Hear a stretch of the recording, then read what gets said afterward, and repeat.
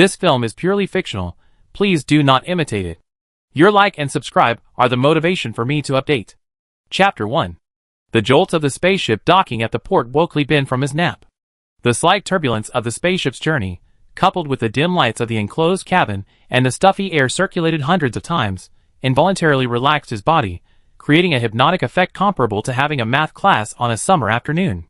Li Bin blinked, looking at the busy crowd on the bridge, still somewhat dazed from just waking up. His vision seemed both real and unreal. Just moments ago, he was dreaming, listening to his math teacher lecturing on solid geometry and dialect, his peripheral vision catching glimpses of the girls' varying heights on the playground. In the blink of an eye, those youthful exuberances were replaced by steel, machinery, buttons, switches, and a group of sweaty men.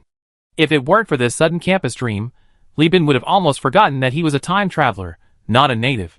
16 years have passed since he was struck by a semi-trailer truck, a 4-front, 8-rear semi-trailer, from the prosperous and peaceful Yin Kingdom and transported to this world. Not only has time changed, but human technology has advanced to the point of interstellar communication, and even space itself has changed. Earth was originally located in the Orion constellation, but Li Bin now resides in the Perseus constellation.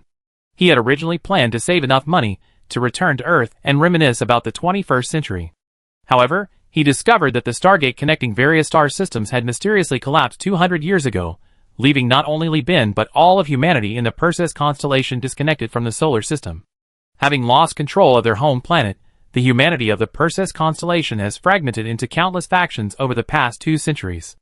They are busy fighting, and have no interest in restarting the Stargate. His wish to return to his hometown to commemorate his youth was dashed. "Chief Dredge, the port authority is here," his subordinate reminded him. "Coming right now." Li Bin patted his face, and stood up from his slacking-off corner. After more than a decade, he'd become indifferent. Since he couldn't go back, he just lived life to the fullest. So many people dream of piloting spaceships, now he was doing it every day, wasn't he? Besides, although his job was a bit tiring, the chances of promotion were high. The future was promising. It was a blessing in disguise. With the spirit of an old man who had weathered many storms, Li Bin quickly crossed the connecting passageway. Amidst the hissing of the air vents, he gathered his clerks and began work. Shipping work was a simple but troublesome job.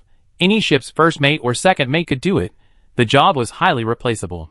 Li Bin, having transmigrated, was able to work in shipping thanks to the basic document writing skills he acquired in his previous life from a literature professor's course, used to handle standard documents like customs declarations and registrations. He rose through the ranks to become the ship's sole clerk, and indeed the fleet's only clerk, thanks to the extraordinary memory he gained after his rebirth. Besides routine shipping duties, he could quickly and easily recall and access information about commodity prices, supply and demand, and even key figures from various planets. This allowed him to successfully create revenue streams for the fleet. By the time Li Bin had finished currying favor with the port officials, and finally found the hotel where the captain was staying, several hours had passed. As soon as he entered the hotel, the key personnel from various ships whistled, clapped, and banged on the tables in the lobby. Amidst their greetings, Li Bin went upstairs, giving a thumbs up to indicate that things were done, and a cheer erupted behind him. Inside the room, Captain Sarah, shirtless, leaned against the headboard. Seeing Li Bin, he raised his glass in a satisfied yet languid gesture. The captain's mistress also handed Li Bin a glass of wine, then discreetly slipped out, closing the door behind her with a sultry gate. Li Bin handed the terminal containing all the documents to the captain for inspection, reporting simultaneously, all the company's goods have passed customs, and sales and finance are processing them. As for our own goods, we sent the top sales department to contact the black market. Saradu took a swig of wine. How long will it take to sell all the goods? The fleet's ships need to go to another planet for repairs. Li Bin knew the captain wasn't concerned with the company's business, so he replied skillfully, about 3 hours if it's fast, 5 hours if it's slow. The captain looked surprised. So fast? Li Bin laughed. Elfie is covered in lava. It's a veritable death zone. We're smuggling food. Elfie has over 1 million mouths to feed. We won't have trouble selling it at a high price. 5 hours is already enough time for sales to stall for bidding. And the profit? At least 8,000 star coins. Saradu exhaled a breath of stale air, straightened up, clinked glasses with Li Bin, and finally smiled. Minsheng Transportation Company is a small company in the Perseus constellation. Compared to giants like Tachyon Technology, it's like a withered weed, but it still owns several space fleets centered around cruisers. Salad, as the commander of one of these fleets, has reached the position of partner, yet her annual bonus is only a little over 1,000 star coins. Li Bin's demand for 8,000 star coins far exceeds his annual bonus. Moreover, this money belongs to all the crew members of the fleet. Since Li Bin became a ship's clerk, he has discovered that the crew's salaries are pitifully low. This phenomenon is not limited to Minsheng Transportation Company. In fact, the salaries of all crew members in the entire Perseus constellation are low, and even this is something many imprisoned on the planet can only dream of. He spent considerable time researching and finally proposed a plan to Saradu. Given the difficulties in managing deep space voyage crews, and the fact that each crew member had assigned dormitories and storage space, Li Bin suggested establishing a secret society within the fleet, headed by Commander Saradu, to facilitate crew management and generate revenue. All members' dormitories and storage space would be confiscated, and surplus funds would be used to collectively purchase goods for smuggling through fleet trade. In short, this would formalize the crew's spontaneous smuggling activities, and facilitate the purchase of large quantities of goods. This behavior wasn't new. Similar activities existed as early as the Age of Exploration. However, Li Bin's plan had an unparalleled advantage: his almost superhuman memory. In the Interstellar era, audits, surveillance, and internal spies had virtually eradicated such activities. Li Bin's memory allowed him to store ledgers and transaction records solely in his mind. He could even memorize the activities of each crew member. Without electronic records, and with the fleet operating far from the company, the constant profit incentives were enough to drag all the crew members into the scheme. If everyone profits, everyone becomes an accomplice. After numerous attempts and persuasion, Saradu went from initial skepticism to complete conviction. 8,000 star coins. This was currently the highest profit the fleet could make from smuggling. With this extra bonus, the crew members were completely devoted to Saradu, and even Li Bin, who had always been fair and incorruptible in managing the human ledger, became enthusiastic. The enthusiasm downstairs earlier was a testament to their love for yet another source of income. After chatting for a while, Saradu put down his glass. Li Bin, how long have you been on board? Li Bin replied, I signed the contract with Minsheng Transportation Company in February of Star Calendar 198, and it's now May of Star Calendar 206, more than 8 years. 8 years, that goes by so fast. 8 years ago, you were only 7, weren't you? Sarah sighed. In the era of the human realm before the Stargate collapsed, the natural growth rate of humans was far from meeting the needs of the colonies. Therefore, the human realm regime established a breeding factory, and through genetic modification, altered the genes of all humans, greatly accelerating childhood development and extending the lifespan of all humans. Furthermore, it could provide customized genetic modification and educational services according to the user's needs. In just 8 years, a fertilized egg could grow to the size of an adult, becoming a basic labor force. He believed that he could rise higher and higher in the fleet, and becoming an independent fleet commander in the future was not out of the question. Captain Sarah straightened up and asked, Have you been home all these years? No. Li Bin laughed. Captain, this is the first time our fleet has docked at Elf since I boarded the ship. I can't go back even if I wanted to. Have you contacted your family? Do you miss them? Not yet. Li Bin shook his head honestly. Not really. I contacted them at first, but then they stopped calling, and I'm too lazy to contact them either. Intergalactic communication is too expensive. To be honest, Li Bin did miss home, but he missed his parents from his previous life who had raised him with such hardship. He found it hard to say he had any emotional connection to his parents in this life. After all, although he had parents, unlike the birth factory, he was still born from an artificial womb, and even his education was done by AI. It was hard to say whether they genuinely wanted to be parents or just did it for fun. That wasn't all. Later, they did the same thing again and had a younger sister. This sister was never raised by her parents, and was entirely raised by Li Bin. The little thing didn't care about the two troublesome people, and only recognized him as her brother. Sigh, I feel really bad for you. We've been away for so long, and I haven't gone back even once. Li Bin shook his head. It's all part of the company's planned route. There's nothing to apologize for. Besides, the fleet is docked at the Elf space station this time. My home is on Elf, and I was planning to go back and see my sister. Hearing this, Captain Saradu's expression became complicated. He sighed deeply, reached for a small box on the bedside table, and opened it.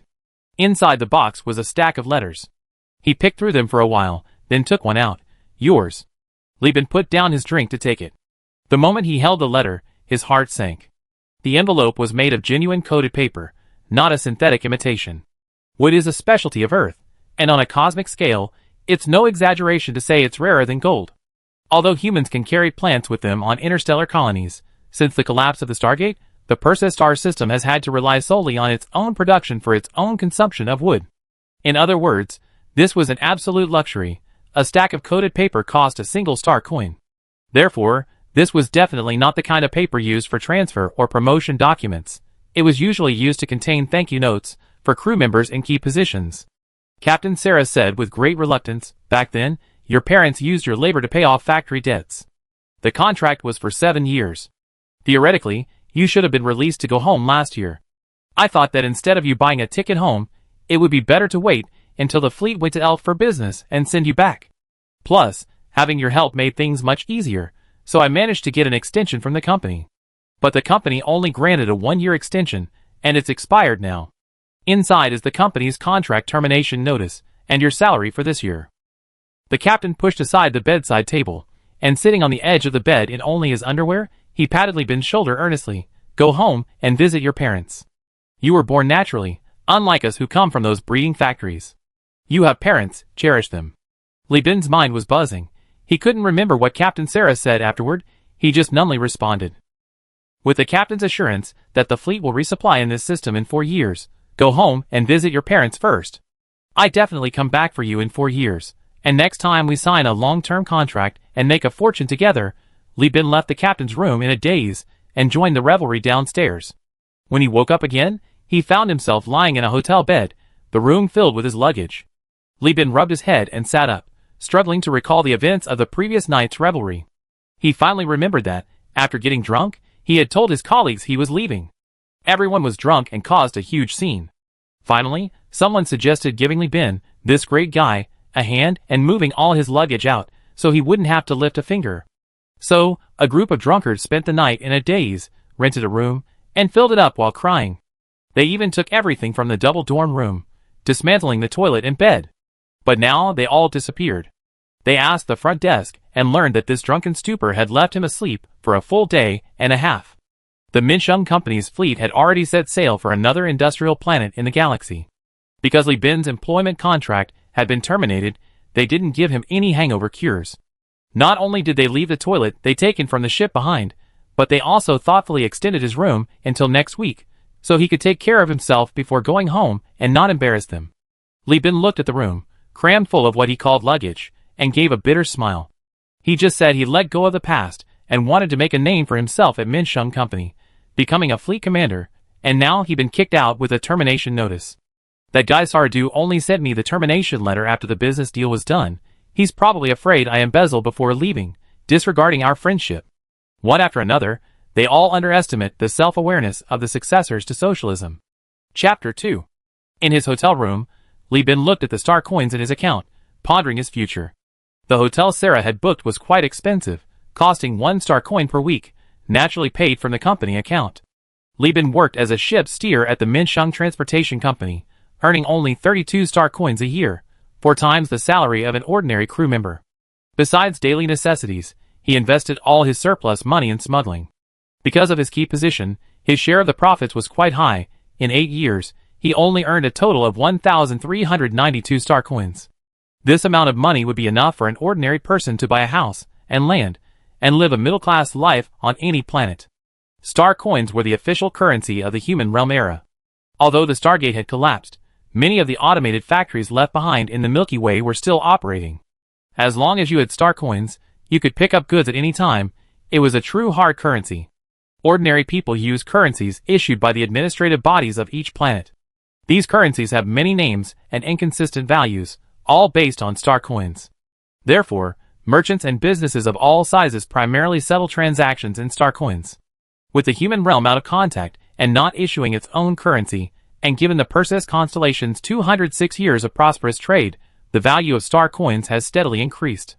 Although he was laid off from his company, Li Bin's ambition to command a fleet remained unchanged.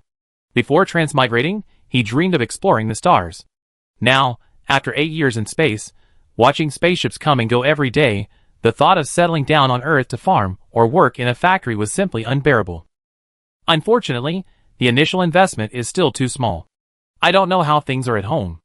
I can't count on my adoptive parents, but I do have a well-behaved and obedient younger sister. Oh well, the ugly daughter-in-law must eventually meet her in-laws. The factory owed a lot of money. I was even used as collateral. I should prepare for the factory's bankruptcy. As long as his sister was still alive, Li Bin comforted himself. If they even used his sister as collateral, Li Bin would definitely not let the two old men off the hook. Thanks to genetic engineering, Li Bin was already 1.8 meters tall at the age of 8. Now at 16, his height hadn't changed much, only his body had become more muscular, making his sleeves and shoulders appear taut. If that bulging punch landed, the old man would cry for a long time, wouldn't he? After all, he had military training experience in his previous life, and Li Bin also knew a little about military boxing. If the old man died, then he would follow the example of Wu Zixu. Having made up his mind, he left the hotel and took a taxi to the industrial area where his family lived. The Elf space station was an early design of the human realm. Because of the barrenness of its home planet, no new modules had been added in 200 years, maintaining its simple screw-like design. The nut diameter was 6 kilometers, the screw diameter was 2.6 kilometers, and the height was 9 kilometers. Moreover, the space station was a man-made structure, so although it didn't look large, it was indistinguishable from a town. Elfia has a population of 1 million, with over 800,000 residing permanently on the space station. The remaining 200,000 work in mining on the lava-covered planet's surface. Therefore, the space station is like a city pieced together, and over hundreds of years, each station has developed its own unique internal structure. Without a taxi, Li Bin would inevitably get lost on his own. The industrial area is located in the station's screw section, near the engines below. Unlike the screw section, which relies on rotation for gravity, this area is significantly propelled by the engines, resulting in buildings oriented in a completely different direction from the living modules. Compared to the bustling, advertising-filled living modules, the industrial area appears extremely dilapidated. There are no streetlights, no tourists, and the workers who come and go wear masks to filter dust. The steel walls are covered in messy graffiti and profanities drawn with fluorescent powder, obscuring old bloodstains. Stepping out of the car in front of his own factory, Li Bin, feeling a slight pull from the darkness, was taken aback. The factory before him had clearly been recently renovated, a stark contrast to the surrounding factories, which were covered in stubborn grime. He could hear the furnaces burning even from outside.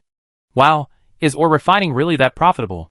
I didn't know that, Li Bin thought, somewhat shocked as he looked at the revitalized factory.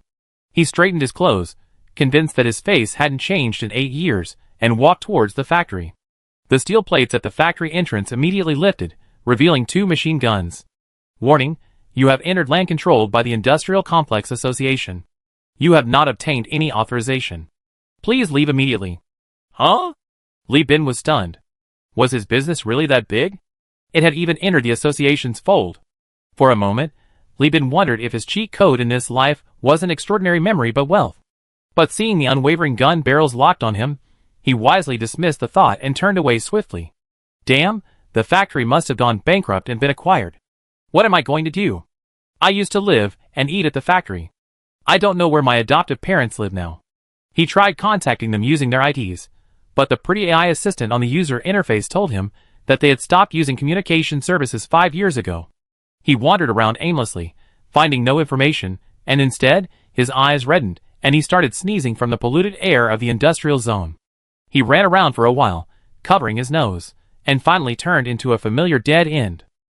This dead end was where local residents had spontaneously set up stalls. Because of limited spending power, there weren't many stalls, and customers were even fewer.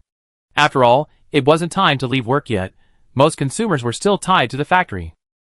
As soon as Li Bin entered, everyone looked at him warily. His clothes were no different from everyone else's, except they were clean, extremely clean, clearly not from a local. Locals wouldn't wash their clothes like that except during holidays. They get dirty again after a day out. 2 people wearing crude pig snout masks, shrouded in robes, stepped forward and blocked Li Bin's path. Even through their dimly lit glasses, Li Bin could feel their hostile gazes. The industrial zone was controlled by the factory owners, and the law enforcement teams were too lazy to bother with it. Poverty bred chaos, and chaos, in turn, created order. These corner trading spots were naturally perfect havens for thugs. Li Bin pointed to his bright red nose, his voice choked. Nothing much, just buying a mask. He didn't reveal that he was a local. The Alfie space station didn't have a large population, and the industrial zone had even fewer, less than 50,000 permanent residents.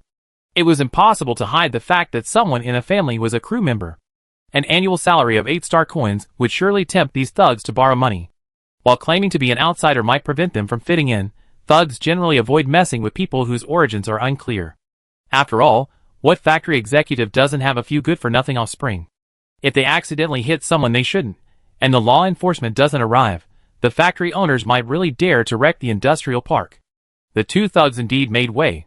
Li Bin scanned the stalls and quickly went to a stall displaying about 10 masks. "I buy a mask, size you can choose," Li Bin said, loosening his grip so the stall owner could see his face clearly to pick out a mask. The stall owner looked at him without saying a word. "Hurry up, buddy, I'm feeling terrible." Li Bin's nose was stuffy, and tears welled up in his eyes again. The stall owner, trembling, lowered his head, his right fingers scribbling a few lines on a palm-sized computer screen resembling a tiny, beeping device on his left wrist, then grabbed Li Bin's wrist. "Brother? Brother? No, wait a minute, who are you?" Hearing the stall owner's distinctly deep male voice, Li Bin was bewildered for the third time today. He had never had a younger brother. "You're Li Bin, aren't you? That's the name you chose yourself when you were little, right?" The man became excited, speaking rapidly, even mentioning his parents' names and the factory's name. "All correct." Li Bin remained silent. The man ripped off his mask, revealing a flushed face that did bear a resemblance to Li Bin. "My name is Li Chongjin. I was born the second year you went to be a sailor. My older sister always told me you were the smartest, that you could talk at 5 months old. I still have your photos and videos on my processor." Li Chongjin rambled on, showing off the beeping device on his wrist, which contained a photo of Li Bin with his family before he left home. Seeing Li Bin remain silent, Li Chongjin grew anxious. He wanted to play the video again, but Li Bin grabbed his hand. "Hey bro," Li Bin sighed, "first of all, I know what your name probably means, but I have to say, it's really outdated. Secondly, by shouting like that, you revealed all my secrets. You even mentioned my time as a sailor. Fine, saves people the trouble of finding out." Li Bin turned around and, sure enough, saw two thugs approaching. Not just them, but several more emerged from the blind spots of the stalls. They pulled out homemade weapons and blocked the way out. "Now it's a complete dead end." Li Bin rubbed his eyes, casually picked out a mask, and put it on, speaking in a muffled voice. Chapter 3. In the blink of an eye, Li Bin had memorized the locations of all the people in the protective formation. He shielded Li Chongjin behind him. He himself had been at sea for 8 years. This younger brother was at most 7, his body nearing adulthood, but his mind was certainly not up to par. Poor families couldn't afford good education, and right now, in terms of fighting, he was even more formidable than the underage thugs of his previous life. A veritable half-human, half-beast. "Brother, I can fight," Li Chongjin said urgently. Seaman salaries and status were higher than most workers, and Li Bin, as a transmigrator, had shown precocious intelligence from a young age. Li Chongjin had been taught by his older sister to learn from his older brother, and the obedient Li Chongjin always regarded Li Bin as an idol. Li Chongjin already felt guilty for revealing Li Bin's seaman identity, which had attracted the thugs. Now, seeing his older brother standing in front of him, determined to protect him, he felt moved, but even more so tense. If his older brother got hurt, not only would he feel terrible, but his sister would definitely skin him alive. "Shut up." Li Bin became serious. Li Chongjin felt that his older brother's voice sounded exactly like his older sister's. The fear he had developed since childhood made him instinctively stand up straight, lower his head, and dare not speak again. Over there, the thugs wearing masks approached. Before they could speak, Li Bin raised his hand. "I'm also from the industrial area. We're all locals, so let's discuss this first. I state a few conditions, and if that's not enough, we talk." The leader of the thugs hesitated for a moment, then nodded. "Go ahead." Li Bin said, "You just heard I'm a sailor, and are thinking of getting money from me, right? If you can't get money, you say you borrow it. If you can't borrow it, you rob me?" Seeing his ruse exposed, the gang leader wasn't annoyed, simply nodding. "Yes, so are you lending it or not? We're not even here yet. In this business, you need influence and connections. I'm the ship's captain for the civilian fleet under the Minsheng Transportation Company, a legitimate company employee. I stay at the Hydrangea Hotel. Ever heard of Hydrangea?" Li Bin pulled out a hotel ticket from his pocket, its bright hydrangea pattern waving in his hand. He didn't hesitate to use the company's name. Although he'd been fired, how would these street thugs know? They never even left the industrial zone in their lives. Besides, the ticket couldn't be fake. A legitimate commercial district hotel, paid for with star currency. Yes, I'm rich, but can you afford it? What's your background? The group of thugs whispered among themselves, clearly stunned by the star currency and the hotel. These people, and even their parents, had only ever used local currency. They only heard of star currency, never seen it. The gang leader sniffed, forcing a smile. We work for the boss of the molding machine. He's... Before the gangster could finish, Li Bin impatiently interrupted. Never heard of him. Don't compare street thugs to a company. Give us something more substantial. Does anyone have a backer who's the factory owner? No. What about the director? The security team? No one answered. He'd been hoping to snag someone influential, to stage a peacemaking drama for a job interview, but it turned out to be nothing but small fry, Li Bin thought. Their voices told him they were only around 10 years old. Thinking about it, it made sense. Interstellar people mature early. Although Elphia had a population of just over 1 million, the manual labor in factories had long been replaced by efficient and safe machines. These barely adults didn't have any obvious physical advantages, and their minds weren't fully developed. They were considered adults at home, but unable to find work in factories. They naturally got attracted to the gangsters while wandering around. In the end, they were just a bunch of kids with nothing but limbs. Looking at these young men, Li Bin sighed dejectedly and waved his hand. If you have no connections, what are you doing here? Get lost. The thug leader felt his head explode. To be fair, Li Bin made a lot of sense. Sailors earned a lot of money, but very few could afford to stay in hotels in the commercial district. He should give way. But the stall owners on the roadside were under his protection, and his underlings were beside him. This was his territory, and Li Bin's blatant disrespect was something he couldn't swallow. So what if you're the ship's captain? I can stab you to death and run away with the money. Who will find you? Come with me. The thug leader roared, encouraging his men. He raised his hand first, a steel-plated alloy knife held high. Seeing this, his underlings, disregarding their connections and prioritizing loyalty, rushed forward. Brother. Seeing Li Bin about to be stabbed, Li Chongjin reached out to push him away. Upon hearing the thug's declaration, Li Bin raised his hand and thrust it forward, producing a series of muffled hissing sounds. The thug leader's legs buckled, and he collapsed. The slight gravity prevented him from falling. Instead, he rolled on the spot. Li Bin kicked him, sending the leader crashing into his underlings like a bowling ball. Li Bin turned, his palms raised, revealing 2 black gun barrels fixed to his wrists. He, Li Bin, had grown up in the industrial zone for 8 years, carrying memories of his past life. What kind of atmosphere did he not know? Besides, when he left, his family was heavily in debt. He had even prepared for the worst, being chased by creditors upon his return. The thugs behind him, unaware of what was happening in front of him, were shot down one by the air guns. Occasionally, someone lunged forward, but Li Bin dodged them with a sidestep, then pinned them down in the buttocks, and fired 2 shots at point-blank range. Blood splattered, spreading alongside screams. Turning around again, he alternated firing from 2 air rifles, finishing off each thug with a shot to the leg and an arm. Now no one could report the attack. The stall owners had huddled behind their stalls when Li Bin first turned around. Now, only Li Bin and Li Chongjin remained standing. He was stunned, looking at Li Bin, then at the thugs rolling on the ground.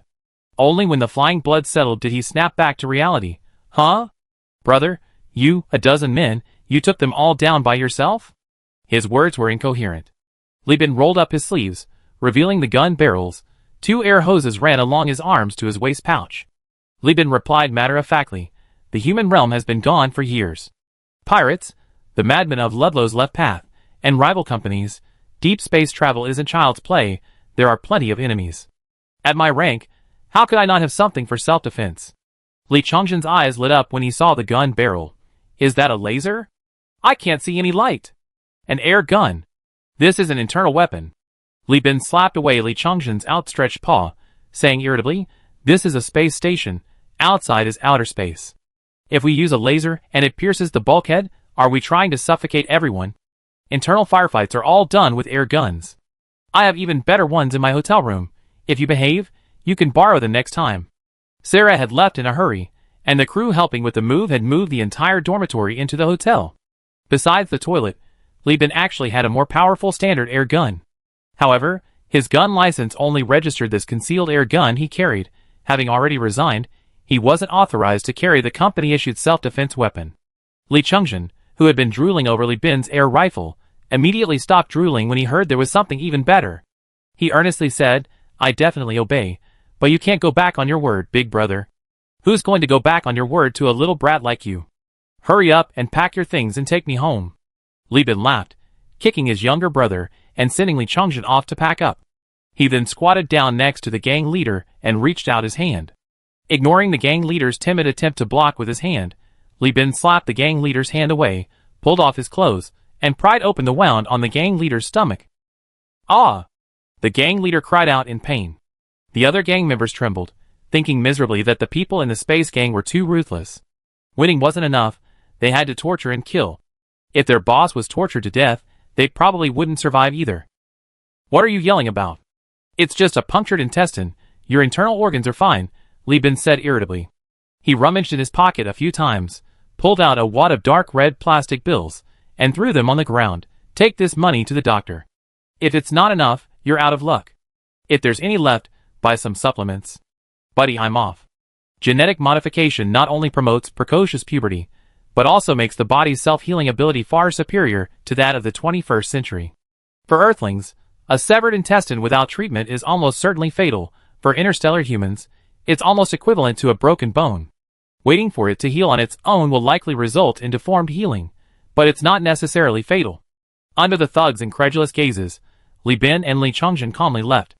Li Chungjin glanced back at the thug leader grabbing the money, then whispered to Li Bin, "Brother, if you win a fight and still get paid, isn't that a waste? Besides, you don't need that much for medical treatment, half is enough. If sister finds out, she'd definitely scold you, saying you're squandering a mountain of gold and silver." Li Bin patted his brother's head. "I'm kind-hearted, okay? Bullying kids isn't a skill. These guys are young, they might come in handy later." Li Chungjin didn't believe him. "My sister says they're all trash." "What use is trash?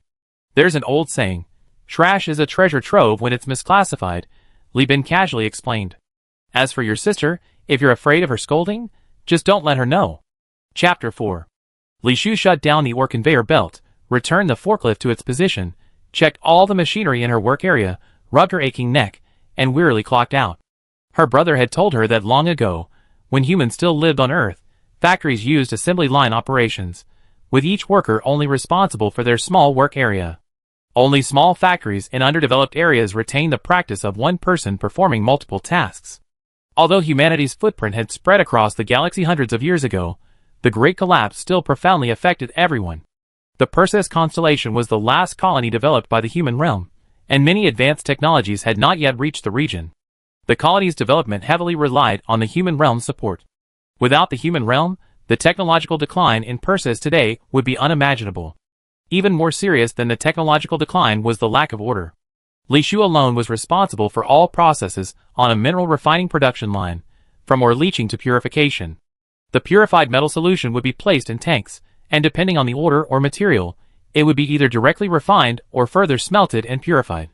These tasks would normally require numerous safety officers and technicians to constantly check, but in this individual factory, they were all entrusted to her alone. Despite the complexity and arduousness of the task, Li Shu dared not complain or protest. If she didn't do it, plenty of others would. If she dared to slack off in any way, the factory could easily find a replacement from the street. Li Bin once commented that such insane exploitation and disregard for production risks were something even early industrialization on Earth couldn't achieve. Thinking of her older brother, Li Shu felt even more exhausted after a long day's work. Her brother had been away from home for 8 years, and Li Shu missed this intelligent and reliable brother terribly. When her parents were still alive, they only cared about the factory. She was raised by Li Bin, and she was greatly influenced by his Eastern philosophy, valuing family and life. Even her name was given to her by Li Bin. Her parents only chose it when the factory was struggling to survive, seeking auspicious meaning in the name. "Luckily, I have a younger brother." She put on her gas mask, walking slowly, comforting herself. "He eats a lot, but he's reliable." Watching the other workers on the roadside buying hard, greasy nutritional paste from a corner stall, heating it up at home, Li Shu straightened her back slightly. How could this be called food? The food the Li family ate was real meals. She missed her older brother's cooking. Li Bin not only taught her how to survive, but also how to cook.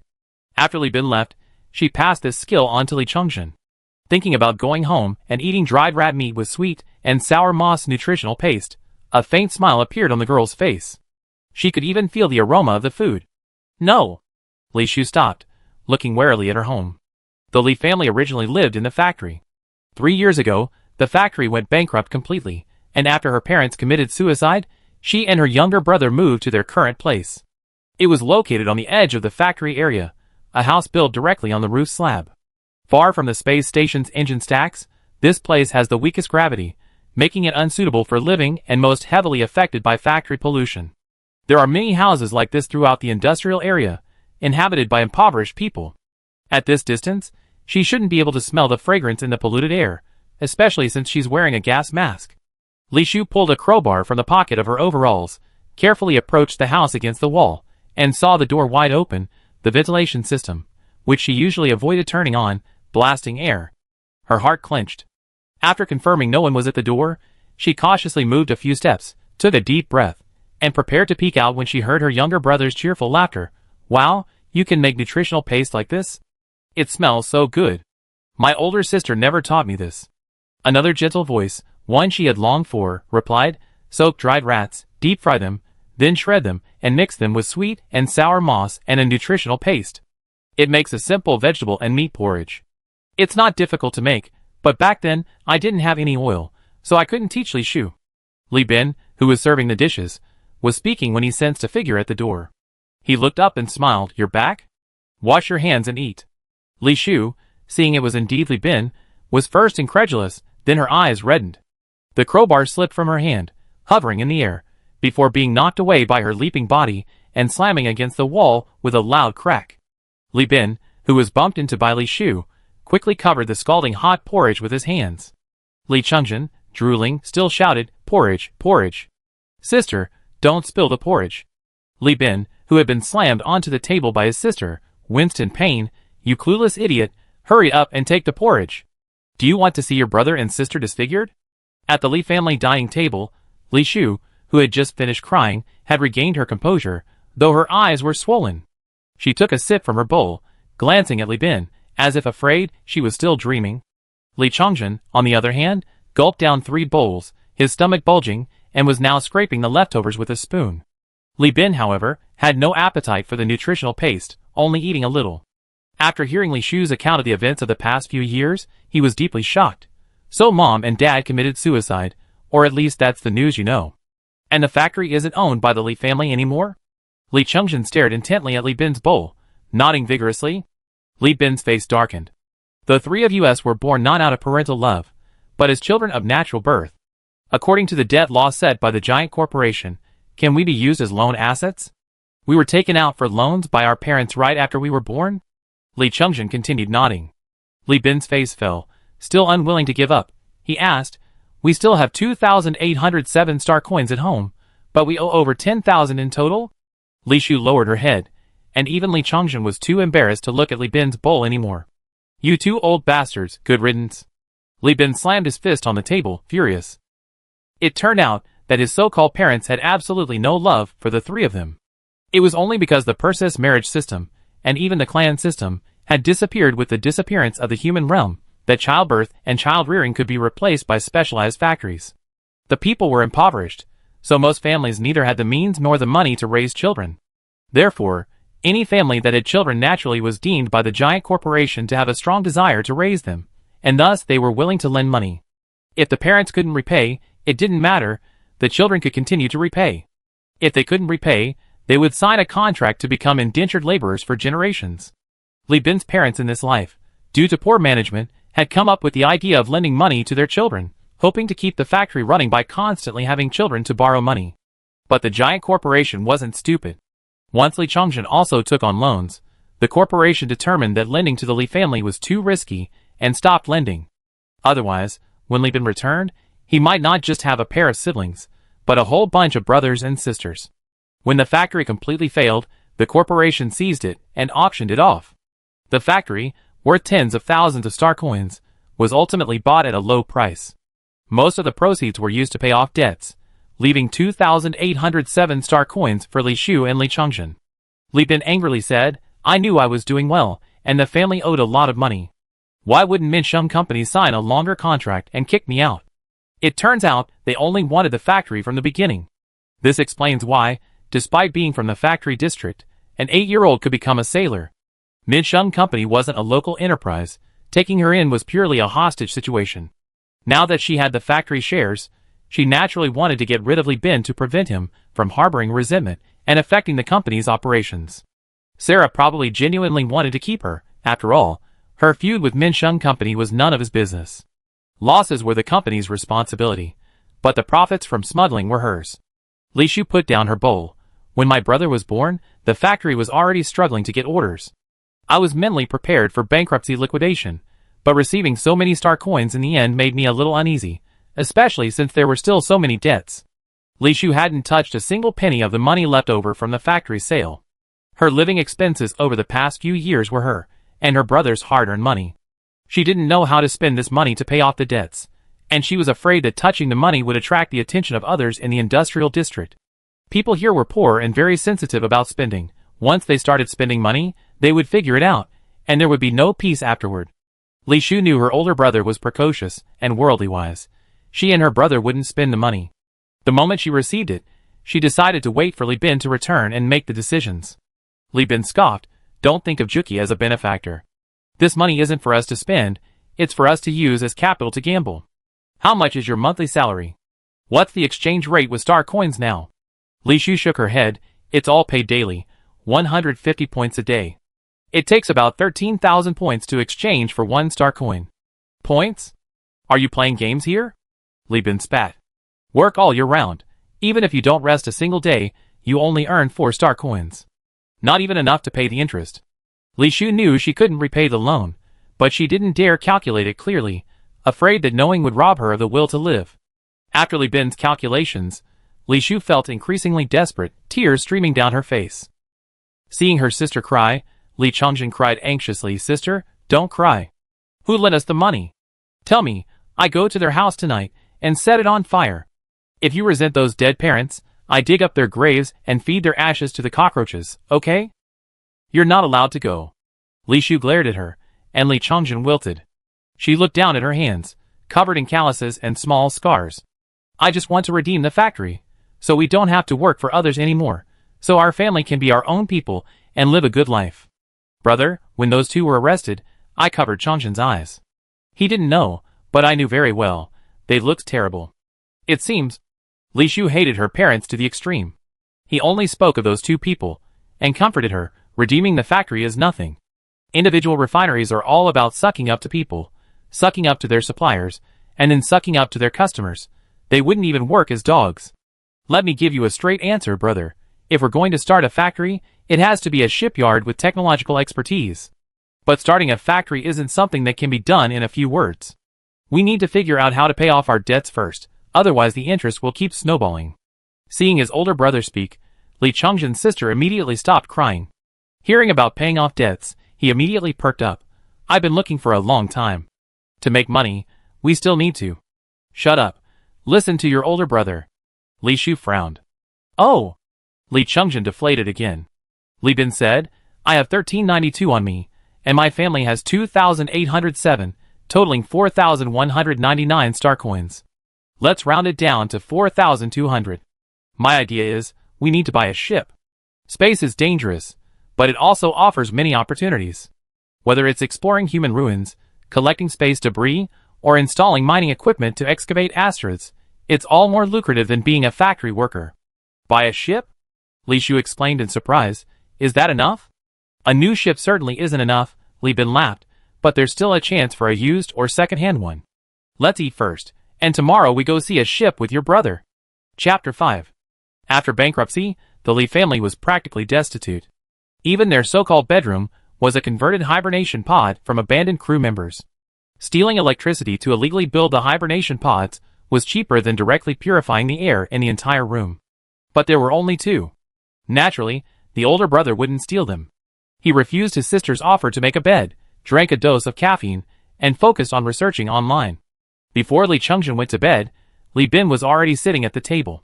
When he got up and finished washing up, he found Li Bin still sitting there, the virtual projection screen filling the entire room, densely covered with annotations and notes that made his scalp tingle.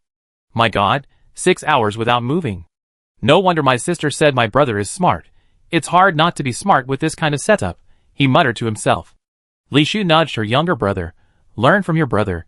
Stop acting like a hoodlum all the time without using your brain. Li Chungjin retorted softly. My brother is your brother too. He could never learn Li Bin's composure. He felt that having one smart person in the family was enough. Wasn't that how it was portrayed in web dramas? A smart protagonist, a talkative second lead, and a strong third lead. Li Chungjin flexed his biceps, confident he could handle the role. Let your older brother wear out the chair. I can't take this. Brother, the hibernation pod is empty. Why don't you go rest? Li Shu urged, holding a glass of water. No. Li Bin pulled out a diving mask-like drip applicator, placed it on his face, and started putting eye drops in his eyes. In half an hour, the elf ship sail list will be updated. I check today's list again, and then we leave. Li Shu rolled up her sleeves. Then I go make some food. No. Li Bin stopped him. I have a few more days in my room at the Hydrangea Hotel. They gave me meal vouchers. We go eat together later. He glanced at Li Chungjin, who had already opened his food box, and said casually, the hotel has a limited selection of chef-prepared delicacies. It's nothing like those nutritional supplements or flavorful snacks. Upon hearing this, Li Chungjin immediately panicked, jumped up, and slammed the box shut with his foot. What are we waiting for? Let's go! It'd be gone if we're late. Didn't someone tell me to wear out this chair? Who? Who said that? I beat him to death. When they arrived at the hotel, Li Chungjin's eyes lit up as he ate heartily. Although Li Shu was more mature, she couldn't resist eating a lot of the unfamiliar delicacies. Li Bin, having just finished staying up all night, ate very little to avoid feeling sleepy, only drinking 2 cups of coffee to stay awake. Needless to say, the younger siblings' gluttonous appetites were palpable. Only after Li Bin finished organizing the data did the two finally stop. It was 2 hours later when they returned to the port. Elfie Habitat Space Station Outer Port. Huge reinforced glass walls stretched from floor to ceiling, locking in oxygen and shielding the cabin from cosmic rays and cold. Brilliant space station advertisements, indicator lights, and spaceship engine exhaust plumes, artificial power obscured the complex, ancient stars. Li Chungjin stared in astonishment at the ships, ranging from tens to hundreds of meters in size, anchored in the port like leaves hanging from branches. He exclaimed in amazement. Scenes he had only ever seen in holographic videos were now unfolding before his eyes, breathtakingly beautiful, leaving him mesmerized. Even Li Shu was speechless with amazement at the sight. She thought about how she transported molten ore every day, refining it to extract parts, then using those parts to build these giant ships in the shipyard. Even the space station beneath her feet was built bit by bit using those same ore. But she had never had the chance to see these magnificent sights before. She had only driven forklifts back and forth in the harsh air, in dim light, amidst pools of dangerous chemicals, day after day, year after year, until she was somewhat disoriented. Li Bin observed all of this. Li Shu's thoughts were delicate and complex. It was best to let her process them herself. As for the young and simple-minded Li Chungjin, Li Bin had plenty of ways to bring him back to his senses. He asked Li Chungjin, was watching enough? Want to take a boat ride? Li Chungjin was too excited to speak, only nodding repeatedly. Test drives have asset restrictions, and we also have to pay fuel costs. After all, these are huge vessels. Besides, we don't have enough time, Li Bin said regretfully, pulling out a list. These are the ships we be seeing today, more than 10 in total. We have to test them one by one today. I guarantee you be sick of sitting there. Where do you want to start? Ship trials are a complex and tedious project. Besides directly launching the ship for sea trials, there are numerous tests, including the bridge, sensors, battery packs, engines, fuel tanks, weapon bays, cargo holds, crew quarters, and so on. Even the smallest shuttle, a spacecraft used by families and VIPs in the early days of humankind for space travel, is nearly 30 meters long. At the end of the first day of trials, Li Chungjin still seemed unsatisfied. After 3 or 4 days of being on the ship, going in and out of port, and being dragged by Li Bin into the fuel tanks until he was covered in dirt, Li Chungjin's eyes had gone from initial shock to numbness. Brother, I think we should just pick a small one and buy it. Another day of sea trials ended, and Li Chungjin, covered in the stench of the fuel tanks, couldn't take it anymore. If you keep picking like this, when will we ever have our own ship? Several of the ships you shortlisted have already been bought by the Industrial Complex Association. How about that shuttle? The price is right. I told you I make you test drive until you're sick of it. This is nothing. Even factory owners compare prices online and offline before buying a production line, let alone something as big as a spaceship. Li Bin slapped his brother on the head and ruffled his hair. Besides, what kind of useless ship is the shuttle? How dare they ask for 3,000? Even though Li Bin's net worth was less than 5,000 star coins, he still couldn't accept spending so much money on a shuttle. That thing has fewer than 10 beds, only a dozen or so standard cargo holds, and can't even hold a few tons of compressed ore.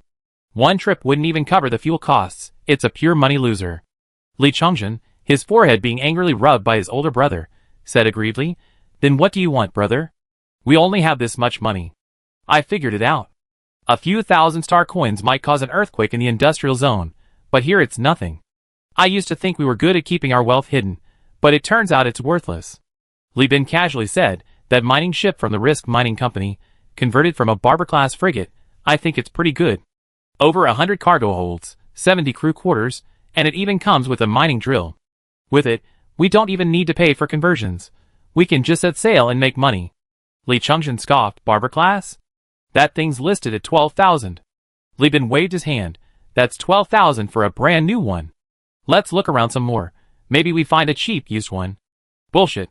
Li Shu watched the two brothers bickering beside her, and smiled with satisfaction. This was the life she had always longed for, her family together. She and Li Bin had always bickered and argued like this. But after Li Bin passed away, she realized that such a life was rare in this world. Even the parents that everyone envied only treated her as a tool. After her younger brother was born and her parents passed away, life became increasingly difficult.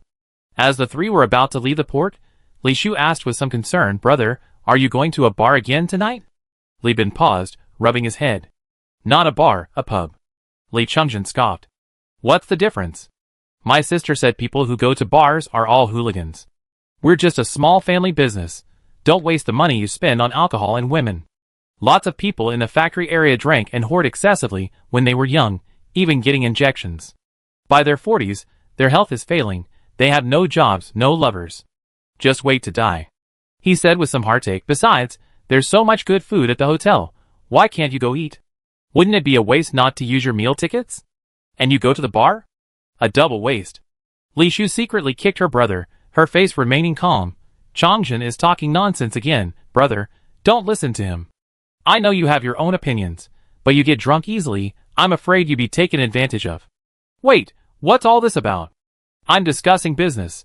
How did it turn into ladybugs and taking advantage of someone? Li Bin facepalmed, speechless at his younger siblings. He spread his hands. Now, you two come back to the hotel with me, change your clothes, and then immediately come to the tavern with me. I need to prove my innocence. Elf Space Station, Outer Port, Interstellar Coffin Tavern.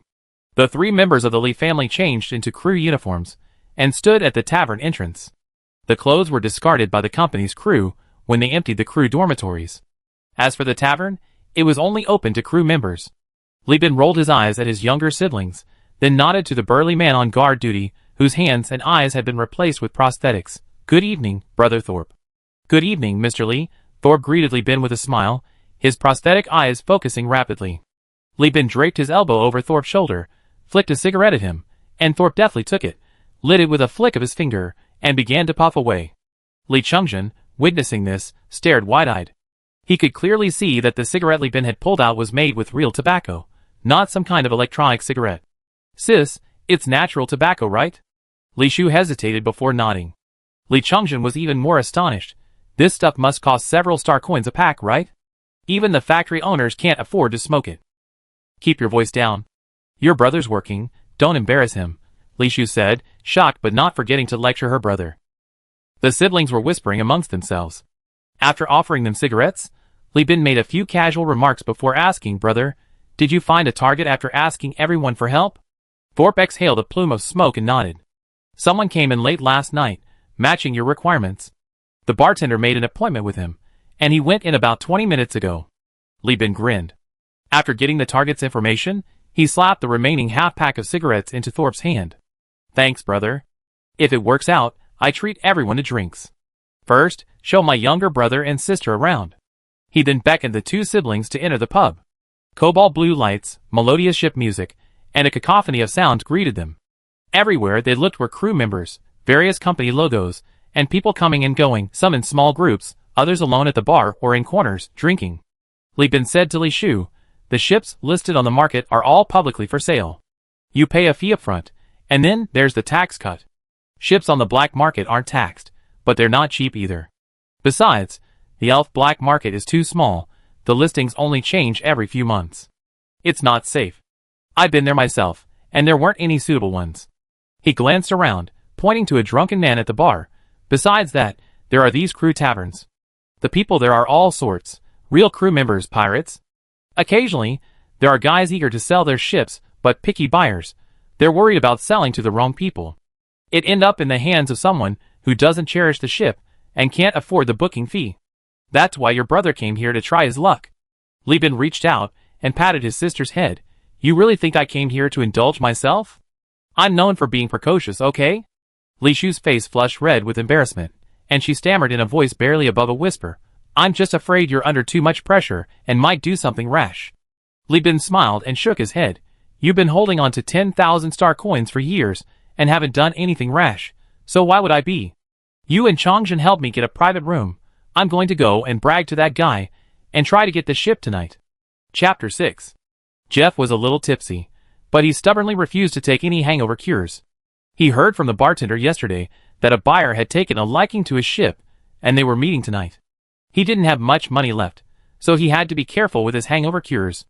The space station was isolated in space. Stars were visible only once every 2 hours. The so-called day and night cycle was based on ancient Earth time. He'd been sitting there for over an hour, clutching the last sip of his drink, waiting for no buyer, and instead, he'd been pestered by a man. The man, who called himself Li Bin, was quite handsome, but Jeff had never been into men like that. However, Li Bin was quite generous, drinking one glass after another. Anxious, Jeff watched Li Bin leisurely sipping his drink, and with the person he was waiting for still not arriving, he finally picked up a glass and started drinking. Once a glass, there was a second. After several rounds, he was half drunk.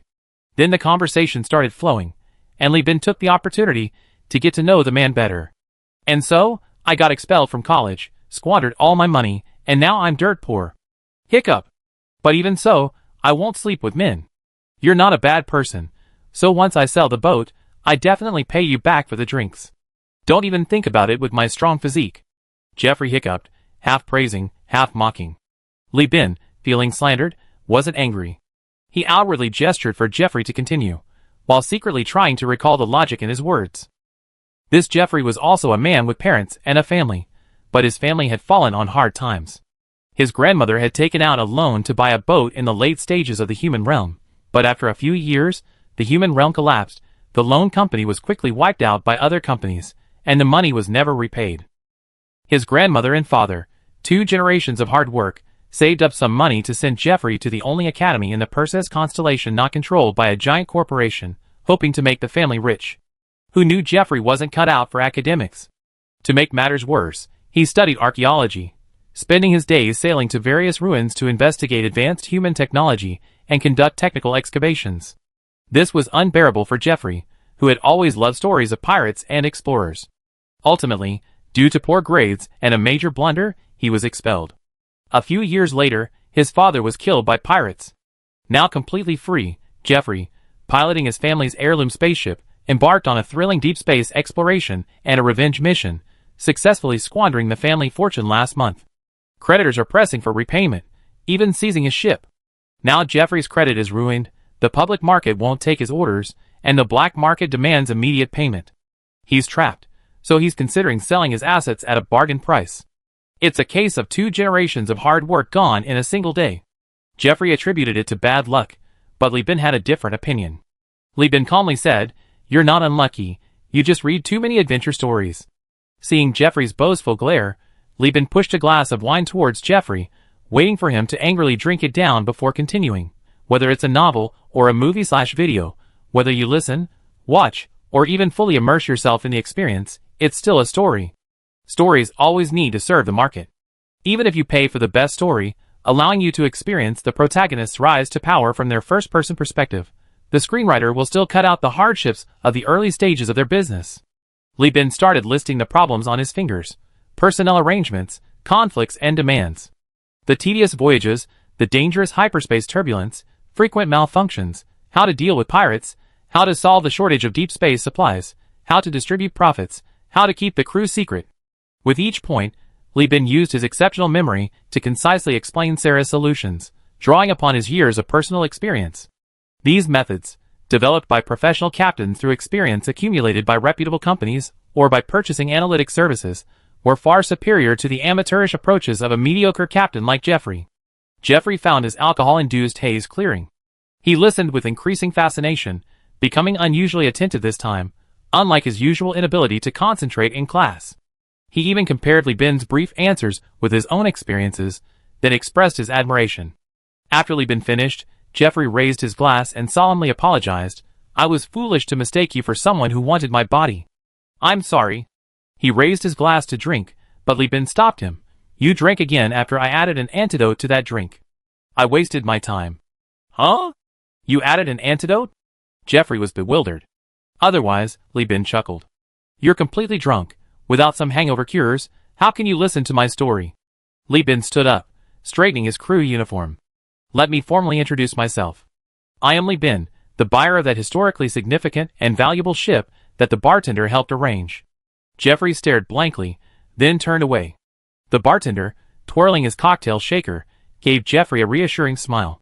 "Whether it goes through or not, the commission is non-negotiable." Jeffrey followed him to a private room, inwardly regretting his misjudgment. Generally, those who want to buy ships are experienced crew members or captains expanding their fleets. These people are all weathered and worn. Someone as young and handsome as Li Bin might be mistaken for a wealthy young master if he changed his clothes. But then again, what wealthy young master would personally buy a ship while dressed as a sailor? Why go through all that trouble to try his luck in a tavern? They send their men to the market to buy it all. "This way." Li Bin waved away the waiter and opened the door himself. Jeffrey entered and immediately saw two young men who bore a resemblance to Li Bin. One glance shattered his last illusions. Li Shu and Li Chongjin were dressed in sailors' uniforms, but their bearing was undeniable. It was their first time in a tavern, and in that ostentatious private room, they felt an inexplicable awkwardness. "Looks like we won't get a high price," Jeffrey said, sitting down with a worried expression. Li Bin briefly introduced everyone present, crossed his legs, and leisurely ate the snacks on the coffee table. He didn't speak, and his younger siblings didn't dare chat with Jeffrey, who had a scarred face and a menacing look. The atmosphere became awkward. After about 10 minutes, Jeffrey started to get restless. He guessed his temper had been figured out during their previous conversation, and inwardly cursed Li Bin for being so cunning and shrewd, even more difficult than many of the veteran sailors he had met. He yelled, all right, you win. I give you a price. 5,800 star coins. Take it or leave it. The ship is a dromedary-class destroyer, designed as an exploration vessel. It's 320 meters long, 160 meters at its widest point, and 244 years old. It comes equipped with exploration equipment, reinforced bulkheads, armored turrets, and is capable of fighting, moving, and carrying cargo. It has nearly 200 cargo holds, and is equipped with tactical thrusters, allowing for rapid maneuverability even when tailed by pirates. Jeffrey spoke with undeniable passion about his ancestral ship. As he turned on the holographic projection to showcase the ship, Li Chongjin was already captivated. Li Shu also knew that this ship was the most likely choice to become her family's mount, and she watched intently as well. Li Bin remained calm. Don't just talk about the advantages. Other dromedary-class ships have the same features. Its excellence is due to the designer's skill and your grandmother's good judgment. Let's talk about the problems. A ship over 200 years old isn't easy to maintain. The battery pack was replaced 50 years ago. Li Bin nodded. Aging battery packs significantly affect the ship's power supply and range. Last time, it collided with an asteroid on its side. The armor was repaired, but the seat ring has a slight malfunction. Oh, the weapon bays are damaged, but they're still usable. Go on. Caught off guard, Jeffrey deflated and blurted out all the problems. Besides the aging battery packs and damaged weapon bays, the ship also suffered hull damage, unstable propulsion, and overmaintenance due to exceeding its service life. Unstable propulsion reduces engine power, and overmaintenance means the ship is prone to various minor problems, necessitating a large number of damage control crew members. The hull refers to the skeleton of a ship, while the cabins are attached to the hull and are not very strong, protected by external armor and supported by the hull internally. Therefore, even if many compartments of a ship are damaged in a collision, as long as the hull is still usable, it can be salvaged, the cabins replaced, and the ship can continue operating. The damage to the hull of a spaceship is like a crack in the keel of a seagoing vessel. The ship's structure is beyond repair, and it is more likely to be destroyed in a high-intensity confrontation. Li Chungjin had seen many ships in the past few days, but this was the first time he had seen one with 5 overlapping problems. For a moment, his gaze towards Li Bin carried a hint of dissuasion. However, Li Bin felt the price was worthwhile. Even with 5 major defects, if this destroyer were put on the black market, the price would not be less than 8,000 star coins. Unfortunately, it was still too high. He couldn't afford it. So Li Bin decisively said, "Too high?" Jeffrey stood up, his scarred face contorted as if about to roar, but Li Bin remained unmoved, his eyes calmly watching him, as if enjoying the struggle of a trapped beast. Jeffrey, inwardly cursing himself and vowing never to drink and chat about life with strangers again, slumped back down, saying bitterly, "You've seen all my cards, it's all just bluffing. Name your price." 3,000 star coins, Li Bin said succinctly. Jeffrey stared blankly at Li Bin, then after a few seconds, he chuckled. "Screw you, all this time you come to wash me clean." Jeffrey wiped his face, stood up, and turned to leave. He was so angry, he didn't want to have anything to do with Li Bin anymore. Even beating him felt like dirtying his hands. Only after Jeffrey opened the door did Li Bin's voice drift in. "Are you really planning to sell the ship to pay off the debts, and then live a muddled life? Your grandmother, your mother, your father, and you, 3 generations have saved up to send you to college, and you failed. You tried to sail the ship yourself, and you failed again. Another rare family in Persis is about to perish." Jeffrey stopped. Li Bin said, "Oh, did I say something wrong? This shouldn't be the case. After you settle your accounts, how much will you have left? Enough to support your children like your parents did? Maybe you could work in a factory, but then you and your children would be tied to the workshop for generations, working under the whip of the factory owner and foreman, never to see space again. Perhaps this is a kind of extinction." "You're talking nonsense. The Noken family will never perish." Jeffrey strode forward, shoving aside Li Chungjin, who tried to stop him, grabbing Li Bin, his eyes fierce. "Kid, you insulted my ship. You insulted me. I won't hold it against you. But that doesn't mean you can walk out of this room standing up after insulting my family." Li Bin, his face smeared with saliva from Jeffrey's furious outburst, finally managed to smile and said softly, "You still have guts and fighting spirit, don't you? Why would you think of selling the ship and running away?" Li Bin gestured for his tense younger siblings to calm down, then looked directly at Jeffrey. 3,000 star coins, plus a chance to turn things around, to buy the ship you have. "Turn things around, you?" Jeffrey laughed, grinding his teeth. "Kid, you're smart, you're smooth talker, but space doesn't care about that. How old are you? What kind of background do you have? What does your dad do? What can he give you? You can't even afford to buy the ship, so what nonsense are you spouting? Turning things around isn't just talk, it's action.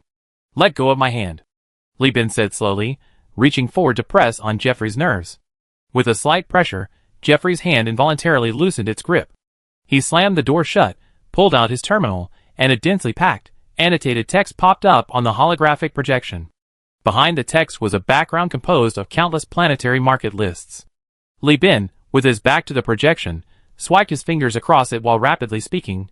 2 months ago, the Ludleth Path cult announced attacks on several star systems under Tachyon Technologies' control. Last month, Hyena Mining dispatched 3 transport fleets to take over Tachyon Technologies' mineral transportation contract, involving a giant corporation's mineral contract. So far, the mineral price in the core star sector hasn't fluctuated significantly. I ask you, where did the giant corporation's mineral shortage go? Jeffrey stared at the constantly scrolling market numbers, his eyes dry and his head spinning. He couldn't understand, so he looked at Li Bin. Because these are 2 completely different things. As one of the top 3 giants in the Perseus constellation, how could Tachyon Technology not have the capability to deal with terrorist attacks? Patrol teams can solve most problems. The mineral orders are preparations for fleet expansion, and have nothing to do with terrorism.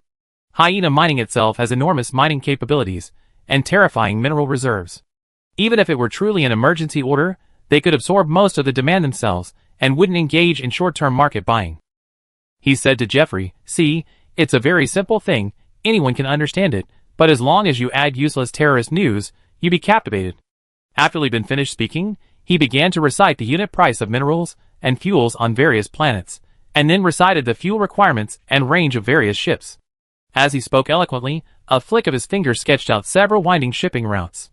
Based on current mineral and fuel prices, these are high-profit routes for mineral trading, especially for this dromedary-class vessel.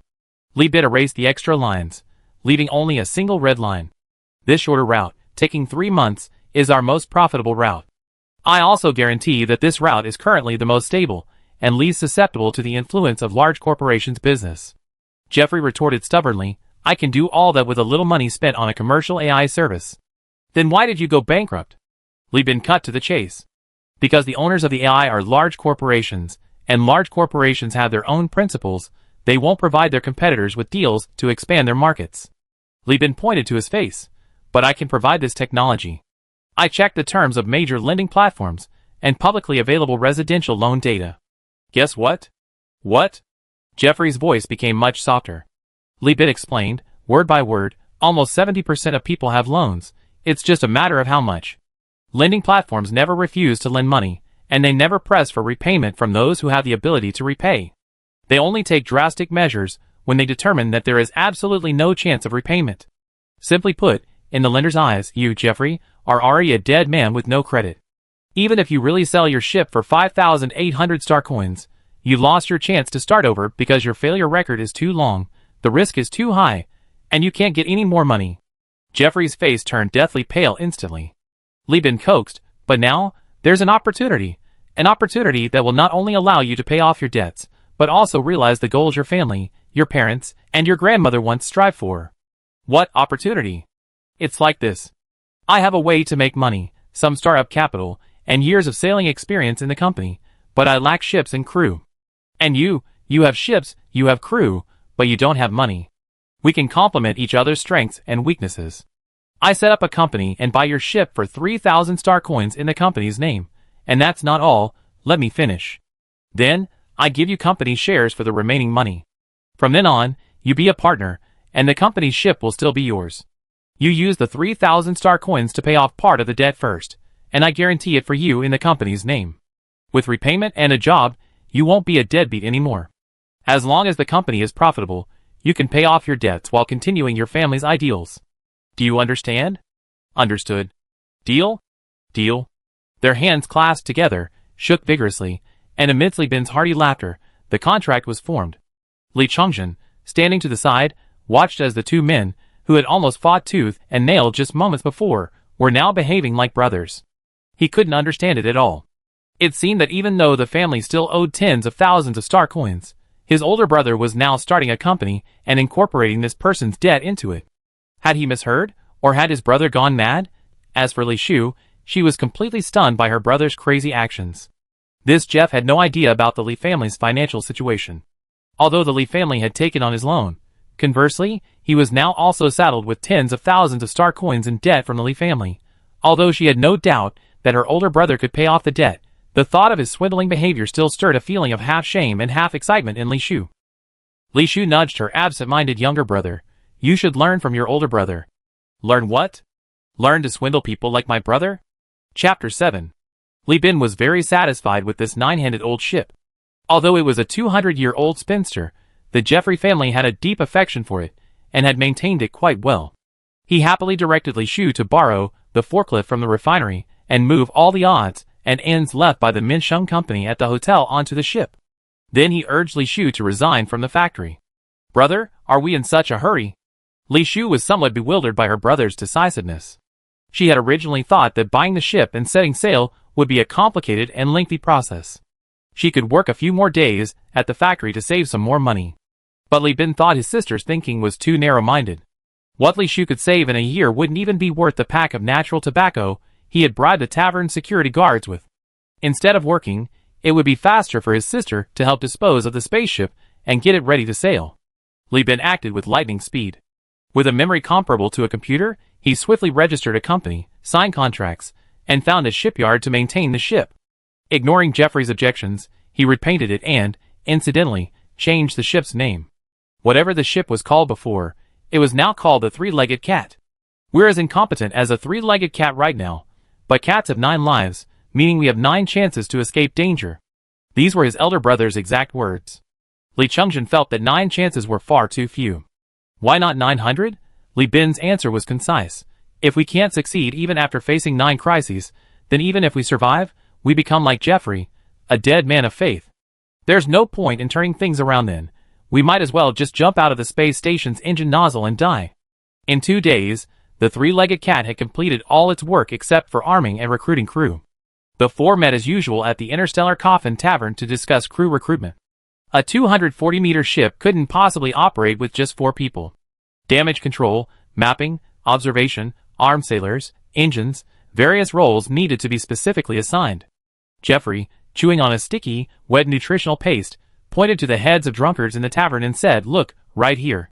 Just give a shout, and plenty of guys want to come aboard and make some money. They're all experienced and have decent credit, but do you have enough money?" Li Chungjin looked up defiantly. "Don't underestimate me. I checked the crew's salary. 8 star coins a year, department heads, and the like get even more.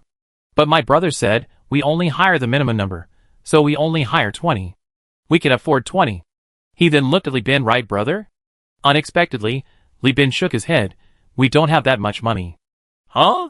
Li Chungjin was dumbfounded, thinking, my good brother wouldn't take advantage of my sister's inattention to. "All your money gambled away, huh?" Jeffrey laughed loudly. "Kid, that's not how you do math. Let me teach you." He counted on his fingers. First of all, over 90% of the population of Persis comes from the birth factory. The factory's basic education AI won't teach you how to sail a ship or maintain a reactor. In other words, all the crew members you see now have paid for their courses. Why don't you guess where their money came from? Li Chungjin stammered. "It can't all be borrowed, can it?" "That's right. They all borrowed from the giant corporation." Jeffrey laughed. "These idiots borrowed money from the giant corporation to go to school, and when they couldn't pay back their debts, they had no choice but to sell themselves into indentured labor, and then the giant corporation took those labor contracts and went around selling them to captains. It's true that a crew member's salary is 8 star coins, but buying a slave labor contract costs at least 80 star coins. If you don't buy and only rent, you still have to pay 60 star coins as a deposit. If the rented crew member dies unexpectedly, you still have to pay the remaining 20-odd star coins." Jeffrey said, reaching out to slap the table next to him. "Hey, friend, tell this newbie what it's like to be a slave laborer." The crew member next door, holding a wine glass, drunkenly shouted, "Damn this giant corporation." He downed his drink in one gulp. "That's it." Jeffrey shrugged. Li Chungjin was shocked by the self-destructive behavior next door, while Li Shu quietly calculated, including the contract and salary, it's at least 88 star coins per person. 20 people would cost 1760 star coins. We're already broke before we even load the cargo. The Li family had 4,200 star coins in cash. After deducting the 3,000 for buying the ship, they only had 1,200 left. Moreover, they had already spent hundreds of star coins on various trial voyages and bribes.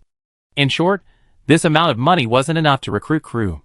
She looked at Li Bin with some despair, only to find that her brother's expression remained unchanged, calm, and he even smiled at Li Shu. Li Shu's wavering spirit immediately stabilized. Jeffrey was still talking incessantly, seemingly enjoying seeing the Li family's stunned expressions. "How about it? Is there any way to solve this? Kid, you think you're so capable? Quickly, help me turn things around." "Turn things around?" "Sure." Li Bin agreed with a smile, turning to ask Li Shu, "Did you mention resigning?" Li Shu obediently replied yes. "Did you do it as I suggested, making a big fuss?" "Yes. Several neighbors even asked me to give them their regards." Li Bin nodded, then turned to Li Chungjin and said, "The day we met, some kids came to borrow money. Do you remember? Do you know who they are and how they approached you?" Li Chungjin thought to himself, where did this kid come from? He's 14 or 15 years old, a thug with years of street experience. And is that borrowing? That's robbery. But Jeffrey's amused expression annoyed him, so he nodded, "I know how to find them."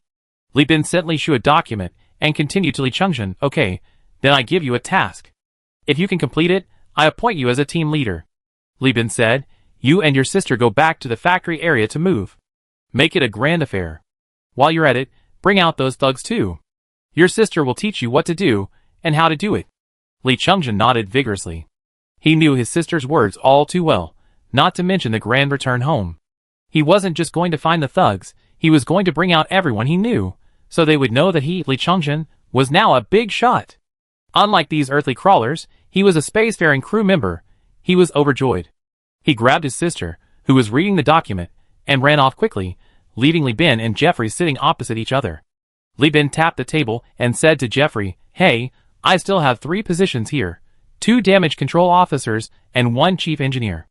Go find some reliable acquaintances, and pay them market wages." These words, coupled with Li Shu's departure, made Jeffrey's heart sink. His face twitched. "You're not going to tell me that you plan to hire the remaining crew from the factory area instead of buying experienced crew members, are you?" Li Bin remained silent, leisurely sipping his wine. Jeffrey panicked. "Li Bin, my God. Space isn't a game. Those guys are no good. We need veterans. We need proper crew. Even if a contract costs 86 or even 96 star coins. The little bit of money you're saving could lead to the ship failing as soon as it leaves port and losing everything." Li Bin pointed at Jeffrey, surprised. "Isn't that what we have?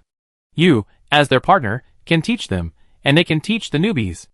Veterans mentor newbies, newbies mentor newbies, and the project will get off the ground." "Me?" Jeffrey was shocked. "When did the first mate have the responsibility of training crew members from scratch?" "Yeah, this is your last chance to start a business. You have to seize it. Don't forget you're on board too. If you don't train them properly, and the ship sinks and everyone dies, you have nothing left. The little bit of money I save can buy food and work clothes. We're a small family, we have to save where we can." This nonchalant tone made Jeffrey let out a desperate wail. He could tell this by **** was serious. Hearing the screams, Li Bin felt the time was right. The biggest taboo in starting a company is having multiple departments issuing conflicting orders.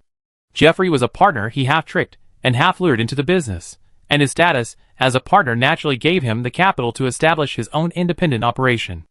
Recruiting a group of workers as crew members is akin to a streamer trying to impersonate a professional gamer. Both are recklessly absurd tactics. But this kind of madness has managed to keep Jeffrey in check. Now all that's left is to solidify his position as the decision-maker through profits. It really does start with scavenging. Chapter 8. Vulcan felt like he was in a dream these past few days.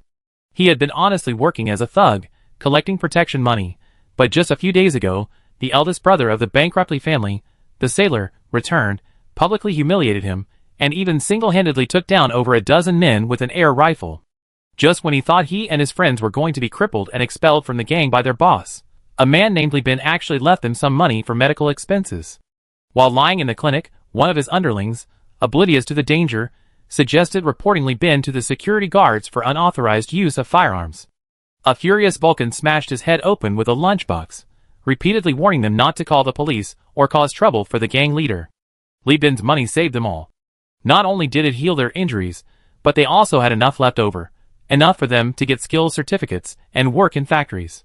In the industrial area, labor skills and abilities were the ladder to advancement for ordinary people. Li Bin's money preserved his ability to work and gave everyone else further opportunities. Vulcan believed that if a beating could earn a skills certificate, the industrial park would swarm the Li family. This wasn't an enemy, he was a benefactor. And yet, someone wanted to report him? Were they waiting for the guards to investigate and take the money away as evidence? The thought of spending his days with such idiots made Vulcan feel disheartened. A few days later, he heard from the neighbors that Li Bin had become successful, no longer a sailor, had started a company, bought a spaceship, and wanted to be his own boss. Li Shu had even quit her factory job. The Elf space station was small to begin with, and the industrial park was even smaller, with only 20,000 people in total. Such a big event quickly spread far and wide. When Li Shu returned with her younger brother to cancel their lease and move out, the previously sparsely populated top floor of the industrial park suddenly became crowded. They all wanted to go up there and enjoy a life of luxury, constantly boasting about their cooking skills and competence, which made Vulcan want to laugh. They were all destined to eat nutritional supplements every day.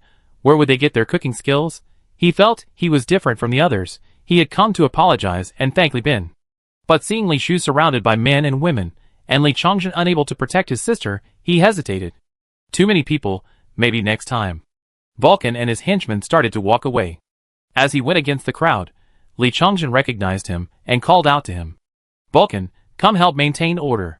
Li Chongjin greeted him familiarly, then left. A bewildered Vulcan and his henchmen took over Li Chongjin's job, maintaining order according to Li Shu's instructions.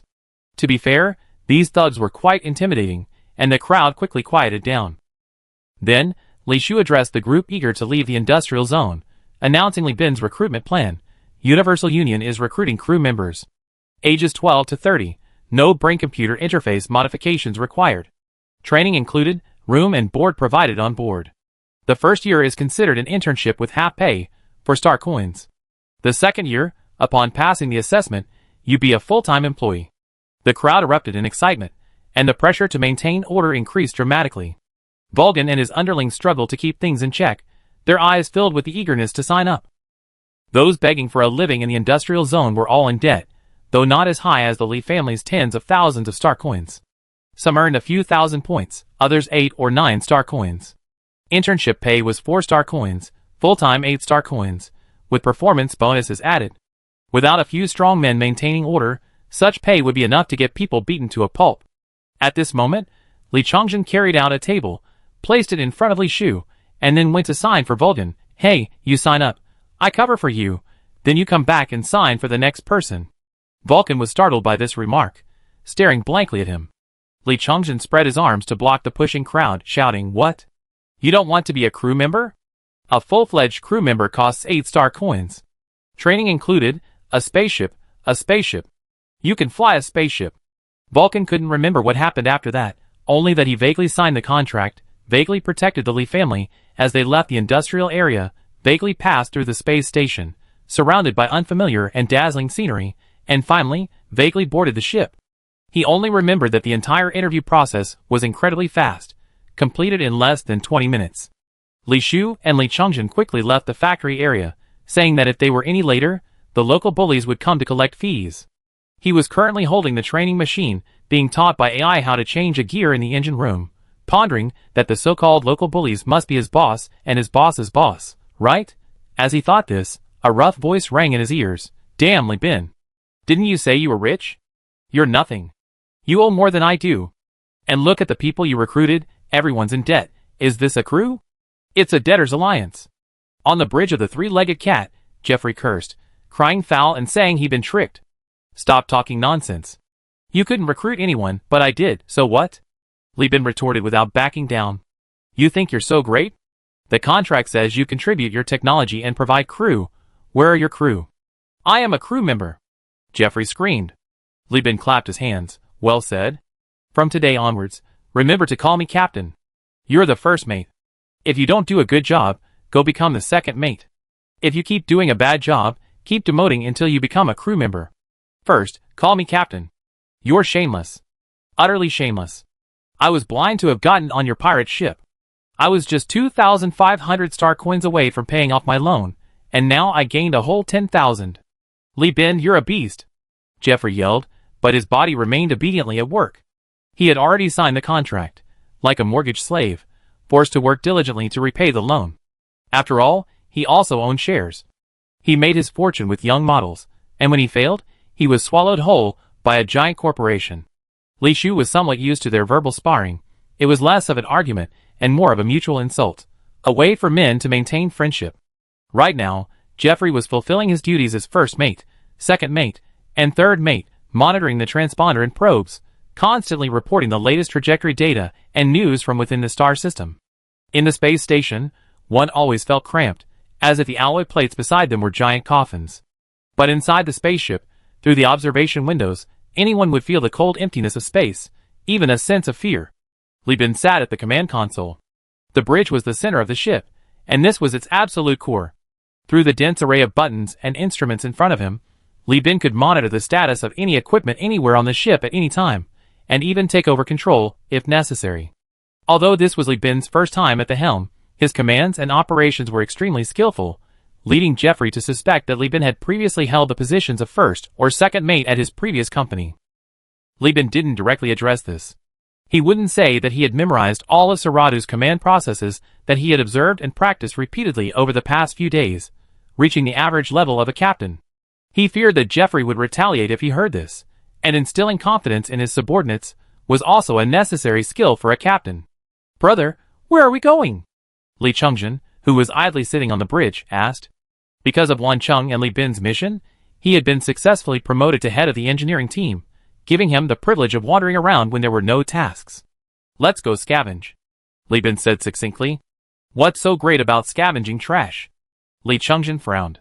Back in the factory district, he scavenged trash to make trinkets to sell. Now that he was on a spaceship, he still had to scavenge. What a waste of time. Can't we go fight pirates? Li Bin chuckled, amused by the rascal. Alright, let's go find pirates now. Just so you know, the entire ship isn't armed with a single weapon. Are you planning to blow up the pirate ship with an air rifle? Jeff laughed heartily, and the engine room and damage controls undisguised, rough laughter echoed through the channel. Under Li Chongjin's smug gaze, Li Bin piloted the mediocre ship, the three-legged cat, towards deep space. Chapter 9. As the three-legged cat receded further from the space station, artificial light pollution was gradually left behind. The transponder emitted only static, and it took a long time to receive an identification code from a passing ship. Li Shu and the others, who had just emerged from the industrial area, were captivated by the vastness of the magnificent universe and the dazzling stars, their eyes glued to the view. The Tulier system had 8 planets, but only the nearest one, Elf, was visible at this moment, though it appeared as small as a grain of rice. The space station, home to hundreds of thousands of people, was nowhere to be seen. The white dwarf star, the galaxy's star, stood like a cold, indifferent deity, observing everything with equal detachment. A few minutes later, Jeffrey, quite tactlessly, opened the metal hinges of the observation window, shutting out the universe. He paid no attention to the complaints of the crew, only questioning them about their knowledge memorization. Faced with his sister's resentful gaze, Li Bin had to explain, Jeffrey is doing this for your own good. Although the observation window glass is specially made to block most radiation, looking directly at a star is too harmful to the eyes. There's no atmospheric deflection on the ship, and your eyesight will soon suffer irreversible damage. We're already on board. There will be plenty of opportunities to see later, Li Shu nodded. Seeing his sister's obedient appearance, Li Bin felt a pang of pity and turned to look at his brother. When he saw Li Chongjin sitting upright, holding the little boy, but with his eyes closed, clearly asleep, his heart hardened along with his fists. 2 days later, the three-legged cat crossed the asteroid belt and entered a desolate, empty zone. Pay attention. We entered pirate territory. Jeffrey's gruff voice rang out throughout the ship. The crew snapped to attention, nervously scanning their surroundings, as if pirates might leap out of the cabin at any moment. These guys are so amateurish, and they don't even have a single shipboard weapon. Li Bin, you're throwing your life away. Jeffrey was extremely dissatisfied with the state of the mediocre ship. Li Bin's steering skills were impeccable. Jeffrey admitted he couldn't have done better, but traversing the asteroid belt was far too risky for a ship mostly composed of complete novices. From the probe's perspective, the asteroid belt was a continuous solid mass.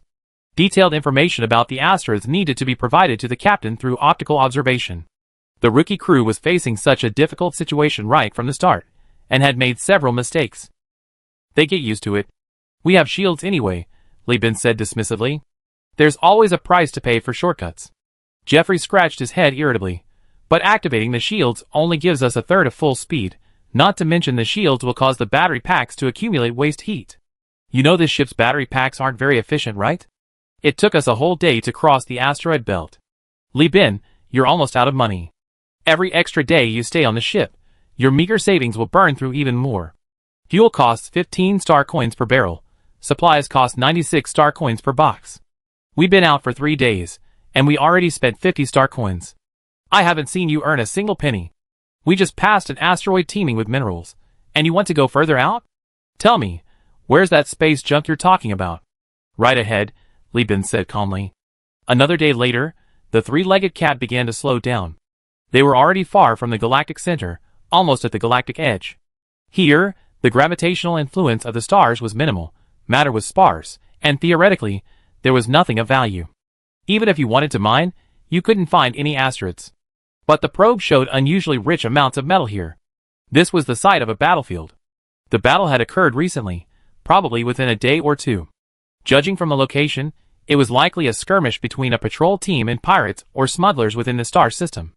Jeffrey bit his finger, staring at the screen in disbelief. That kid really got it right. Luckily we arrived late, any earlier, and we have crashed into the battlefield, not even knowing how we died. At the command post, Li Bin began issuing orders. Attention all crew, the three-legged cat is about to anchor. All crew members prepare for the inertial impact. All engineering crew members, assemble in the cargo hold in 10 minutes. As the reverse thrust engine started, the three-legged cat came to an abrupt stop. A screeching, metallic sound echoed throughout the ship. Everyone's hearts were in their throats. Li Changzhen even wondered if it was about to disintegrate. The three-legged cat's engines chugged for a while before finally stopping. Get to work. Get to work. Get moving. Jeffrey stood in the middle of the cargo hold, urging everyone through the megaphone. Vulcan and Li Changzhen each led a group. The crew members, dressed in their spacesuits, checked each other's suits. Once the checkpoint was complete, Jeffrey gave a thumbs up to the monitor. The 10 by 15 metal door in the middle of the cargo hold opened amidst the swirling airflow, and everyone was sucked out by the pressure, spinning wildly in space. Some bumped into each other and bounced away like bowling balls. Activate the stabilization system. Hold on tight, protect your masks. Watch your breathing. Don't let your oxygen run out before we even start, Jeffrey yelled, giving orders. Each crew member had a safety tether attached to their lower back, connected to the ship. This ensured a wired connection to the bridge and prevented newcomers from being thrown into space and suffocating from oxygen depletion. Outside the spacecraft, this thumb-thick safety tether was the last line of defense for survival. Only seasoned, experienced sailors dared to venture into space without safety ropes. These men are respectfully called sailors, a noble profession supposedly originating from the vast oceans. On their first spacewalk, the crew was flustered and overwhelmed by the weightlessness and pressure. It took a full 15 minutes for the screams on the intercom to subside. Once recovered, the crew removed the thrusters from their backs and began their first operation. The so-called thrusters were simply tanks filled with compressed exhaust gas, fitted with electronic displays and a box of elastic ropes, a rudimentary device used by civilian vessels for salvage operations. The crew activated the thrusters and headed towards the metallic signals captured by the ship's onboard detectors. Upon finding metal, they would photograph and upload the images, waiting for the foreman to identify and number them. Then, they would use the elastic ropes to secure the metal to the thrusters, using the thrust and the pull of the safety ropes to haul these massive metal blocks back to the cargo hold.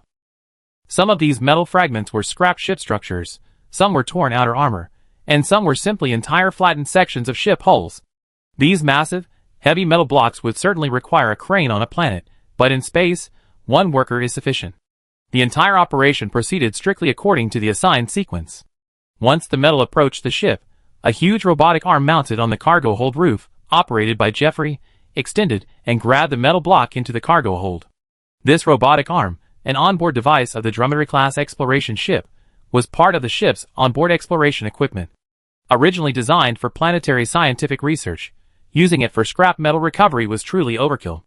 It took the crew about half a day to go from unfamiliar to skilled. The work wasn't technically demanding. The crew, accustomed to industrial life and surrounded by manual labor techniques, quickly mastered the skills, and the metal recovery speed gradually increased. Li Shu nervously clenched her fingers on the bridge. Although she couldn't see which of the busy figures was Li Changzhen, she refused to leave the observation window, as if simply standing there could help her younger brother. She wanted to ask her older brother several times, but seeing Li Bin's furrowed brow and busy expression, Li Shu ultimately returned to the observation window and silently watched. Li Bin was genuinely busy. They had arrived too late. The larger metal blocks, because of their greater mass, were moving faster in space and had already moved far away from the war-torn debris field. Space debris recycling is all about efficiency. The more concentrated the debris, the higher the efficiency. Chasing after these large metal blocks was too costly and not worthwhile. However, one debris field was clearly insufficient to fill the cargo hold of the three-legged cat, so he was constantly checking commodity prices in the Tulier system and repeatedly verifying signals on the main frequency bands. The Tulier system has 8 planets, only 2 of which are inhabited by humans, the lava planet Elphi and the metal planet Kazalin. Besides these, at the edge of the star system, there was a space station occupied by pirates and interstellar miners, known in the human realm as the Tulian settlement, which could barely be considered a colony. These 3 human colonies represented 3 markets. The interstellar market heavily relied on trade, especially the pirate-inhabited space station. Due to its small size, commodity prices were heavily influenced by the trade network. If a transport ship bound for the Tulian settlement was seized by Elphi and Kazalin patrols, prices would immediately skyrocket. The pirate space station lacked laws and market regulation. Hoarding and speculation were the norm. Li Bin discovered this junkyard by exploiting the inexplicable fluctuations in Tulian goods and combining this information with information casually revealed by other merchant caravans in conversation on public channels. While AI-assisting trade naturally existed in the interstellar era, these were mostly monopolized by giant corporations. Ordinary companies could only purchase services at exorbitant prices, and even then, the service coverage was limited. After all, this involves a star sector's trade network. Concealment, fraud, accidents, bankruptcies, new establishments, all these factors turn the star sector's trade into a massive chaotic model. Only an AI core surpassing human capabilities could likely sift through this chaos. Li Bin possesses extraordinary memory. Although he knows he can't compare to an AI core, he can still try his best to extract one or two profit lines from the chaos. When life and death are at stake, Li Bin will not act without a purpose. Chapter 10. After a long day, the crew returned to the three-legged cat. They took turns entering the cleaning workshop, removing their bulky spacesuits. Beads of sweat, bound by constriction, eagerly floated to the surface, instantly filling the air with a strong body odor. Negative pressure chambers above and below collected the sweat, first filtering it to remove oil, dead skin cells, and dust, then purifying it into distilled water using steam compression distillation technology. Finally, additives were added to remove odors, completing the cycle from sweat to water. Unlike a space station, the ship's interior lacked redundant design. Sweat could cause typical electrochemical corrosion to metals, potentially damaging wiring or affecting sealing. Even if it didn't cause any problems now, no one dared gamble on the power of time. The crew ignored the smell of the cleaning workshop. Exhausted, they quickly washed off the sweat, dried their skin in the drying room, and rushed to the mess hall. High sugar, high salt, and high-fat nutritional pastes, after cooking, emitted an enticing aroma. One of Li Shu's duties on the ship was as a cook. The three-legged cat only recruited a minimum number of crew members, so everyone had to wear many hats. Li Shu's reason for being the designated chef was very simple, because only the Li family had inherited Li Bin's 21st century culinary skills. The others, born from the birth factory, didn't even have parents and had no way to inherit them. Li Bin, as the captain, was battling endless amounts of data, and Li Chongjin, the foreman of the engineering team, was so exhausted after a day's work that he couldn't even lift his arms. Only Li Shu was left in the Li family to learn navigator skills, and she had some spare time and energy. In fact, Li Shu was more capable than Li Chongjin. She had factory work experience. But Li Chongjin was dim-witted, and Li Bin couldn't expect his younger brother to learn navigator skills, so he had to rely on his smarter sister. Wow, is this nutritional paste? Why does it smell so good? In the mess hall, Vulcan and his underlings were slurping up the nutritional paste, their expressions full of surprise. Li Chongjin was starving and just kept eating, too preoccupied to boast. Jeffrey, however, licked his fingers and sneered, be happy for now. You regret it when the food runs out. This time, Li Chongjin couldn't ignore it. Don't we have enough food? Jeffrey grinned. Enough, of course we have enough. The ship has life support systems. As long as there's carbon dioxide, we can simulate photosynthesis, using carbon dioxide to synthesize starch and oxygen. The only problem is you have to keep eating starch until your stomach is so bloated you can't poop. Li Chongjin fell silent. He looked solemnly at his plate, eating very politely this time, each bite a savoring of the moment. The crew finished their work and entered their rest period. They played games, chatted, slept, and if they had lovers, regardless of gender, they could indulge in passionate encounters in the empty cabins without anyone interfering. But the work on the bridge was never-ending. Li Bin restarted the engines and steered the ship towards the next location. Space scavenging was that monotonous. The ship moved while the crew was idle, and vice versa, but the captain was never idle. 11 days later, Elf Space Station, Port Area Interstellar Coffin Tavern. Li Bin raised his glass and said cheerfully, celebrating the successful completion of the company's first space mission, cheers. Cheers. The crew clinked glasses enthusiastically, igniting a boisterous and lively atmosphere. Some wept with joy, happy that they had actually completed a voyage. Others swayed their heads, beginning to look forward to the future. Jeffrey, holding a drink, squeezed next to Li Bin. He had drunk too fast and too much, and was already slightly tipsy. He smacked his lips, and sat down opposite Li Bin. Seeing this, Li Bin smiled at his sister. Go keep an eye on Chongjin. It's his first time drinking. I'm afraid he caused trouble. Li Shu glanced at Jeffrey's flushed face, then at her brother, who was having a slapping contest with Vulcan, nodded, and stood up. Hey, I have a few questions. Jeffrey stared into Li Bin's eyes. You have to tell the truth. Go ahead, Li Bin said, forking a piece of roasted rat meat from the table. How did you do it? Which thing? Jeffrey didn't blink. Every single one. Li Bin stroked his chin and explained how to find the garbage dump. He knew Jeffrey was impatient with data, but this data was the key to the method. After listening to Li Bin's explanation, Jeffrey was somewhat taken aback. It's that simple? Just price fluctuations and chatting on public channels? It doesn't always work. We also gone to the wrong place a few times. Li Bin shrugged. Okay, what about customs? I didn't even get to see any patrols on the ship. And what about the cargo? Who did you sell all that metal junk to? How did you manage to make a profit of 60 star coins? Jeffrey bombarded him with questions. The so-called patrols actually refer to the space station's space security force. They're a combination of customs and coast guard, and are extremely ruthless towards civilian ships. Li Bin calmly replied, it's normal not to have patrols. We smuggled it in, there are no tariffs, so the profit is naturally higher. What? Jeffrey exclaimed in surprise. Hey kid, if you get caught smuggling, you not only go to jail, but you also be fined. If you're unlucky enough to be labeled a pirate, you be a complete rat. Li Bin was amused by Jeffrey's exaggerated reaction. Am I an idiot? Would I just barge in and get caught by the patrol? I already planned this out. Elfie is a lava world, with about 200,000 people on its surface who make a living by mining. But there's no space elevator between the space station and the planet. How do you think they're going to transport all this alloy to the industrial area? Duh, of course by spaceship. Jeffrey rolled his eyes. Well said. Li Bin pointed to himself. This short-haul transport fleet makes a round trip every 2 days. I bribed several captains to let the three-legged cat blend into the fleet. The patrol team is strict with outsiders, but very lenient with their own ships. They pass through from a distance, easily identified by the fleet, without even a formal inspection. And the transport fleet docks directly at the mining port in the industrial zone, saving on transshipment fees. It's that simple?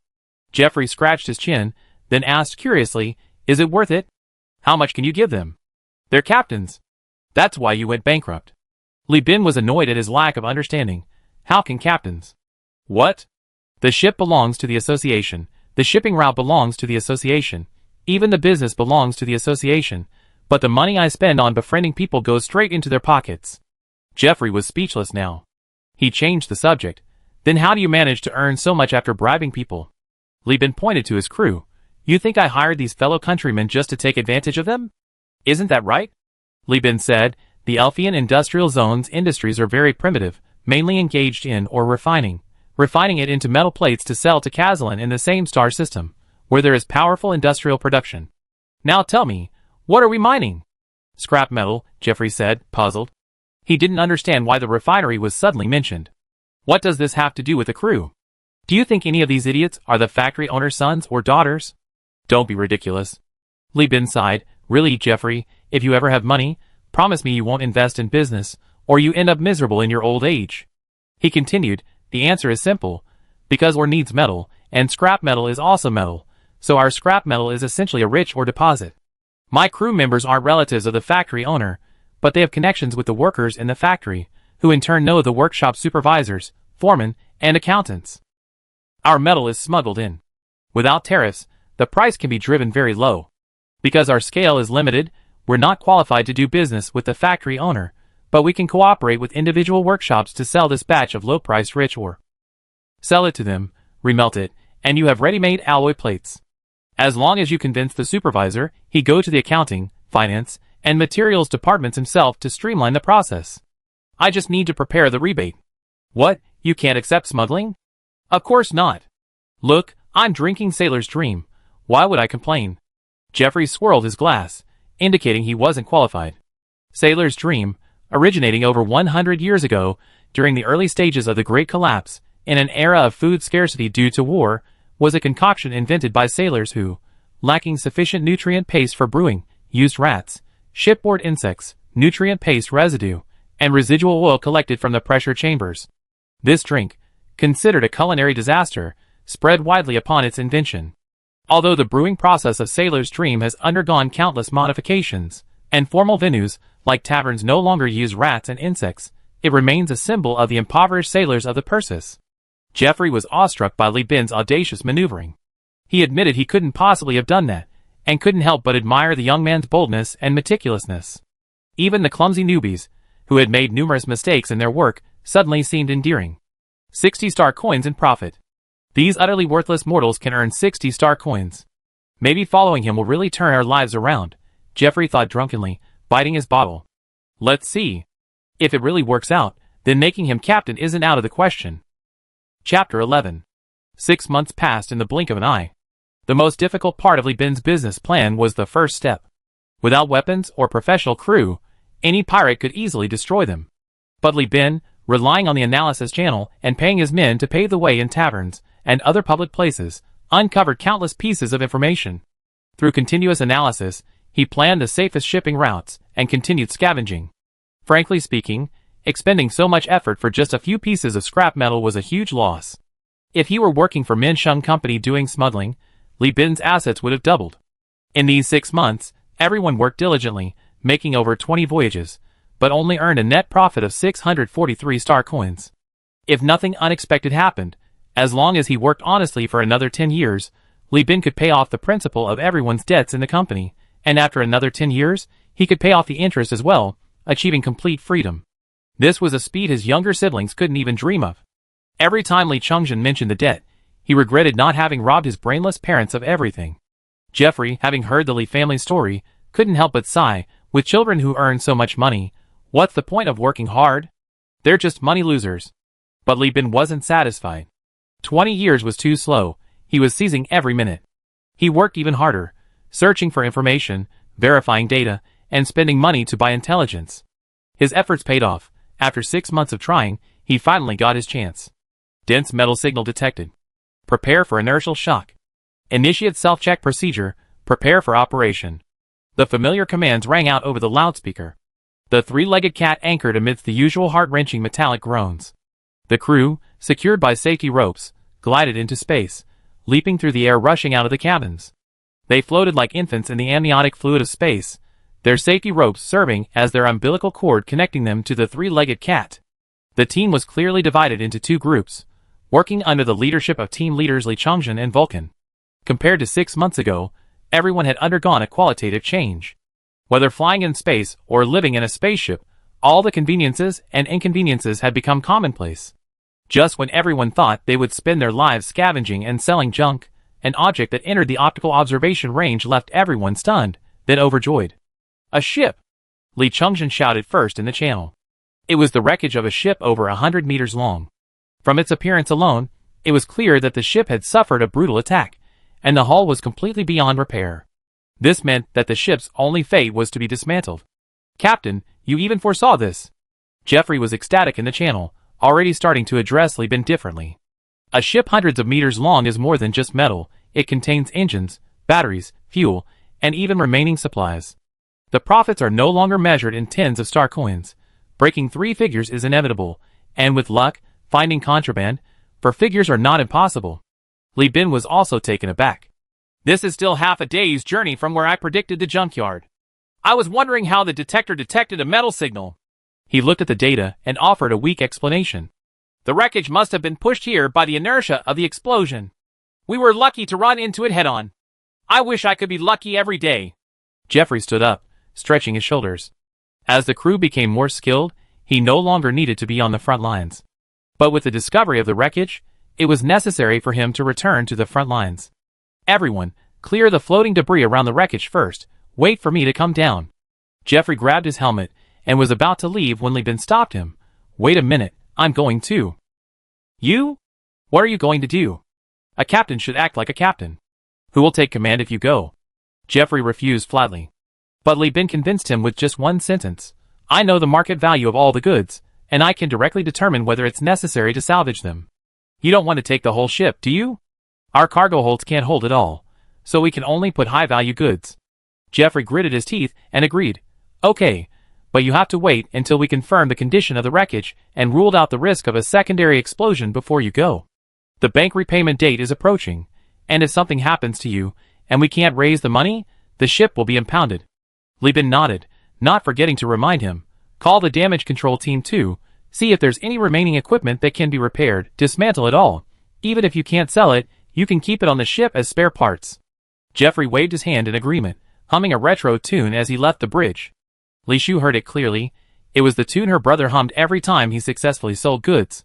He said it was an ancient, festive melody, at least several thousand years old, called Good Luck. She switched to a private channel and said to Li Bin, "The first mate seems to be in a good mood, and you seem to be too, brother. Is it that obvious?" Li Bin raised an eyebrow. Li Shu shook her head. "It's just that I lived with you for a long time before, so I know what it looks like when you're happy." Li Bin, while changing into his spacesuit, said, "Jeff is always sharp-tongued, but he's not a bad person. He used to resent me for cheating him. Today's trip, barring any unforeseen circumstances, will be worth half a year's worth of profits. We're making money and saving on flight costs. With both factors combined, a turnaround is just around the corner. How could I not be happy?" As he spoke, Li Bin's lips unconsciously curled upwards. He wasn't a rigid person by nature, and a rigid person wouldn't have been able to get along with the crew of Minsheng Company. It was just that the debt was too heavy, and the debt collectors were ruthless, suffocating him. But as the boss, how could he tell his subordinates about his troubles? He could only put on a confident and composed demeanor. Li Shu asked excitedly, "Brother, do you mean we can pay off the money soon?" Li Bin nodded. "If things go quickly, it'd be in the next 2 or 3 years. After saying that, Li Bin hugged his helmet, assigned the tasks of controlling the ship, patted his sister's head, and walked towards the cargo hold. Li Shu was left sitting there, thinking that in 2 or 3 years she could clear the debt, and then have her own ship, her own company, and her own crew, truly free, and she couldn't help but daydream. Meanwhile, Li Bin was being pulled by the thrusters to the wreckage. According to Jeffrey's investigation, the ship's damage was most likely caused by a missile hitting the fuel tank, causing a secondary explosion that twisted the keel and other parts of the hull into a grotesque shape. This ship definitely has no cargo left, which also means it's beyond repair and perfectly safe. The so-called spaceship wreckage is a corpse beyond redemption, while what people generally call a scrap ship is actually still reusable. Like in Yin Country, the Earth before Li Bin's time travel, the mandatory scrapping age for trucks varies depending on their model, and the cargo they transport, generally 10 to 15 years. These vehicles, deemed scrap in China, aren't sent for dismantling. Instead, they're transported to third world countries, typically following a tiered resale process from Asia to Africa. For example, scrap trucks might first be shipped to Pakistan, where skilled craftsmen and workshops inspect and repair them before selling them to local drivers. Once those drivers also find them undesirable, they're dismantled for parts to repair other vehicles. Lucky scrap trucks are then further sold to poorer, less developed countries in Africa, where they remain until they're completely scrapped. The ships of the Perseus also followed this principle of making the most of resources. Ships like the three-legged cat, over 200 years old and heavily damaged, would be classified as wrecked in the giant enterprise rating system. They had countless flaws, but also the advantages of low cost, large numbers, and minimal loss. A few, like venture mining and hyena mining, actually preferred scrapped ships due to business needs. Li Bin entered through a deformed hatch in the wreckage. His eyes were filled with the marks of fire and the ripped metal from explosions. He shouted into the channel, "Factory-Jin, bring the exploration robotic arm over." The robotic arm, equipped with hydraulic shears, emerged from the cargo hold's belly, roughly cutting through the armor and hull to open a passage to the inner layer, allowing Li Bin to enter. Vulcan remained on the outer layer, turning on his head searchlight to assess the wiring. "Captain, good news, the wiring damage isn't severe." "Then pull out all the wires. The shipyard will definitely be willing to take them back," Li Bin said, continuing deeper. He passed through the cargo hold, crew quarters, and mess hall, places where crew members once lived, now deserted. The explosion was too violent, not even bodies remained. Only near the fuel tank could a few distorted human figures be vaguely discernible on the wall. These were the traces left by people vaporized in the explosion, with water crystals condensing and evaporating beside them.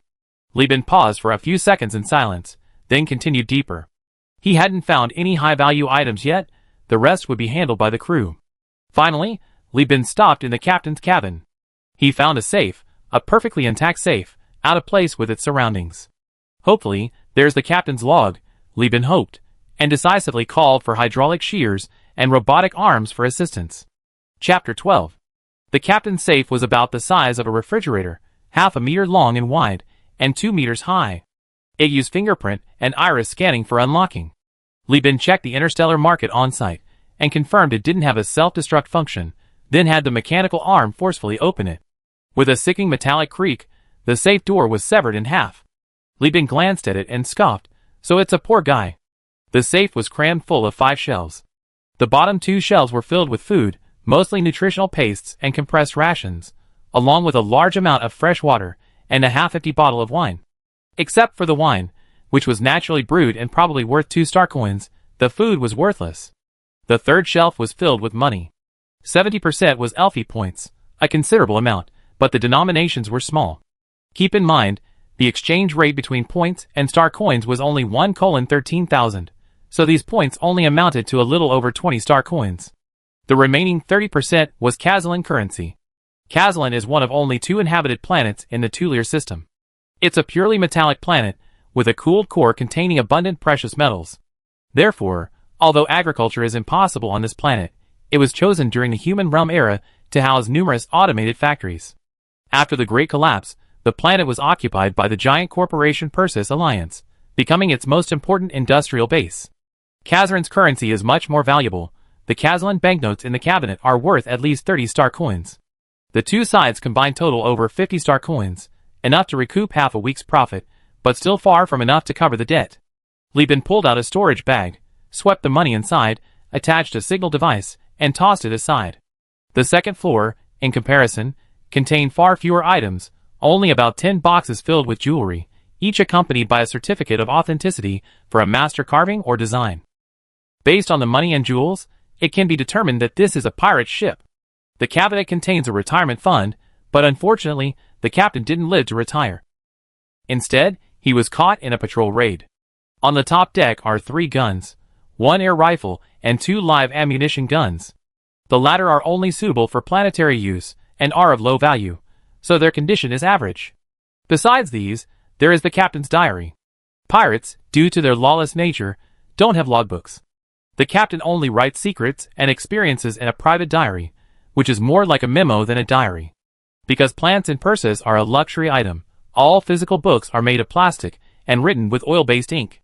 The choice to use physical books instead of more convenient electronic devices is also for theft prevention and preservation. After all, connected electronic devices are at risk of hacking and malware infection, which could lead to the theft of account passwords.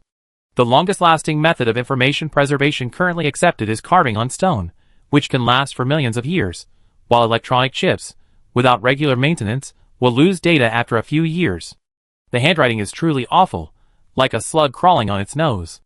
This captain definitely didn't receive proper AI education. The diary's messy handwriting and childish grammar made it very difficult to read.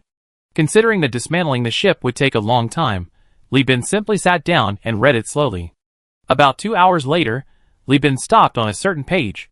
Thanks to his powerful memory, he had become familiar with the pirate captain's handwriting and grammatical habits, significantly improving his reading speed and accuracy. He finally discovered valuable information. He contacted Jeffrey. "How's it going on your end?" Jeffrey, slightly weary, said, "I had my men search the barracks and all the cargo holds. We photographed and documented everything salvageable. I send you the files so you can assess its value as soon as possible. What about yours? This ship looks like a pirate ship. The captain probably has a habit of hiding treasure. There won't be anything good in his rooms." "You're right, he's dirt poor, doesn't even have a property deed," Lieben laughed. "But I found the treasure." "Really? Only I lie," Jeffrey exclaimed excitedly. "This captain is incredibly simple-minded. He doesn't even use codes, he writes everything in his diary." Lieben stroked the pages of the book. The plastic book lacked the good feel of a paper book, giving it a suffocating quality. He had 2 supply depots in the asteroid belt for emergencies, and now these things are ours. 3 days later, the 3-legged cat started its engines and headed towards the asteroid belt, leaving behind a fragmented, drained wreckage in the void. The dismantling process was similar to eating crabs. Using crab claws, forks, spoons, tweezers, and hammers, the delicious meat was extracted, leaving only the shell. The wreckage was handled similarly. All the wiring and equipment were dug out, even the keel was pulled out. This time, Lieben didn't choose to take large pieces of metal.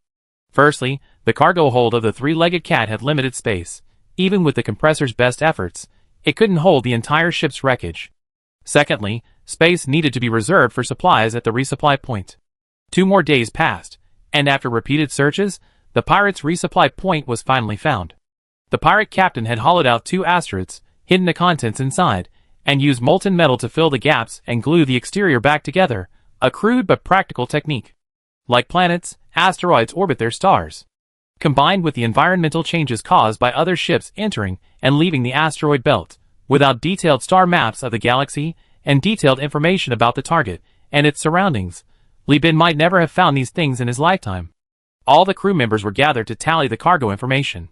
Li Bin used his terminal to assess prices, his smile growing brighter with each calculation. As the last batch of cargo was loaded, the engineering team returned, pulling on safety ropes. The cargo hold doors closed, and the exhaust pipes frantically pumped in air. Amidst the hysterical hissing of the airflow, the crew removed their helmets, revealing wet, hair-covered faces, smiles plastered on everyone's lips. Li Chengzhen's movements were unusually gentle, handling the cargo like a baby, even urging Vulcan to find foaming agent to apply inside and outside the crates. My goodness, we're really rich. Jeffrey sat in the robotic arms cockpit, looking at the rows of cargo, rubbing his hands excitedly. Despite being covered in sweat, the crew members simply followed procedures, their sweat beads barely visible on their foreheads, chatting idly, but no one was willing to leave the cargo hold. As the inventory work neared completion, the chatter subsided, and everyone turned to look at the captain. The crew members working on the bridge were all capable of calculations. About 10 were responsible for inventory counting, while Li Bin was solely responsible for summarizing and calculating the value. Even so, those responsible for the counts couldn't keep up with his processing speed. Li Shu finished counting her load and wanted to get a drink of water, but then noticed someone else was still working. She abandoned her plan to rest and went to help. 10 minutes later, Li Bin abruptly shut down his terminal, rubbed his sore neck from looking down, and took a deep breath. Li Shu clenched her hands, somewhat uneasy. Everyone held their breath, awaiting the result. It's done. This trip is worth a total of 5,000 star coins, no less. Ah! Everyone cheered. Upon hearing the amount, Li Shu swayed, almost falling. Her younger brother quickly caught her. Li Shu leaned against her brother, wiping away tears. The siblings couldn't utter a word. Jeffrey gripped the bridge railing, howling like Tarzan. Captain's awesome. The profit from dismantling the ship was around 800 star coins. The real big prize was the treasure at the supply point. 30 crates of supplies, 95 star coins a crate at the elf market. They contained general-purpose hull parts for routine maintenance during deep space travel. Selling them would be a little cheaper, but at least 90 star coins, that's 2,700. This was to be expected. Pirates are constantly at risk of encountering patrols or raiding fleets. To survive, they often need to seek refuge on the edge of star systems and in asteroid belts. Even after raiding their own ships, they often suffer significant damage, leaving the pirate ships at their most vulnerable. The captains dare not risk sailing back to their pirate strongholds, because on their way home, they also risk being double-crossed by other pirates. Of course, the probability of getting nothing but trouble is also considerable, so setting up supply points was a natural consequence.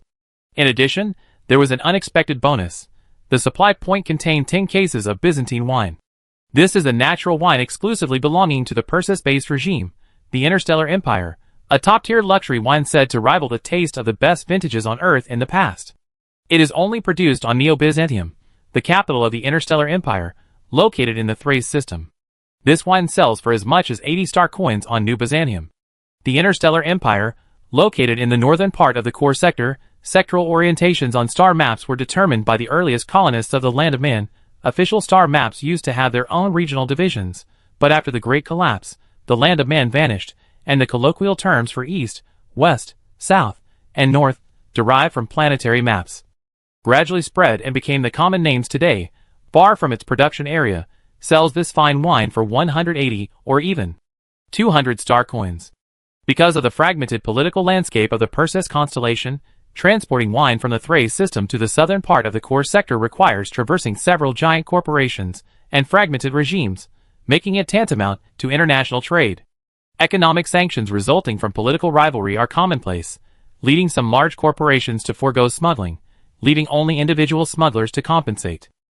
Add to that the influence of piracy and extreme religious movements, and double profits are hardly surprising. Of course, the Tuller system is only 4.3 light-years from the Thrace system, not far away, so the value of this wine would be lower.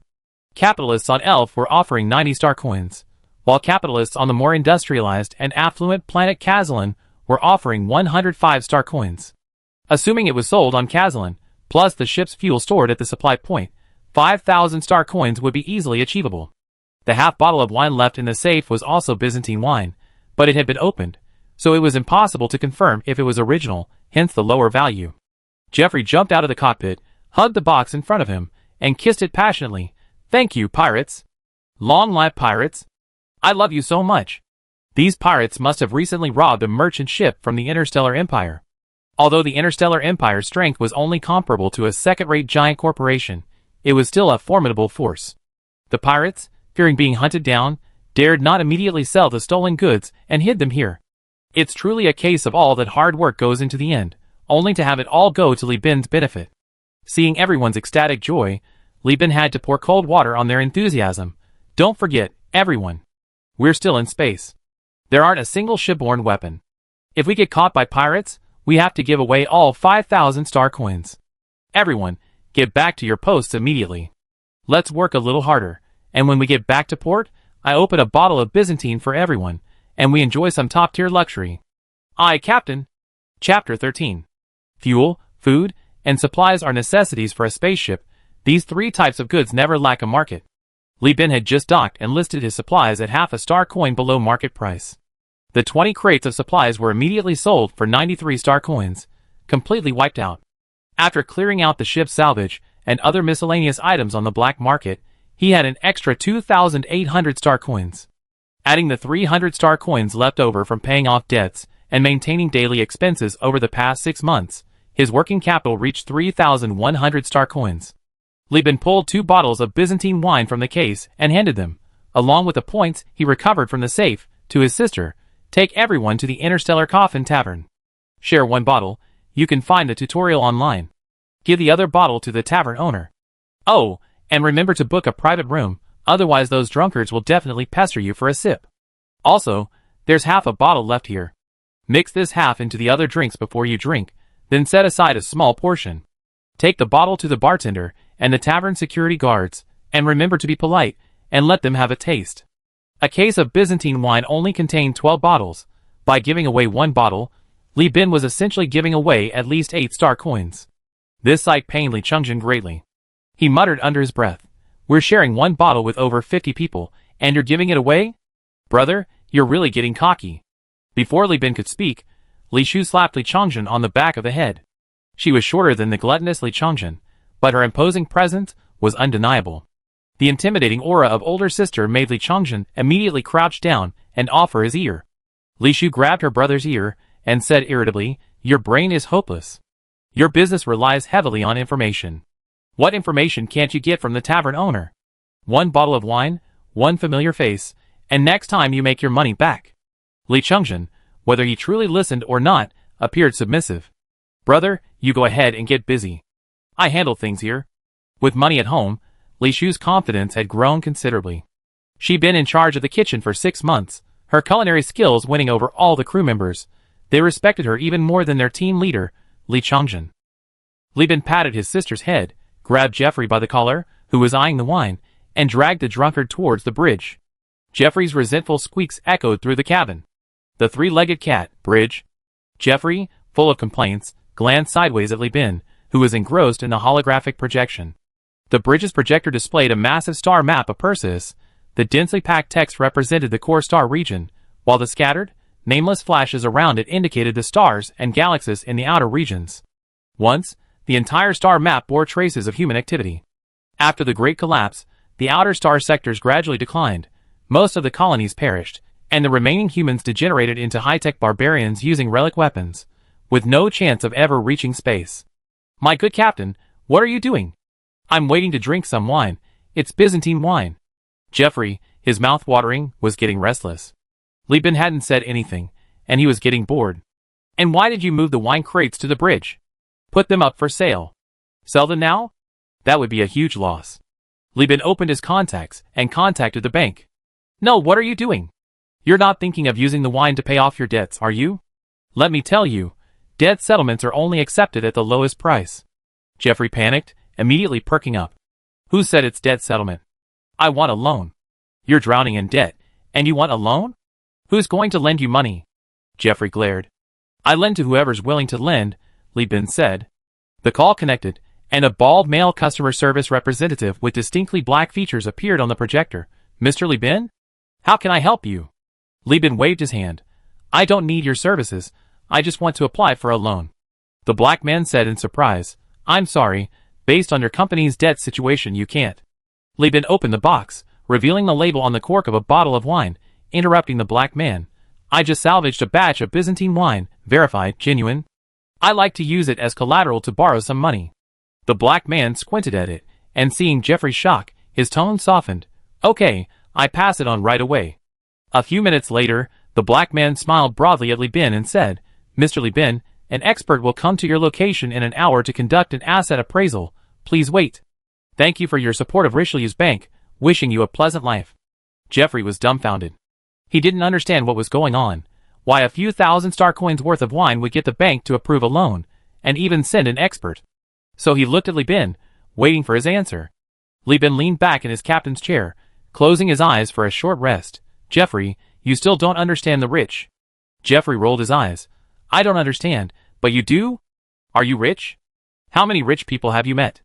Li Bin thought to himself, I'm not really rich, but I met many rich people. The rich of the 21st century, and the rich of the Interstellar era are essentially the same except for the amount of wealth.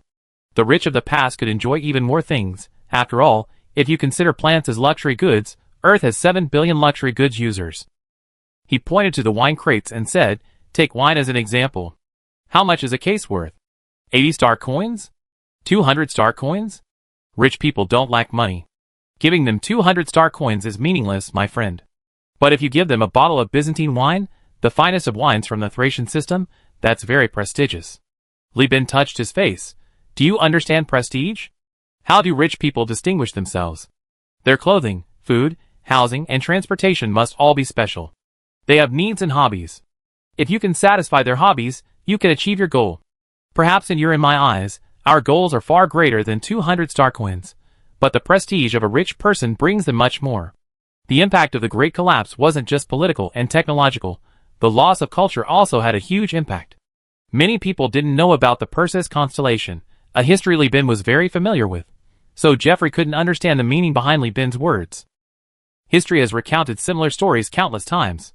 For example, Lu Buwei offered Lao Ai to win Zhao Ji's favor.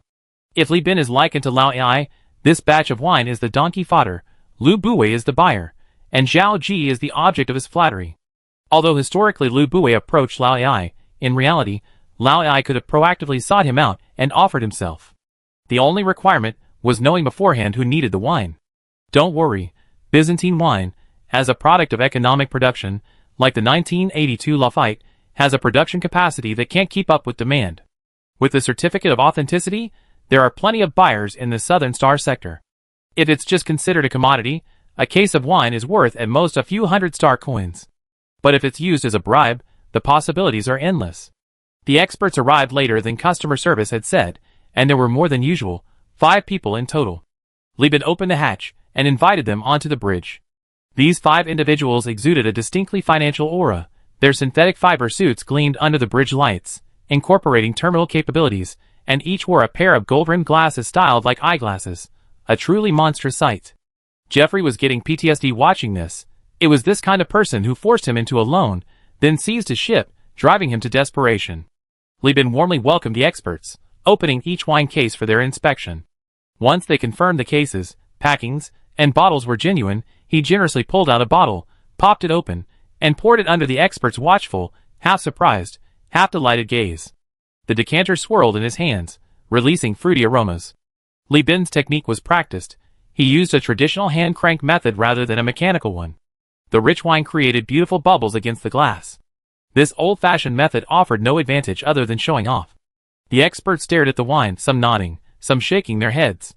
These experts were familiar with most methods for authenticating luxury goods and had tasted wine many times. But it was still extremely rare for someone as generous as Li Bin to open an entire bottle for verification. While the wine was being decanted, the takeout arrived, a meal worth 10 star coins, prepared with naturally sourced beef. Li Bin poured the wine into glasses one by one. The decanted Byzantine wine changed from dark red to ruby red, its vibrant color reminiscent of a young woman's luscious red lips. With a sip of wine and a bite of meat, the experts unanimously nodded in approval. They hadn't expected to enjoy such elegance in this wrecked ship. Jeff awkwardly imitated the expert's actions, cutting beef, sipping it slowly, and smacking his lips in satisfaction. drawing sidelong glances. He covered his mouth, somewhat bewildered. The experts enjoyed their meal while chatting and laughing with Li Bin. Li Bin observed this, inwardly cursing the so-called experts for their fuss, but outwardly offering witty remarks in response. Once the experts issued their certificate, the matter would be considered settled. Just as Li Bin was pondering how to discuss the loan, one of the experts adjusted his glasses and spoke up. "Mr. Li Bin, I know you have other plans for this batch of Byzantine wine, but I'd still like to ask if you intend to sell it now. Our demand is small, just one case will suffice." Li Bin raised an eyebrow. "I originally planned to go to the Southern Star sector and sell the wine to Venture Mining Company or the Overlord. As you know, since the Interstellar Empire declared itself an empire, it has been at odds with the Overlord for many years, and Byzantine wine commands a high price on the black market there. But since you brought it up, I'm naturally willing to listen." "From what you said," the expert nodded, "this trade route is indeed very profitable. Alright, let's get straight to the point. I'm not an appraisal expert. Although I also work at the Richelieu's Bank, my main job is as a fund manager. I serve the governor's office. A bank fund manager, theoretically, shouldn't have anything to do with running errands for customers, but that's not the case. Even in his previous life, large depositors were treasured by banks. Sending them rice, flour, and cooking oil was commonplace, and gifts during holidays were routine. For large sums, they could even help children get into good schools or arrange jobs for relatives. A fund manager buying wine for a powerful and wealthy governor was simply expected. "Wow, a big shot." Li Bin leaned back in his captain's chair, glancing at the dumbfounded Jeff Lay. His meaning was clear. "See, this is the allure of face for the rich." Chapter 14. During the conversation, the fund manager, who bore the title of expert but was actually serving the governor, explained his demands in detail. It turned out that the Persis Alliance planned to build several new factories. Although the current factory technology couldn't compare to the automated factories left over from the human realm era, it would free up capacity from basic industries, allowing automated factories to focus solely on shipbuilding. Interstellar era factories often stretched for kilometers, requiring enormous quantities of ore and metals. Especially regarding rare earth minerals, Kazalin, being a core-cooled planet, while rich in rare earths, had very few shallow deposits, mostly existing as non-mineralized ion adsorption. Simply put, mining rare earths required first large-scale refining of common ores, such as aluminum and iron ore, and then refining the rare earths dissolved in wastewater. Simply refining rare earths would result in waste and losses that would be unacceptable to large corporations. Therefore, they set their sights on Elf, a planet in the same star system. Although lava planets lack permanent landmasses, consisting only of isolated islands irrigated by acid rain mixed with saturated water vapor and chemicals, isles constantly at risk of melting, this also meant that Elf's crust was extremely active. Deploying equipment on these islands would allow for the rapid sifting of rare metals. However, Elf wasn't the only lava planet in the Persis region. Whether the deal would succeed required further investigation. Therefore, the governor of Elf prepared a plethora of projects to express his sincerity in welcoming the expedition team, with Byzantine wine being one of the optional drinks. Jeffrey was speechless. It was his first time drinking wine, and if it weren't for maintaining a professional image, he would have practically licked it with his tongue. And this was just one of many drinks offered as a welcome bonus. That meal must have cost each person a spaceship. Life is full of ups and downs, and that's all there is to it. Hearing that the governor and a giant corporation were involved, Li Bin became even more excited. He knew the loan was secured. This matter was a matter of life and death for him, but for a behemoth like the governor, it was just a drop in the ocean. As for whether there were any plans to sell, the governor was just being polite to protect his reputation. Did he really take it seriously? Don't be naive. He accepted the offer quickly. As the saying goes, an emperor doesn't send an army into hiding. Li Bin only showed the wine label because he wanted the loan. The governor's people, who sell goods, surely understood his needs. The loan? Simple. As for why the governor's mansion hadn't obtained the Byzantine wine, he had no desire to investigate further. Even if he asked, he wouldn't have the right to an answer. He could just be grateful for his stroke of luck. Success is 30% destiny and 70% hard work. And here, luck had struck. Despite being secretly overjoyed, Li Bin feigned a moment of contemplation before slapping his thigh. Business deals are too emotionally taxing. He stood up, picked up a case of liquor to Jeffrey's astonishment, and placed it in front of the fund manager. "I was born on Elfie Star. You're probably familiar with my background. My parents are unreliable, they took out loans using me, leaving my family heavily in debt. not to mention my younger siblings to support. The fact that someone like me can register a company and do business is already thanks to the governor's effective governance. Selling the liquor is just business. If the liquor I give can end up on the governor's desk, then I can boast that my products have caught his eye, boosting my prestige and status. I absolutely cannot sell this liquor. I beg you to give me a chance to present it to the governor, wishing him success in securing a major contract and propelling Elfie's economy to new heights. I still have to make a living in Elf from now on. The better Elf's economy is, the more money I can earn. The fund manager was somewhat surprised. Based on the 16-year-old's age and the data, he was prepared for failure. He hadn't expectedly been to be not only sensible but also so shrewd, lacking any of the rough edges of youth, instead resembling a seasoned businessman. A genuine smile appeared on the fund manager's formulaic, gentle face. Mr. Li Bin is truly young and promising, with a long-term vision. Since you're considering a gift, mentioning money again would be awkward. I take this case of wine on behalf of the governor's office. He stood up, downed the wine in one gulp, and shook hands with Li Bin. My name is North. You can come to the bank to find me if you need anything. I have other matters to attend to, so I won't disturb your conversation with the experts any longer. May your wealth flourish like the Milky Way. Li Bin quickly agreed, and the other experts also stood up, together seeing Manager North off onto the ship. As for Jeffrey, his mind was already reeling. He was still agonizing over why Li Bin had given it away instead of selling it. Only when Li Bin returned to the bridge did he notice that only Li Bin had returned. He asked somewhat blankly, "Where is he?" "Huh? Who?"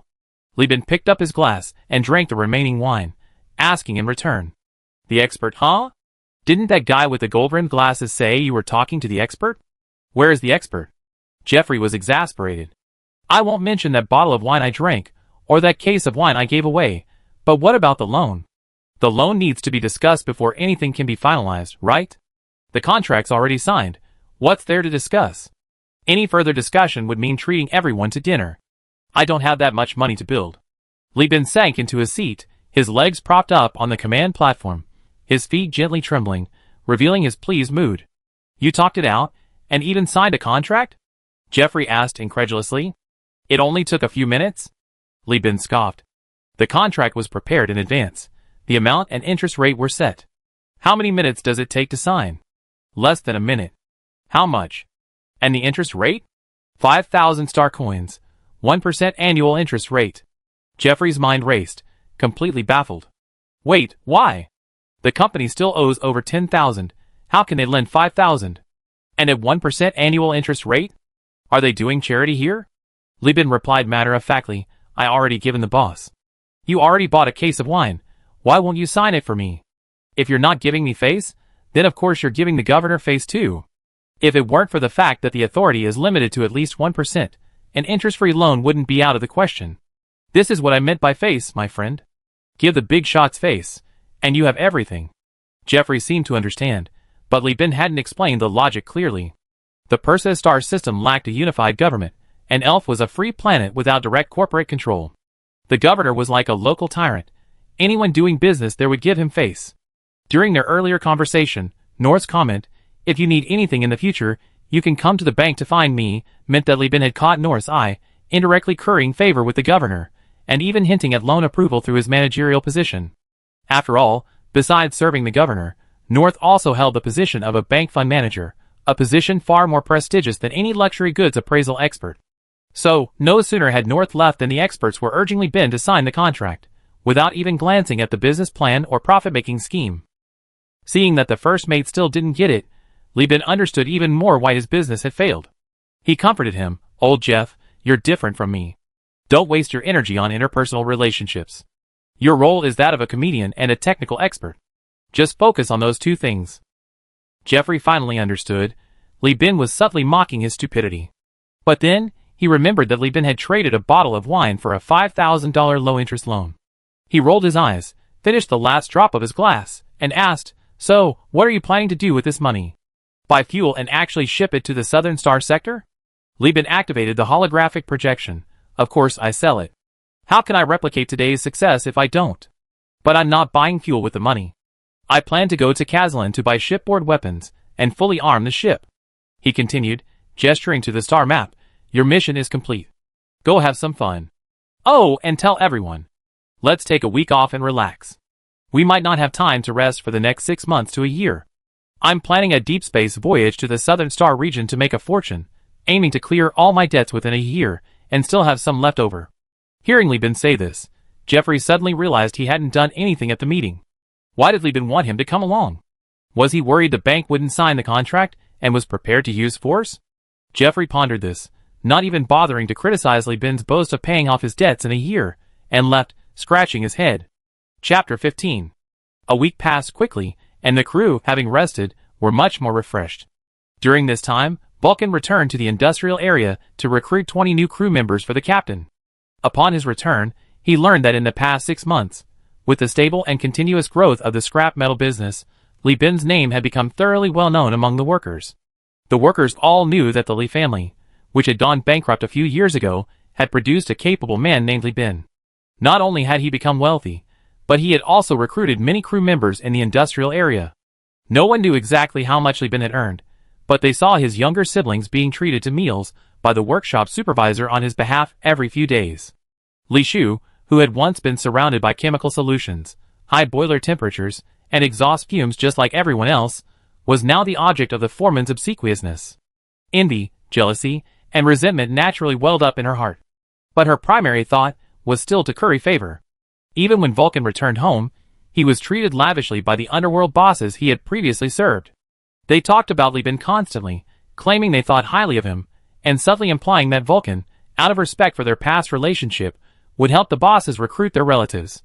Yes, although many people no longer have children, the old, violent profession of gangsters, like political and warlord families, still values bloodlines and the continuation of their lineage. When Vulcan returned to the ship, he felt the same dizzy feeling he had when he first started working. But this time, his mind was filled with the words of the bosses. If there were no other way out, who would be in the underworld? Being a sailor is great. You see a lot, have many opportunities, and if you're lucky, you can even get a contract job with a giant company. That's like leaping over the Dragon Gate. At least you don't have to let your kids be stuck here breathing in exhaust fumes. Even without smoking, their lungs are blacker than charcoal. Compared to the aspirations of the bigwigs, Vulcan truly realized how lucky he was. Considering the captain had already paid his annual salary in one lump sum, his debts were paid off, and the remaining performance bonus was pure profit, he even began to look forward to future deep space voyages. As for recruiting gang relatives, he said he would do his best, then immediately reported the news to the captain. Upon receiving the captain's order, he feigned reluctance, carefully selecting 8 strong men from among the gang relatives to bring on board. As for the benefits these so-called bigwigs offered Vulcan, Li Bin had already approved for him to keep them. Li Bin, having deeply understood the principle of too much purity leaves no room for fish from his university days, understood that as long as it didn't affect work, it was fine for subordinates to take extra benefits. At best, someone was paying his performance bonus. At worst, it could be used as evidence during a future reckoning. Main engine preheating. Dock disengagement. Adjust hull. Calibrate orbit. The broadcast relayed the bridge's instructions to every corner of the 3-legged cat, serving as both notification and command. The crew secured themselves with safety hooks to the auxiliary poles beside them. Amidst frequent turbulence, after inspection by the patrol team, the 3-legged cat departed the spaceport and plunged into the boundless starry sky. Kazaran Star Space Station. Li Shu covered her mouth. Li Chongjin stared wide-eyed, and the crew, looking at the bustling scene before them, were speechless. Although both were in the same star system, Elphi and Kazalan were worlds apart. Compared to Kazalan, Elphi was merely a suburban satellite city. Holographic advertisements bloomed like a spring flower garden, a riot of colors vying for attention. Advertisements, navigation broadcasts, and communications filled the channels. Spaceships were a veritable carousel, large and small ships lined up in neat rows, orderly entering and exiting the space station from 8 directions, like invisible veins converging on the industrial heart of Kazalan. A patrol force comprised of several massive cruisers, each over 1,000 meters long, moved in and out of the ranks like white blood cells, conducting random checks. A 3-kilometer diameter fire unit, positioned in a defensive array with the space station, and a terrifying number of Sea Devourer missile launchers pointing in all directions, formed a human-built space defense array whose firepower and defensive capabilities rivaled those of a main fleet. The shuttle-shaped Kazalan space station, exceeding 12 kilometers in length and 5 kilometers in width, contained a complete deep space factory, orbital shipyard, habitat, and massive warehouses. It devoured hundreds of thousands of tons of metal ore daily. Not far ahead of Li Bin, a transport fleet, centered around two Atlas-class transport ships, each 3.6 kilometers long, moved slowly like two space whales. The three-legged cat, obscured by the shadows of the Atlas-class transport ships, looked as tiny as a cleaning shrimp clinging to a large fish in the ocean. My goodness, how much cargo is that? Li Chungjin stared at the colossal ship that blotted out the sky. An instinctive fear of falling and dying shot through his spine, making his legs weak. Although he had seen similar sights before through holographic projections, VR, and AR, the sheer awe of witnessing it firsthand, the slight tremor of the ship beneath his feet caused by countless engines, was something virtual could never replicate. Strong neural signals repeatedly reminded them that this was reality. These people, who had lived on space stations for generations, had never experienced gravity or heights, and didn't understand acrophobia. Their instincts told them that the land was above the giant ship, and they were suspended upside down in the sky. Li Bin wasn't much better off than the crew when he first saw this scene. Most weren't geniuses. Experience was what made them grow. Without seeing the starry sky, one cannot imagine its vastness. Without seeing the waves, one cannot know its grandeur. His younger siblings and even the crew had witnessed these magnificent sights, which helped them remain calm and composed throughout their lives. Yes, all good things. Jeffrey wasn't much better off than the crew before, but now, confident that no one would know as long as he wasn't exposed, he was very assertive. He scolded the crew in charge of the bridge equipment. What are you all standing around for? The engineering team has no work, and neither do you? Stop staring at the observation windows. Stare at the screens. If you don't read the warning signals and the communication channels, and we crash, we won't be able to afford to pay for your ship's damage. The crew obediently agreed and buried themselves in their work. Jeffrey looked around and then warned again. After we dock, everyone should stay on the ship obediently. We just had a holiday. Don't be itching to go out and see the world. Let me make this clear first. Kazalin is not like Elfie. It's a planet controlled by the Persis Alliance. If an oxygen tank were to fall and kill 10 people, 7 would be outsourced to giant corporations, and the remaining 3 would all have nepotistic relationships with employees of those giant corporations. Li Chungjin reluctantly abandoned his idea. Li Shu asked curiously, First Mate, I have a question. Jeffrey, as the first mate, held a position second only to Li Bin on the ship. He never treated anyone else well, but Li Shu, whose culinary skills were inherited from the 21st century, was virtuous and spoke kindly, which suited him well. He said in a high-pitched voice, Go ahead and ask. Li Shu then asked the question on behalf of all the crew members. I heard from my brother that there are more than a dozen giant corporations, and quite a few warlords in the Persis star system. Why does this alliance dare to use the name Persis? Aren't they afraid of being besieged by other giant corporations? Jeffrey sneered, Why? Because they started early, and because they're shameless. In the early days of the Great Collapse, there was no Persis alliance. Later, it was formed to resist the expansion of the hegemon, under the banner of resisting the hegemon's dictatorship and advocating freedom and independence.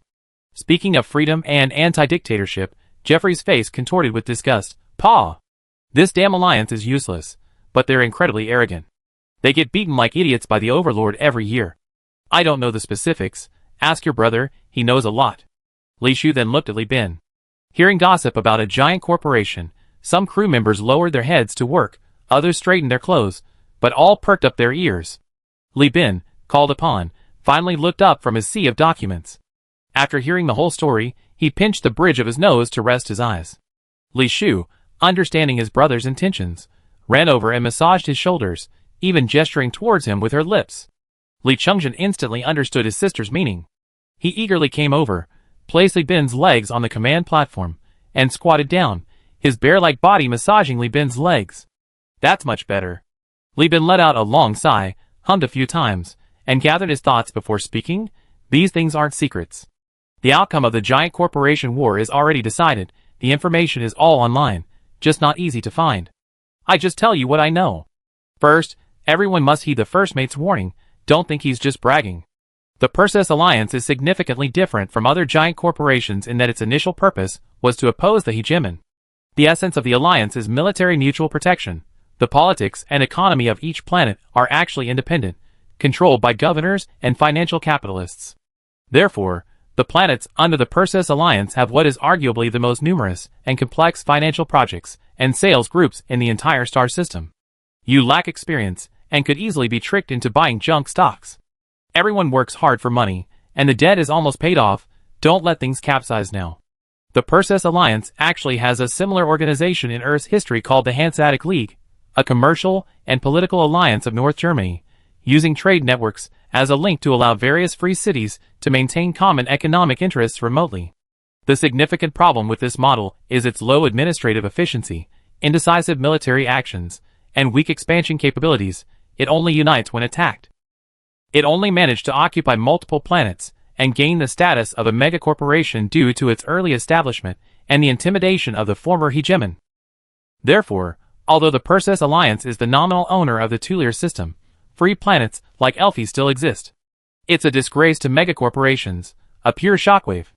Li Bin didn't tell everyone this. He directly mocked the possibility of megacorporations being secretly reported, simply commenting, although Kazalin has strong industrial capabilities, it's also influenced by the Alliance's financial practices. There are many hidden clauses in purchases, and numerous special laws. If you see something you like, don't buy it yourself.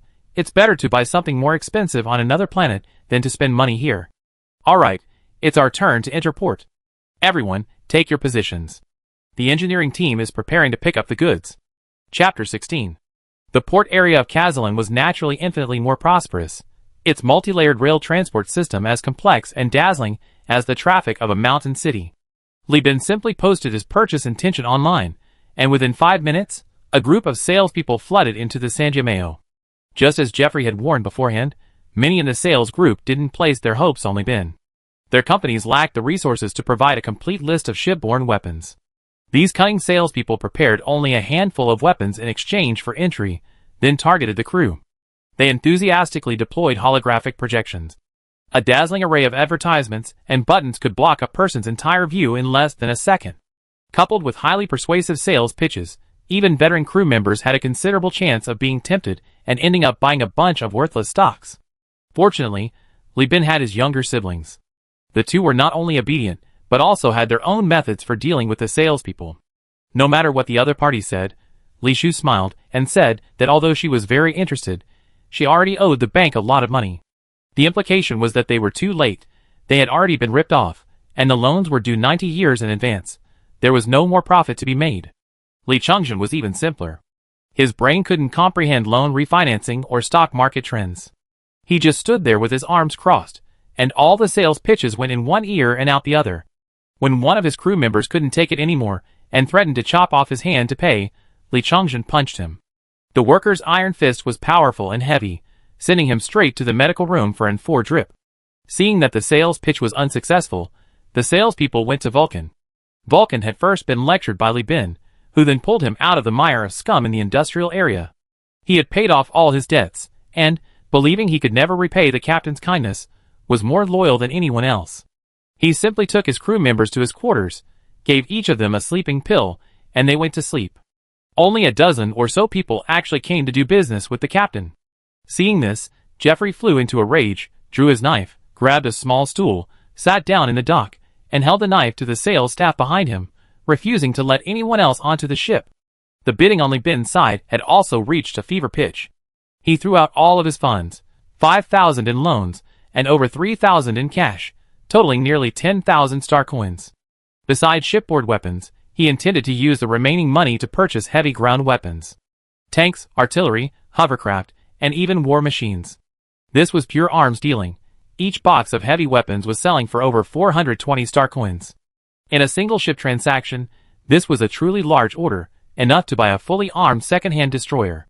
Several weaker sales firms had begun to jointly formulate new pricing strategies to counter the other companies.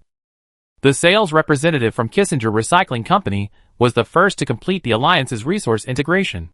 She adjusted her collar, further revealing her already exaggeratedly full breasts, and said in an intellectual tone, "Captain Li Bin, regarding your needs, we have a new solution. For shipboard weaponry, in addition to the torpedoes you specified, we can provide 2 assault chain guns and 1 light machine gun. For heavy weaponry, apart from hovercraft, we can meet any other requirements. The combination is up to you." A few minutes later, the other representatives forming the alliance also presented their proposals. Li Bin looked at the representatives' proposals and remained silent. Everyone assumed Li Bin thought the price was too high. Some complained that their profits were already at their limit, some hinted that the final price would remain the same with a rebate afterward, and others offered to give away extra stock. For a moment, the bridge was as lively as a market. Kissinger Recycling Company's sales pitch was ingenious, adding a condition.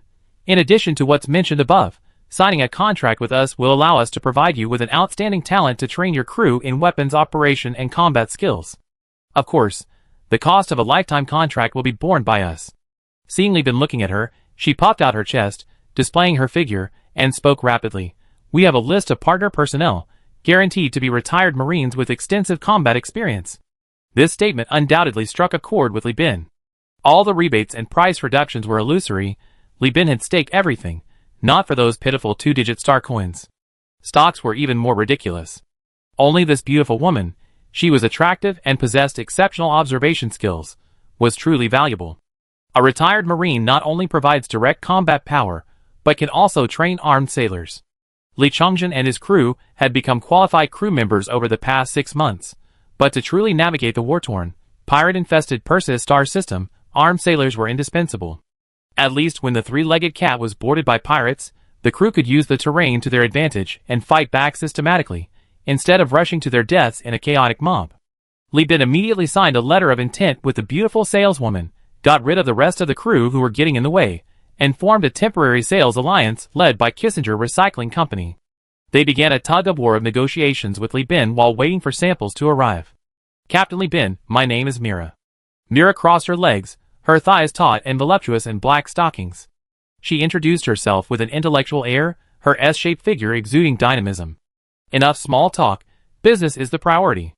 Li Bin ignored the beauty's figure, the pressure of going all in made Big Head nervous, and he had no time to care about Little Head's thoughts.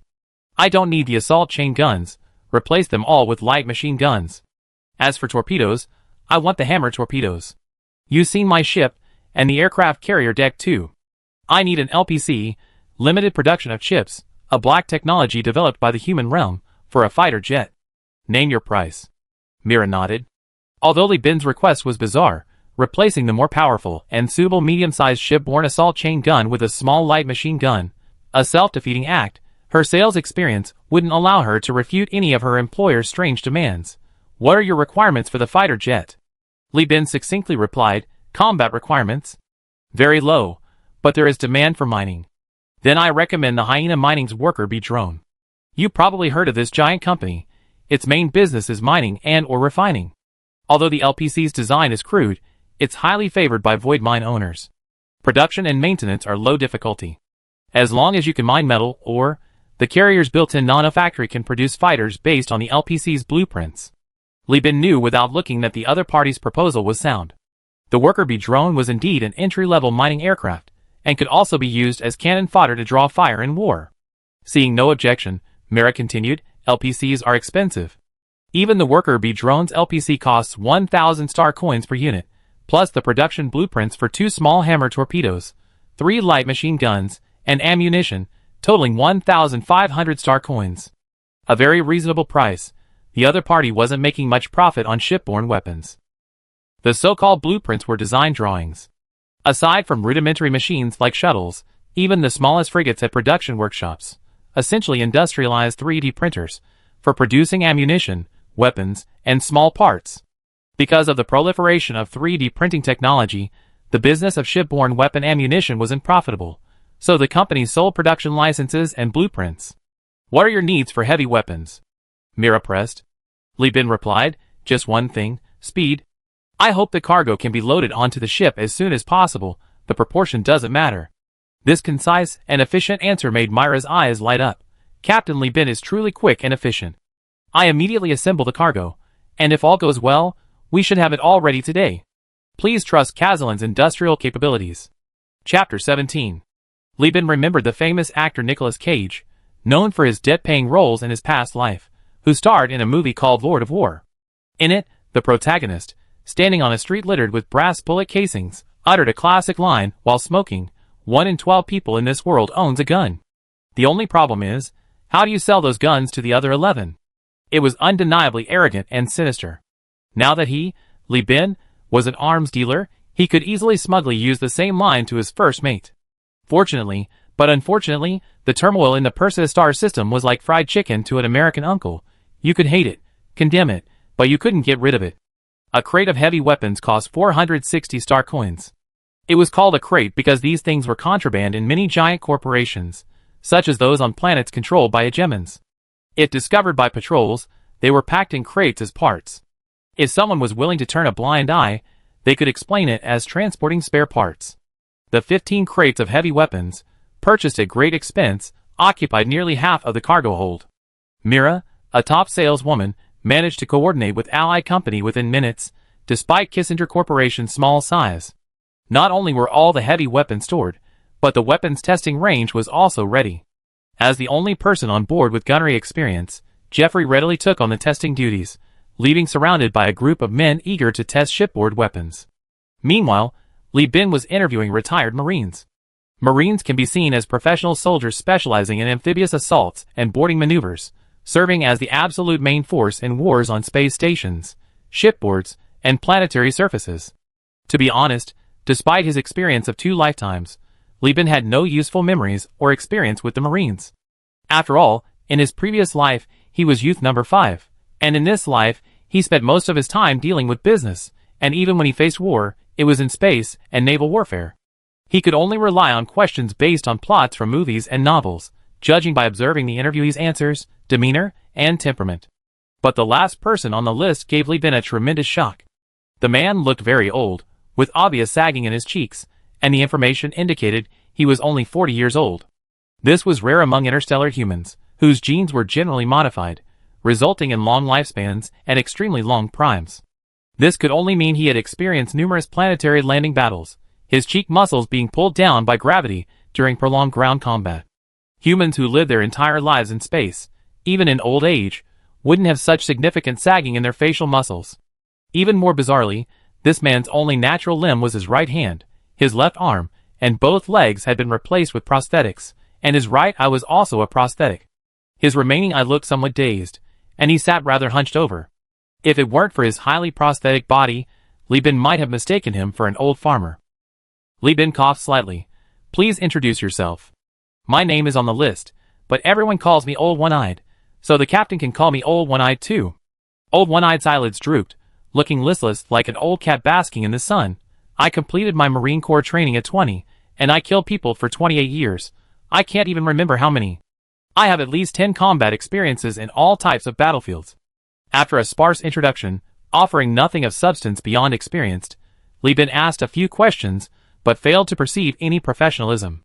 A sense of boredom settled between them, a stark contrast to previous recruitment experiences. Fine, let's get to the skills demonstration, Li Bin thought. I can talk a good game. He said, would it be convenient to demonstrate your skills? Any skill is fine.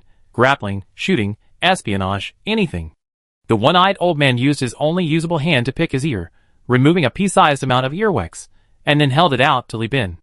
Li Bin abruptly stood up, his hair standing on end. In in-person interviews, the interviewer maintains a certain distance to observe the candidate's movements. This distance must be at least an arm's length. Li Bin hadn't expected the one-eyed old man to subtly close the distance, while the tedious question-and-answer session was affecting him. His body was already hunched over, displaying a lazy posture, so even if he tightened his body further, it wouldn't be surprising. He relied on this to counteract the visual change caused by the seat being moved closer.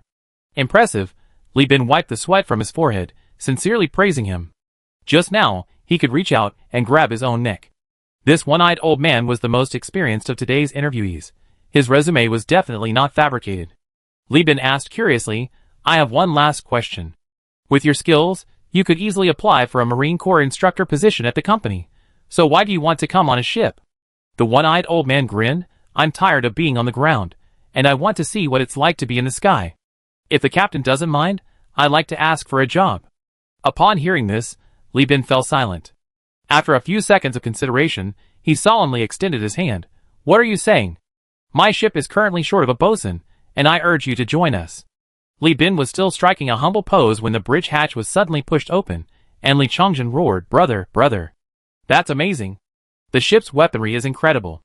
I thought that light machine gun was just a small water pipe, but guess what? 60 mm caliber. Those bullets weigh over a pound each. That's not a gun, It's practically a cannon, and it fires in bursts. From now on, I be a machine gunner, and none of you are allowed to take it from me, he declared with great ambition. Li Bin smiled and agreed, pointing to his younger brother and saying to the one-eyed old man, "This guy volunteered, so let him be your first soldier. This is my brother, and I have high hopes for him. I hope you can educate him with the strictest methods." Li Bin emphasized the word strictest. The one-eyed old man glanced at Li Chongjin, who was flexing his biceps to intimidate his colleagues, and nodded. Young, healthy, and seemed simple-minded, he's a perfect candidate for a soldier. Li Chongjin was still excited about the exhilarating experience of firing the cannon himself, completely oblivious to the fact that his brother had betrayed him. The next day, penniless, Li Bin piloted the three-legged cat, leaving the industrial gold mine of Kazalin, heading towards the nearest hyperspace jump point. The Tulir galaxy was more than 10 light-years away from Li Bin's destination, a spatial distance that even the speed of light takes years to measure. Relying solely on the three-legged cat's own engine, which would take more than 10 days to traverse the galaxy, he would be reborn by the time he reached his destination. Therefore, intergalactic transport required the use of hyperspace. This is a barren, violently unstable world, existing inextricably linked to the main universe. Hyperspace possesses a unique characteristic. Stars in the real universe are mapped within it, and the distances between them are far smaller. In other words, by venturing into hyperspace and enduring its storms, one could cross light years in a matter of days, establishing business beyond galaxies. Compared to the forces of nature, spaceships are far too fragile. Even with modern-day giant ships several kilometers in size, the complex and chaotic hyperspace is still akin to the age of exploration, crossing the Atlantic in sailing ships. Everyone knows that nails were a luxury in New York, and England boasted the largest nail factory of its time, yet only a minority dared to venture onto ships. Similarly, everyone knows that food is cheap on agricultural planets several light-years away, and that the Tuller system has no organic soil, yet wealthy people would rather rot and stink in space stations than risk entering hyperspace. Only those with no way out, like Li Bin and his crew, would venture into this field and fight for a future. Chapter 18. Entering the jump point in 30 minutes. Ship self-checks initiated. Crew members without missions, please return to your quarters immediately. Li Bin recited the procedure verbatim over the loudspeaker. At this moment, the three-legged cat had arrived near the hyperspace jump point. A sphere, emitting a blue-purple light like a special effect, hovered in the void. The sphere contained swirling vortices and faint glows. Anyone seeing the jump point for the first time would feel a fear of the unknown. This sphere was unstable, seemingly expanding and contracting rhythmically under some influence. At its largest, its diameter exceeded 10 kilometers, while at its smallest it was only 3 or 4 kilometers. As the sphere expanded and contracted, the ships in front of it were swallowed up one by one. Watching the ships line up, Li Shu inexplicably recalled the myths Li Bin had told her before. The gods were above the heavens, and the people lined up, kneeling and praying, offering everything they had. Li Chongjin surveyed the surrounding ships with great interest, calling out their names and specifications one by one, muttering sarcastically, "Haha, a bunch of frigates, these tiny 60 to 70 meter things dare to cut in line. If I were sailing, I ram them and sink them." Seeing her brother so carefree and happy, Li Shu's worries lessened considerably. As the bridge commands became more frequent, under everyone's tense gaze, the three-legged cat crashed into the blue-purple jump point. A deafening roar filled her ears, like a continuous barrage of thunder and lightning, or the echoing sound of a waterfall just inches away. All words, all sounds, were blurred by this roar, as if separated by something. Her body felt noticeably stiff, her hands and feet felt like they were submerged in water, but her breathing remained smooth. Li Shu opened her eyes in discomfort, and saw that everyone else shared her pain. Only her brother, the first mate, and the newly recruited bosun in Kazalin, an old man nicknamed Old One-Eyed, seemed unaffected. This is atopic dysplasia. Everyone who enters hyperspace for the first time experiences this symptom, Li Shu heard her brother explain in a loud voice, though she still felt she couldn't quite hear him.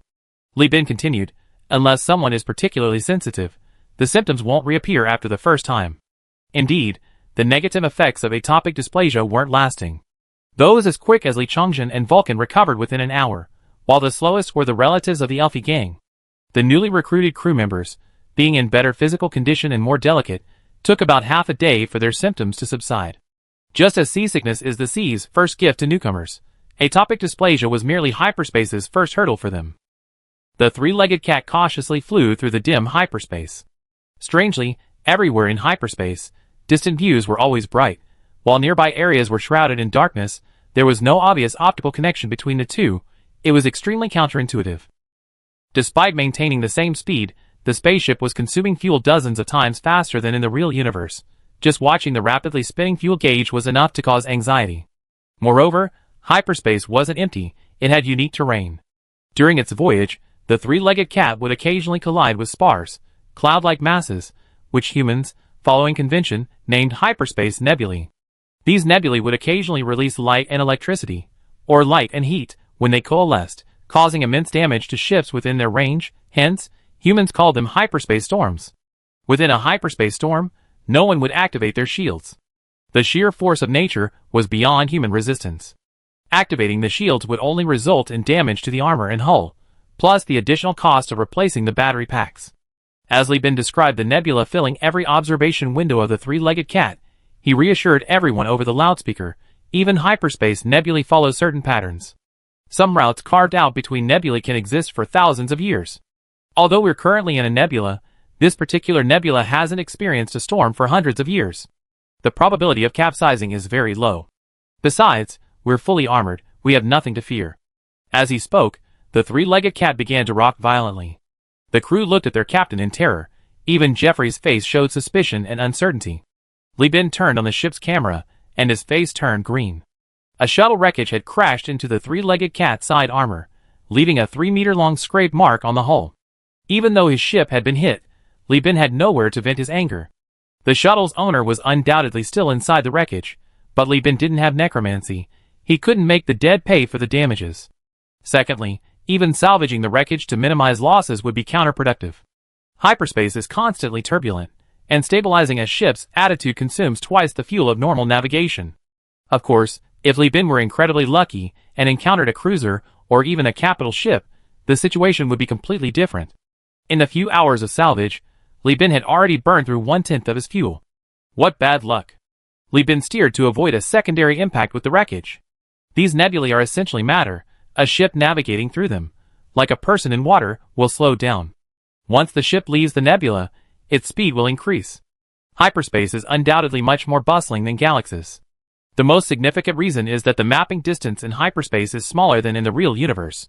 Therefore, in prosperous and well-established shipping lanes, you can see ships all around, moving according to habit and tacit understanding, contributing their blood and sweat to insatiable giants. In addition, there are thrilling raids and wars. Pirates, the Ludlow Left Path, the Hell Legion, the Fong Clan, and other warmongers, extremist religions, and brainwashing forces wage war throughout hyperspace. Besides planning large-scale interstellar invasions, these forces most often engage in small-scale raids on transport fleets in hyperspace, much like pirates. They are powerless against the defensive forces within a system, but they can hide in nebulae, like vultures guarding hyperspace jump points, circling their prey. Their core objective is to weaken a system's power by harassing its transportation system. If they find their harassment has become a trigger for unrest, they will call upon their main fleet and launch a full-scale invasion. This behavior has caused many negative consequences, one of which is the displacement of civilian populations. In systems like the Tulier system, which lack large-scale food supplies, a food shortage of more than 2 months can easily trigger a food crisis. After 6 months, you can see countless civilian ships desperately trying to break through encirclements for a chance to survive. Objectively speaking, over 4% of Elf's current population consists of refugees from other star systems seeking work. Li Bin remembered the first 2 years after being mortgaged onto the ship. He was a laborer, often seeing emaciated, wealthy people emerging from luxurious spaceships on food-producing planets. Adorned in gold and silver, they eyed the vast, fertile fields of the planets through their observation windows with a mixture of wariness and greed. These were refugees who had escaped and were starving, coming directly to food-producing regions for food, even harboring ambitions to buy land and become high-tech farmers. With its engines at full power, the Sanjiameo, three-legged cat, revealed its code and headed south with a sizable commercial fleet. Li Bin's mind was racing. As a kind-hearted citizen, Li Bin naturally couldn't turn a blind eye to the evil deeds of the Chaos Forces. Due to insufficient transport capacity, he couldn't buy food to support these starving star systems. However, he could sell weapons to arm the people and help them defend their homes, and he was eager to do so. Chapter 19.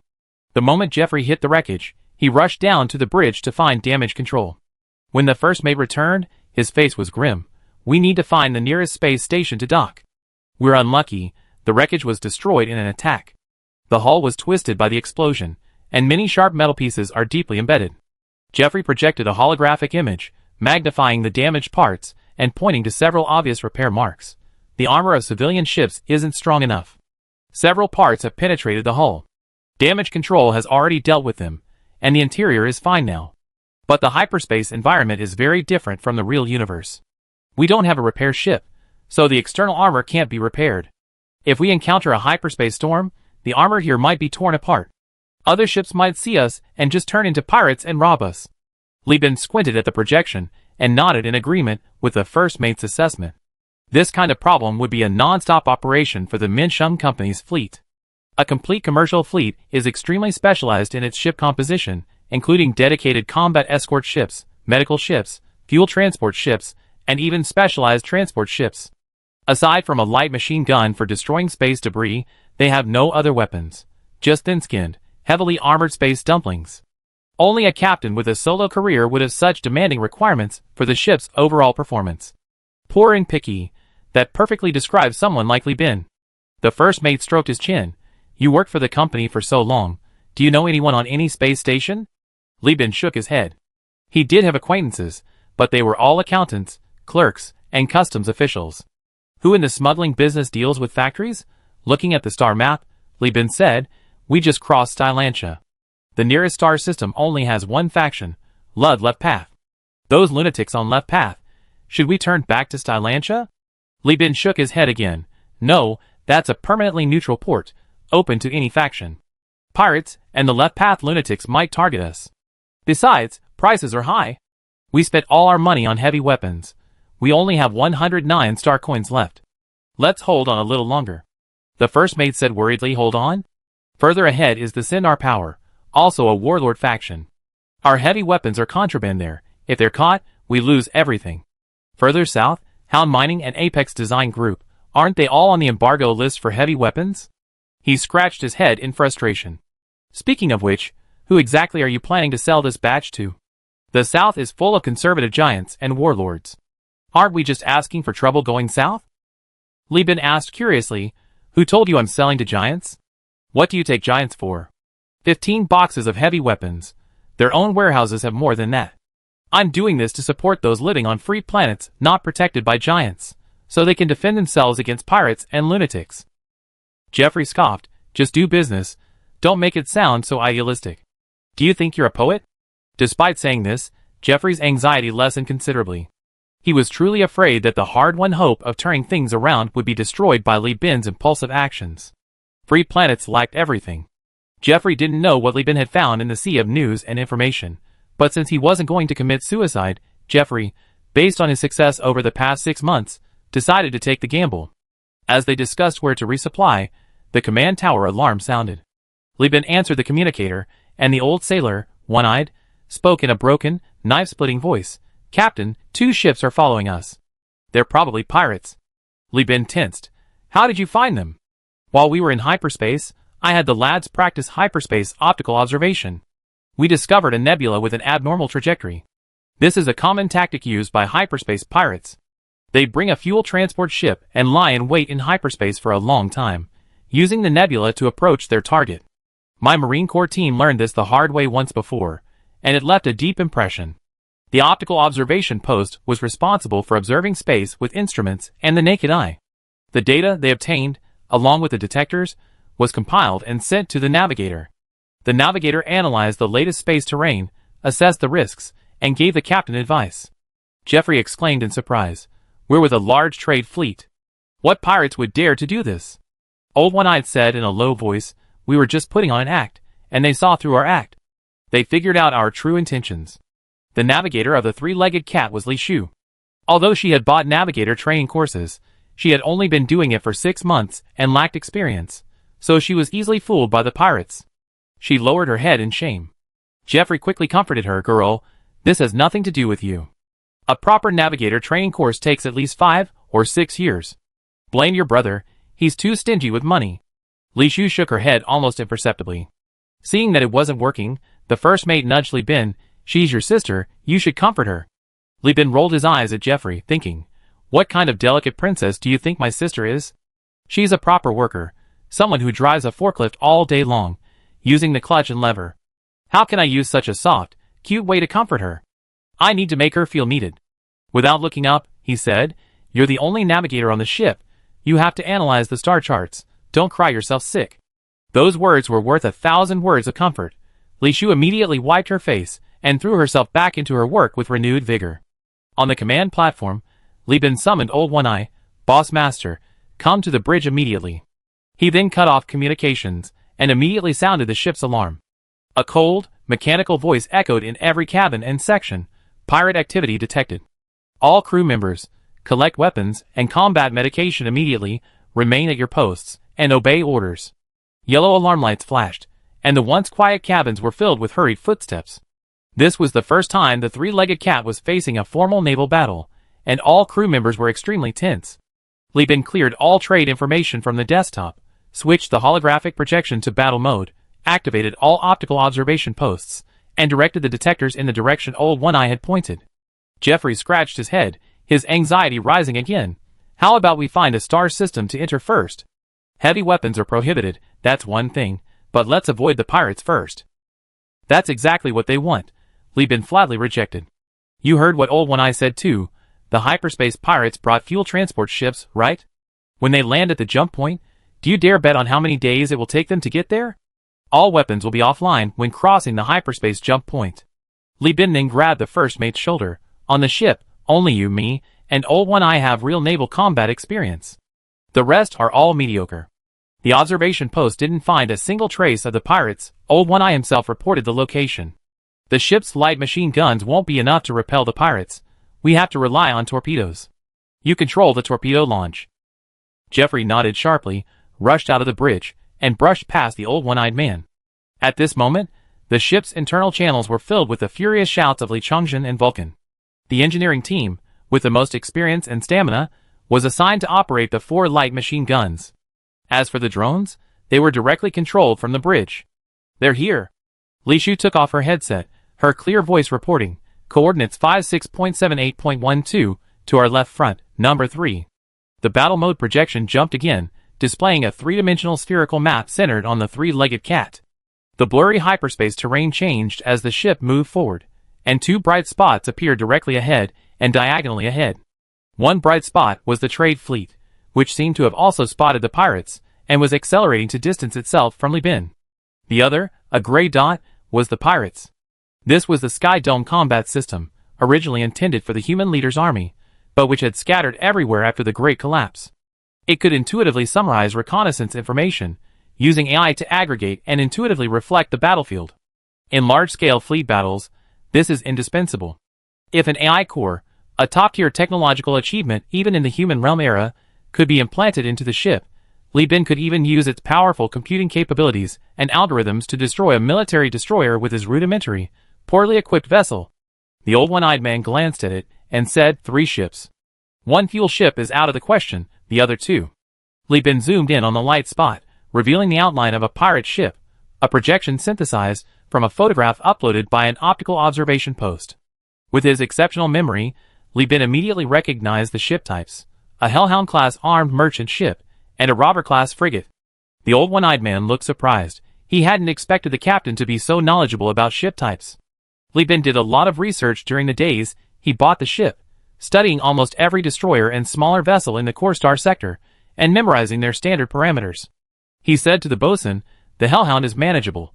It's designed as an armed merchant ship, only slightly faster than us.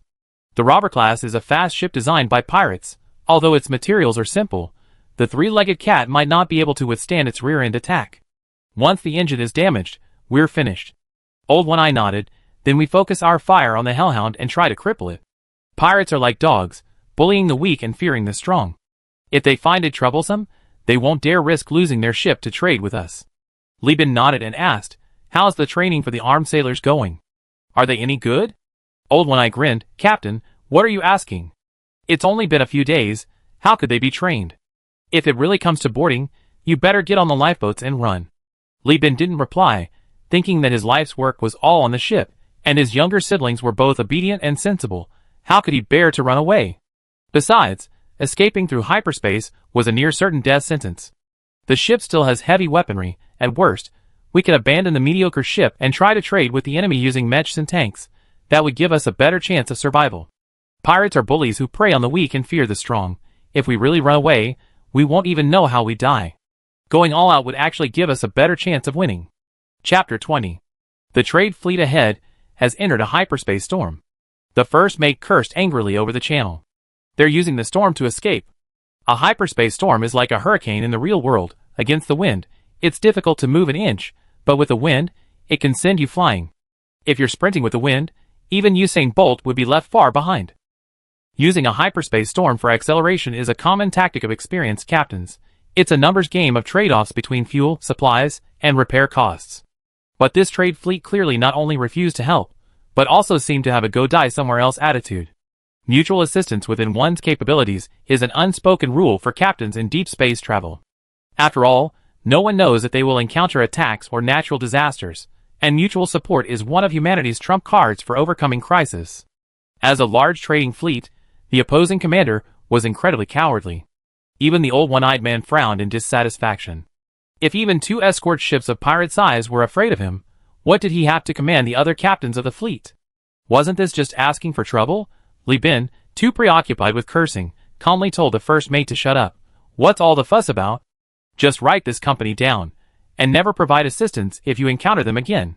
Now focus on preparing for the naval battle.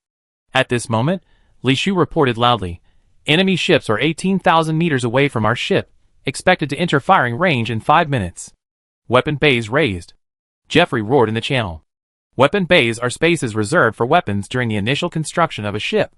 Shipborne weapons are no longer hand-cranked in the 21st century, therefore each weapon bay is equipped with ammunition magazines, electric engines, circuitry, fire control radar, and other complete components. It's not simply a matter of digging a hole to serve as a weapon bay. These weapon bays, covered by movable armor, protruded like barnacles on a whale's body, except unlike barnacles, they were normally retracted, only opening during combat.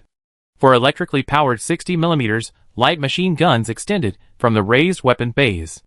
Under the control of Li Chongjin, temporarily reassigned as a gunnery sailor, one of the light machine guns began to spin rapidly. Simultaneously, the hangar doors below the bridge opened, and 6 drones were launched in sequence, circling the 3-legged cat, their weapons already locked onto the approaching pirate ship. These worker drones, equipped with simple chips, could cooperate via a local area network after receiving commands. Originally intended for long-range mineral mining, they could also destroy asteroids and mines, and work together to penetrate ship armor. Like the hammer torpedo at the bow of the 3-legged cat, originally intended for destroying asteroids, their destructive power was later found suitable for destroying ships, so they were adopted as weapons. 6,000 meters from the enemy. Li Shu's voice rose again. In the Sky Dome combat system, the pirates were already very close to the drone's combat radius. But Li Bin remained still. All the mining drones were crudely manufactured, top-notch in firepower, but inadequate in defense. Without coordination, they were easily torn apart. 3,000 meters from the enemy. Enemy ship, open fire. Li Shu's voice trembled with tension. Li Bin glanced at the combat system, grabbed the communicator. The pirates have opened fire. It's a fire serpent. The 3-legged cat will attempt to maneuver. You must intercept the missile. Yes, Captain. Li Chongjin responded. The fire serpent homing missile was a harassment missile specifically designed to disable engines. It had almost no damage capability against the ship itself. The majority of the fire serpent's warhead was occupied by the guidance system, with the remaining portion filled with expanding foam.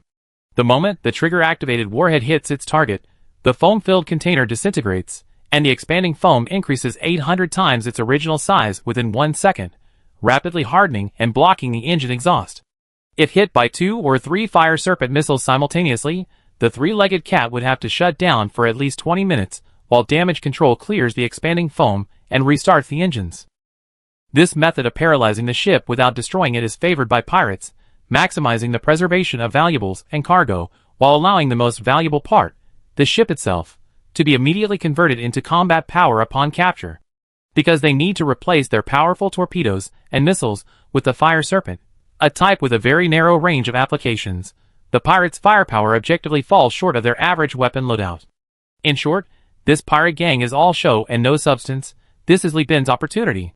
Light machine guns spit fire, for ammunition belts sweep through hyperspace, and 60mm bullets strike the Fire Serpent missiles, the powerful kinetic energy tearing the missiles apart, causing the gray expanding foam to burst open like fireworks. Light machine guns, classified as live-fire kinetic energy weapons on ships, are further subdivided into anti-aircraft weapons. Relying on a high rate of fire and a multi-weapon position fire network, they employ saturation fire for air defense, making them perfect targets for Fire Serpent missiles. Right now, the pirates on the other side are probably jumping up and down, cursing their shamelessness. Why not equip a destroyer with cannons, instead mimicking a frigate by installing a bunch of small water pipes and branching out like a piss?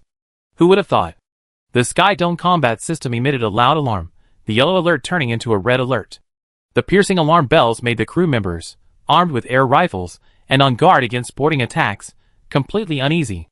Enemy ship 1,500 meters away. This meant both sides had entered the range of direct fire, and the fierce naval battle had officially begun. Deploy the shields. The orange shield slowly rose under the full power of the battery packs. The fastest, the Robber-class frigate, had barely closed in when the shields absorbed most of the initial barrage, with only a few shells hitting the armor. The three-legged cat trembled slightly as its armor deformed. A window popped up at the bottom of the Sky Dome combat system. The progress bar filled to 20%. This reflected the waste heat buildup of the ship's battery packs. To maintain the shields during the violent explosions, the battery packs would be overloaded for a short period. Even in the interstellar era, energy conversion efficiency could not reach 100%, and some of the battery pack's energy would accumulate as heat within the pack.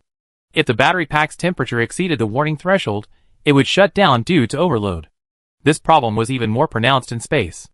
To maintain a massive ship hundreds of meters tall, the ship's battery packs were several standard ship cabins in size. However, the thin atmosphere of space, unlike Earth with its abundant air and water, means that battery packs cannot rely on air or water cooling for heat dissipation. Doing so would heat the cabin air, and the crew would die from the heat before the battle even ended. Therefore, in naval warfare, the captain must be constantly vigilant about the accumulation of waste heat. An overload and power outage would render the entire ship, including its engines and weapons, unusable, turning the spacecraft into a sitting duck. Of course, there are ways to dissipate waste heat. Ships typically use methods that convert waste heat into radiation, which is then expelled through diffusers. Each ship has a rated diffuser efficiency, similar to a microwave oven. In other words, with proper control, a ship can slowly diffuse and manage waste heat. However, in a one-on-two situation like Li Bin's, it would be difficult to keep the waste heat of the three-legged cat within safe limits. He needed time to halt the ship's functions, activate the forced exhaust system, and convert all the waste heat into thermal radiation, releasing it like defecating. In thermal imaging, the three-legged cat would then be as dazzling as the sun. And as everyone knows, a person is most vulnerable when defecating, and the same goes for a ship. At this time, it can do nothing. The forced exhaust process is irreversible. Although the process only takes a few tens of seconds, once it's started, it's a death sentence. Full speed ahead. Ran the Robber class. Target, Hellhound class. Li Bin gave the order. As the Hellhound class, which was crashing behind, locked onto it, the worker drones swarmed out, completely ignoring the pirate ship that was right in front of them, charging towards it with a death wish. But Captain, the shield collision is putting a lot of pressure on the battery packs. A crew member reminded him. Li Bin waved his hand. We're a destroyer, they're a frigate. Our battery packs are at least twice as many as theirs, giving us an advantage in battery waste heat. Take down the Hellhound. Hammer torpedoes in action. Hammer torpedoes in position. I need a better firing angle. Jeffrey responded on the channel. Alright, I give you the firing angle. Li Bin slammed his hand on the table, activating a button on the command console, initiating the swarm's tactical system. Backup deployment. The carrier's nanofactory, located directly below the bridge, immediately began operating, assembling all the parts originally intended for drone repair. The second batch of drones was assembled and launched in less than a minute. This batch of drones disregarded safety and stability, focusing solely on maximizing firepower in this moment. Even if they survived, they would quickly be destroyed due to malfunctions. Their mission was simple: to force the Hellhound-class armed merchant ship to turn its fire on them, creating an opportunity for the three-legged cat to close in. Li Shu looked up and shouted, "Collision warning." Boom! Chapter 21. The instant the shields collided, the battery packs of both ships began to crackle and discharge. Fortunately, the crew of the three-legged cat was small. The damage control personnel originally responsible for maintaining the battery packs had been reassigned to the midships to handle emergencies, so no one died. However, pirates, to cope with the high mortality rate of boarding maneuvers and the need to immediately move captured ships, always preferred as many crew members as possible. Now, it was certain that some of the enemy's technicians had been electrocuted. The two ships did not actually collide, it was merely the shields rubbing against each other. The flashbang incident also destroyed the nearest optical observation equipment. A barrage of insults from the pirate captain appeared on the public channel. Li Bin simply replied and blocked the pirates while they were still bewildered. The waste heat from the battery packs had exceeded 50%. The pirates, who only had the escort ship's battery pack, were also in trouble. They hastily separated and dared not pursue, fearing another collision with the enemy's madmen. Therefore, they forced a detonation of their batteries. The 320-meter-long three-legged cat, carrying terrifying kinetic energy, charged towards the Cerberus-class destroyer, shielded and armed with anti-aircraft fire. Keep in mind that a Nimitz-class aircraft carrier is only 317 meters long. When docked for public viewing, it appears to those below as a mobile town. Now, this town has arrived. Evade. Hard port evade. Alarms blared across the Cerberus-class's bridge. The pirate captain couldn't even bother directing the guns to sink the harassing drones. This ship, touted as an armed merchant vessel, only claimed armed capabilities. Its hull was still that of a civilian vessel. Moreover, the Dromedary was a civilian destroyer, while the Cerberus was a frigate. How could an 80-meter-long little Kalami withstand a 320-meter behemoth? A head-on collision would overload its shields, leaving it to withstand the high-speed, high-strength alloy space dump truck of tens of thousands of tons.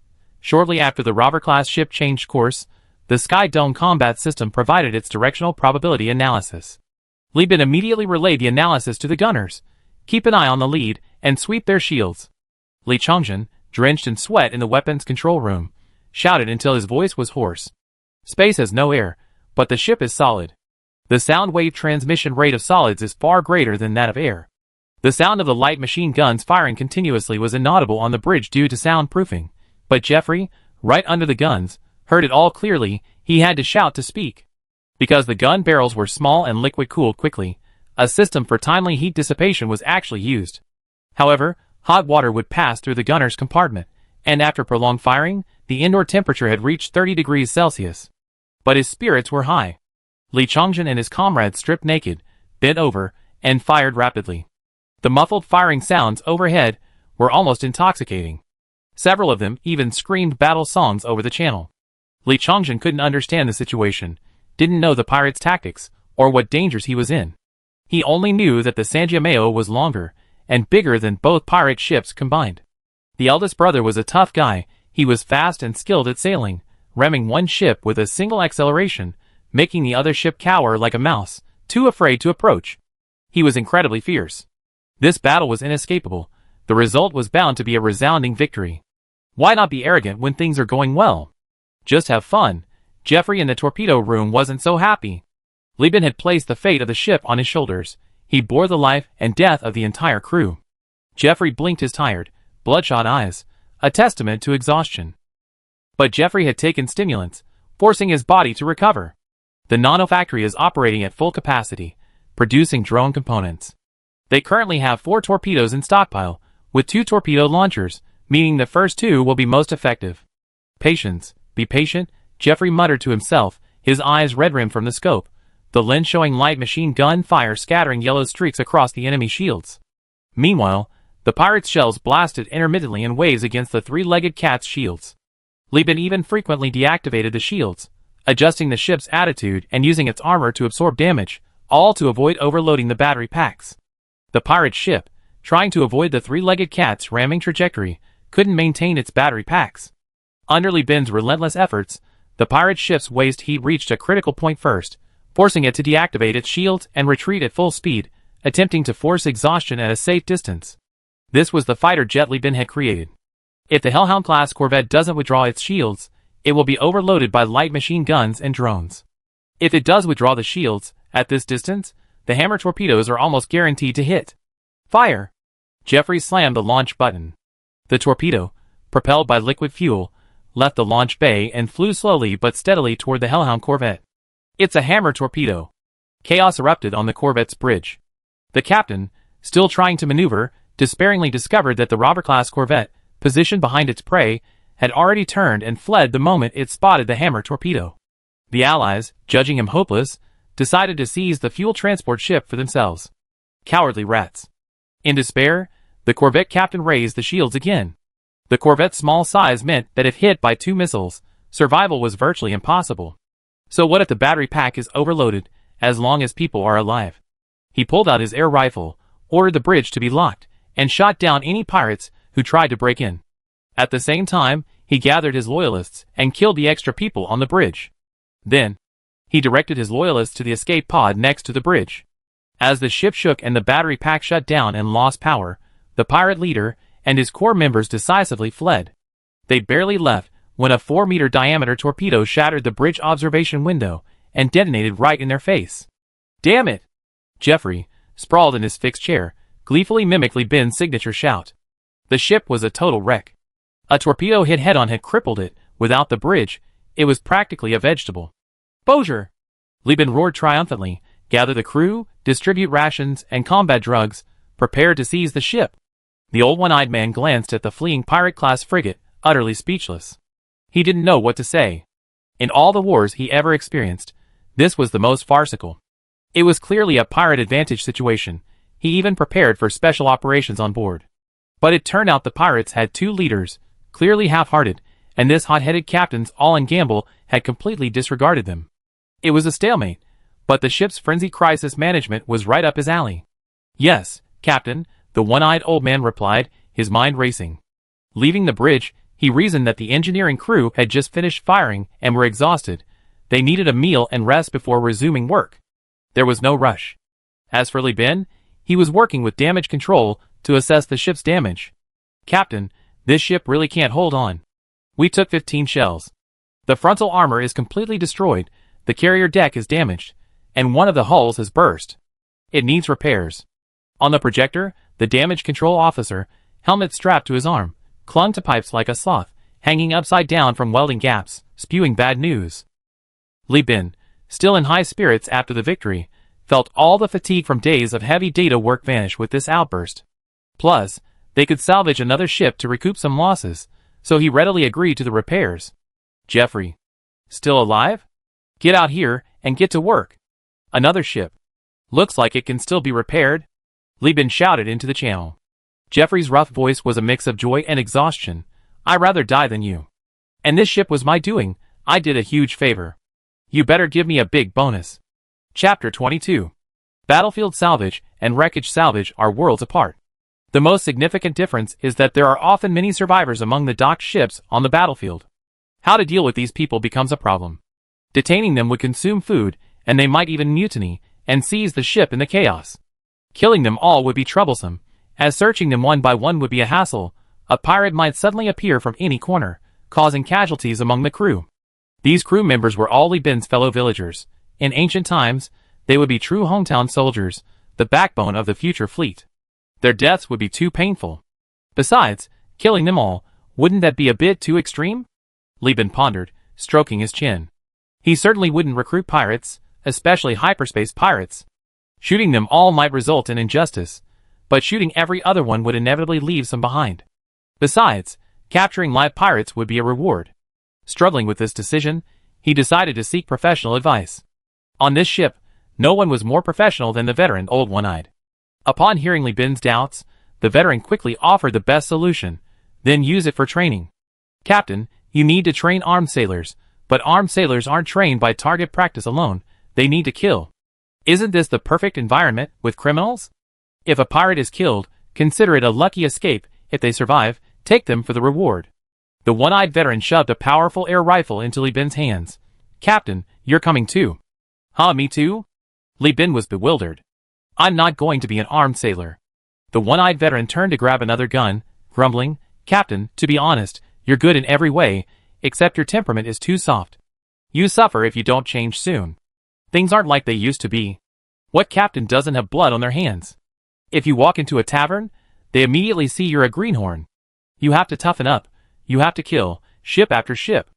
Not the kind where you bombard ships with cannons, not the kind where crew fights, but the kind where you lead a crew to slaughter your way through an entire ship.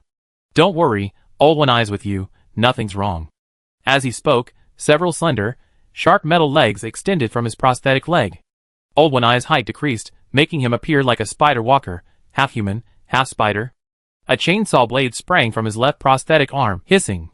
As he turned, the most terrifying thing was that the Old One-Eyed Man's face remained nonchalant, a stark contrast that was indescribably chilling. After this ordeal, you and your men will be different, very different. Jeff, on the other end of the channel, swallowed hard and whispered, "Goodness, Captain, where did you find this killing machine? He talks about killing like it's nothing." Li Bin didn't reply, thinking to himself, killing is nothing. Look at the Old One-Eyed Man now, he's scared his pants wet. He's not even human, he's practically a super-modified mechanical soldier. No wonder this guy has been in battle for over 20 years, he's got so many amazing gadgets hidden on him. His skills are enough to make him an instructor. I wonder why he even considered working on a ship. Could it be that he, like the chief instructor of the 800,000 Imperial Guards, shares the same fate as the Snow Mountain Temple? Li Bin shook his head, pushing away these distracting thoughts, and tentatively asked, "Will killing make me tougher?" The one-eyed old man nodded, and then shook his head. "Killing more makes you tougher." "All right." Li Bin nodded, "I believe you. Wait for me a moment. I call the first mate too." Jeffrey's frantic voice came through the channel. "Hey! I killed people. I don't need training. I just fired and wiped out a whole bunch. Stop talking nonsense. Didn't you hear people say that killing more makes you tougher? You better come with me to hell." Li Bin's voice was still on the channel a second ago. The next second he kicked open the door, grabbed Jeffrey, and dragged him out like a dead dog, ignoring Jeffrey's cries. Poor Jeffrey, the effects of the stimulant had just worn off, his body weak and his mind exhausted, unable to resist, and was forcibly taken away by Li Bin. "Come on! I kill you all! Put down your weapons! I say it again, put down your weapons!" In the cramped dining room, the two groups who had broken off negotiations used the overturned tables, chairs, and cabinets to draw their guns and fire at each other. An hour after boarding, they had advanced less than 200 meters, hadn't even cleared one deck, and had already encountered 3 waves of pirates. Of the 20 men in the boarding team, 4 were already wounded. The specialized air rifles inside the cabin were less powerful than rifles on Earth, with almost no recoil, yet powerful enough to kill. Li Bin didn't have the money to change everyone's combat uniforms. Everyone wore crew work clothes. The front row was equipped with bulletproof shields made of high-strength alloy, but in the cramped and complex space, stray bullets at odd angles always managed to hit the unlucky ones. After all, there's no gravity in space. People can run anywhere, up, down, left, or right. The pirates could simply lean against a wall with tables and chairs as cover. The stench of blood and the faint wails around him constantly agitated Li Bin's mind. Unlike the boarding raids he fought at the Min Shum Company, legitimate companies never proactively invaded pirate ships, they always remained inside, using their home field advantage to deal with boarding pirates. Back then, Li Bin had repeatedly taken up arms to protect company property, but overhead were the cabin surveillance cameras capturing pirate data. His headset carried the efficient commands of the well-organized command team, and he was surrounded by a large number of Marines and armed sailors. He had the advantage, no matter how he fought. Now, with a series of thuds, air rifle bullets embedded themselves in the dining table, the polyethylene table cracking at the point of impact, leaving a thumb-sized dent, and a bump protruding from Li Bin's nose. He instinctively pulled his face back, and at the same time, a second round of bullets struck near the dent, the plastic structure unable to withstand the impact, exploding into a fist-sized hole. On the battlefield where death was only 10 centimeters away, Li Bin's adrenaline surged like urine, his heart pounded as if it were about to explode, his brain was congested, and his mind was somewhat hazy. His eyes darted around, and he saw Old One-Eye gesturing to him. Li Bin subconsciously shouted, "Cover." The words had barely left his lips when he raised his gun and opened fire on the opposite side. The crew members all raised their guns, and a barrage of fire immediately suppressed the enemy.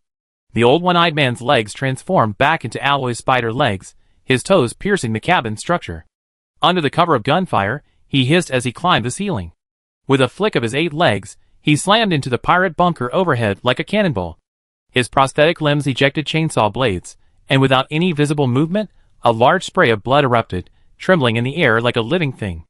The sudden turn of events caused the pirates to deflect their guns, creating a huge gap in their defensive firepower. Seeing this, Li Bin kicked the first mate and his brother, who were cowering to the side. Charge. Li Chongjin raised his bulletproof shield, and Li Bin pressed his gun against his brother's shoulder, pulling the trigger forward. Jeffrey also got up and pressed his gun against another crew member's shoulder. The crew quickly organized a suppressive formation and swarmed forward. Li Chongjin used his shield to push down two pirates, then stomped on his magnetic boots to grip the ground, throwing himself onto them. Li Bin stepped on his brother's back, preventing the pirates from easily pushing Li Chongjin away, while simultaneously lowering his gun. Amidst the pirates frantically pulling the trigger and a hail of bullets, he aimed at the pirate's side and fired. He then withdrew his gun, changed direction, and repeated the process. Two pirates with bizarre tattoos on their faces died in excruciating pain from their ruptured kidneys, the ruptured frenulum filling the air with a strange, pungent smell of blood. Li Bin lifted his brother, patting him on the shoulder. Good job. Now keep going, push forward. The two groups had completely collided, jostling each other. With limited space, air rifles were useless, so everyone instinctively dropped their guns and drew melee weapons to fight. In the chaos of the fight, Li Bin shattered a pirate's eardrum with a blow from the hilt of his knife. Just as he was about to finish him off, Jeffrey shouted in shock and panic, "Li Bin, Captain! Come quick! You better be in trouble!" Li Bin yelled back. He grabbed his younger brother and fought his way to the first mate's side, only to find Jeffrey standing there like a block of wood. Who's dead? Or did we catch a big fish? Jeffrey pushed open the freezer door and said blankly, "See for yourself." This abrupt remark startled Li Bin. He poked his head in, then froze instantly. Li Chongjin also curiously peered in, but Li Bin's large hand pressed down on his head, and he couldn't break free no matter how hard he tried. "Brother, what's that? Why are you hiding it? Kid shouldn't look, it'd make your eyes pop out." Li Bin pulled back, his face ashen, the words squeezed out between clenched teeth, carrying a chilling aura that seemed to emanate from the freezer, sending a shiver down Li Chongjin's spine. Jeffrey muttered in a barely audible voice, "So many, how can you do this? They're only this big." Li Bin gripped the hilt of his knife, the images of the cold storage flashing repeatedly through his mind, his heart burning with rage. These bastards, stealing ships and killing people wasn't enough, they even beheaded and gutted the corpses, hiding them like meat in the cold storage, sorting them by age, not even sparing the infants. At this moment, Li Bin deeply understood the reason why Old One-Eyed had made him personally lead the team to see the bloodshed. Such a shock finally made him truly understand what the evil of humanity meant. The famine and cannibalism lightly described in history books, when actually witnessed before his eyes, had an impact no less than a spiritual tsunami. He felt his mind was being tested. The sunny humanity, born under the red flag and raised in the spring breeze, was dying, and he, with blood on his hands, was born in response.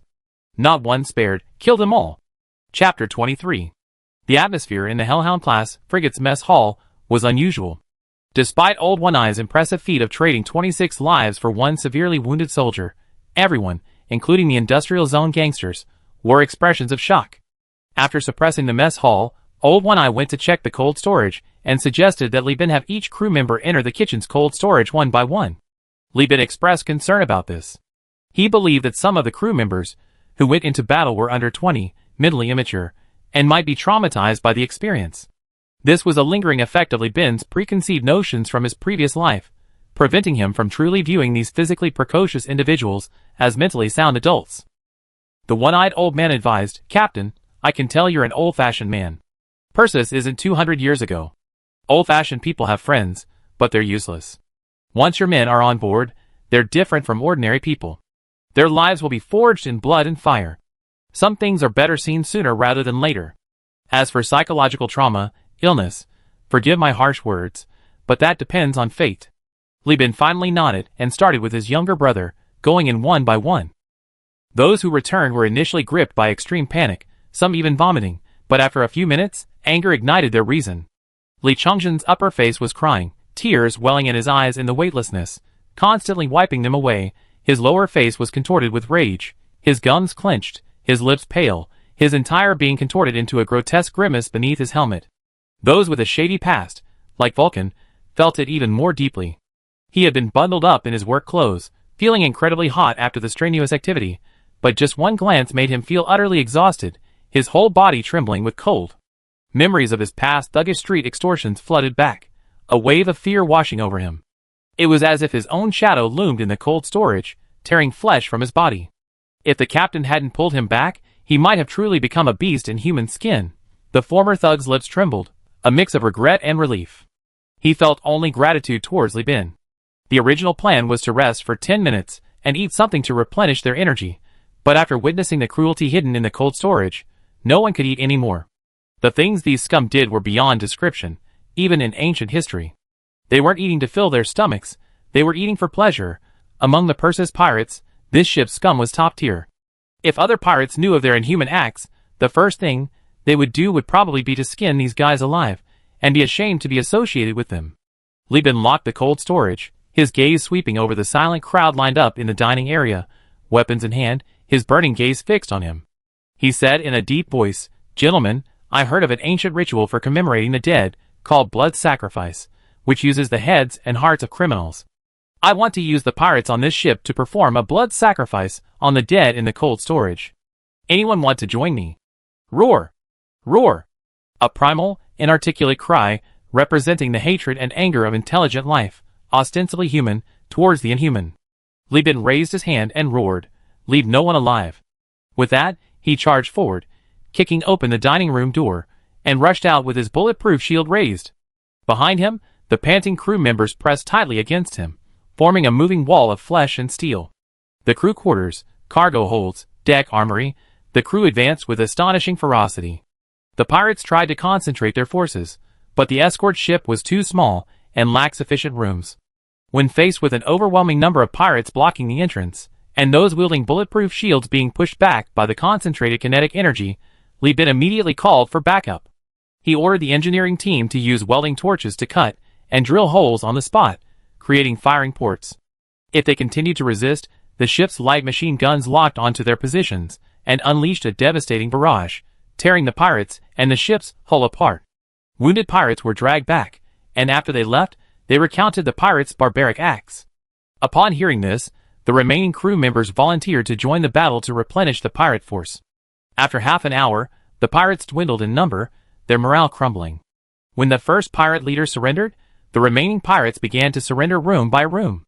The more than 30 surrendered pirates were disarmed and gathered outside the restaurant's cold storage, their heads bowed in fear. Li Chongzhen's eyes were bloodshot, and his limbs were weak from exhaustion. He gasped, "Brother, what do we do? You said leave no one alive, but so many are still left." Li Bin patted his brother's back. "You worked hard. Go back and rest. I handle things here." Li Chongzhen stubbornly shook his head. "I have to watch them die, otherwise I won't be able to sleep." Seeing this, Li Bin didn't try to persuade him further. He grabbed a screwdriver, pliers, and a crowbar from the cargo hold toolbox and threw them into the crowd, saying, "The number of tools here determines the number of people who live. The rest will die. You choose." He then winked at the one-eyed pirate and turned to leave. Behind Li Bin, a quick-thinking pirate grabbed a crowbar and plunged it into another man's eye socket. Some pirates saw through Li Bin's plan and shouted that Li Bin only wanted to see them fight amongst themselves and had no intention of sparing anyone. They should unite and resist. Before the words were even finished, the man's back was stabbed raw and bloody by several pirates wielding tools. Everyone knew this was likely, and instinctively resisted the possibility. They were out of air rifles, and now 20 air rifles, and several bulletproof shields blocked the front and back doors. What could they do? They could only gamble that Li Bin would keep his word. If someone dared to speak up now, wouldn't that harm the person who had seized the tools? Then they would have to shut him up forever.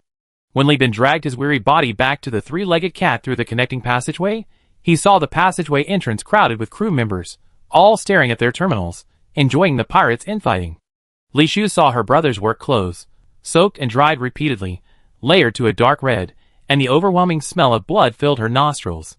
Her face turned deathly pale, and her fingers trembled as she reached out. Upon seeing his sister, Li Chongzhen's legs went weak, and he collapsed, sobbing against Li Shu. "Sister, they're beasts. They're all beasts." Li Shu, at a loss, hugged her brother, stroking Li Chongzhen's sticky helmet, her eyes filled with unspeakable heartache. She then quickly looked up at Li Bin. Li Bin managed a weak smile from inside his helmet. "I promised a blood sacrifice, and the pirates are carrying it out now." Seeing that his sister's eyes hadn't changed, he comforted her. "Don't worry, it's all enemy blood. I'm the captain, I'm well protected. Are there any seats left in the shower? I need to shower." The crew uniforms, designed to ensure survival even if thrown from the ship's hold, and capable of blocking air and blood, still seemed to reek of blood from Li Bin after his shower and change. The blood that had seeped into his breathing apparatus seemed to penetrate his body with each breath. Looking at his clean hands, Li Bin deeply understood what the bosun meant by different. Even though he was now weakened by overwork, he felt he could easily kill himself from just a few hours earlier. "Captain, it's all done." The bosun's voice rang out on the channel. The old one-eyed man was as calm as ever, as if he hadn't just experienced a major battle, but was simply taking a bath.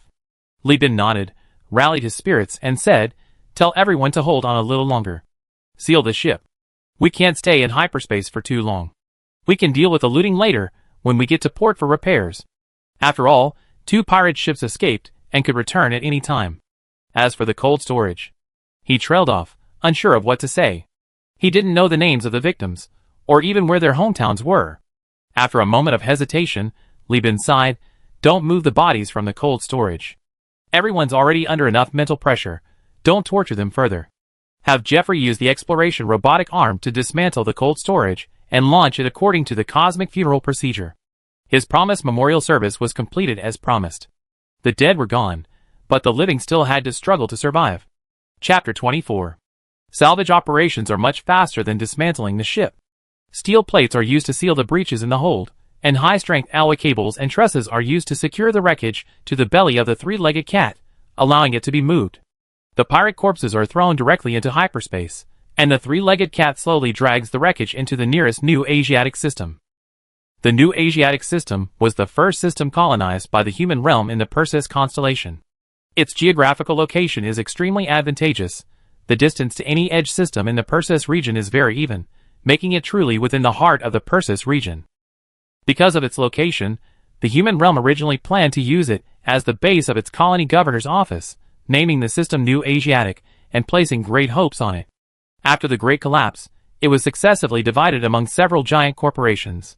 Later, a hegemon established by the former human realm navy swept away all the giant corporations in this system, incorporating them into its territory.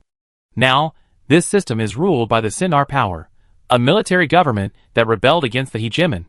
The Sindar regime's politics and diplomacy are extremely conservative. To maintain their economic dominance against their former overlord, they were forced to reach agreements with other giant corporations, acknowledging Nosha's existence as a free planet.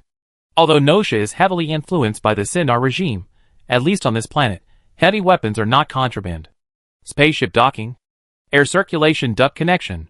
Order issued. The bridge of the 3-legged cat was bustling with activity, the crew a flurry of activity. Nosha is a metal/silicate planet, primarily relying on seasonal mineral mining for income. Food is scarce, yet it hosts a large number of refugees, making food prices 2-star coins higher than on Elphi. Having just survived a bloody battle, the crew was utterly exhausted.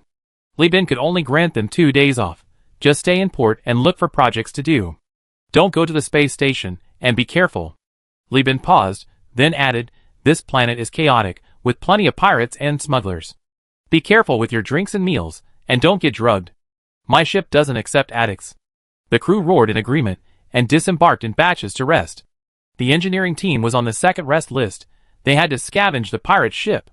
Li Changzhen looked at the pirate ship, a pang of heartache in his eyes. This ship is so good, an armed merchant ship, capable of both carrying and fighting. Why are we selling it? Li Bin pointed to the cargo hold of the 3-legged cat on the terminal projection. "First of all, we're out of money. Repairing the 3-legged cat will cost hundreds of star coins. Besides, we don't have enough people. Adding another ship means hiring 20 more crew members. Where will the money come from? To dismantle it and sell it? Secondly, didn't you see that 3/4 of the 3-legged cat's cargo hold is still empty? We're carrying high-value goods. The cargo hold is more than enough. Instead of expanding the fleet, we should fill the ship first. And another thing." Li Bin kicked his brother. "You, the team leader, aren't you doing any work? What are you standing next to me for? Go find the first mate." Li Changzhen rubbed his backside, muttering as he ran off. Li Bin sat on the captain's throne, enjoying a rare moment of leisure. The bridge, which had been bustling with activity just a few minutes ago, was finally quiet. The skilled crew members, having nothing to do during ship repairs, have been given a break, and her younger sister, Li Shu, has gone to the port for an advanced navigator course. Last time they fought pirates, This girl felt extremely guilty for not being the first to spot them. Later, her brothers fought alongside her, but she couldn't do anything, which put a heavy burden on her mind. It's not that women aren't allowed to fight. Genetic adjustments have minimized the gender-based strength differences among spacefaring humans, achieving true equality at the genetic level. Furthermore, the proportion of women among the armed sailors trained by the old one-eyed man is not low. The reason for not sending his sister to the battlefield is simple. She's one of the few technically skilled workers on the ship, and the only navigator. Deep space voyages rely on her to share the workload. This kind of mentally demanding work is beyond Li Chongjin and Vulcan's capabilities. Li Bin slumped on his throne. Soothing music played from the bridge, and the star map on the projector slowly changed, countless stars rising and falling like a sea of fireflies. He slowly closed his eyes, his tense mind relaxing. Brother. Come quick, it's big cargo. Li Chongjin's booming voice rang out on the channel, startling Li Bin. You better have something to say. Li Bin, still grumpy from being woken up by his brother, spoke with a dark face and unfriendly tone. Li Chongjin instinctively shut his mouth, then couldn't contain his excitement and shouted, Holy crap, bro, pirates are so rich. Why even bother selling goods? Let's become bounty hunters. We can do good deeds and make money at the same time. The more his brother shouted, the darker Li Bin's face became. This brat, bounty hunters? What bounty hunter drives an exploration ship with a light machine gun and a small water pipe? Besides, back in the American West, those who really made money were traders and gold miners. You can't always focus on the thieves eating meat. You have to consider the thieves getting beaten too. Become bounty hunters? Do you really think that in the chaotic political landscape of the Persis star system, with its numerous giant corporations, pirates occupying a place is just luck? Become bounty hunters? They wouldn't even know how they died. Fortunately, the first mate was a knowledgeable man. He pushed aside Li Chongjin and said, Don't listen to this idiot's nonsense, Captain. You need to contact the repair shop right away. We got a good deal. I estimated that after repairing this Hellhound-class ship and our ship, there will still be some left over. Wait. Li Bin snorted, briskly heading towards the cargo hold, inwardly grumbling, This Jeff, the captain with the wind at his back, Li Bin against the wind, he really looks down on me. Upon reaching the cargo hold, Li Bin checked the goods against his terminal, then turned and slapped it on his brother's forehead, scolding, How much money is this? Is it worth becoming a bounty hunter? Can't you have some ambition? The Hellhound class was a frigate, less than 100 meters in length, so its cargo hold naturally couldn't hold much. Aside from food and standard supplies that needed to be intercepted for their own use, this pirate gang must have spent quite a while in hyperspace, robbing many ships. The cargo in the hold was a mixed bag. 10 boxes of civilian daily necessities, using the human territory standard, each box containing clothing, accessories, household items, and work tools, including lathes, etc., enough to satisfy the industrial, agricultural, and daily consumption needs of 100 family units in the colony for a year. Due to the Nosha refugee crisis, each box could sell for 30 star coins here. 14 boxes of organic matter, composed of numerous complex carbon-based compounds and their derivatives, primarily petroleum-based, are key raw materials for light industry, suitable for the production of food, plastics, fuels, solvents, and polymers. Because it can be used to produce food, it commands a high price in Nosha. Each box costs 16 star coins in its country of origin, but here it's worth 25 star coins. 3 luxury items, a 12 square meter portrait painting, and 2 pieces of solid wood furniture. These items would need to be auctioned, taking a long time to liquidate, and he lacked the connections to network with local nobles and capitalists, so they were temporarily useless. 18 sets of heavy machinery. These were valuable items. Li Bin's eyes lit up. The main force of the 3-legged cat ship-breaking operation was the exploration robotic arm mounted on the cargo hold roof, with the rest relying on rudimentary propulsion systems assembled from compressed air tanks. With this equipment, the crew could deploy heavy machinery on wreckage and asteroids for remote, automated mining.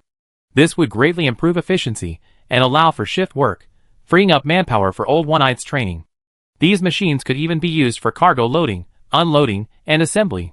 Therefore, even though each set could sell for 126 star coins on Nosha and 140 star coins on Elf, Li Bin didn't plan to sell them. He kept them for himself. In addition, there were 33 boxes of ship components. Unlike the components in the supply crates, these separately categorized items were special parts salvaged from ancient spaceships, their manufacturing process having been lost in the land of man. These ancient components were highly sought after by the giant corporations, who would use them for the maintenance and spare parts of their capital ships. On planets directly controlled by these corporations, they could sell for hundreds of star coins, but on Nosha, being a free planet, their value was very low, only 60 star coins. Finally, there were 5 sets of human organs and 16 boxes of powdered needles. Li Bin frowned deeply at these 2 items. The origin of the human organs was unknown, likely stemming from innocent people in the cold storage. Since the Great Collapse, the giant corporations had gradually crossed moral boundaries. Because many wealthy people disliked prosthetics and artificial organs, seeking natural alternatives, the previously strictly prohibited trade in human organs flourished. A skilled, experienced crew member's lifetime contract costs only 96 star coins, while a complete set of human organs is worth 240 star coins. This makes many pirates prefer to rob people rather than ships. If it weren't for the conservative stances of powerful factions like the Overlords and the Sindar Powers, which are essentially human-led armies, coupled with the religious influence of the Luddite Church, and the fact that 70% of major corporations classify human organs as contraband, the human organ trade would likely be even more rampant today. The faction that openly allows human organs is undoubtedly the unscrupulous technology giant, Speedtronics. As for powder needle, there's not much to say. It's a drug, strictly prohibited by conservative forces, but Speedtronics operates without hindrance. After deducting the human organs and powder needles, and keeping the heavy machinery for our own use, this batch of goods, plus the dismantled pirate ships on board weapons sold separately, will be worth 2,630 star coins. Li Bin compiled the list and casually posted it online. The repair shop is on its way. After we sell this Hellhound-class ship, we purchase heavy weapons here and then set off.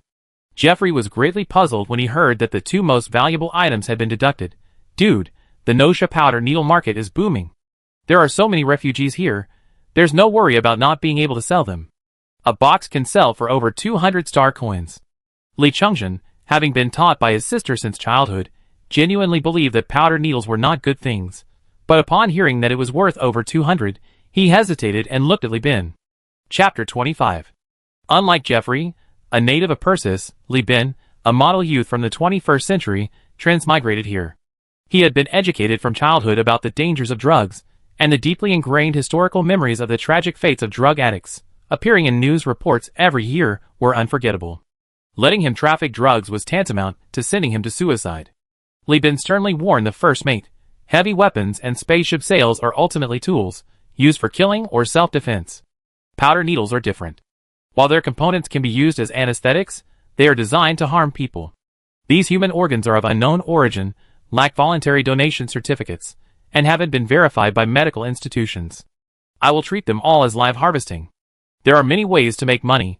There's no need to engage in a business that specifically harms people. Just because you don't see people die after selling powder needles doesn't mean they won't die. What's the difference between doing this and those cannibalistic bastards we kill? This is my bottom line. If you can't stand it, I return your shares and dividends to you, and you can go do the business yourself. After saying this, Li Bin ordered the engineering team to destroy the powder needles and human organs. Jeffrey watched Li Bin's retreating figure and said sheepishly, "If you don't want to sell, then don't sell. Why are you so angry?"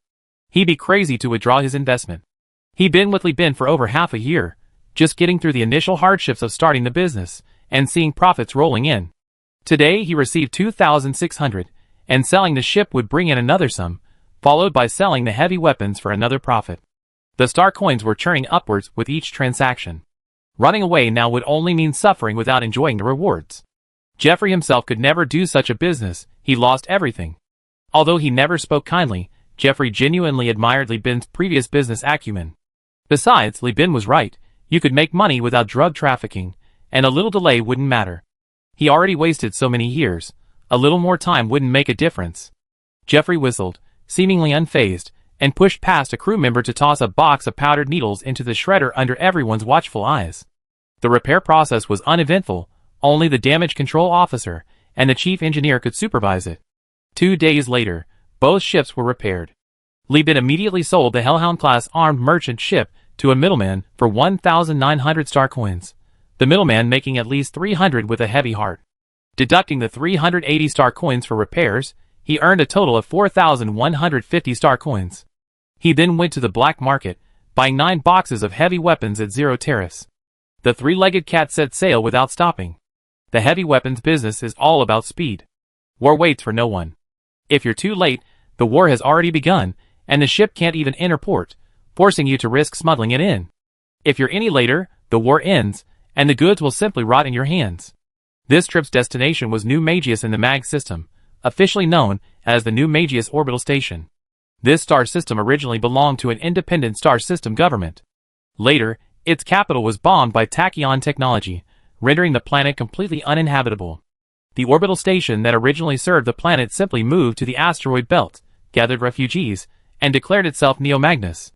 The star system then fell under the control of tachyon technology. Under the intervention of the Overlord, Neo-Magnus survived as a free planet, but they no longer had a planet. The original Magnus was reduced to ruins, with only a few stubborn survivors remaining. A space station that relied on mining minerals from the asteroid belt for survival was even worse off than Elful. The governor's office here recently received intelligence from informants that space pirates have received an invitation from Konda to hunt tachyon technology ships in the MAG star system. On the bridge, under a holographic projection, Li Bin explained the history of this star system to his younger siblings. Pirates here too? And they even taken over a planet? Li Shu was shocked. She couldn't understand why pirates were like cockroaches in a room, invisible yet undeniably present in almost every star system, regardless of which giant corporation controlled them. Li Bin shrugged. Giant corporations aren't governments, they won't do anything without profit. Besides, pirates can be both suppressed and hired. Hiring them to do dirty work is perfectly normal. This kind of thing was all too common in chaotic times. Even officials and bandits could collude at the end of dynasties, let alone merchant bandits. Li Chongzhen also chimed in. So, are the pirates from Konda going to rob New Magnos? Our heavy weapons are useless, aren't they? Of course not. Li Bin glanced at his brother, who had become extremely enthusiastic about pirates since the last time, always thinking about killing a few more. Kanta is the pirate queen of the Mugos system. All the pirates in this system obey her. She was originally a powerful logistics officer in the human realm, possessing many ships and supplies. After the Great Collapse, tachyon technology destroyed the original Mugos star, and the system's regime collapsed. She seized the opportunity to occupy a deep space mining station, naming it after herself, Kanta's Nest. Li Bin displayed a hologram of Kanta's Nest. Jeffrey interjected, I know this person. During the Eye War, she sided with the Overlord, and later the Persis Alliance invaded. Then she switched sides to the Persis Alliance, just like Lu Bu in the Captain story, a three-surname slave, a fickle villain. First of all, a three-surname slave. He's supposed to be a pirate king. What have you described him as? Li Bin sighed, correcting him. Secondly, I've seen the files on Minsheng Company. This Kanda isn't a fickle villain, on the contrary, she's ambitious and idealistic. She claims to be loyal to the destroyed Magius regime, and is dedicated to destroying tachyon technology's dominance in the Magius system. Simply put, she sided with whoever attacks tachyon technology. Upon hearing this, Li Chongzhen recalled the pirates they had encountered before and muttered, these aren't pirates, they're practically a rebel army. Li Bin then projected several images onto the screen. Kanda's purpose in gathering the pirates is still the planet of tachyon technology. It's just that pirates are never easy to control. So Neo-Magnus plans to buy a batch of heavy weapons to prevent a possible pirate invasion. Li Shu, upon hearing this, had a guess in her mind. Li Chongzhen, not understanding, asked again, that doesn't make sense either. What do you need for naval warfare? Heavy weapons, and besides, bro, tachyon tech is fighting pirates. Why don't we sell to tachyon tech? I see tachyon tech invading, bombing, and even selling human organs and needles, a disgrace to giant corporations. Shouldn't we make all their money? Jeffrey retorted, you don't know anything. Selling to giant corporations? A few dozen boxes of heavy weapons aren't enough to do business with giant corporations. Don't you understand? Your brother brought in a batch of pre-ordered Byzantine wine. All he talks about is face. Running all the way to the south of this sector, he's definitely. It's about finding acquaintances. The first mate said, looking at Li Bin, Captain, what exactly do we do? Give me a straight answer. Seeing everyone looking at him expectantly, Li Bin pointed to the figures projected on the screen. These figures are friends I met when I was doing business with Minsheng Company. They're the ones who sent me the news of the pirate attack. Currently, no one knows about this except the space station governor and the large companies. The companies are only buying secretly, so the market price for heavy weapons isn't high. Li Bin pointed to the new Magno's market catalog projection. Our average purchase price for this batch of heavy weapons is 430 star coins, a total of 24 boxes. Currently, the space station's selling price is 500 star coins. We get the Byzantine wine for free. The market price is 160 star coins, a total of 11 boxes. In other words, with some maneuvering, the final transaction price for the heavy weapons will be above 580 star coins, and we can recoup all our profits at market price. He waved his hand. What we need to do is use our connections to spread the news of the war. The plan is to inadvertently leak the information, causing the market price to rise, then sell at a high price to try and pay off all debts in one fell swoop. Chapter 26. New Magius Orbital Station, a room in the Shipping Bureau's administrative office. Li Bin, carrying a briefcase, dressed in a suit and belt, wearing terminal glasses, looked every bit the refined beast. He sat quietly by the office door, waiting for all sorts of people to come and go. He sat there until the clock struck midnight, and no one else came. Only then, when groans of someone stretching could be heard from inside the office, did he open his briefcase and stand up. As soon as he entered, the office occupant wearily reminded him, "It's time to go home. Come back tomorrow if you need anything." Li Bin immediately turned around, saying as he walked, "What a pity, someone won't have the chance to taste authentic Byzantine wine. I had to fly over 10 light years and fight a battle with pirates to bring it over." "Holy crap, Li Bin." The man immediately stood up, then saw the wine label peeking out of the open briefcase and exclaimed, "You're serious?" He rushed over, grabbed Li Bin's hand, and pulled him inside with a fawning expression, not forgetting to peek out a couple more times before slamming the door shut. Li Bin placed the wine on the table, skillfully leaning against it to block the camera with his shadow. "Beansprout, what are you doing being so cautious? Anyone who didn't know better would think you're having an affair in the office." The man nicknamed Beansprout, whose real name was Dua Bellino, put a finger to his lips. "Shh. You want to get me killed? That's Byzantine wine. If I'm caught, I'd be detained and investigated for bribery. What if mine is fake?" Li Bin traced his fingers on the tin cap, making Dua feel a pang of heartache. He jogged over and snatched the wine, checking that the label on the cap was intact before slowly saying, "No way. You're here to thank me. If you give me fakes, we can't do business." Li Bin laughed. "Is it that terrifying? Nonsense. This is Byzantine wine. You've given me such high expectations, and now you're messing with me? I'd be a hero if I didn't kill you. Do you put down the wine? But I didn't expect you to actually come. I just messaged you and heard you left Minshung Company. Where are you working now? Got independent? Have you saved enough capital? Why so much nonsense?" Li Bin slapped Duya on the shoulder. "I've been waiting for you all day. I'm starving. Such good wine, I can't leave without treating you to a meal." New Magnos Orbital Station, Lloyd's Settlement, Wandering Train Restaurant. The Lloyds are essentially the gypsies of the Perseus constellation. They wander throughout the core sector, making a living through mining, including mining, refining, and or ship conversion. After the destruction of old Magios by Tachyon technology, which wiped out its civilization, a massive influx of refugees poured into New Magios, bringing a large workforce that further boosted the already mining-based orbital station's productivity. This also attracted the Lloyds. The Lloyds living here today are fully integrated into the local community. Dua Bellino, who is half Lloyd, works in the Shipping Administration's administrative office, a testament to the orbital governor's new policy of treating everyone equally. On the table in the private room were over a dozen dishes. There were no low-quality nutritional pastes, but neither were they extravagant delicacies. Instead, there were stir-fried rats, roasted egg cases, fried worms, and stir-fried iron lizards, unrecognized natural foods. Due to their polluted environment and lack of careful cultivation, these were categorized as middle-class food. During the meal, Dua sampled Byzantine wine, showing obvious enjoyment after just a small sip. The two chatted and drank, the atmosphere gradually becoming more relaxed.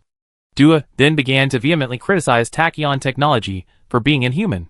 Tachyon technology nominally controls the Magneto system, but in reality, it cares little about improving the system, using it merely as an outpost to monitor the superpower.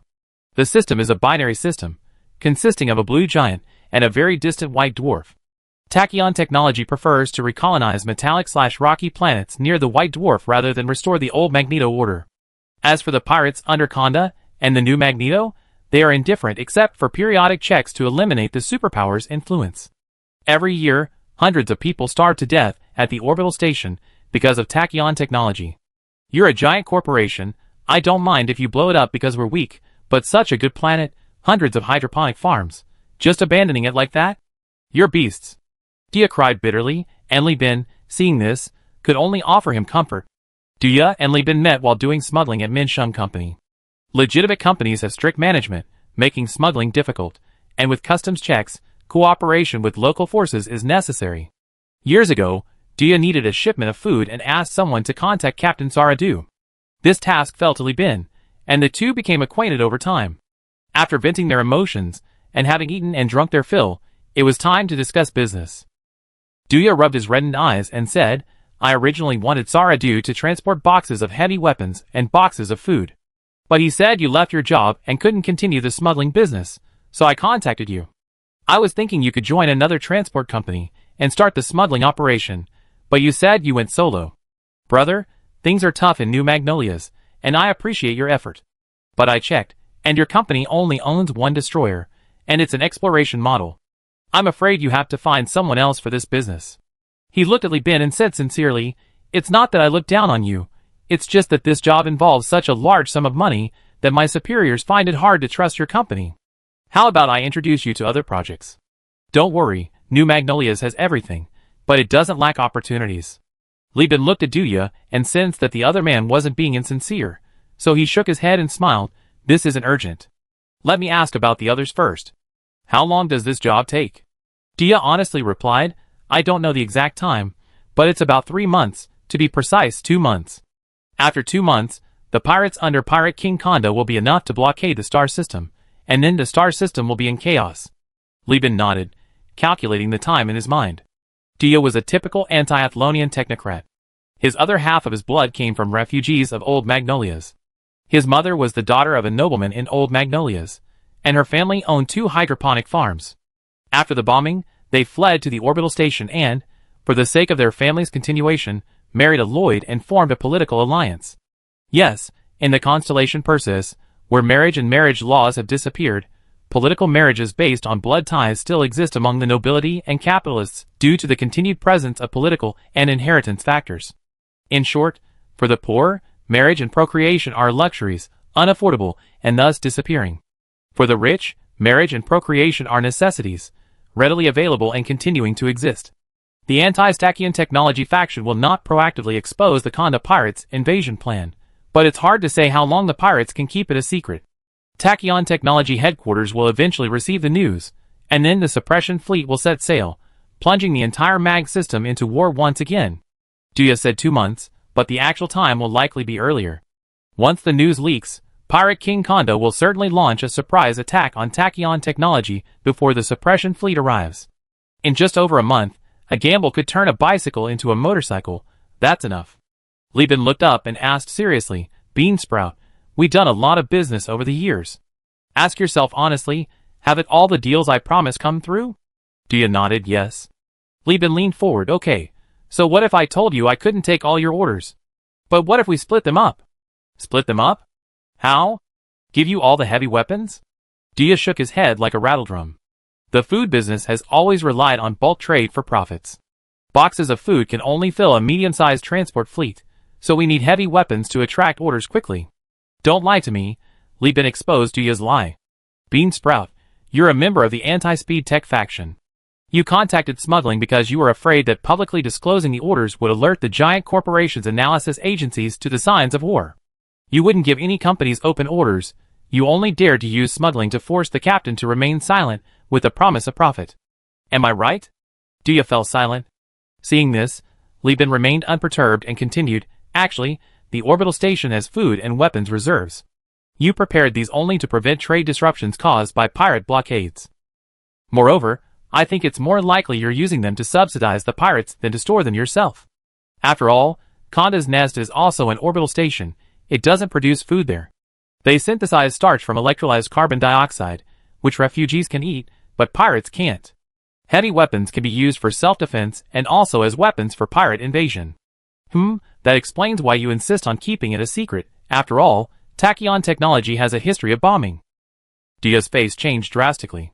He stood up, his limbs stiff, his voice hard. What do you want to do, betray us? He was determined that if Li Bin showed any sign of trouble, he would kill him right there. He was Haploid. If he killed someone here, The shopkeepers would help dispose of the body, and no one would find out. See, you're in such a hurry again. Li Bin waved his hand with a smile. You know my hometown Elfie Star, right? It's controlled by an organization called the Industrial Complex Association. This organization claims to be self-determined, but most of the companies in the association have huge corporations as shareholders. I grew up in the industrial zone. My family used to own a factory, but we ended up bankrupt and both my parents died. Can you guess what name my family's factory is now? Li Bin calmly said, I'm here to do business at the invitation of a good friend. Why would I betray my friend to curry favor with the giant corporation that harmed me? The giant corporation can give me money, and my friend can give me opportunities to make money, right? Now, he tapped his fingers on the table, saying to Duya, Friend, sit down. We haven't finished our fine Byzantine wine yet. Let's chat slowly. Chapter 27. Duya's expression was grim after his thoughts were exposed, something Li Bin could easily understand. After all, his friendship with Duya was based on economics. Chatting and joking around were fine, but when it came to family and politics, their friendship became too fragile. After all, those who dared to offend giant corporations were mostly lawless pirates and fanatical religious figures. Duya's suspicion of Li Bin wasn't entirely unreasonable. However, Duya was fortunate that Li Bin wasn't a native of Persis, but a transmigrator. He had no reverence for giant corporations. His desire to be their lackey far outweighed his ambition to overthrow them and take their place. The idea of rebellion and unification during chaotic times is ingrained in the cultural DNA of every Yin person, and Li Bin is no exception. Although he currently only has a ship and a few dozen men, didn't Zhu Yuanzhang start with nothing but a broken bowl? He just have to take it one step at a time. Persis is already here. If he doesn't stir up some trouble, wouldn't his time travel trip be wasted? Of course, Li Bin wouldn't voice these thoughts.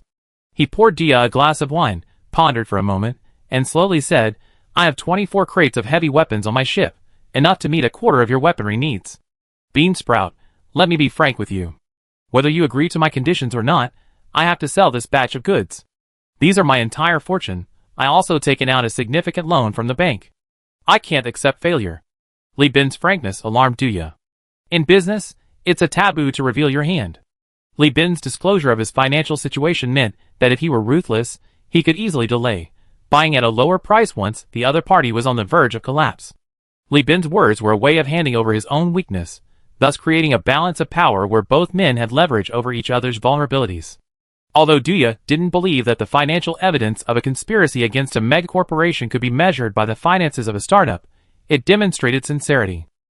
Out of consideration for Li Bin's sincerity, Duya remained silent, letting Li Bin continue. I think there are definitely many groups supporting pirates in New Magius.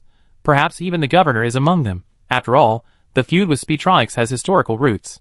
These 100 crates of heavy weapons and 800 crates of food certainly aren't all. This is probably your family's, or the Lloyd settlement's, quota. Kanda has been guerrilla warfare against megacorporations since the early days of the Great Collapse.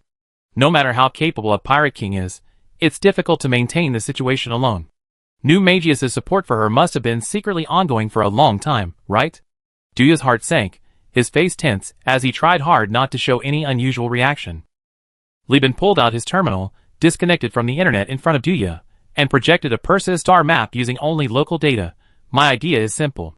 Since the Kanda line has proven to be very reliable over time, why don't we give them more? Duya asked. What do you mean? Li Bin gave a meaningful smile. My meaning is simple. 100 boxes of heavy weapons is too stingy.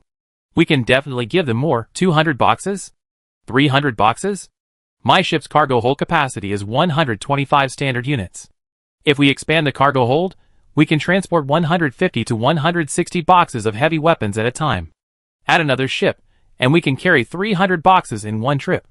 Leaning back, Duya said coldly, you want us to fund a ship for you, plus the principal for 300 boxes of weapons? On what basis? Just because you have 24 boxes of heavy weapons? No, of course not. You misunderstood me, Li Bin laughed. How could I let a friend bear all the risks? Li Bin manipulated the star chart, displaying planets, orbital stations, and portraits of various officials, pirates, and corporate leaders. What I mean is, right now I only know you, the people behind you don't know me. I need to make some contributions to express my gratitude and accumulate capital. Li Bin explained. First, I need to cash out the goods at a higher price. My idea is this. With the future favorable market prices for arms, I mortgage these weapons to you. If the subsequent plan succeeds, I buy them back. If it fails, you can wait until the pirates and the giant corporations go to war, and prices rise before selling them. That way, regardless of success or failure, you won't lose anything. Li Bin's first step was essentially making himself bear the risks.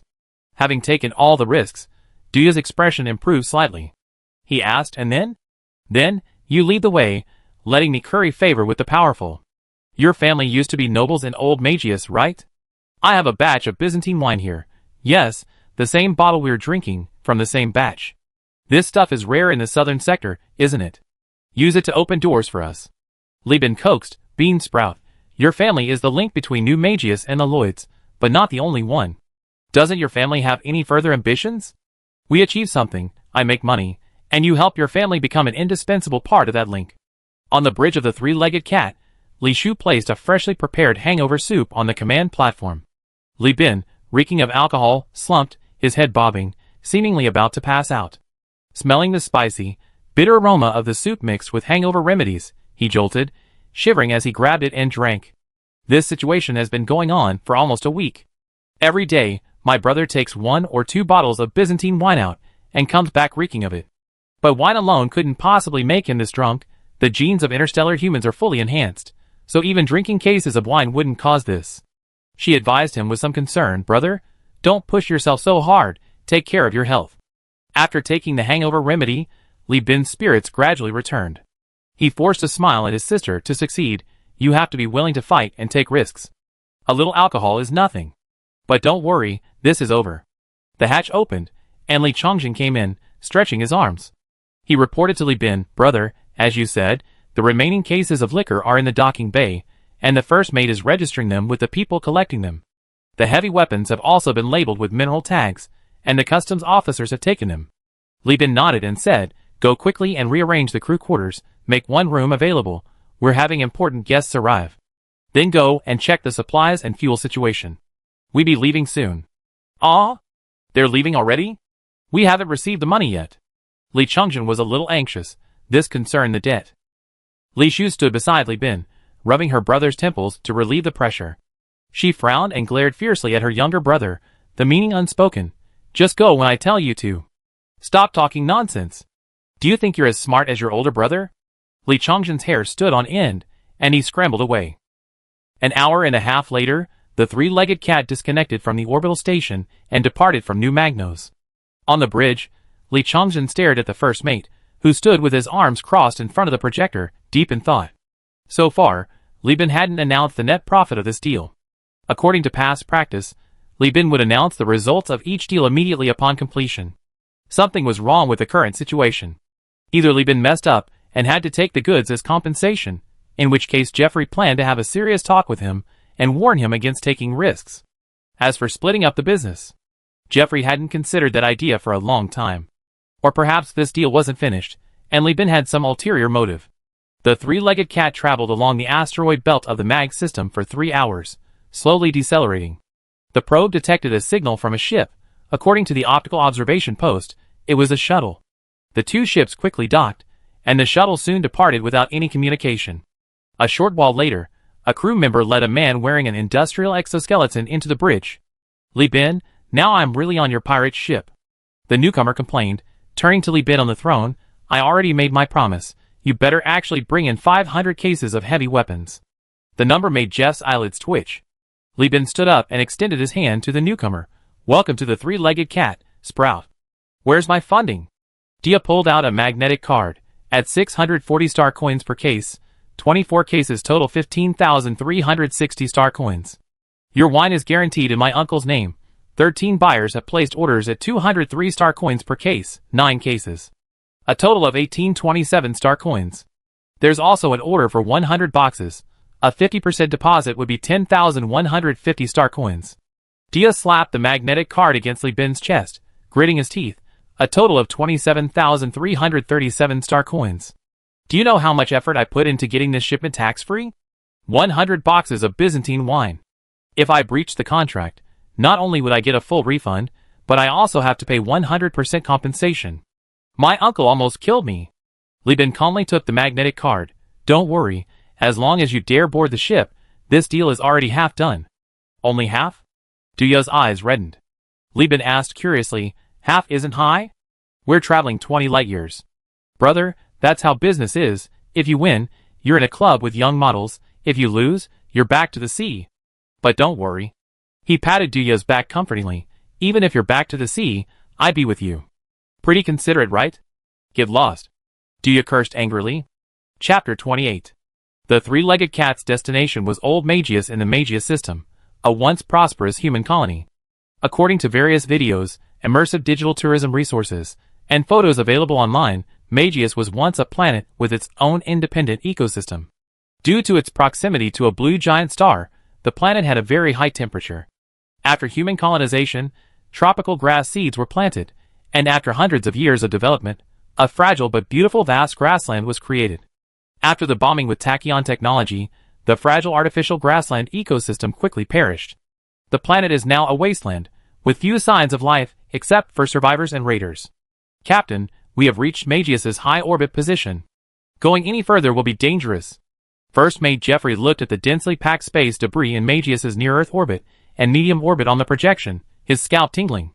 These metallic fragments, composed of Magius's satellites, escape vehicles, and the remains of the defense fleet, were the result of tachyon technology's destruction of the planet's orbital defense forces. The bombing caused panic among the civilians, who fled in atmospheric vehicles. These vehicles, lacking spaceflight capabilities, either lost lift and crashed or ran out of fuel, turning into metal coffins and starving their owners. The rest were detonated by the tachyon technology crew's perverse sense of humor. This space debris served as Magius's epitaph. Duya's eyes were already brimming with tears. He rubbed his eyes, suppressing his sobs, and transmitted the program into the projection.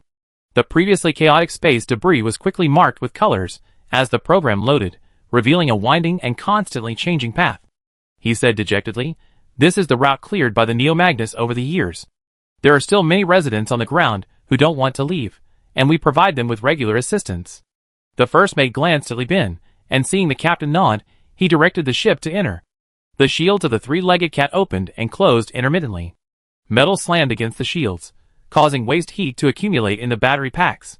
A low rumble emanated from the battery pack compartments to the bridge, as if a giant beast was being disturbed. The crew remained silent, and the bridge was unusually quiet. As the ship approached near-Earth orbit, the space debris decreased. The debris here, being too close to the planet, had gradually turned into meteors and returned to Earth. The sparse impact craters on the ground were proof of their existence. Engineering team, prepare for operations. Deploy heavy machinery. With Li Bin's order, the cargo hold slowly opened. Vulcan and the crew, secured by safety ropes, head towards the planet and feet towards the ship, use the thrusters to push the machinery into position. Looking at the Earth above, and the shifting, leaden gray, murky yellow clouds, Vulcan felt his limbs go weak and his body break out in a cold sweat. At this distance, as a spacefaring human born and raised on a space station, he could truly feel the planet's gravity. If it weren't for the safety rope, he would already be falling headlong into the sky. Heavy machinery in position. The engineering team's message came over the channel. Duya entered another piece of code, and under Li Bin's supervision, the spaceship began to accelerate, synchronizing with the planet's rotation speed. 18 minutes later, synchronization was complete. Li Bin stood up and began assigning tasks to the crew. "I will lead this landing. Engineering Team 1, the bosun and armed sailors will accompany you. The rest of you will remain on the ship. While I am away, all ship operations will be conducted under the first mate's orders." "Yes," everyone responded. Li Shu watched her brother take her younger brother away, her heart clenching again. In front of the escape pod, Li Bin said to the first mate seeing him off, "The ship is counting on you." Jeffrey forced a smile. "What could possibly happen to me? The space debris shield will solve everything. The crew respects you the most. If I tried to run away, they'd tear me apart. But you, the ground isn't like the sky. I heard that in places where civilizations have been wiped out, raiders are everywhere. You can't persuade these high-tech barbarians with your words. Be careful, if things get too bad, come back." He spoke bluntly, labeling the people of Mugos as barbarians, completely disregarding Duya's feelings. Jeffrey meant that Li Bin should stay on the ship.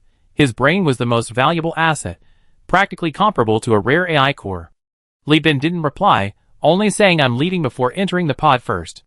As an exploration ship, the three-legged cat naturally possesses the capability to explore planets. Its escape pods, besides providing escape, also function as planetary landing and return capsules. The deployment of heavy machinery is solely for dropping supplies and recovering spoils. Escape pod activation countdown. 59:58. 3, 2, 1, launch. Violent turbulence, frantic spinning. Dizziness, bloodshot eyes, churning stomach, suppressed cries. Finally, the parachute opens, the G-force shifts again, the alarm sounds, and everything goes black. He passes out peacefully, the remaining pain forgotten by his brain. When Li Bin awoke, he was greeted by the old one-eyed man's grotesquely sculpted face. As an experienced former Marine, while everyone else was stunned by the parachute drop, he landed and immediately emerged from the pod, staggered a couple of steps, adjusted the power of his prosthetic leg, and instantly became energetic again. He first pulled out live ammunition, set up surveillance cameras and landmines around the area, and then opened the escape pods one by one. By the time it was Li Bin's turn, the camp had already been built. Setting foot on solid ground for the first time in his life, Li Bin felt incredibly heavy, his limbs weak, and his spine unable to straighten. Dia lay on the ground, his face covered by a respirator, and said listlessly, "This is your first time landing on a planet too, right? It's like this for everyone. There's no gravity in space, and even with lots of supplements in the nutritional paste, muscle atrophy is inevitable. Luckily, we all undergone genetic adjustments, and we adapted in a day." He laboriously raised his finger, pointing to the old one-eyed man carrying the truss and assembling the signal tower. "Once you had a few experiences, the relevant genes will be activated. After that, every time you land, you can be like him in a few hours." Li Bin lay slumped like a boneless man, surrounded by crew members who were supposedly armed sailors, but were far from being so. Li Chongjin appeared out of nowhere, half crouching and struggling to carry a bag of bright green nutritional supplements. "Brother, eat something," he said. The bosun said that after gene activation, a lot of muscle will be synthesized, and the consumption will be rapid. Li Bin inserted the supplement's nozzle into the replenishment interface on the side of his helmet, took a sip using the helmet's built-in replenishment channel, instinctively frowned, and forced down the supplement despite the stomach discomfort from the recent G-force ordeal. He then pushed the supplement towards Duya. As soon as Duya drank it, he immediately vomited, making continuous retching noises. Looking at Duya, whose helmet was covered in grime, Li Chongjin laughed and asked, "How did you understand so quickly?" Li Chongjin chuckled and replied, "Our engineering team was the first to be awakened, and I was the first. Brother, the bosun even praised me for my talent, saying I could make a living in the Marine Corps." Li Bin praised his brother a couple of times, then sent him to help Duya. Amidst Duya's curses, Li Bin reached behind him, and felt a familiar furrow.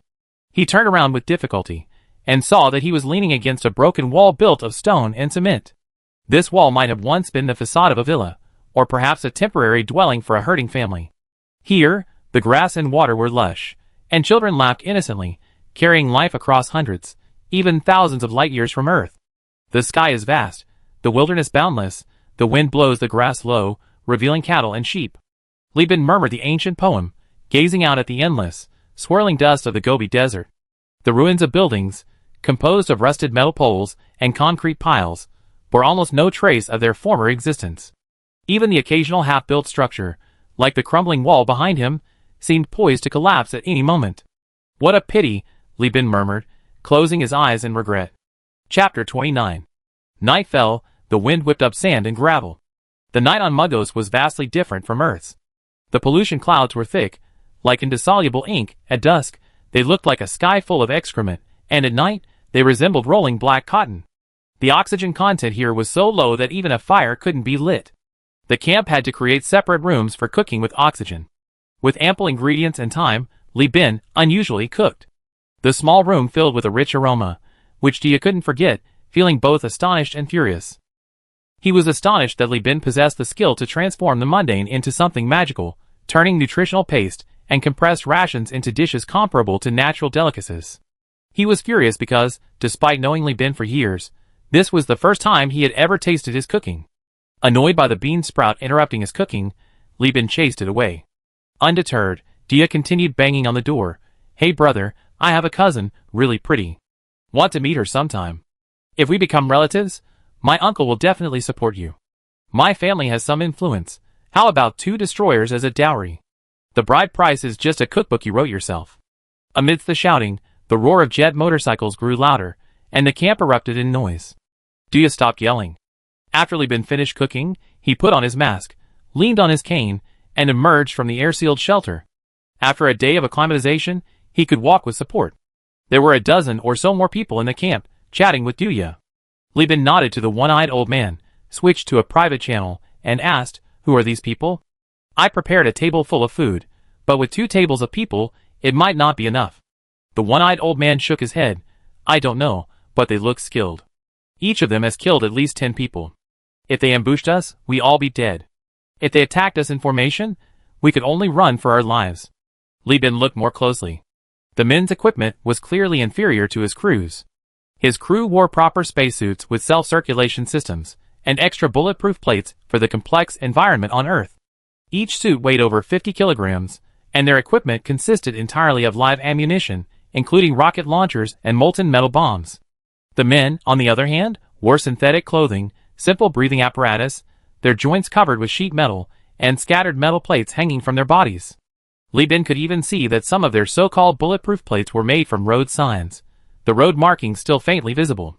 The weapons were mostly handmade, with exposed battery wiring. The gun barrels were probably made from water pipes, with huge calibers, electrically fired, and filled with bullets, enough to kill an elephant with a single shot. One glance was enough to sense the intense wasteland atmosphere. If they could easily defeat their own crew, what would happen if they were equipped with the same gear? Wouldn't they be slaughtering their own people? Li Bin immediately had the idea of recruiting. Duya, who was chatting, also saw Li Bin come out, and immediately brought his men over. His excited voice came through the public channel. "Li Bin, let me introduce you. These are survivors from nearby, from 3 tribes. They came after receiving my message. They have had many dealings with new Mudos before, so they can be trusted." Although it was said to be 3 tribes, Li Bin could see clearly that these people were led by a woman. She was tall and burly, not even comparable to a tall man. Her arms were thicker than a miner's, and she carried a charged electromagnetic sniper rifle at her waist. A weapon that a normal person would use with both hands looked like a pistol on her. The woman's entire appearance was that of a stereotypical, high-tech barbarian. "You can call me UPA." She removed her respirator, revealing a face covered in tattoos. "Okay," Li Bin thought, "that name is even more stereotypical. And she looks perfectly normal even without the respirator. Those muscles aren't just for show, they're high quality." Li Bin smiled broadly. "Hello, I'm Li Bin, in charge of transporting goods between the tribes. I presume Duya has already told you about the trade." UP nodded, pointing to someone behind Li Bin. "You don't look like a good fighter. I thought your leader was that old man." The one-eyed old man remained calm. Duya felt somewhat awkward, fearing a conflict between the two. For this deal, Duya had staked all the power of his family. Li Bin remained calm. "Space isn't much different from here. Being the strongest fighter isn't necessarily related to being a leader. Those who can use their brains survive. I think you survived this hell because of more than just muscles." UPA chuckled, stared at Li Bin for a dozen seconds, then half squatted down to be about his height, extending her hand. "Many people look down on us because of our appearance, calling us barbarians, and treating us like fools. I hope you can keep your word." Li Bin grasped UPA's large hand. "I always strive for win-win situations." A huge tent was erected in the camp, and everyone gathered inside. The table was laden with food, filling the air with enticing aromas, and everyone ate heartily. UPA and her group ate the fastest and the most. To satisfy their bottomless appetite, Li Bin called the grumbling Li Chongzhen to help in the kitchen, while Vulcan was responsible for suppressing the crew's complaints about the food being stolen. After finishing another plate, UPA snatched a piece of unleavened bread from her tribal friend, broke it open, and pointed to the sweet filling, asking Duya, "Are these really all made with nutritional paste and starch?" Duya slurped up some jelly and nodded vigorously. "It's your payment for hiring you. 50 boxes of nutritional paste, all kinds of flavors, and 2 starch synthesis machines. They only use carbon dioxide to synthesize starch. The byproducts are oxygen and water, which you need. Who's talking business with you?" UPA swallowed a sweet filling the size of an adult male's fist in one bite. "I was a little angry," she said. "I was asking about the food." Oh, Duya replied quickly. "Yes, they're all made with starch and nutritional paste. Li Bin even said it was a pity he didn't bring the food additive packet, otherwise he could make fruit-flavored glutinous rice balls." "What are glutinous rice balls? Are they tasty? How do they compare to the steamed bun?" "I don't know, I never eaten them, I just heard him say that." UPA pondered, then reached out, and snatched the noodles from her friend beside her. Her friend, though angry, dared not speak out, and turned to grab food from another person. She whispered to Duya, "Is this Li Bin a poor man? Yes? Then he must be unmarried. I know you poor people in heaven can't afford to get married. What do you think? I should marry him." Duya almost choked on his steamed bun. He pounded his chest and glared at UPA. UPA frowned. "Why are you glaring at me? He's such a good cook. Why does he need to do business? Just marry me, or I marry him. He'd be the chief, and my tribe can eat all this good food every day. If all else fails, I just kidnap him, take his men with me. After a few years, and they have children, their ambitions will fade. This has happened before, we have experience." Her friends chimed in, "Yeah. Kidnap that cook. The tribe's cooks are terrible." Despite all the precautions Duya had taken, how to ensure the survivors of Magius could discuss business peacefully, how to prevent Li Bin from offending them, he hadn't anticipated UPA's idea of kidnapping a bride. He quickly gulped down a mouthful of water to swallow his steamed bun, using the future of the survivors, and the banner of hatred for Magius as leverage to coax and persuade UPA to stop her plan. If he had been any later, these survivors would have been looking for a time to strike. Li Bin, completely unaware that his cooking skills had almost led to his bride being abducted, suddenly sneezed in the kitchen. He pinched his nose through his mask with his starch-covered fingers, somewhat puzzled. Could it be some kind of water and soil incompatibility? I haven't eaten anything from this planet. This is really strange. Li Chongjin, put this steamer of buns in the steamer. Yes, a ravenously hungry Li Chongjin responded weakly and slowly, looking at the steaming food being sent out with a pained expression, cursing inwardly. These barbarians have already eaten 2 days' worth of everyone's food rations. Leave some for me. Chapter 30. Li Bin, his hands trembling after finishing cooking, sat back in his chair, eating noodles in small bites. Duya and UPA sat opposite him, while Old One-Eyed and Li Chongjin stood behind him. Should I go outside and wait until you finish eating before we talk? UPA suggested. Li Bin weakly waved his hand. No need, no need. Let's talk while we eat. Discussing business over a meal is a traditional virtue in Yin Kingdom. Eating can mask the time spent thinking. Li Bin had food, but the two opposite him didn't, giving him a mental advantage. UPA scratched his head somewhat awkwardly. Mainly, watching you eat made me hungry, but I really can't eat anymore. Duya was speechless, thinking to himself, this future chief of the tribe is so unambitious. At Li Bin's insistence, the meeting began anyway. UPA, outspoken, spoke first. We already know the situation. You want to excavate the ruins on Magos, so you reached an agreement with the Bellino family, using Duya as an intermediary. You hired us to protect you and guide you to your target. The price is 50 boxes of nutrient paste and 2 starch synthesis machines. To be honest, that's a bit low. Li Bin tapped his bowl with his chopsticks. Theoretically, the starch synthesis machines can produce an unlimited amount. The nutrient paste is compressed. 1 piece can meet all the needs of 1 person for a day of heavy physical labor. If you had starch in a 1-to-4 ratio, it can feed 5 people. How many people are in your 3 tribes? This is a wasteland. Your population isn't large. This is enough for you to get through the winter. UPA retorted. Stop using data. Artificial starch tastes worse than shit. Even you astronauts wouldn't eat it, preferring to spend money on nutrient paste. Do you think we eat it? There are many ways to obtain natural starch: corn, potatoes, wheat, and even rice. Starch made from these can be used to make various dishes, such as noodles, steamed buns, and dumplings. This is because natural starch contains not only starch, but also a large number of other components. Human taste buds are delicate and sensitive, able to distinguish different flavors and textures in food. In contrast, artificial starch is like a deformity. It is purely mechanically synthesized, containing no plant flavor whatsoever, and even has a strange machine smell and the odd smell of the air. Different atmospheric compositions result in different flavors. Artificial starch can satisfy the stomach and body, but it cannot satisfy the tongue. Eating it is like swallowing industrial exhaust fumes. That's why UPA and her companions were so intrigued by Li Bin's ability to mask the unpleasant smell of artificial starch with his cooking, even considering the idea of abducting him. Masking food odors is something the culinary world in Yin has plenty of methods for. The simplest is heavy seasoning and oil. Hot pot and barbecue cure everything. Li Bin reminded her, that's not the problem. The problem is that you need food. Food is a basic necessity, taste is secondary. UPA was stunned. She wanted to bargain further, but Li Bin's words undoubtedly hit the bullseye and grasped the key point. She couldn't help but glare at Duya, resenting his talkativeness. After some hesitation, he finally gave his bottom line. All right. I had one more condition. You have to write down the recipes for today's food and teach them to us. That's not too much to ask, is it? Duya, being glared at with resentment, had no way to explain himself. Ever since Li Bin persuaded him, he had been pushing this wholeheartedly. Li Bin benefited, and so did he.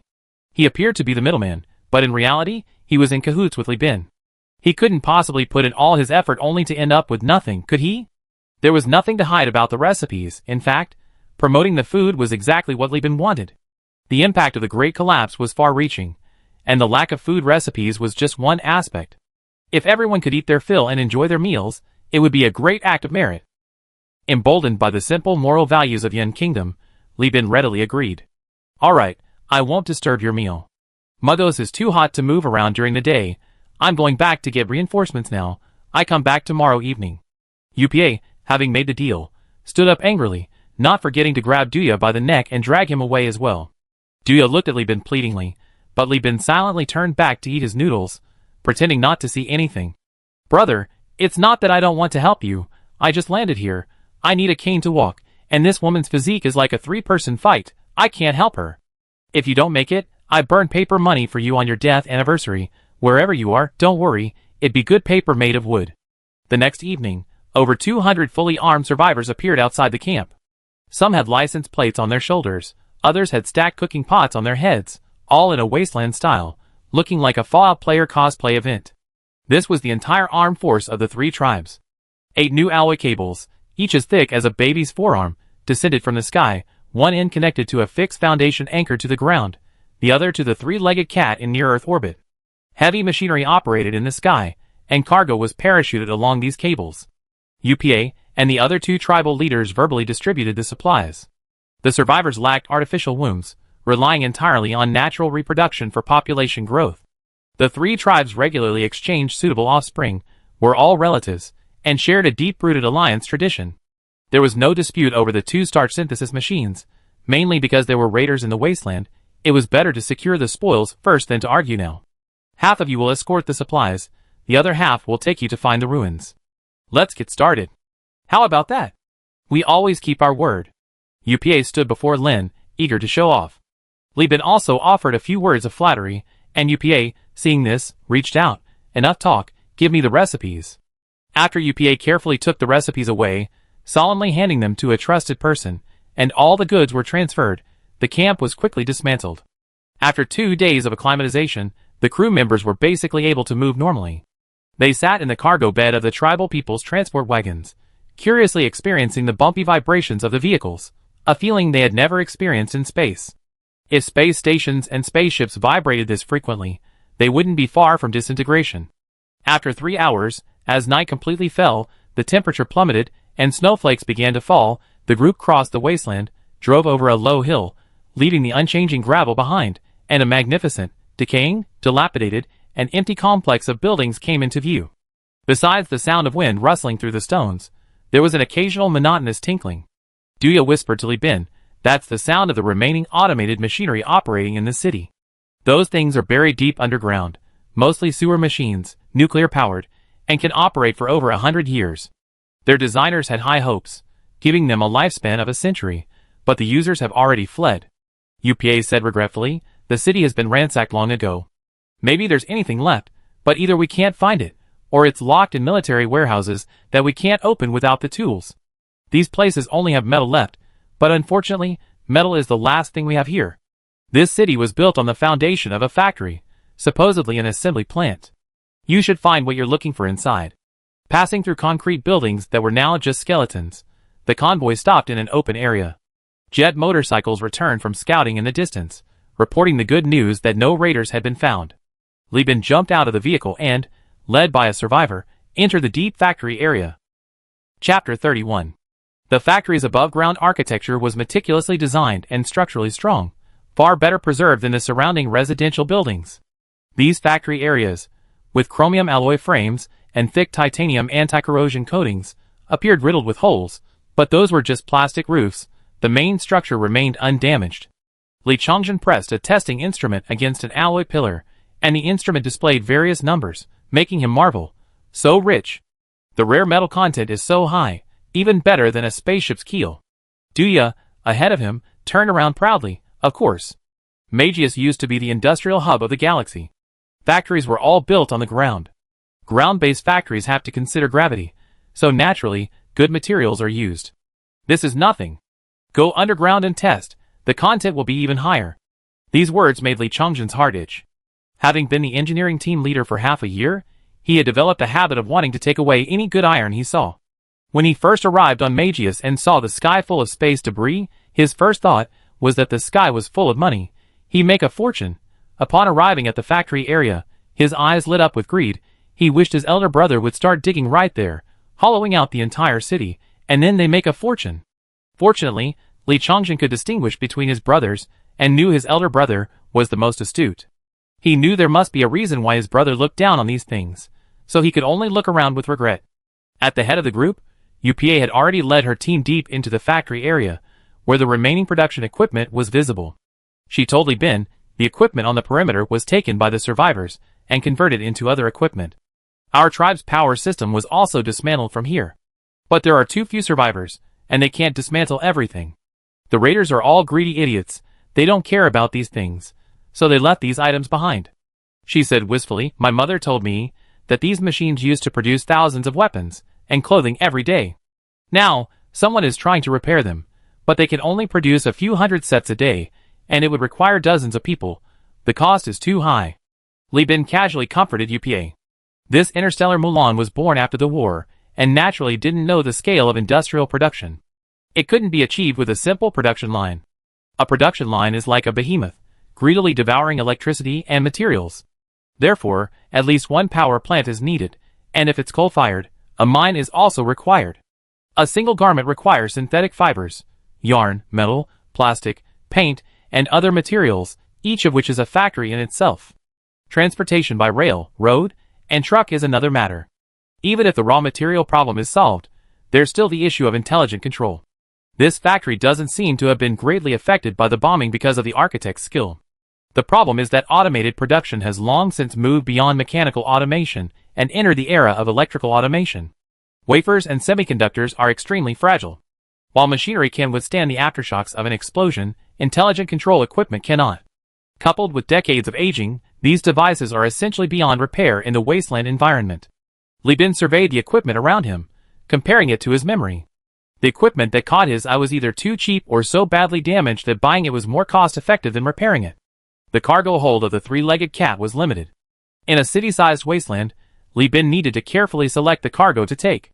His time was limited, he could only excavate for 1 or 2 more trips at most, and he still had a heavy weapon shipment order to complete. Lost in thought, UPA led him into a production line, trudging down the dusty conveyor belt underground. She explained somewhat awkwardly, normally you should go down through the employee entrance, but that door is locked and can't be opened. You can only go through the raw material entrance. But don't worry, we've been this way many times, it's very safe. The advantages of vertical industrialization are countless. It has significant advantages in terms of floor space and operational efficiency. The only drawback is the high technical requirements, but in the interstellar era, these are not problems. It's alright, Li Bin waved his hand, turning on his helmet spotlight. Above him were the idle robotic arms and monitoring systems, and several clumps of dusty, shapeless raw material lay on the conveyor belt. He kicked it, feeling it was plastic. Li Bin thought there must be a centralized organic material storage room underground. Making finished products from this stuff in the wasteland would be very difficult. It could probably be extracted. One can sell for 26 star coins. He keep it as a backup. In the limited field of vision of the spotlight, the underground factory area was far more terrifying than the surface. The underground factory area heavily utilizes automated equipment, and is a place for the preliminary processing of raw materials, resulting in countless grotesque robotic arms suspended from the ceiling, walls, and floor. These robotic arms have various ends, some with pincers, some with screwdrivers, some with planes, and some with hydraulic hammers, a bizarre array that, from a distance, resembles the claws of countless giant insects. Although the crew had only seen a handful of insects, and the survivors had never seen any insects at all, the ingrained fear still made them tremble, and sweat profusely when faced with these creatures. This location is suitable for camping, UPA said to Li Bin, pointing to a rare, spacious open area. This used to be the storage area. There are 3 paths leading deep into the area from here. We used to come down from here. Li Bin asked curiously, "What are you scouting here for?" UPA replied matter-of-factly, "Looking for raiders? Those scum live in very well-hidden places. We regularly scout the area, and if we find a raider camp, we contact other tribes, and we all work together to kill them, skin them alive, and dismember them." She spoke with extreme hatred. From her words alone, Li Bin could sense that those raiders were probably just as despicable as the hyperspace pirates he had killed. Setting up the camp and managing the manpower took considerable effort, mainly because several women among UPA's group of survivors became interested in Li Bin's crew and began inviting them to discuss the true meaning of life. Li Bin had to go to UPA to protest, and then severely reprimand 2 crew members who had almost lost control of their crew, deducting their performance bonuses, before finally intimidating everyone. One-night stands aren't the problem is timing. If he's having fun now, what if he encounters raiders and becomes a coward? Aside from that, with nothing else to do, Li Bin idly wandered around the camp, piecing together the layout of the area he arrived at in his mind like a jigsaw puzzle. The map slowed with each piece, but his thoughts became clearer. Along the way, there were conveyor belts for plastic products, mold workshops, several plastic product sub-workshops, then discharge belts, metal processing belts, numerous milling machines, planers. Leaving aside the plastics for now, what about metal or smelting? Even if it's just polishing existing metal sheets, what about the waste? It can't just be thrown away, especially since remelting can reuse it. UPA said the entire floor was assembly equipment, but what about the furnaces? The furnaces could only be on the next floor, but where was the way down? The discharge belts on the underground floor were all narrow, specially designed for the products, making it impossible for anyone to walk. Li Bin suddenly realized that the open space where the camp was located might not be a storage area, but an elevator, an industrial elevator capable of transporting large goods.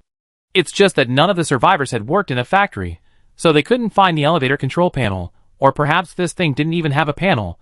He quickly ran back, grabbed Duya, and told him his guess. Dia also looked surprised. He recalled the information he had and further stated, "That's possible. If your guess is correct, then the strange noises underground aren't from the sewer reactor, but rather the energy system on the next floor is still running." Dia became more and more excited as he spoke, then his mouth trembled. "But how do we get down? Industrial transport platforms can withstand thousands of tons of weight. The platform is so thick, even heavy machinery would take a day to cut through it. How do we cut it? Have you gone stupid from sitting in the office? If it's an elevator, there must be an access panel." Li Bin was exasperated, thinking to himself, how come my brother's intelligence level is now the same as Li Chongzhen's? This place was used by survivors. The camp was covered in a layer of trash and dust. We quickly found UPA and told them to clean it up. Soon, chaos erupted as the ragged survivors, armed with shovels and industrial blowers, began cleaning, leaving the space shrouded in a dusty haze.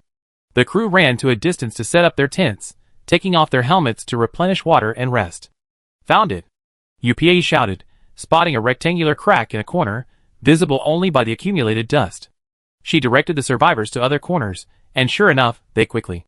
3 more access ports were discovered. The concealed metal plates were removed, revealing a keypad door. The crew immediately deployed a welding torch to cut it open. An hour later, the lock was broken, revealing a metal ladder. At the end of the ladder was another keypad door, which was also cut open, releasing a thick, oppressive gust of air.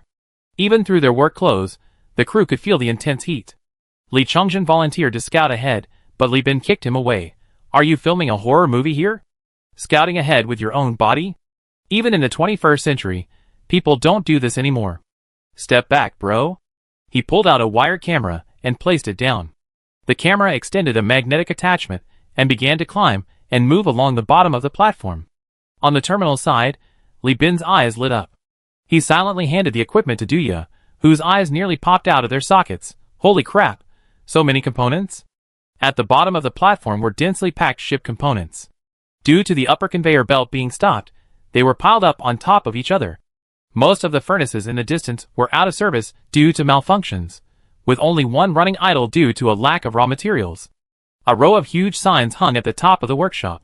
Naval Heavy Armor Production Room. Turret Armor Production Room. Reinforced Bulkhead Production Room. Li Bin stared in disbelief. Dia grabbed Li Bin's arm, gritted his teeth, and said in a barely audible voice, "Li Bin, I take care of the extra ships you want. Our family will handle all the modifications and weapons. Other conditions are negotiable. These 3 production lines are ours. Chapter 32. Li Chongjin was impatient to go down, but UPA grabbed him and threw him aside. What's your rush? We don't even know if it's safe down there. She pressed the communicator button on her neck and said a few words. Soon someone pushed a box over, and after a few minutes, it was opened. Visibly white cold air poured out, and a dog jumped out, its ears twitching and shivering. This dog was an ordinary short-haired breed, somewhat like a country dog in terms of coat color and body, but its head resembled that of a fighting dog. Its teeth had been replaced with alloy, and the silvery canines, glistening with saliva, looked quite terrifying. Most noticeable was the protruding instrument attached to the dog's head, extending from its forehead to its nose, with a trachea connecting to an oxygen tank in its waist equipment pack. Duya explained to Li Bin, these are chemical dogs. They were originally a special breed bred by unscrupulous dog-fighting dealers on the black market. They are extremely ferocious, and can withstand repeated injections of combat drugs. After the bombing by the Tachyon technology, many camps and tribes lack fighting power. Someone discovered fertilized eggs of chemical dogs in a black market clinic while exploring the ruins. After being cultivated and modified, they became fighting dogs to protect their homes. The chemical dog quickly adapted from its dormancy, scanned its surroundings, and focused on observing Li Bin and the other strangers. After confirming their safety, it didn't bark, but instead affectionately circled around UPA. UPA rubbed the dog's head, took out a small piece of nutritional paste, and fed it to the dog, saying, these chemical dogs have enhancement devices on their heads, containing processors connected to their brains. This enhances the dog's intelligence, and can adjust the oxygen input power according to its needs. Looking at the battle scars and numerous signs of modification on the chemical dog's body, Li Bin was speechless. The dog's inhuman condition was merely a reflection of the miserable plight of the humans struggling to survive on this land, and he had no right to comment. The crew members, including Li Chongjin, had never seen a dog before. Far from feeling sorry for it, they marveled at it, thinking it was cool to have such a clever and capable pet. UPA pointed downwards, and the chemical dog, defying its instincts, climbed down the metal ladder headfirst, its paws hooked onto the metal claws. Its eyes, covered by lenses, allowed it to stare directly into the blinding furnace in the dim light. Reaching the top of the ladder, the chemical dog bit a rope and was lowered to the bottom. UPA opened and operated a rather bulky terminal, about the size of 2 briefcases. As the chemical dog scouted the next level, a rudimentary map was drawn up. With the aid of the enhancement device, the chemical dogs even marked information in some areas. It's hot and bright here. There are piles of metal here. Increase oxygen output, speed up reconnaissance. There's a machine moving here. Check complete. Li Bin was increasingly impressed. The wasteland environment lacked semiconductors and manufacturing facilities, yet these survivors had ingeniously combined animal brains with instruments, enhancing intelligence and training chemical dogs to act as intelligent reconnaissance units. Although the enhanced vocabulary of the chemical dogs was limited, brain-computer interface translation could still greatly improve efficiency. Li Bin thought that if whales were also brought to the Perseus constellation, then some giant corporation would definitely try to put whale brains into spaceships. If it weren't for the fact that human brains have self-awareness and a sense of resistance, they might actually dare to use human brains. After the reconnaissance was completed, the team split into 2 parts. The survivors set up defensive forces on the upper level, while the crew went to the lower level to conduct further exploration based on the mapping of the chemical dogs. UPA followed, leading the chemical dog on a leisurely stroll around, admiring the new sights. This scale of automation was something she'd never seen before. Li Bin, wearing terminal glasses, meticulously photographed and compared the facilities inch by inch. Relying on his photographic memory, he displayed an expert-level speed of assessment. Finally, under the watchful eye of Duya, he removed his glasses, rubbing his sore eyes, and said, inspection complete. This factory area only has these 3 production lines. I don't think I have time to inspect the other areas. You have to clean them up yourselves later. However, I doubt there's any equipment in better condition. I checked the maintenance records. The last automated maintenance machine was repaired, but it broke down here after being tripped by components piled on the ground. He looked. Duya said, according to our contract, you hire me to excavate the ruins in Mudgos. All the resources are mine, and the production facilities, technology, and blueprint profits are split 30/70ths. These production lines are worth 50,000 star coins, and I get 15,000. Duya nodded frantically, sure thing, sure thing. In reality, Production lines are practically priceless on the interstellar market. 50,000 star coins is just an estimate. In fact, Persis hasn't had any large-scale, high-tech production lines for sale for over 60 years. What circulates on the market are mostly production equipment for canneries, hydroponic farms, and repair machinery. The reason is simple. After the Great Collapse, Persis experienced a massive decline. When the megacorporations were established, they engaged in fierce infighting. Large-scale megacorporation wars only stopped 100 years ago, and even now, localized megacorporation wars still exist. In recent years, the situation in Persis has finally eased somewhat. The megacorporations have formed alliances and are now in a standoff, so expanding production and boosting corporate economies have become the new competitive indicators. Whether it's a factory owned by a giant corporation or a self-operated facility on any free planet, any large-scale equipment or high-tech production facility is often secretly pre-selected while it's still in the manufacturing process. Dia boasted that he would help Li Bin secure the cargo ships and assembly lines, all in order to acquire these 3 complete vessels, which, with minimal repairs, could be converted into production capacity, a veritable goldmine of wealth. Once the production lines were brought back, Dia's supposedly all-or-nothing investment would at least be recouped within the family, with interest. Li Bin understood this perfectly well.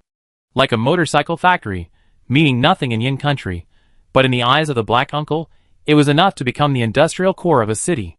However, Li Bin didn't lose out either.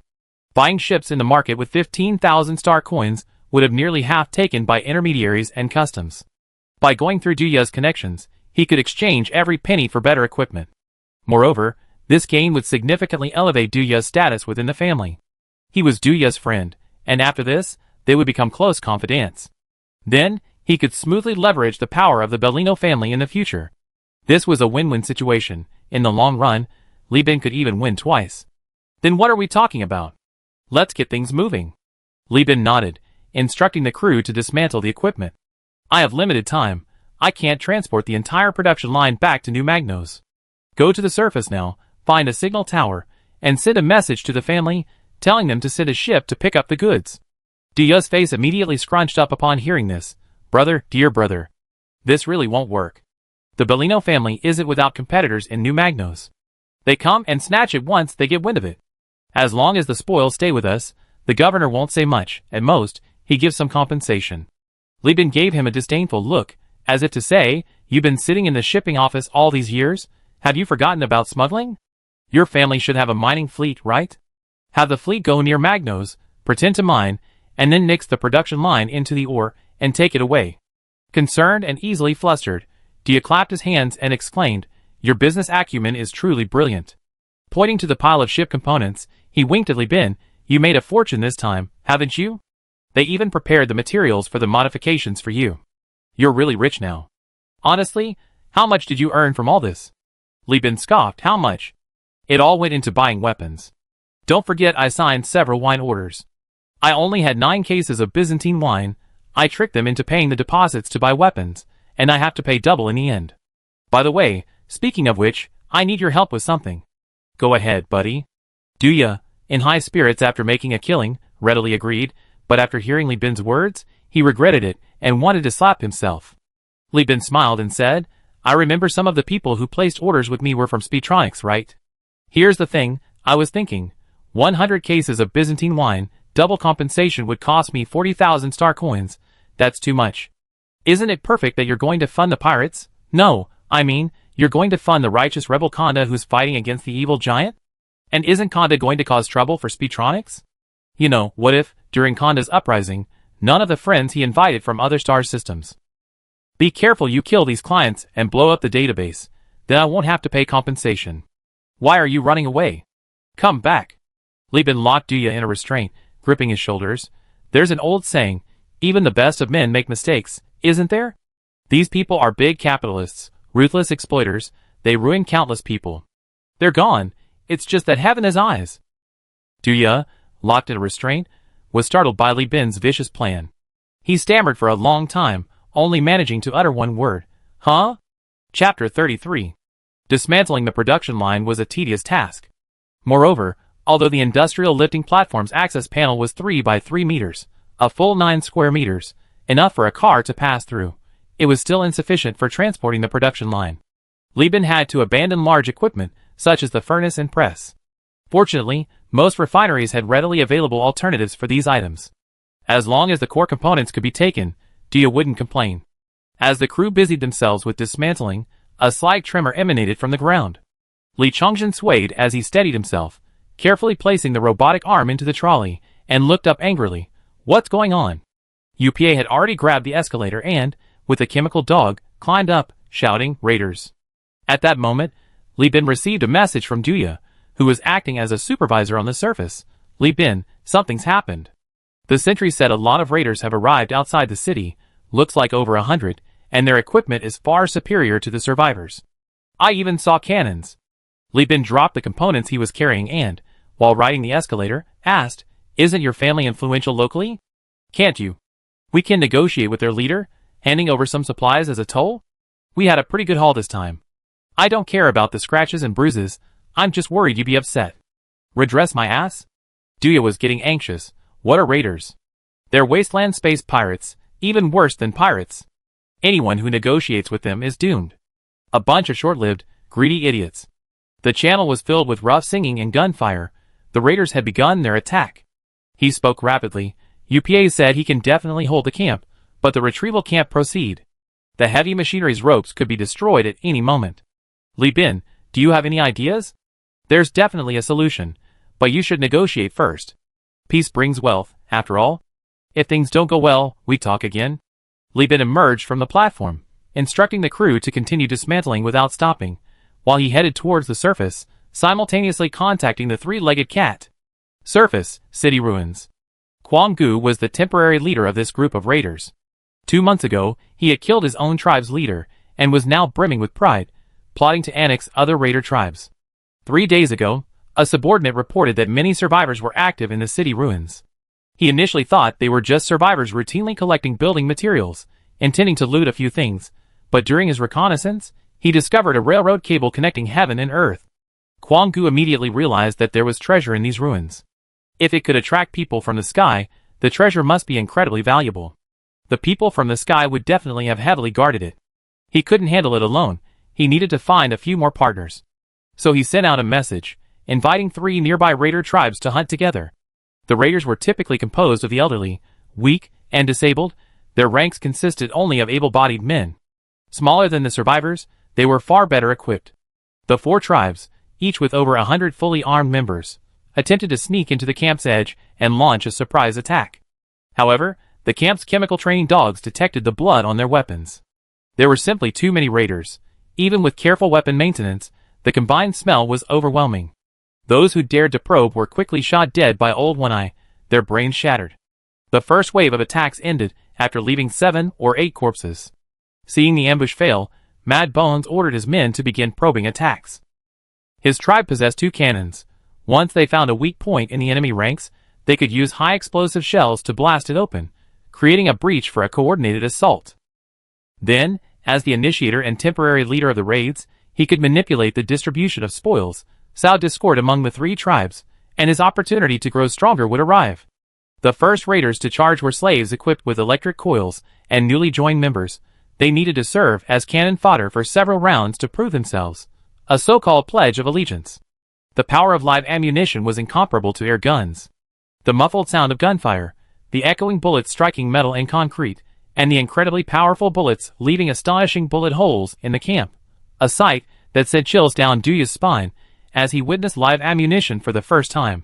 When the 2 cannons on the opposite side were brought out, he finally couldn't take it anymore and turned on the signal tower's broadcast, demanding negotiations. Negotiations? Sitting with the other tribal leaders, Quang Gu, with a swagger, removed his breathing apparatus and held it in his hand, grilling meat on a scorching hot plate.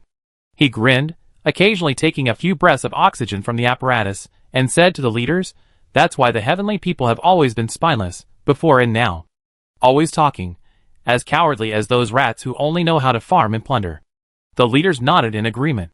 The heavenly people categorized them as survivors and raiders, but that was all nonsense. Those so-called survivors were just sheep raised before the bombing, while they were the wolves that ate the sheep in legend. After the bombing, everything was overturned and rebuilt.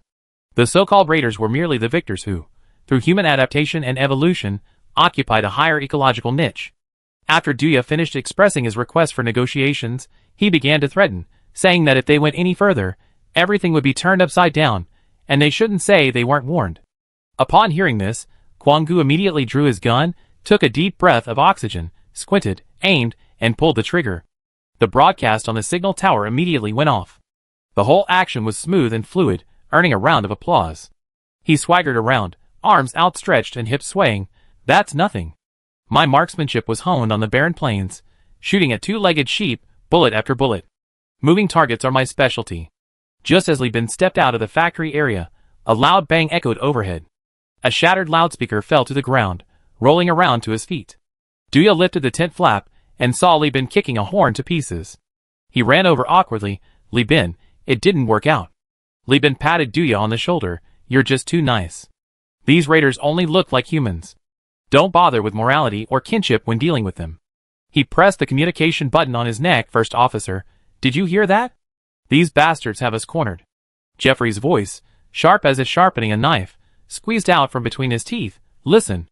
Tens of thousands of star coins worth of goods. Even I never eaten such a fat piece of meat. These bastards dared to look at us like that. They gone too far. Release the drones.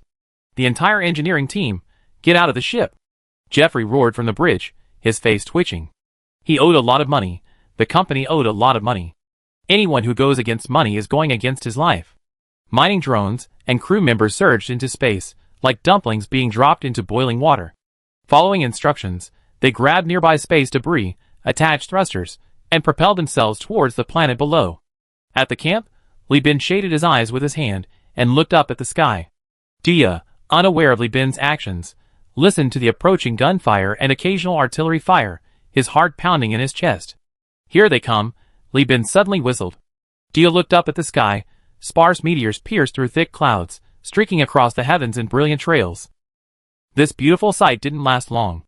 Soon, it was discovered that these sparse meteors weren't just in batches, but in waves, continuously hurtling towards the ground. Guanggu abruptly stood up, staring at the sky in disbelief. He always knew that the people in the sky flew spaceships, and those ships carried weapons, but they never used them on the Magius people, claiming they were of the same blood and should unite. This was the source of their arrogance as raiders. Why had this tactic, which had always worked, failed today? He, of course, didn't know that the leader this time wasn't a Magius, but the transmigrator Li Bin. He didn't even consider Elphi as his home planet, let alone this wasteland. Even if we assume the worst, he didn't have the same sense of guilt towards his fellow Magius people living in the wasteland. Raiders feed on survivors, they are treacherous, so killing them wasn't unreasonable. The beautiful meteor dwindled in size, its speed increasing. Mad Bones kicked down the nearest driver, took the wheel himself, and even pulled out a gun, shooting two raiders who tried to get in and slow the car down. But he couldn't outrun the meteor shower, these molten metal streams trailing iridescent flames, carrying an unstoppable momentum, engulfing the entire area. The earth trembled like a drumbeat, people were like fleas on the drum, and the hurtling meteors were like the hammers, together creating a grand symphony of death. Chapter 34.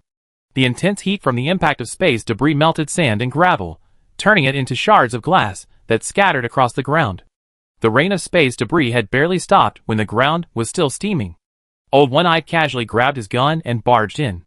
Li Bin trailed behind, hearing sporadic gunshots ringing out amidst the smoke and heat. These were the lucky few who hadn't been hit, running into the bosun, who was wreaking havoc. Looking at the one-sided outcome, Li Bin thought to himself that these raiders had been far too well protected before. They had no respect for spaceships, these superior aerial vehicles. The old saying goes, high is for fighting, low is for fighting idiots.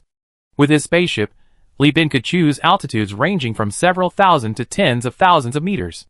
At this altitude advantage, even a single day could kill, let alone the space debris scattered everywhere. UPA, leading her chemical dog, followed behind. The dog carefully avoided the scorching ground, leaping among the ruins. UPA looked regretfully at the cannons and corpses smashed to pieces by space debris. What a waste. So many weapons and equipment, you couldn't possibly withstand that much. She glanced at the team with 0 casualties, the rest of her sentence stuck in her throat. If they could achieve this exchange ratio every time, it seemed that whether there were spoils or not wouldn't matter much. Captain, we found an unlucky fellow. He was grazed by a small piece of molten space debris and lost half his body. The wound is carbonized, but the blood loss isn't serious. Oh! He's a leader, the old one-eyed man said with a tone of both fortune and misfortune. Li Bin immediately became interested and ran over to take a look. Just as the old one-eyed man had said, a man with a mohawk hairstyle, who perfectly fit the stereotype of a wasteland violent maniac, was lying on a rock with one leg missing, half of his stomach gone, and many pieces of vehicle debris stuck in his body. He was staring wide-eyed and struggling to fasten his respirator. With each breath, blood and foam oozed from his mouth. He was clearly dying. TSK, I don't know if you're lucky or unlucky. The vehicle battery was hit directly and exploded. Being blown away actually saved your life. Li Bin crouched down and slapped away the man's trembling hand holding the gun. UPA said in a complicated tone, this guy should be Kwang Gu. He recently killed the tribe's leader and declared himself independent.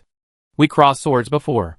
She hadn't expected this ruthless raider, who had recently risen to prominence in the wasteland and caused headaches for many survivor tribes, to be reduced to the state of a dead dog. Kwang Gu raised his head, his throat gurgling, "Save me." He dropped his gun and reached for Li Bin's trouser leg.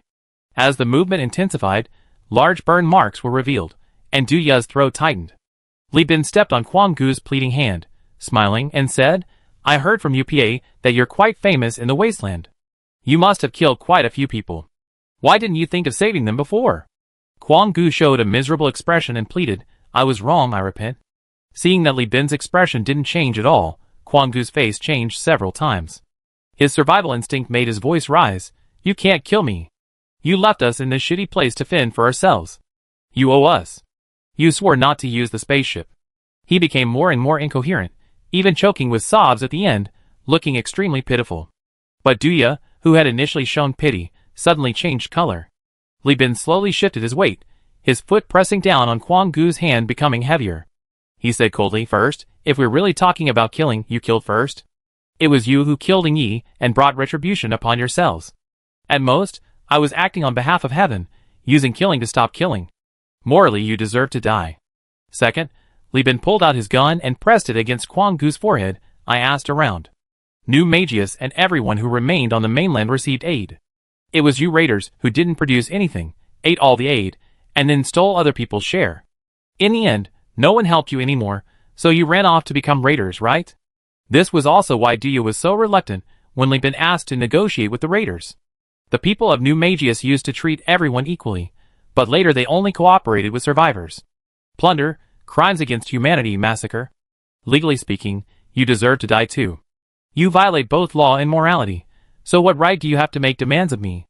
Mad Bones was already crying, utterly lacking any leadership spirit, his face covered in dust and tears, stammering, we're all Mugos people, we're compatriots. Li Bin grinned, who said we're compatriots? I'm from Elfie, I don't buy your act. Sigh, it feels a bit too easy to just shoot you like this. Saying this, Li Bin put away his gun, stood up, and beckoned to Old One-Eye. Fine 4 steel pipes. Oh, he's missing a leg, so 3 will do. Nail his hands and feet in, then air dry him. All right. Old One-Eye showed no remorse, rubbing his hands together, as he searched the ruins for suitable materials. Li Bin then ordered UPA to lead his men to clean up the battlefield, finish off those who needed to be shot, interrogate those who needed to be interrogated, and rebuild the outposts. After giving these brief instructions, he noticed Du Ya standing there, looking at him with a hesitant expression. What's wrong? You're not going to tell me I'm ruthless, are you? Li Bin joked. Du Ya shook his head and said, he said we dumped them here. All right, you don't need to say any more, Li Bin interrupted Du Ya. Bean Sprout, and you new Magosians, are too sensitive about these things. I won't be swayed by the desperate words of a shameless, brainless person before death. Why shouldn't I believe you can cooperate with all the survivors on the planet, rather than trusting the raiders? Du Ya hesitated for a moment, then whispered, thank you. We're all brothers, no need to thank me. Li Bin gave a thumbs up. If you really want to thank me, hurry up and get yours over here, the 3-legged cat is almost full. Oh, about half a day, the family's mining ship will arrive in half a day, Du Ya immediately replied. In fact, the mining fleet arrived later than Du Ya said. The 3-legged cat didn't receive the handover signal until almost dawn the next day, which also brought an unexpected surprise. The ship promised to Li Bin had arrived. Captain, the mining fleet said, there's a cargo ship for me. I sent you the data. Now we can start work simultaneously, and we can even bring the hull components along. Jeffrey said happily on the bridge. At this moment, the crew members transferring cargo on land also stopped their work and gathered around to look at the ship. The second ship was a pure cargo ship, a Buffalo-class cargo ship, 340 meters long and 150 meters wide. Its hull was exceptionally simple, shaped like an eye, with the bow and stern as the main structure. The midsection was supported by 3 sturdy alloy trusses forming the keel, with multiple cargo decks extending outwards from the trusses. The entire ship had its eye section sealed off, while the cargo decks were directly exposed to space, with dozens of space containers secured to them. The bow has only one small weapon bay. The ship's electrical system, besides maintaining the shields, can only power light machine guns or anti-aircraft laser cannons. Forget about actual combat air defense. This weapon bay is only for breaking up space debris and meteorites during transit. This ship, despite its destroyer-class size, is a standard, thin-skinned, but large-capacity civilian vessel. However, what delighted Li Bin and Jeffrey was its extreme capabilities. This ship boasts the largest capacity of all its class. A full 400 standard cargo holds, 3 times that of the 3-legged cat, and due to its open cargo deck, this ship's cargo loading and unloading speed is also the fastest. No docking with the port is needed. The space station can directly use robotic arms to load and unload containers. What takes the 3-legged cat nearly 2 hours, using manpower and carts, the Buffalo class can do in just 20 minutes. Li Bin immediately called UPA, add another agreement. I provide another 50 crates of food. Bring everyone in your tribe, who can move to help with the hauling. Also, send messages to all nearby survivor tribes, inviting them. Bring your goods. I'm going to hold a temporary market in these ruins. We provide security for the market. Your tribe will maintain order, and all survivors can freely buy and sell, exchanging goods. However, we have priority purchasing rights. Don't worry, I only want the items they find in the ruins. As for food, bean sprouts. I give you cash and star coins. Have your family's mining fleet bring a shipment next time they come. I give you the list later. Fine, you're playing games like this, aren't you? You already bankrupted me, and now you expect me to shamelessly ask my family to transport food for you? We're all toothless.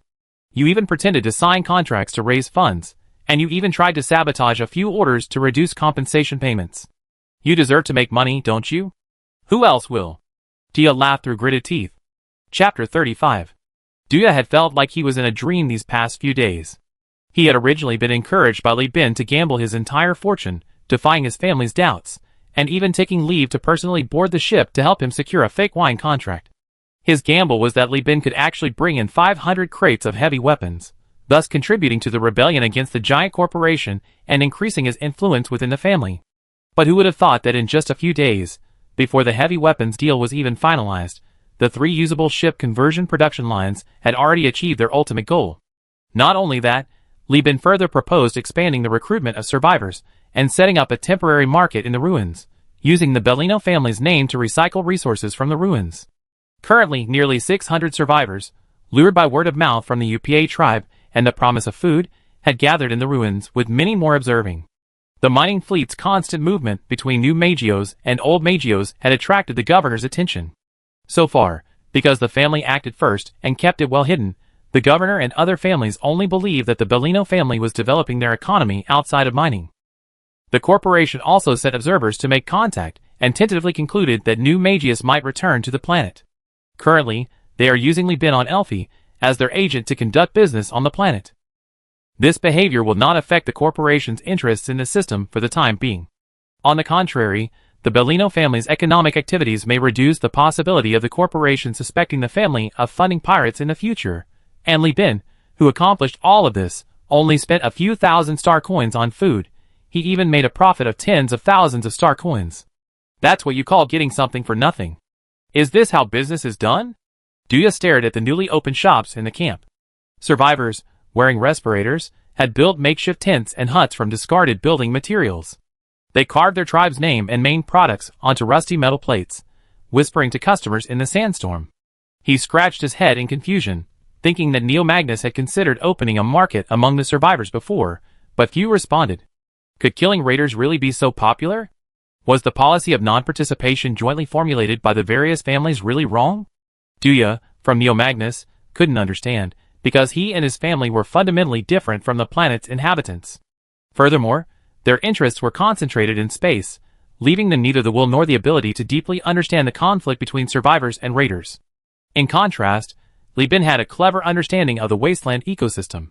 In his view, the relationship between survivors and raiders could be explained by the relationship between Nobita and John.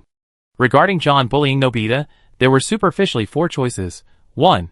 Help John. 2. Help Nobita. 3. Ignore it. 4. Believe both are at fault. From their perspectives, however, there are only 2 choices: help John or help Nobita. The same applies to the raiders and survivors. Duya and his friends' apparent detachment from the old Magnos conflict, while seemingly neutral, actually isolates them from the survivors. Because the survivors are the weaker party, failing to provide direct assistance, whether remaining neutral or ignoring the situation, is tantamount to condoning it. After all, the raiders won't stop hunting survivors just because you ignore them, and John won't stop bullying just because teachers and parents ignore it. Therefore, when faced with bullying, teachers have only one correct choice: immediately step in and firmly stop it. Anyone claiming flies don't land on a flawless egg, or it takes 2 to tango, is disrespecting the teaching profession. Li Bin's attack on Quang Gu objectively eliminated several groups of raiders. In the eyes of the survivors, he was one of their own, and his actions earned him their trust.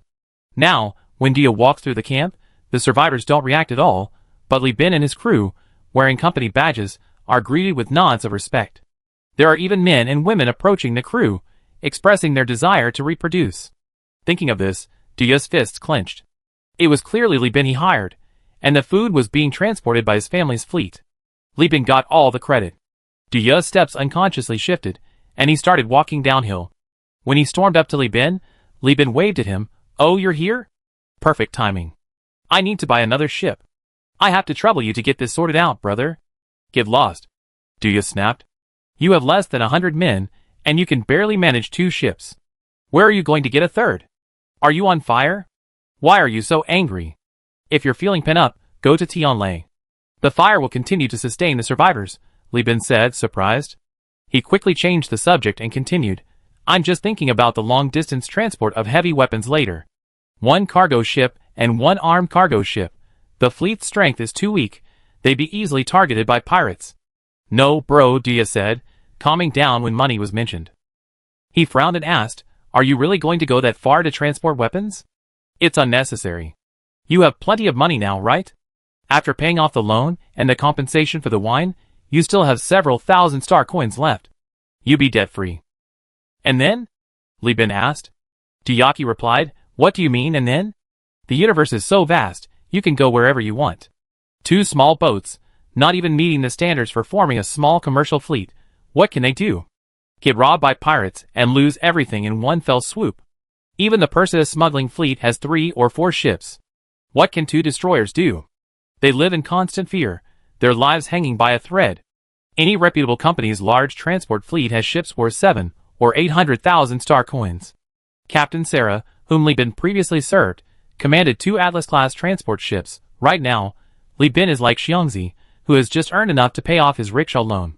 Compared to other rickshaw pullers, he's a big shot, but compared to everyone else in Beiping, he's nothing. One wrong move, and his rickshaw is gone. What awaits him is a cycle of rise and fall, a life neither human nor ghost. Be prepared for danger in times of peace. Be prepared for danger in times of peace. Only by establishing his own colony can he truly control his life. Thinking of this, Li Bin was filled with strong conviction, his eyes burning with ambition. Duya, seeing this, knew that Li Bin's risky approach was different from his own contentment with modest wealth. This man had chosen a risky path. So he gave up trying to persuade him, and instead said, "Tell me what you need, and I help you with anything I can." Li Bin was moved. "Good brother. Even if we're very close, it doesn't change anything. I need something to eat too. Didn't you just eat 3 production lines? The family is the family, and I am me." Dia retorted firmly, "I give you a small rebate at most. I need a crew. You have Lloyd blood, right? Find me 30 Lloyds. I need them for damage control and engine room work. Also, recruit a group of skilled crew members." Dia thought for a moment, propping his chin up, and then said, "I guarantee I can handle the crew. But I suggest you don't rush into buying the ship. First, talk to our family. Let's talk to the fleet commander. He's very experienced, and can help you adjust the fleet composition." At this point, Dia solemnly advised, "Fleet command is a profound art. Fleet composition, weapon assembly, ship modifications, These basics can consume a commander's entire lifespan. A top-tier fleet is the culmination of years of hard work. Li Bin, I admit you're very talented, but in matters so heavily reliant on combat experience and time, you should listen to the advice of an experienced commander. Li Bin nodded with considerable feeling. Well said. So where can I find such a fleet commander? I have a bottle of Byzantine wine here, waiting to have a long chat with this commander. Dia pointed to the sky. The commander of the mining fleet, that's the person you're looking for. Hey, what kind of look is that? Don't underestimate him. The production line family values him highly, specifically bringing him here to oversee things. He has extensive combat experience, and his annual salary is 1,700 star coins. Chapter 36. Li Bin didn't immediately seek out the fleet commander introduced by Duya. The transfer wasn't over yet, and the commander had his own family mission, while Li Bin was busy scavenging for bargains at the market. Although as time passed, more and more survivors set up stalls at the market, such a massive influx of people inevitably attracted the attention of raiders. Even Old One-Eyed, accompanied by armed sailors, and the UPA tribe, went hunting on jet motorcycles. However, the market rarely offered high-value goods that caught Li Bin's eye. Instead, it was filled with various spare parts. These large quantities of low-value goods were all bought up by the Bellino family. Li Bin naturally didn't share in these profits. In fact, Li Bin was somewhat surprised that the Bellino family actually kept their promise. He thought somewhat cynically that they could have easily led their fleet to eliminate him after discovering the production line and taken all the profits. After all, Mugos was neither legally nor militarily related to Li Bin. Li Bin could only explain this by saying that the Bellino family was using money to silence him, demonstrating their credit, and also making an investment. Walking through the market, Li Bin smiled and declined invitations from several alluring and beautiful women. As a normal person, he naturally had needs, but who could resist the watchful eye of UPA, this formidable woman? Duya had subtly warned himself that this future female chieftain seemed to have her eye on him. If he showed any willingness to accept an invitation from any woman, it would be sending a signal. Then, before he could enjoy the good times any longer, on a dark and stormy night, UPA would seize the opportunity to drag him into a small, dark room to experience the terrifying power of industrial-grade sex. This extraordinary woman, over 2 meters tall, could bend steel bars with her legs. Li Bin didn't think his spine could withstand even a few rounds. His life was at stake, no service. However, occasionally one could find something good at the market, such as luxury goods. In some underground factories and the rooms of the shelter's management, one could find solid wood furniture, musical instruments, paintings, sculptures, and other expensive items. For the survivors, these were merely flammable materials and building materials with lower flammability than oil, but for Li Bin, they were valuable commodities. He could even exchange a box of compressed biscuits for a painting. By the time the market ended 5 days later, and the survivors gradually dispersed, Li Bin had accumulated over 60 luxury items, all in the Neo-Magnus style, capable of fetching high prices at auction. He entrusted them to Duya to put on the auction. He could collect the money once he transported the heavy weapons back. The transfer was complete, the market was over, and Li Bin was about to leave. Before leaving, UPA held Li Bin's hand tightly, refusing to let go. If it weren't for the help of the others from the tribe, Li Bin even suspected he would have been dragged away. He felt that UPA wanted the recipes in his head more than his 100+ pounds of flesh. He left this planet, which still had enormous development potential, with lingering fear. The future profits of this land were no longer his concern. But it didn't matter. Outside the core constellation of Perseus, there were countless former colonies whose civilizations had been wiped out by the Great Collapse. As long as he was willing to go, he would have countless opportunities to make a fortune. As the escape pod activated, the churning stomach acid and dizziness brought on by the G-force struck again. After breaking through the gravity concentration zone, the world spun. The long-lost weightlessness, the blood flowing to his feet due to gravity, filled his brain again, increasing intracranial pressure. The abundant blood oxygen brought a dizzying yet clear mind. The ever-present, slightly musty smell, and the strange odor of reclaimed water in the cabin were nostalgic. Li Bin returned to his loyal, albeit somewhat rudimentary, ship. As soon as he entered the bridge, before he could even chat with the first mate, a beautiful figure flew over, grabbed Li Chengzhen's shoulder, and scrutinized him from head to toe. Li Chengzhen was already a burly, muscular young man, his muscles further enhanced by genes activated by gravity, yet he was being pulled and tugged around by a pair of arms, turning and squatting, utterly helpless. It was because those hands belonged to his younger brother, Li Shu, who was suppressing his sacred body. After checking him over and confirming that he had no injuries, Li Shu finally breathed a sigh of relief. Li Chungjin, finally daring to speak after being thoroughly tormented by his sister, excitedly shouted, "Sis! You don't know, brother set up a huge market down there, and I even set up a stall. Using additives, nutritional paste, and starch, my stall was a huge hit. The survivors lined up like crazy. I made a fortune. I sold all the junk to the Bellino family, and got 9 star coins." This figure moved the crew members. After all, they only earned 8 star coins a year after becoming full-fledged employees. Li Chungjin's culinary skills earned them a year's salary in just a few days. Although there was a bonus from eating something new and being at the first market, the money couldn't be faked. However, Li Bin had already mentioned that both the crew members on duty and those staying behind would receive extra bonuses. So, while everyone was envious, they didn't complain. After all, the Li family's culinary skills were widely recognized as unique. Li Shu didn't care how much money her brother earned, because no matter how much he earned, it was still Li Bin who would pay off the debts. As long as Li Chungjin was safe and happy, that was enough. So she patiently listened to her brother boast about his culinary skills, like she was coaxing a child. Seeing his sister's unusually gentle expression, Li Chungjin became more and more excited, completely unable to stop talking. "There are even people trying to steal my recipes. They're all quite good-looking, some dark-skinned, some brown-skinned, all with great figures, but they just think I, Li Chungjin, am a fool. Sister, didn't you say some people are just sugar-coated bullets, and you have to shoot them back?" Li Bin noticed Li Shu's gentle face stiffen, her upturned lips turning downwards. He subtly took a step back and waved to the first mate. "Oh, firing the shells back, huh?" Li Shu's voice was clear and melodious. "Did you eat the sugar coating?" Li Chungjin, caught up in the moment, was completely unaware of the ominous star looming above him. He probably bragged about this too many times before, and blurted it all out. "Of course I ate it. I'm not stupid. Hey sister, that hurts." Li Shu had already grabbed her brother's ear and started spinning him around like a 360-degree Thomas, a half smile on her face. "So you ate the sugar coating, huh? How old are you, already eating sugar coating? Tell me, what step are we at? Have you taken it off? Have we done it?" Li Bin knew he was in trouble. After scolding this idiot Li Chungjin, Li Shu would be coming after him for his negligence. He had already strolled to the edge of the bridge, pressed a switch, and slipped away. Around the corner, he vaguely heard a pitiful cry of "Big brother, save me!" and his sister's fierce roar, "Li Bin, how can you take care of your younger brother like this?" Thinking to himself, "Good brother, fly high. I take responsibility if anything happens," he hid in the crew quarters. When Jeffrey found him, Li Bin was already leisurely relaxing in his hammock. Jeffrey sat on the edge of the hammock and sighed, "Your brother is so pitiful, still kneeling on the bridge. You're so disloyal. Your sister couldn't find you, so she took her anger out on him." Li Bin scoffed. "Who told him to brag like that? I had people watching him. He's not buying it. He's just a minor, a virgin. They have him completely under their thumb.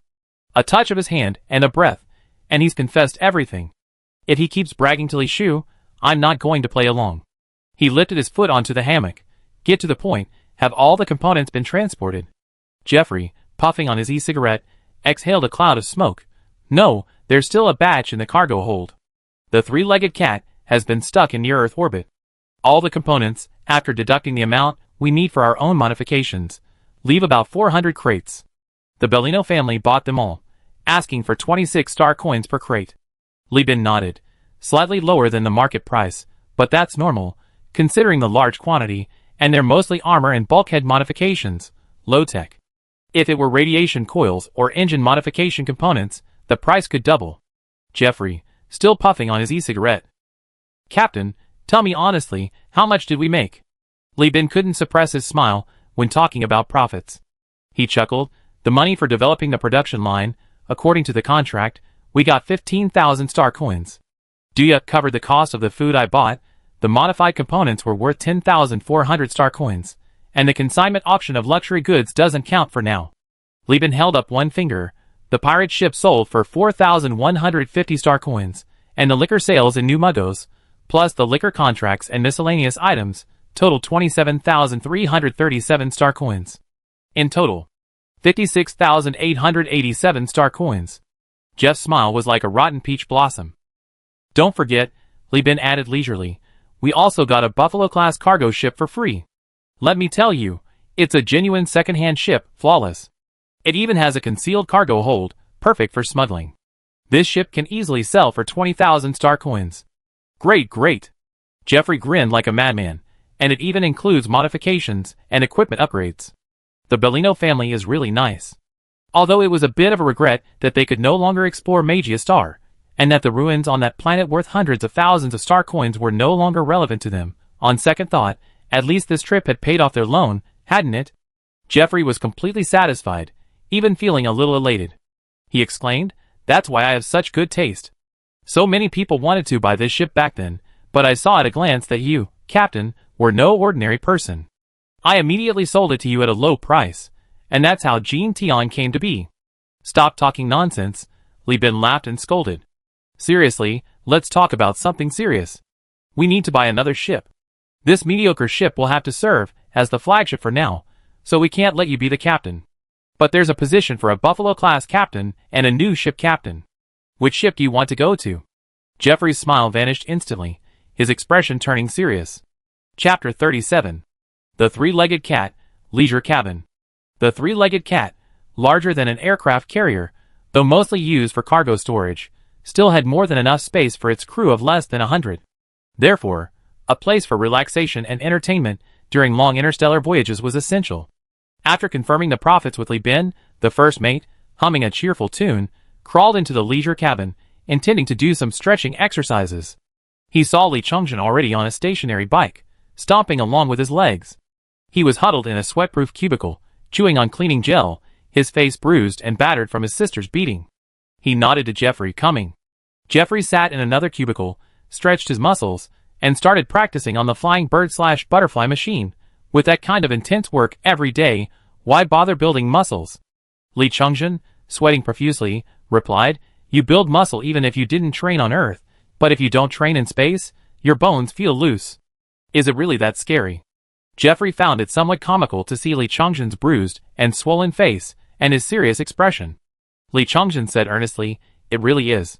Humans, after all, originated from a planet, and our adaptation to space is still too poor." This was true, but Jeffrey believed it was definitely something Li Chongjin had copied from Li Bin. He pointed to his mouth. "Do you have any more cleaning gel? Give me one." Li Chongjin pulled out a piece and tossed it to Jeffrey, who tore it open and popped it into his mouth. In space, you can't brush your teeth with water, so the cleaning gel was the substitute.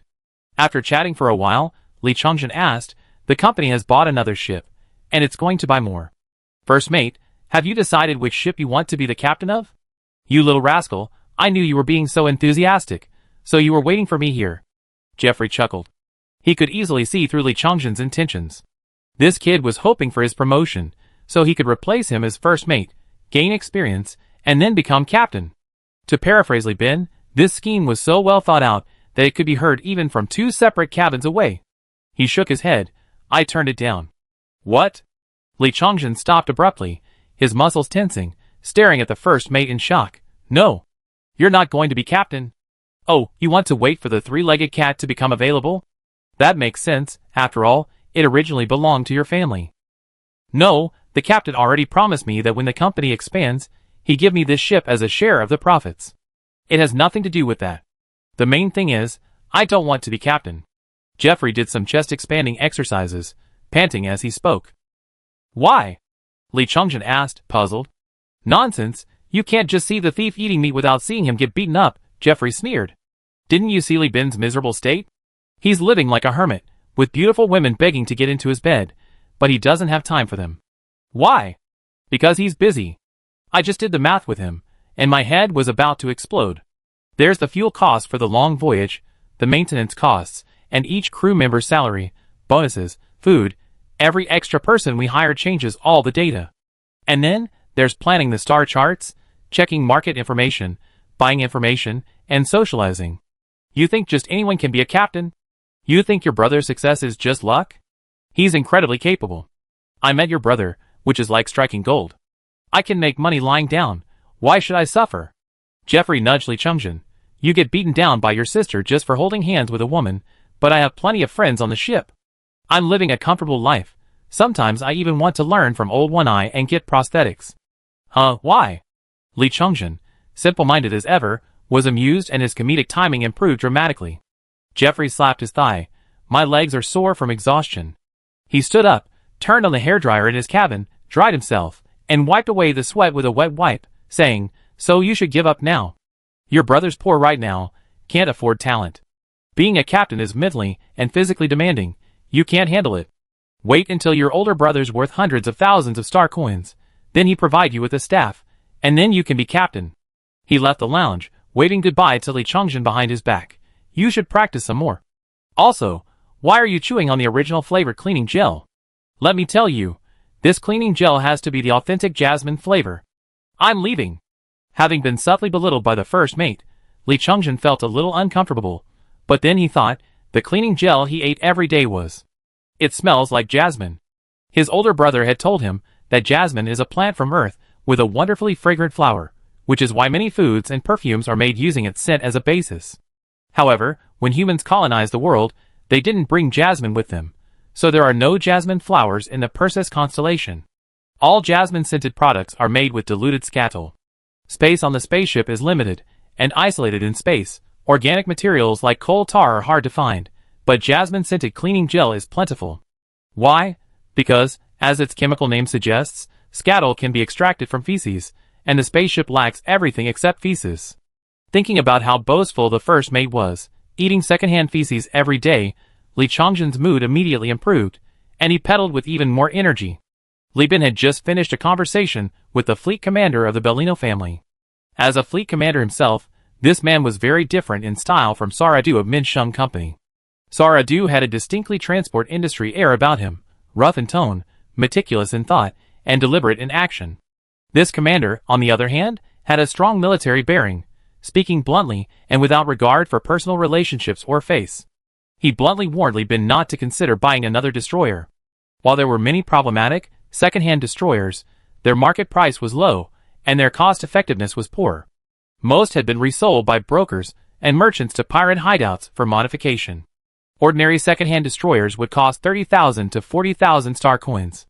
Only junk ships made with meteorite hulls could fetch the price Li Bin desired. For example, a Vesta-class destroyer would start at 20,000 star coins. Under the fleet commander's sharp and incisive analysis, Li Bin's heated mind gradually cleared. He listened carefully to the advice and realized that what he lacked wasn't large ships, but rather agile small ships. While frigates have lower shield radiation, thinner armor, and smaller cargo capacity, they are inexpensive and highly maneuverable. In naval battles, they can harass pirates, buying time for your cargo ships to retreat. Unless the pirates have an overwhelming numerical advantage, they can even retreat at their leisure. This practical expert not only had insightful observations, but even played a simulated war game with Li Bin to demonstrate his point. Li Bin, controlling a fleet 3 times larger than his own, still couldn't capture the cargo ships. While the commander's extensive experience certainly contributed, it's undeniable that a phased retreat was the best option for the transition phase. Seizing the opportunity, Li Bin eagerly offered the commander his last 2 bottles of Byzantine wine, originally intended for his own enjoyment, asking him to help select suitable frigates. Now, he was off to collect the ships. At the port, the agent stood respectfully holding his terminal. His eyes lit up the moment he saw Li Bin. "Mr. Li Bin, your ship is ready. Please follow me." Even though it was only a few steps, the agent opened the hovercar behind him to let Li Bin in. After a few turns, Li Bin arrived at the other side of the port. The guards here had all been replaced with security personnel wearing the Bellino family crest. The berth area had been cleared. The agent thoughtfully helped Li Bin put on a mask. As they reached the outer berth, hundreds of crew members in uniforms, neatly lined up, looked over the moment Li Bin arrived. "These are the crew members Director Duya has prepared for you. Because you adjusted your ship purchase requirements, the number of crew members has decreased.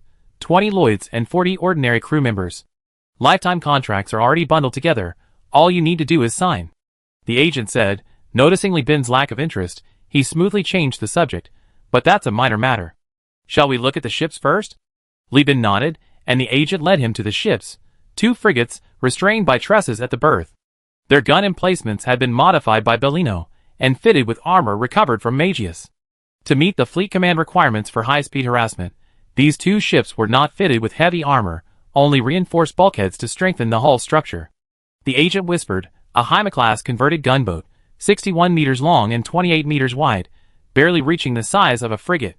It's a conversion from a Hermes-class shuttle, with no changes to its external appearance, but the cabins have been made very narrow to meet combat requirements. The cargo hold only has 10 units, with a maximum crew of 6 and a minimum of 3. 2 small live ammunition guns and 2 small composite weapon bays, equipped with a light machine gun and a flame-tongue anti-engine missile respectively, to buy time by damaging enemy ships' engines. These 2 standard cannon fodder ships have no cargo value, having only been in service for 5 years and never seen combat, thus each is worth 9,700 star coins. Li Bin nodded in satisfaction. 99% complete, a rare find. With this, the final piece of the small fleet puzzle was complete. Chapter 38. Aya! I can't take it anymore. Such a huge gap. How are we going to fix it? Li Bin, you're really going to kill us. On the bridge of the fleet flagship, the 3-legged cat, Jeffrey grabbed his hair, staring despairingly at the data that he couldn't balance. The dark circles under his eyes were a manifestation of his deep resentment. He had thought that the income of over 50,000 star coins was already an unstoppable surge, and Jeffrey had even secretly calculated his post-New Year's bonus with great satisfaction. But when Li Bin revealed the number of heavy weapons he had promised to New Magnos, Jeffrey's face instantly fell. 500 boxes. A whole 500 boxes. Even at production cost, 500 boxes would be over 100,000 star coins. Jeffrey paced back and forth on the bridge, his mouth spitting out a barrage of words, like a light machine gun. After deducting the cost of 2 frigates, we only have 37,487 star coins left. Now I understand why the Bellino family was so generous, giving us crew, weapons, fuel, and supplies. You're not doing business, you're doing charity. Brother, we only have a little over 2 months. How do you plan to make up the remaining 70,000 star coin shortfall? The first mate, his eyes bloodshot, leaned on the command platform, glaring at the captain. The bridge crew was deathly silent, save for the flashing warning lights and the soothing beeps of the signal devices, which only amplified the heavy atmosphere. Li Bin was currently reviewing the ship's data. With the strong support of the Bellino family, the 3-legged cat's combat capabilities had been significantly enhanced. After reinforcement of bulkheads, heavy armor, and turret armor modifications, the ship's physical resistance was now comparable to unmodified warships of the same class. The medium weapon slots had also been replaced with heavy mortars, raising the ship's combat effectiveness to the level expected of an armed merchant destroyer. Even more impressively, Duya used his connections to personally gift a Claymore heavy fighter LPC. This military fighter was equipped with 2 light machine guns, allowing the 3-legged cat to deploy a squadron of 4 aircraft at a time, delivering a total of 8 light machine guns. Without exaggeration, if faced with the same hyperspace pirates again, Li Bin was confident he could crush them with conventional naval warfare.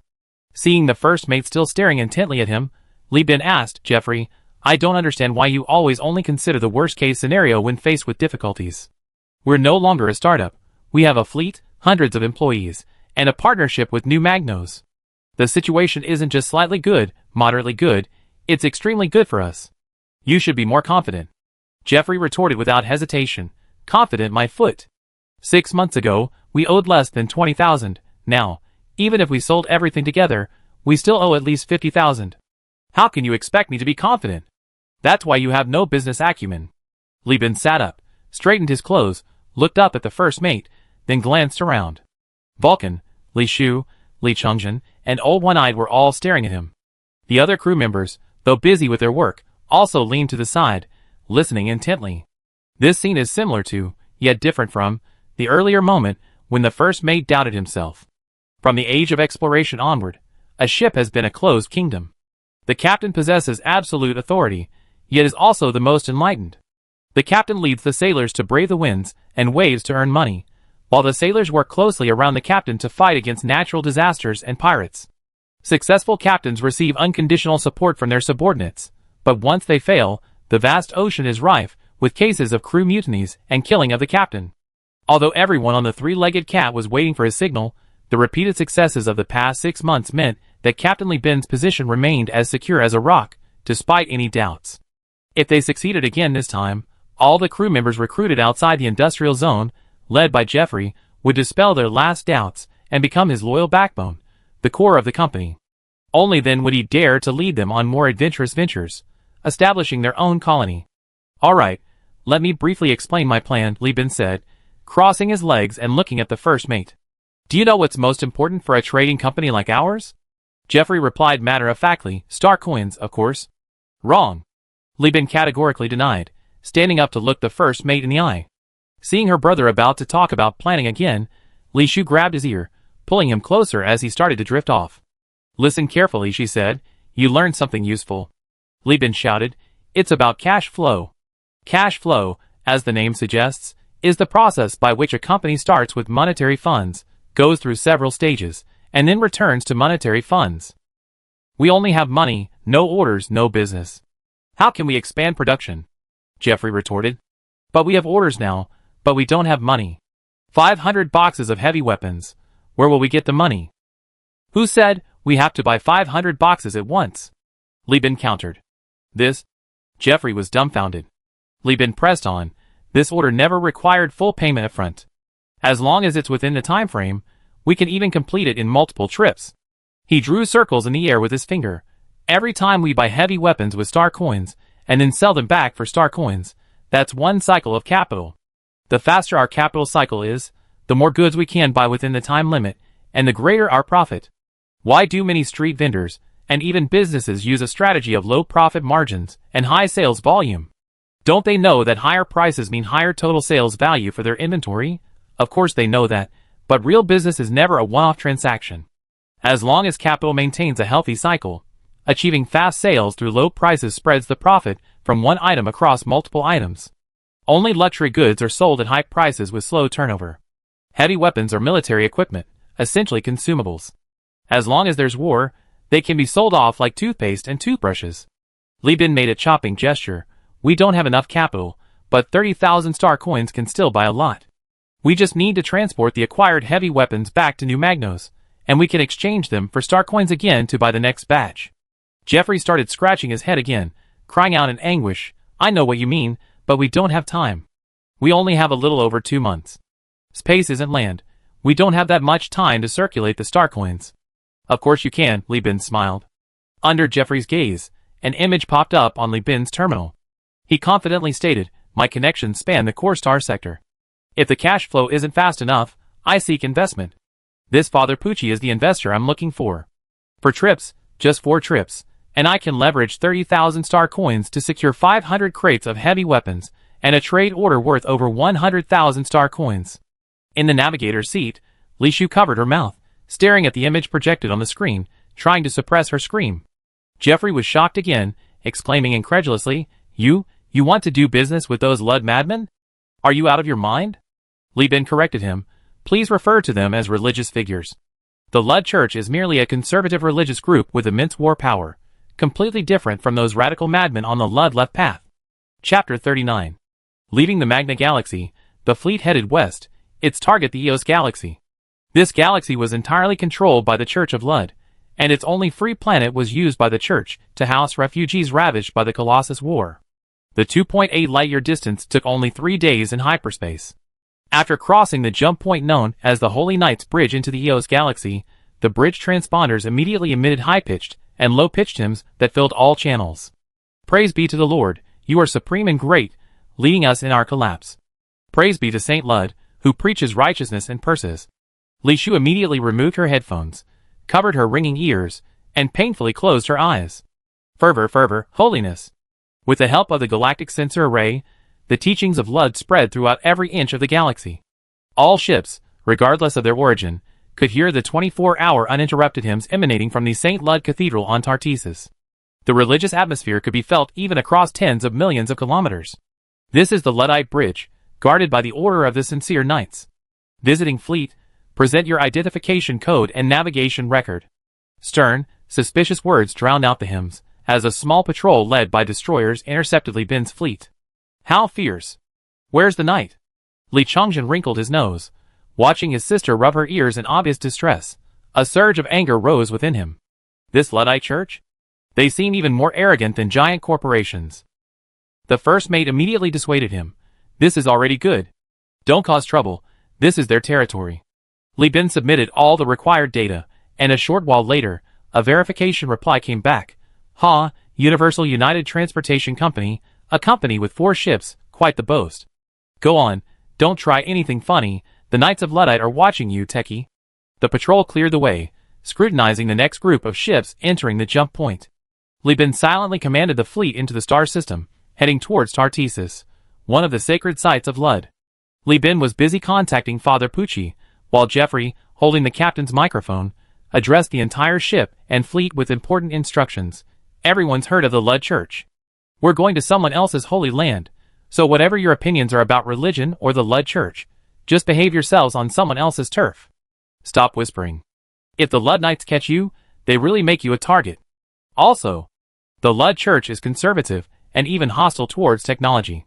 They believe the Great Collapse was punishment from God for humanity's advanced technology. All your projection terminals and smart devices are strictly prohibited from leaving the ship, and you're not allowed to connect to the Lud network. The fleet docked at the Cetate's orbital station. This station used early construction technology from the human realm, making it extremely bulky. With the continuous expansion of living and armed areas, the entire station resembled a swollen triangle, exceeding 28 kilometers in length, a true behemoth. Cetatus slowly rotated beneath their feet. It was a gray, arid planet, its surface covered by vast wilderness and hills, with only a few shallow, silted seas no deeper than 50 meters. Surface water content was far below the needs of human activity. However, due to a lack of geological activity and relatively rich mineral deposits, the Luddite Church, after occupying the planet, developed it into its economic and population center. This was a naturally formed, habitable planet, one of the few in the Perseus constellation. The Luddite Church considered it a gift from the Lord. Before leaving, Li Bin solemnly handed over to Jeffrey. There are still 300 units of metal plates on the ship. No matter what the merchants in the port say, you cannot sell them. These things must be donated to Father Pucci until I return. The port area of the Cetatus orbital station was completely different from other ports he had seen before. There were no flashing holographic projection advertisements, no public network for merchants to quickly buy and sell goods. Instead, there were religious flags and works of art made of large quantities of silk and animal hides. These luxuries, which would fetch high prices on other planets, were very cheap in the areas controlled by the Luddite Church. Although the Luddite Church advocated simplicity that was for personal life, when it came to religion, they consistently spent lavishly. The Luddite Church aimed to bring humanity back to nature, and could be considered interstellar druids. They controlled nearly half of the food production areas and natural resources in the Perseus star system, and many rare species from Earth had multiplied under the careful cultivation of the Luddite followers. Densely dressed Luddite merchants, their faces veiled except for their eyes, hands hidden in their wide sleeves, whispered among themselves to the captains unloading cargo. Here, a blend of 20th century port backwardness and prosperity was palpable. Luddite knights, clad in alloy plate armor and resembling medieval knights, wielding electrified lances, walked with their chests puffed out and heads held high, shuffling through the crowd. If they spotted any radical Luddite criticizing captains or merchants displaying high-tech products, these comically comical knights would immediately stride over, seize the person, and take them away. Despite their hostility towards technology, in the interstellar age, the Luddite Church had no choice but to rely on it. From the orbital space stations beneath their feet to the Luddite fleets in space, and even industrial production, to contend with behemoths, the Luddite Church had to use what they despised. Therefore, in the port area, any commodity except human organs and drugs can be sold. However, going further into the residential area or even landing on Cetatus Star would be subject to strict surveillance. Li Bin found a relic shop in the port area and bought a sheet of paper, about 2-page size, handmade by Luddites and blessed by a Lud priest. The paper, made of pure natural wood pulp and tinged with faint holy words, was pale yellow. He then printed his request for permission. He placed the permission into a bronze scroll before heading to the port's connecting passage. He walked straight past the queuing merchants and, under the unfriendly gaze of the guarding Lud knights, opened the scroll, revealing the intricately written permission, under the watchful eyes of the Lord in St. Lud. I joyfully received the request from my church-friendly Bin. Signed, Father Pucci, executioner of the tribunal. The Lud knights immediately put away their stun guns blocking the way, and roughly shoved aside the other merchants. The merchants dared not complain, and quickly made way for Li Bin to enter the residential area. If the port area still retains a 20th century style, then the living modules are practically a return to the Middle Ages. Each module is topped with a huge light fixture, creaking and groaning rhythmically along its track, simulating a star. Underfoot isn't metal, but a layer of sand mixed with adhesive and held in place. Thanks to the space station's rotation, there's hardly any dust. The low-lying houses, built of plastic and metal, are all painted in a wooden style. The houses are uniformly built in an antique style, some clearly showing a medieval influence, but many more are a mix. Some are Scottish sheds with tropical stilt structures underneath, others are Japanese-style houses with flat roofs typical of the arid Middle East. The whole place was a hodgepodge, each house seemingly showcasing its owner's understanding of antiquity. However, due to the Persis populace's lack of history and education, people couldn't distinguish the origins and affiliations of each style. The Luddite Church, aside from its aversion to technology, didn't criticize the public's aesthetic sense. The people living here maintained a leisurely lifestyle, quite different from those under the control of giant corporations. Almost every 2 or 3 houses had a spinning wheel, some were spinning synthetic fibers, some silk, and some seemed to be specialized farmers, raising alien economic creatures that Li Bin couldn't name. The atmosphere of a small-scale agricultural economy was overwhelming, leaving Li Bin somewhat bewildered. The residents' clothing was also very retro, making him feel out of place. Every household had children, and upon seeing Li Bin, the elders would pull their children behind them, watching him warily until he disappeared around the corner. It was precisely because of this inefficient use of space that the orbital space station was so bloated, it took Li Bin a full 20 minutes to reach his destination. The religious court of the Citate's orbital space station, a magnificent church clad in stone, distinctly Baroque in style. After another inspection by the Knights of Lud, the massive metal doors, wrapped in gold leaf, inlaid with artificial diamonds the size of human heads, and engraved with the story of St. Lud's missionary work, slowly opened amidst gears and steam. Looking at the ambiguous church before him, Li Bin was overwhelmed with nostalgia. He felt as if he had returned to Earth, traveling to a foreign tourist destination. Following the priest's guidance, his mind swirling with memories, he was unsure of where he was until, in a spacious, brightly lit room, the crisp click of a door closing brought him back to reality. "Brother Li Bin, I met Captain Saradu 6 months ago, when he came to buy grain. He told me you had left the Minshung Company, and I regretted it for a long time. I never expected to meet you so soon. It's truly a blessing from God." A black man dressed in a simple robe, out of place with his surroundings, rose from his seat and approached Li Bin. "I'm sure this time, you'll be able to bring even more help to the Luddite Church." The Luddite Church refers to all non-believers as unbelievers, but they greet each other warmly as brother, signifying equality. But Li Bin wasn't foolish enough to believe he had suddenly become someone's half-brother. He respectfully performed a Luddite ritual of drawing a circle on his chest to show his respect. "Yes, Father Pucci, I obtained some excellent news, so I come to see you immediately.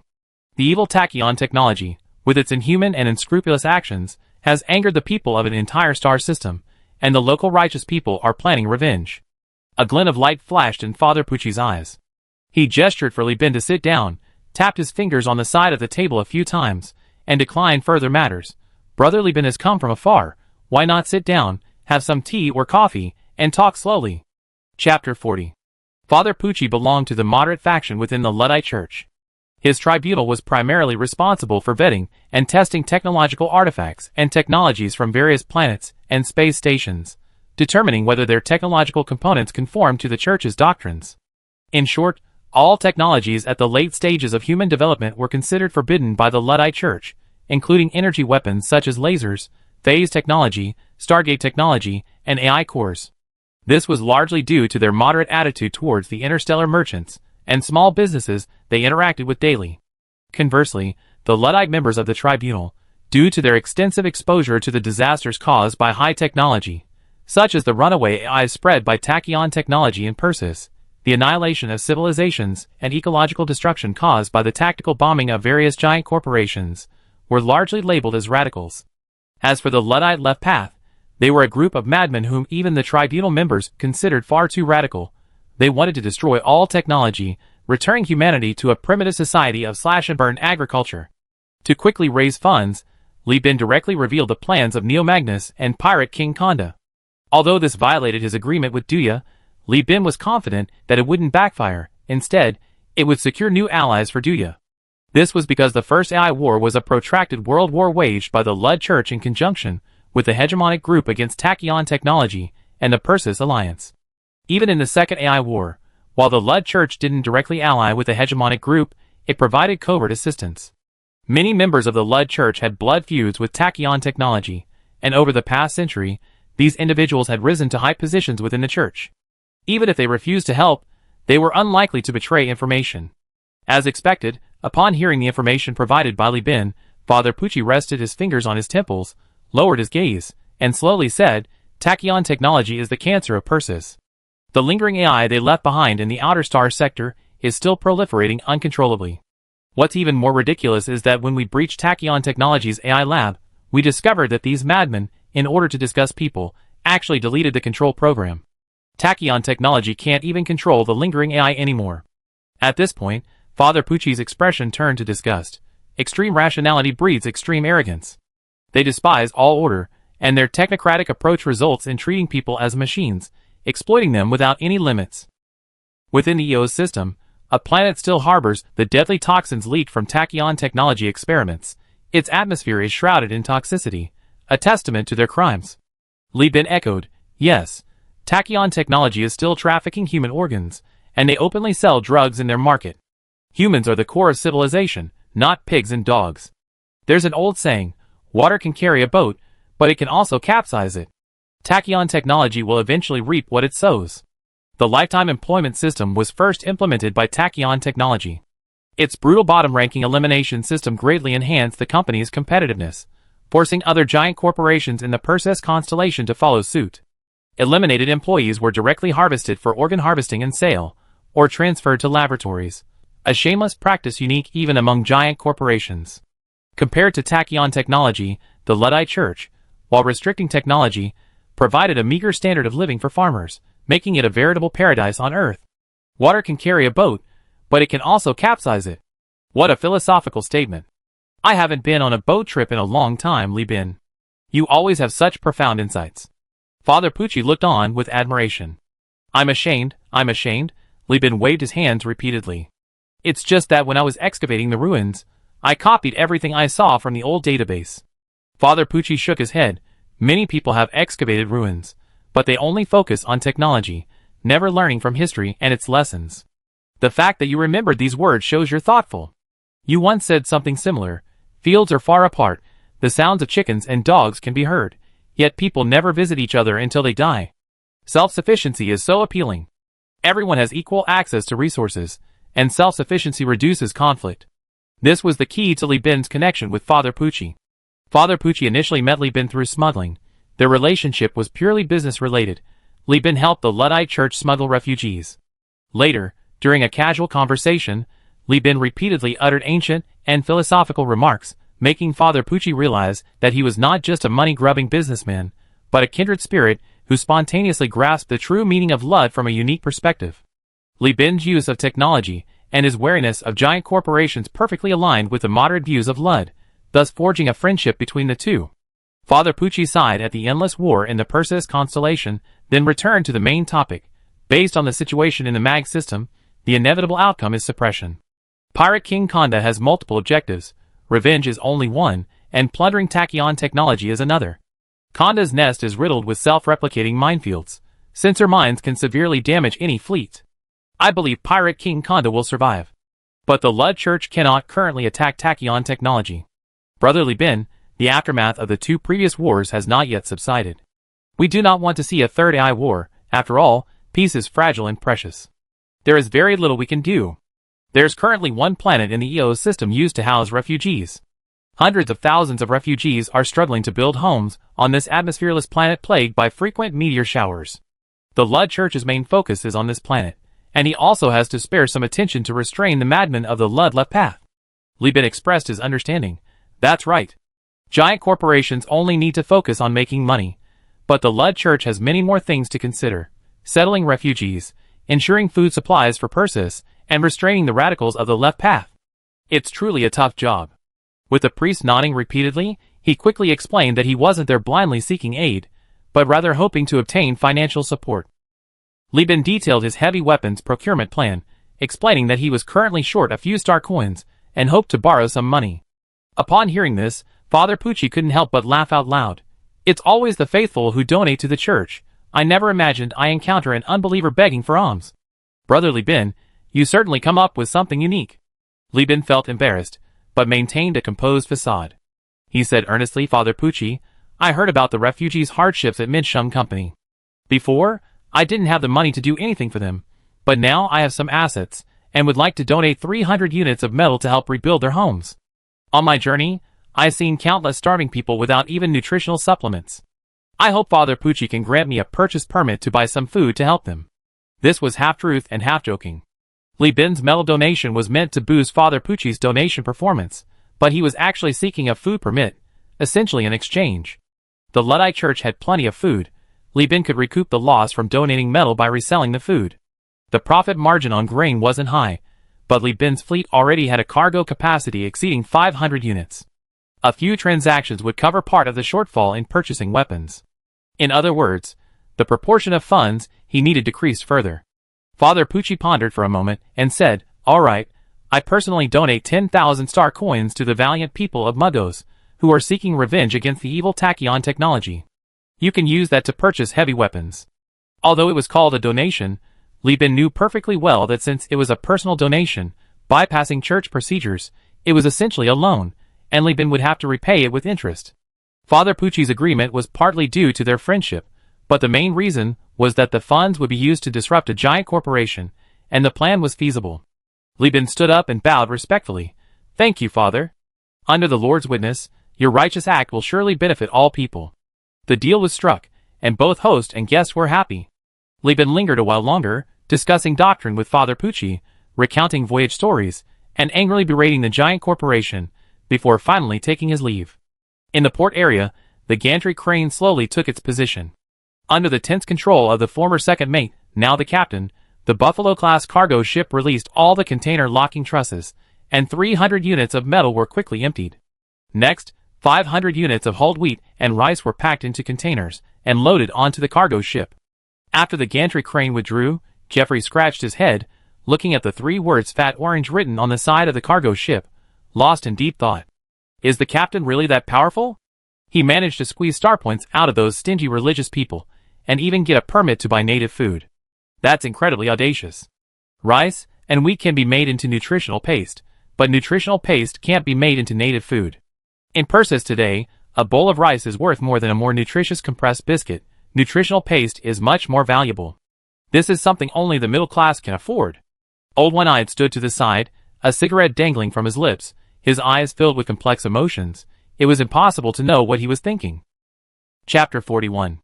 The fleet departed port, and the crew stood before the observation windows, bidding a reluctant farewell to Cutatis. Although they hadn't even set foot on the orbital space station, Cutatis left a deep impression on everyone. The refreshing atmosphere, the lush green of the hemispherical agricultural zones built with high-strength glass in the tropical wasteland, and the peaceful, gentle waves lapping against the coastline. The breathtaking scenery, stretching for thousands of miles, was a sight these people living on the lava planet and the space station had never experienced in their entire lives. They even pooled their money to buy a holographic projection of the Luddite Church's missionary work. No one cared about the missionary content, they just wanted to see the planet's beauty. Although Li Bin had repeatedly forbade anyone on board from using drugs or joining any religion on the first day of his company's founding, he chose to ignore these projections.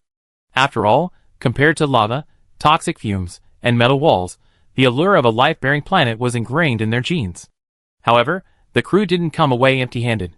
The company's food reserves had been supplemented with hulled rice and wheat, i.e., finished grains, and fresh pasta dishes were being served in the mess hall.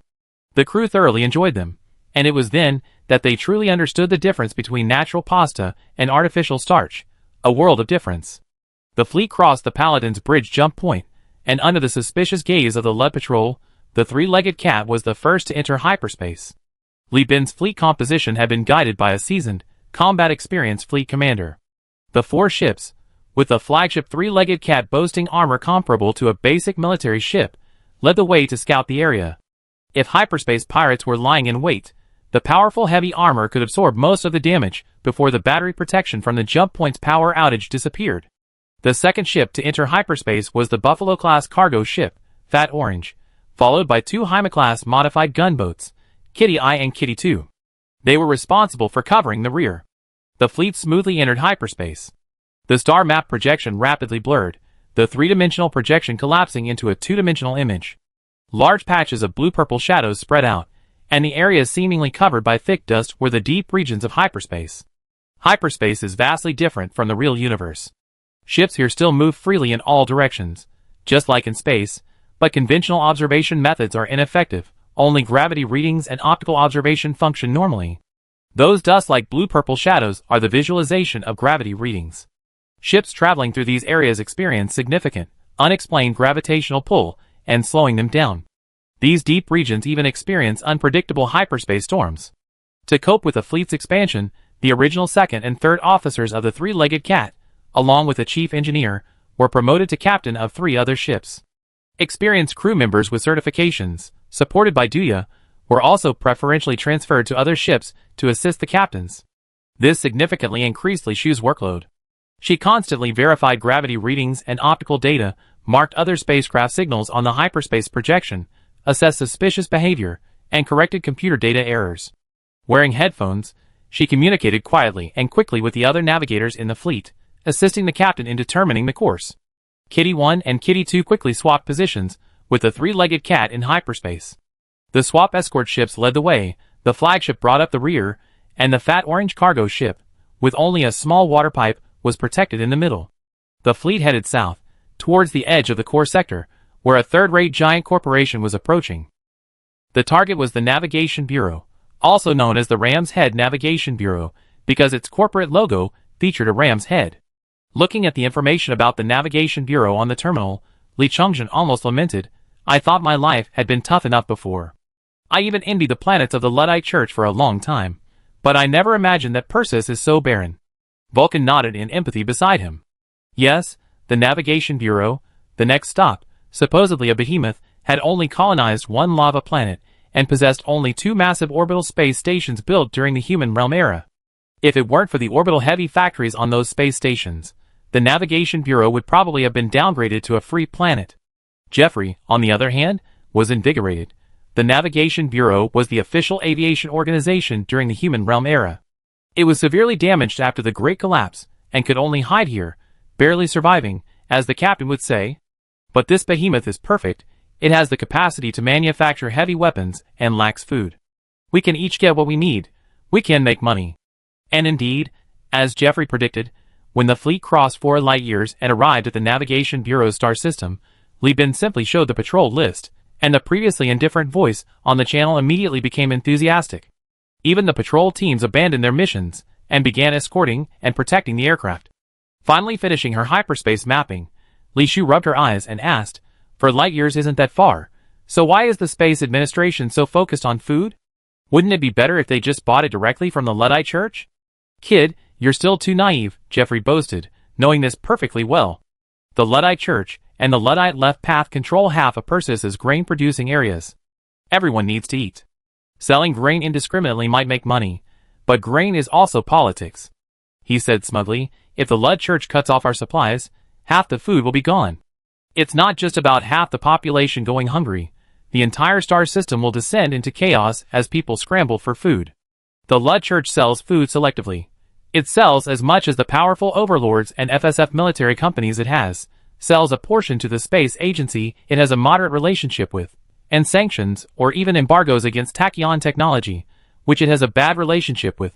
The Lud Church's technology and fleet strength aren't particularly high, and it has internal madmen like the Left Path threatening the star system, yet it has remained standing because of its food diplomacy. The planetary terraforming of the human realm wasn't completed before the Great Collapse occurred, threatening both food and population. The imbalance has given the Luddite Church an immense advantage." Jeffrey glanced at the other crew members on the bridge, his words carrying a hidden meaning. The beauty of a life-bearing planet comes from nature, not religion. So don't think too highly of the Luddite Church, they're shrewd. The Luddite Church has saved many people, but the embargo has indirectly caused the deaths of many. New Magnos is still suffering from food shortages, because its inhabited Magneto system is under the rule of tachyon technology, forcing them to buy food from the dominant power at exorbitant prices. The first mate's words struck a chord with Li Bin. He guessed that the Navigation Bureau's emphasis on food might be because the Luddite Church was deliberately sabotaging them. The fleet entered the Navigation Bureau's economic and political center, Tianjia Port. Before Li Bin could even display the trade manifest, port officials rushed to buy the goods. The officials didn't even introduce themselves. After revealing their identities, they only asked 2 questions. First, what does Li Bin want? Second, can more food be transported? Wearing his terminal glasses, Li Bin engaged in polite conversation with the officials while simultaneously checking the star system network. To his surprise, he discovered that connections were only possible to the internal network of the star system. In short, the Space Administration had severed communication between the relay communicators and external star systems, turning the entire system into a massive regional network. Don't tell me there's a rebellion. Li Bin was now somewhat anxious. He didn't care about the internal strife within the Space Administration. His limited resources were insufficient to help. A mere 100 or so men were barely enough in the Middle Ages, let alone on the interstellar stage. He was utterly powerless. His only concern was that if internal strife broke out, the heavy weapons produced by the Space Administration would undoubtedly be prioritized for suppressing the uprising, inevitably driving up weapon prices. It was common knowledge that forces like the Space Administration, lacking self-sufficient food production, had high grain prices. However, grain trade profits always came from large-scale transactions. Smaller quantities weren't enough to cover supply and fuel costs. Li Bin had only intended to accelerate cash flow and incidentally purchase heavy weapons here. Unexpectedly, he encountered an unforeseen situation. Chapter 42. Fortunately, after some communication, the situation wasn't that bad. It was just that the grain storage hold had been looted by terrorists. This almost made Old One-Eyed laugh. In all his years as a Marine, this was the first time he heard of anyone stealing grain. He didn't know if it was malicious targeting by other giant corporations, or just some inexperienced thief. Li Bin frankly stated that he needed heavy weapons, and could bring a batch of grain in 2 months. In fact, to maximize profits, Li Bin should have engaged in triangular trade between New Magnos, the Lud Church, and the Navigation Bureau, buying metal from New Magnos and selling it to the Lud Church, buying grain from the Lud Church and selling it to the Navigation Bureau, and then buying heavy weapons from the Navigation Bureau and selling them back to New Magnos. With the hyperspace route mapped out in 2 months, Li Bin was confident he could complete 5 or 6 rounds of financial cycles, inflating his cash to 150,000 to 250,000 star credits. But he dared not gamble. He didn't know if the Navigation Bureau's grain crisis was an accident, or if it was orchestrated by a giant corporation or the Lud Church. Selling weapons to pirates and getting involved in a giant corporation's business war have 2 completely different outcomes. The former, if handled well, allows one to remain uninvolved. The latter, at best, results in being targeted and destroyed by a single giant corporation. For security reasons, Li Bin ultimately chose the safer approach. In fact, the Maritime Affairs Bureau was casting a wide net. Not only Li Bin, but all companies, individuals, and smuggling teams that came to the Bureau received grain orders. In the short term, a massive third-party grain trade and transportation network would form here. Prosperous trade inevitably attracts bloodthirsty pirates. 500 units of finished grain, with a profit of 16 star coins per unit, yields a profit of 8,000. Adding Father Pucci's investment, the total is 55,487 star coins. The Maritime Affairs Bureau has an automated factory inherited from the Manchu era. Although the situation is dire, our grain sales have pleased the officials, who are willing to sell heavy weapons at 300 star coins per box. Jeffrey bit his lip and grumbled, "What's there to be happy about? The average production cost of heavy weapons in the star system is 260 star coins. They still make a profit." In less than an hour, 170 crates of heavy weapons were packed, and the fleet immediately set sail, swiftly leaving this dangerous place. 2 days later, after a full-speed voyage, the fleet returned to Citatus. Besides purchasing heavy weapons, Li Bin still had over 4,400 star coins left. He used all the remaining funds to buy finished food supplies on Citatus at 26 star coins per unit, totaling 168 standard cargo hold units. Then, Li Bin hurriedly returned to New Magius. New Magius Orbital Station, Shipping Bureau Administrative Office. Duya continued his daily work of processing reports and receiving guests in his office. Just as he was routinely dealing with a captain complaining about the aging port equipment, Li Bin's figure burst in. The captain was the first to stand up, roaring angrily, "Hey, get out there and line up. I'm still handling business." "Old One-Eye," Li Bin called out without even looking at the man, then walked straight towards Duya. Old One-Eye smiled and slapped the captain aside, his prosthetic arm extending a restraint net, grabbing the captain and carrying him away. "Li Bin, what are you doing?" Duya was still in surprise when Li Bin approached, panting, "The situation is urgent, so I get straight to the point." "Is it safe here? Safe? Okay, listen carefully. I have 170 crates of heavy weapons, and 168 crates of food on board right now, all finished products, not that cheap stuff like nutritional paste. Produced by the Church of Lud, no growth hormones, guaranteed all natural except for fertilizer. Contact your family immediately to send someone to collect them. Give me the star coins quickly, I'm on my next trip. And he grabbed Duya's head and whispered in his ear, the Southern Navigation Bureau is short of food, and the star network has been cut off. Things are likely to get chaotic. Food prices in the sector are likely to fluctuate wildly soon. Tell your family to stockpile food. Stockpile as much as you can afford. A giant corporation's food crisis could easily lead to war. Add to that the Pirate King's plans here, and the South is going to be in chaos. The barrage of information came like a sudden storm, catching Duya completely off guard. He reached out to grab Li Bin, wanting him to explain in more detail, but Li Bin only tossed him a terminal. The data and recordings are all in there. Listen to them in slow motion yourself. Hurry up, I only have 1 hour. He walked blankly to the door, but Li Bin had already disappeared around the corner. The complaining captain, leashed by a net, was still shouting hoarsely, I'm going to complain about you. I'm going to complain to the governor about your violation of professional ethics. Duya's face twitched. The chaos in his head, and the noise around him, made it impossible for him to think. He simply kicked him, violation of the NM's head. Guards, drag this idiot out. When Li Bin returned to the flagship, the three-legged cat, a large number of guards wearing the Bellino clan insignia quickly arrived in hover cars. They sealed off the entire port, drove away irrelevant personnel, and forced the other captains to sail to other port areas. Shortly after, a shipment of fuel and supplies was quickly lowered into position by a gantry crane. Transfers began in the 2 storage areas on either side of the berth, with heavy weapons and finished food supplies being towed away and placed on 2 mobile inspection machines. Then, a guard captain with extensive burns on his face approached Li Bin, saluted, and said calmly, Mr. Li Bin, I come to convey Director Duya's message. I am aware of your needs and am currently accompanying the chieftain to visit the governor. Thank you for your support. Please accept these small supplies as a gift. She handed over a magnetic card. The goods have been inspected. According to the contract, we purchased the heavy weapons for 640 star coins. As for the finished food, Duya offered 35 star coins. He said if you're not satisfied, we can negotiate further, the price is negotiable. No need, I'm in a hurry. Li Bin took the card, entered the password, and transferred the star coins to his account. Each box of heavy weapons yielded a net profit of 340 star coins, and each box of finished food yielded a net profit of 9 star coins, slightly lower than the Maritime Affairs Bureau's profit. After this cycle through the Lud Church, the Maritime Affairs Bureau, the Lud Church, and New Magnos, Li Bin's current profit is 59,360 star coins, and his account balance is 114,680 star coins. Jeffrey's eyes glazed over, and his scalp tingled. Exorbitant profits, unbelievably exorbitant profits. The company spent half a year earning only a few thousand star coins, and now, in just over a month, its cash flow has ballooned to over 110,000. And this is just the scraps left by the giant corporations. Who knows how much profit those spaceship-selling giants make every day? Jeffrey was both shocked and horrified, but Li Bin wasn't surprised. The arms trade has always been incredibly profitable.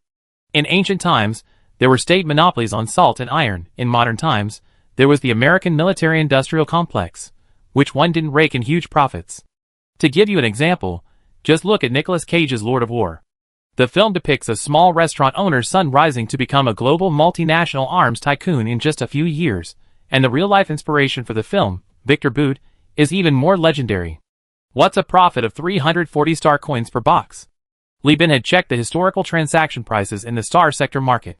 The most expensive time for heavy weapons was during the AI wars, when the hegemon and tachyon technology were exhausted from their production capacity, and were buying arms from planets near the battlefield at exorbitant prices.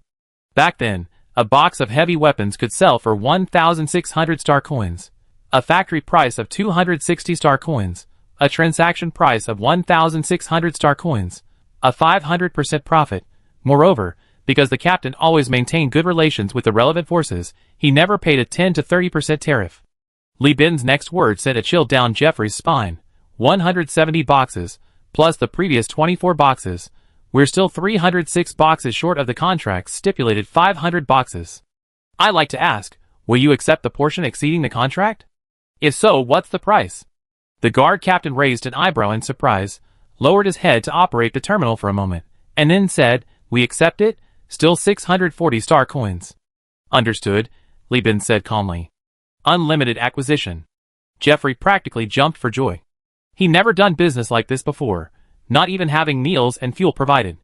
As the fleet departed again, news of the total profit of 110,000 star coins spread throughout the fleet. Along with it came the captain's new order. After this deep space voyage, in addition to basic wages, the crew will receive an extra 24 to 48 months salary as performance bonuses based on their performance. Everyone gets a share of the company's profits. In other words, after this voyage, the crew, including their base salary and performance bonuses, would receive the equivalent of 3 to 5 years' wages. That's 24 to 40 star coins. The news instantly ignited the atmosphere on the spaceship, everyone's eyes gleaming with desire and the promise of star coins. Chapter 43. Check food reserves. Disperse and assemble heavy machinery. Replace oxygen storage tanks. Engine room under maintenance. Shouts, seemingly ripped from the deepest recesses of the lungs, echoed throughout the ship. Crew members, carrying bags and pushing carts, quickly replenished equipment and checked for potential problems. Unlike previous voyages, according to the captain's orders, the fleet's next target was the colossal enterprise, Demon Aerospace, 20 light-years away. Even using hyperspace travel, such a distance would take over 20 days. Yet, the captain insisted the fleet avoid surfacing into the real universe, heading directly there via hyperspace. Time is money. We must race against time.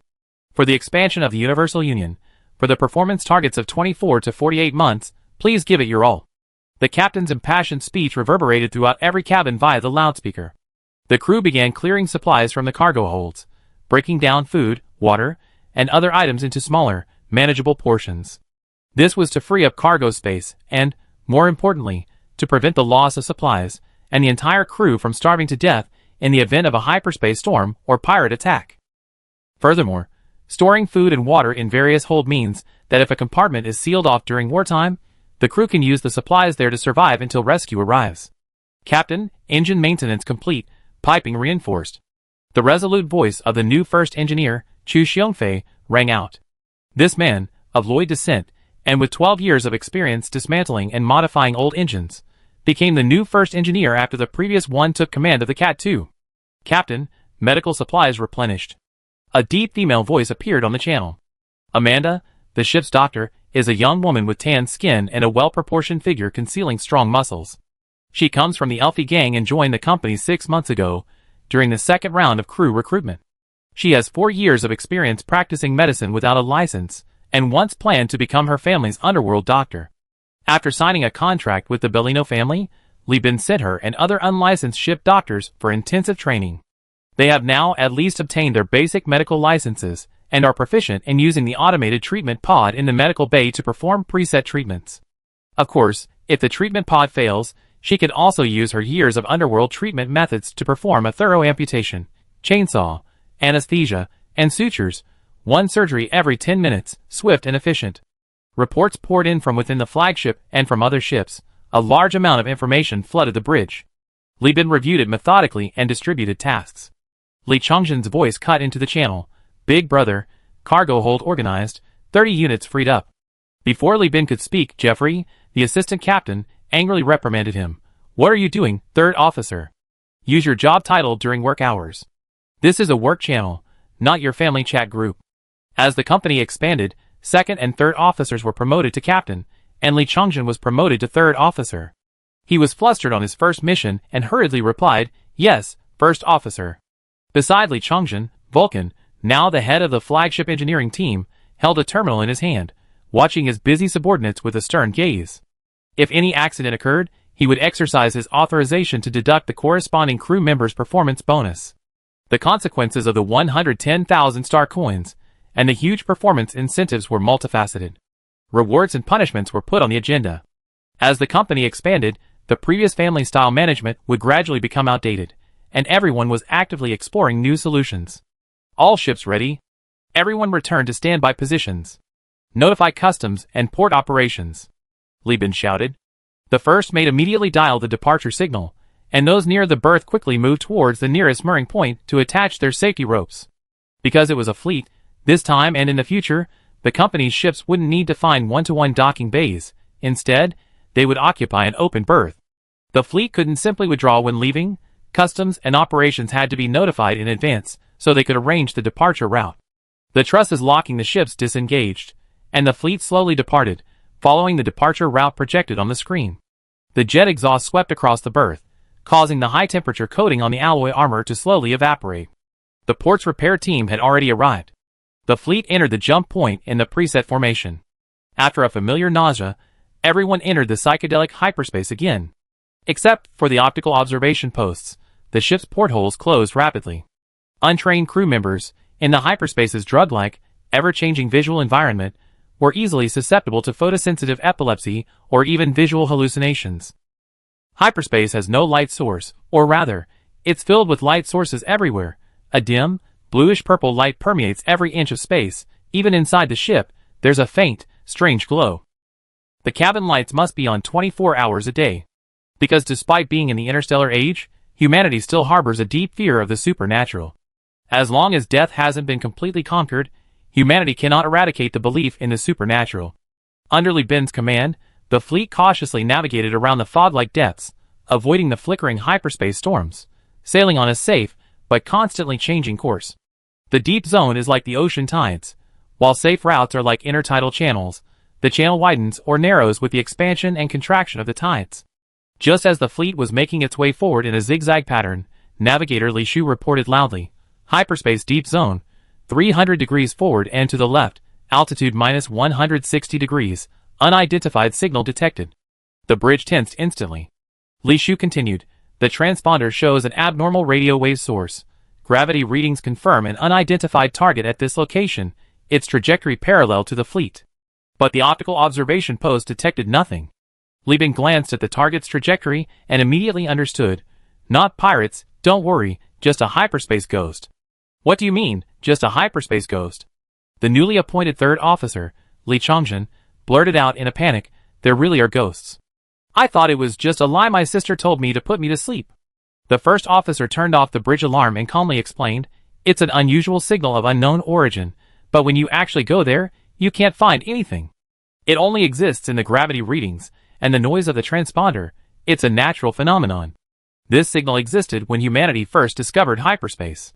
At first, the leaders were very excited, thinking that they had discovered energy life in hyperspace, a place where theoretically no material life could exist. Many ships chased after the signal, but in the end, they all starved to death because they ran out of fuel or food. At this point, Jeffrey smiled grimly, revealing 2 rows of yellow teeth. "This kind of mirror ghost is relatively good, it just stays parallel to us. There's another kind of ghost that randomly circles the ship and releases blocking pulses, overloading the ship's engines. Many captains who impulsively bought ships and rushed into hyperspace didn't know how to deal with it, and in the end, they burned out their fuel while repeatedly restarting the engines, were captured by the star's gravity well, and burned alive." He deliberately spoke in a sinister tone, continuing, "The most terrifying thing is a strange hyperspace ghost. It stays in place, and when you get close, you find it's actually a ghost ship. After you salvage it, there will be an extra person on board. Slowly, the entire crew will disappear, and we all be replaced by the ghost." Some timid crew members were already shrinking back, but Li Changzhen, whom Jeffrey wanted to scare, showed no fear. Because he suddenly realized that he wasn't actually afraid of ghosts, but rather the expression on his sister's face when she told him ghost stories. Compared to ghosts or ghost ships, his sister's stomping, glaring, and ear-pulling combo was far more terrifying. After all, Li Changzhen believed that whether it was a ghost or a ship, the ship's heavy mortar and the air rifle in his hand could eliminate them. As for Li Shu, as the navigator, she had already taken a course on hyperspace ghosts. Reporting loudly was simply her duty. The first mate's story was basically correct, but there was absolutely no such thing as an extra person or replacement. If ghosts in the traditional sense really existed, Southern technology would definitely send out countless fleets to turn hyperspace upside down. She calmly checked the instruments and continued her report, entered the hegemonic hyperspace domain, connected to the signal repeater. In hyperspace travel, network signals can only be obtained near the star system. Entering the hegemonic domain allowed Li Bin to continue receiving signals from the star sector market. Seeing no one paying attention to him, the first mate listlessly chewed on his e-cigarette, muttering that the Li siblings were all boring, and left the bridge to find old One-Eye to play war games. Chapter 44. Space travel offers glimpses of the boundless universe, the flickering stars and rotating planets, the sight of spaceships crisscrossing and missiles crisscrossing, and the experience of dizziness and dreamlike states in hyperspace. But more often, it's a life of routine, even monotony, between the starting point and the destination. On a ship without day or night, time is calibrated entirely by clocks. To the soothing sound of an alarm clock, Li Bin yawned and sat up. His mind was a complete blank, but years of ingrained habits compelled his body to move. He opened a packet of oral hygiene gel, picked up a compressed towel, and squeezed out a fist-sized clump of water from a kettle. The square-shaped compressed towel was gently flicked into the clump of water. Before the water droplets could splash, the towel instantly expanded, absorbing all the moisture. He vigorously rubbed his face with the wet towel, wiping away the oil, and then tossed the old towel into the laundry basket. Only then did the coolness on his face finally activate Li Bin's brain, and he opened his eyes. The captain's bedroom was a roughly 16 square meter room made of Lee-gray metal components, with a separate toilet in a transparent plastic compartment. Many people believe that spaceships and ocean-going vessels are similar in both mode of transportation and duties. In reality, spaceships are far closer to ocean-going vessels than most people think, even adopting the strict hierarchical structure of ships. This room, which on Earth would be roughly equivalent to a master bedroom in a 90 square meter apartment, is the most spacious and luxurious bedroom on the ship, complete with a desk, terminal, and toilet. The bedrooms of the other officers, first mate, second mate, and chief engineer, are also single rooms, but even smaller. As for the ordinary crew quarters, well, they're called dormitories, so there's no need to elaborate, just imagine an 8-person university room. Stepping out the door reveals a spacious reception room exceeding 26 square meters, complete with a desk, coffee table, sofa, and a row of sideboards stocked with emergency supplies. In addition, there was a sink, microwave, teapot, bar, liquor cabinet, cigarette cabinet, etc. Everything imaginable except for pots and pans. Through the porthole next to the desk, Li Bin could see the aircraft carrier deck. If he wanted, he could easily watch the carrier-based aircraft take off. Nevertheless, with its predominantly metallic Lee-gray color and lack of any artwork, the captain's reception room, along with the captain's cabin inside, felt excessively prison-like. Li Bin spat out the cleaning gel, pressed a few buttons on the terminal, and while he was gulping down some saliva, soothing music filled the room. He opened a bag of compressed biscuits and ate them with a laxative. The hatch opened, and a robot about half a person's height with triangular tracks entered. This was the captain's personal nanny robot. The other crew members had to take care of their own food, clothing, and shelter. In fact, if Li Bin wanted, he could easily have the nanny robot fetch him fresh meals from the mess hall. However, it was still compressed biscuits and laxative. No difference whatsoever. It emptied the trash can, replaced the laundry basket in the bedroom with a clean one from its belly, circled the various maintenance points, and then left the room. About 10 minutes later, Li Bin swallowed the pathetic space human meal, changed into his captain's uniform, and left the captain's cabin. The captain's cabin was located directly below the bridge, above the aircraft carrier deck. A spiral staircase led to the access passageway to the bridge. Surrounding the captain's cabin were the chief mate's cabin, the second mate's cabin, the chief engineer's cabin, the first engineer's cabin, and the cabins of a host of senior crew members. However, because some senior crew members, such as the bosun, routinely worked near the cargo holds, some cabins were rarely occupied. Old One-Eyed thought it was too far. The passageway was empty, the lights casting a white glow that suppressed the strange light emanating from the hyperspace itself. Aside from the ship's tremors, no sound could be heard. The hatch hissed open, releasing the reassuring stability indicators and a chorus of voices. The first mate sat in the captain's chair, his hands tapping incessantly on the control panel. Li Bin strolled over discreetly and, sure enough, found his loyal first mate playing a game on the control panel. He had even cleverly enabled split-screen mode, displaying only the star map on the projector, hiding the game interface. Unfortunately, the familiar, frequently used key bindings gave him away. Third mate, I could pilot the ship better than you. You killed me again. Jeffrey slammed his fist on the control panel, cursing. Then, realizing something was wrong, he turned around and saw Li Bin standing behind him. Despite the embarrassment, Jeffrey still shamelessly said, "We're simulating ship conditions here. The third mate has never sailed a ship before, so I'm training him." Captain, I covered your seat." Looking at Jeffrey's ugly face, Li Bin was inwardly impressed. If shamelessness truly made one invincible, this guy would probably have cultivated enough to traverse the universe in his physical form. "Get ready, I'm going on patrol. After that, we change shifts." Li Bin said this, glared at his brother, and left the bridge amidst the first mate's loud farewell. "Captain, have a safe journey." The newly added crew brought manpower to the fleet for shift work. Even with genetic modifications, people aren't made of iron. After all, even machines need charging, and humans need rest. During daily voyages, the captain and first mate take turns. On the ship, the first mate is generally considered the first mate. The three-legged cat has 2 spiral staircases at the bow and stern, and 3 metal gangways on each side of the midsection, each topped with a winch for hoisting equipment and transferring supplies. The largest space on the ship is the cargo hold, located at the bottom of the midsection. Walking through the cool passageway and down 2 levels of gangways, you arrive at the senior crew mess hall. Li Shu is in the galley instructing the cooks on preparing meals. She and Li Bin are in the same shift and have just woken up. The navigator seat is occupied by her apprentice. The ship's hierarchy is evident in every aspect, from accommodations to food and even toilets. A senior crew member's daily ration is 300 grams of ready-made rations, 400 grams of nutritional paste or compressed biscuits, 120 milliliters of supplements, and 700 grams of other ingredients, dried rats, dried insects, etc. The ready-made rations improve the taste, while the compressed food provides the majority of the nutrition.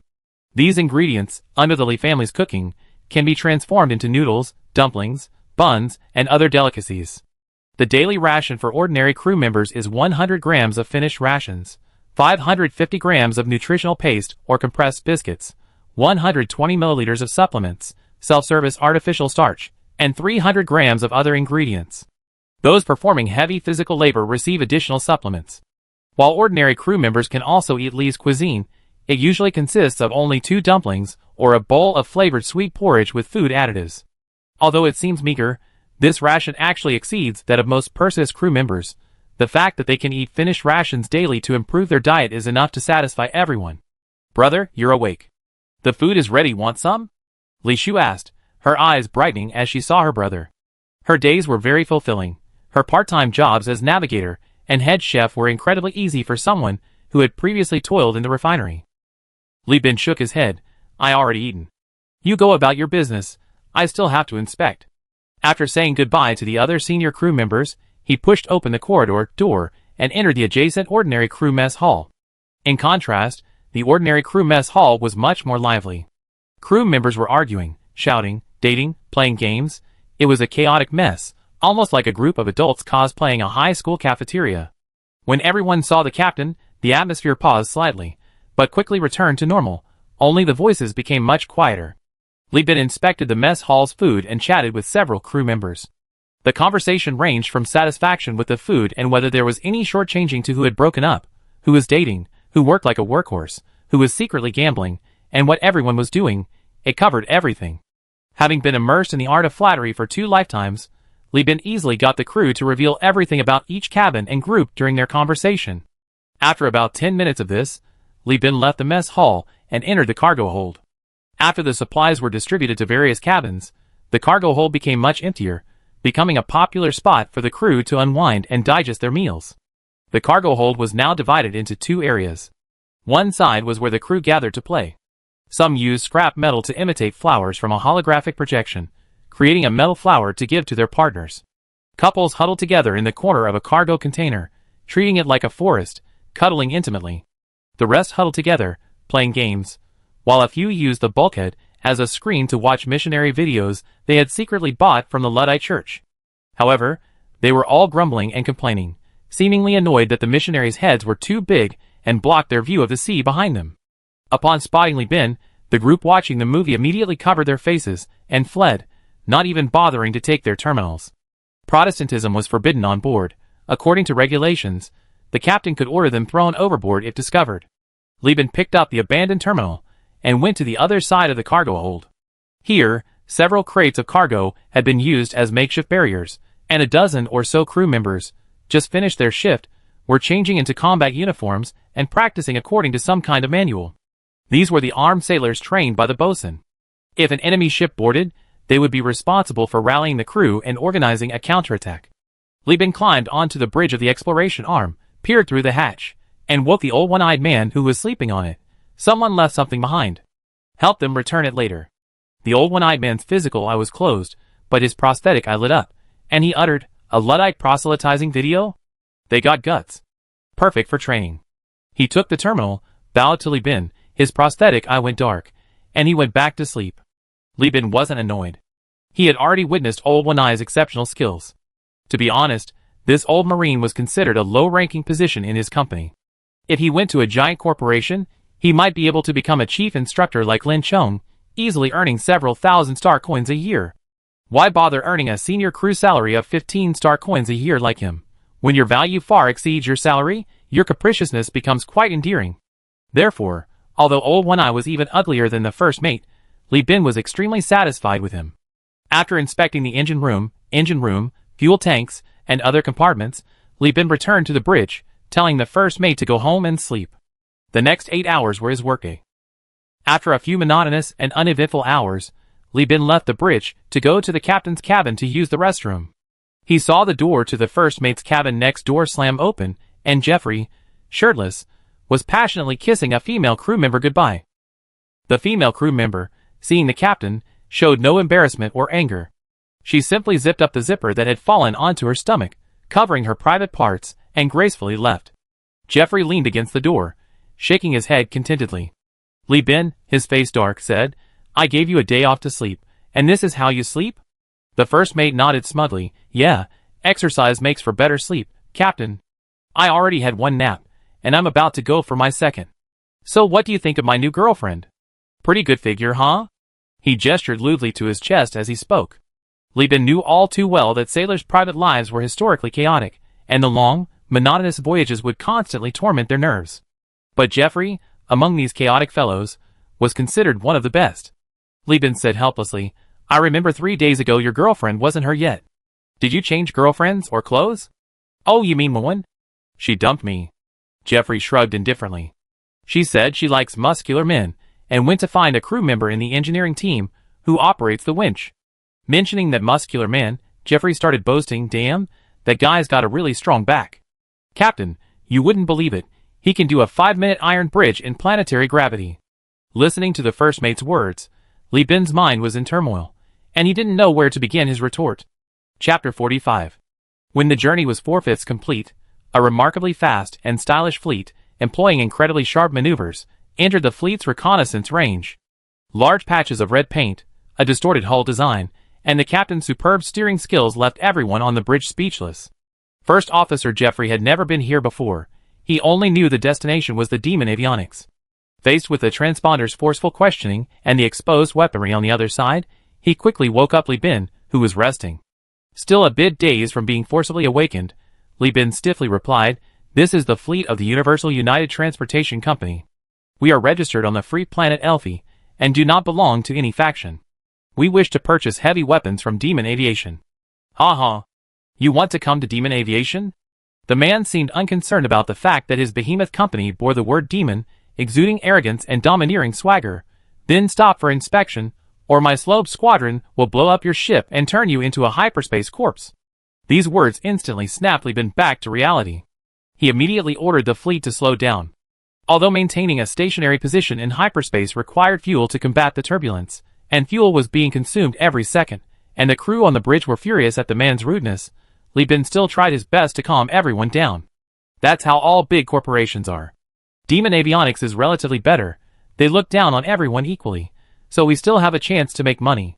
Some big corporations seem very polite, but they won't even let us do business. Soon, the patrol personnel of this high-speed fleet boarded the ship. They were all neatly dressed, and stood tall with their chests out. The company sent the shameless Jeff to negotiate, but the other party refused Jeff's bribe, and demanded that the accompanying personnel be changed. The reason given was that Jeffrey was too ugly, and needed to be replaced with handsome men and beautiful women. Notify Old One-Eye to be prepared. If anything goes wrong, come out and stop it. Remember, don't kill anyone, we need their help now. Li Bin sent his sister to find Old One-Eye, offering himself as the handsome man, while offering an extra bonus to incentivize one of the beautiful women to volunteer. Originally, the ship's doctor, Amanda, had heard that people from the giant corporation were causing trouble, and even claimed to be pure-blooded humans. Driven by curiosity, she volunteered to show off, even holding the blood-drawing instrument in her hand, but the captain refused, stating that technical personnel were not allowed to participate. However, Li Bin's worst-case scenario didn't happen. The people from Demon Aviation seemed to hold some kind of racial bloodline theory, using handsome men and beautiful women as companions purely for visual appeal. Their tone was full of disdain, disdain for people, and disdain for the ship itself. These few are alright looking, especially this guy. His genes must be excellent. It's a pity he was born from an artificial womb, not pure human. It's laughable that the core star sector is occupied by these people. Someone lowered their voice, deliberately making sure everyone could hear their comments.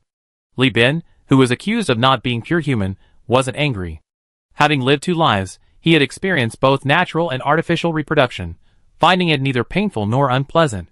The other crew members, however, who had undergone artificial reproduction, were ashen-faced, their nails digging into their flesh, barely suppressing their anger.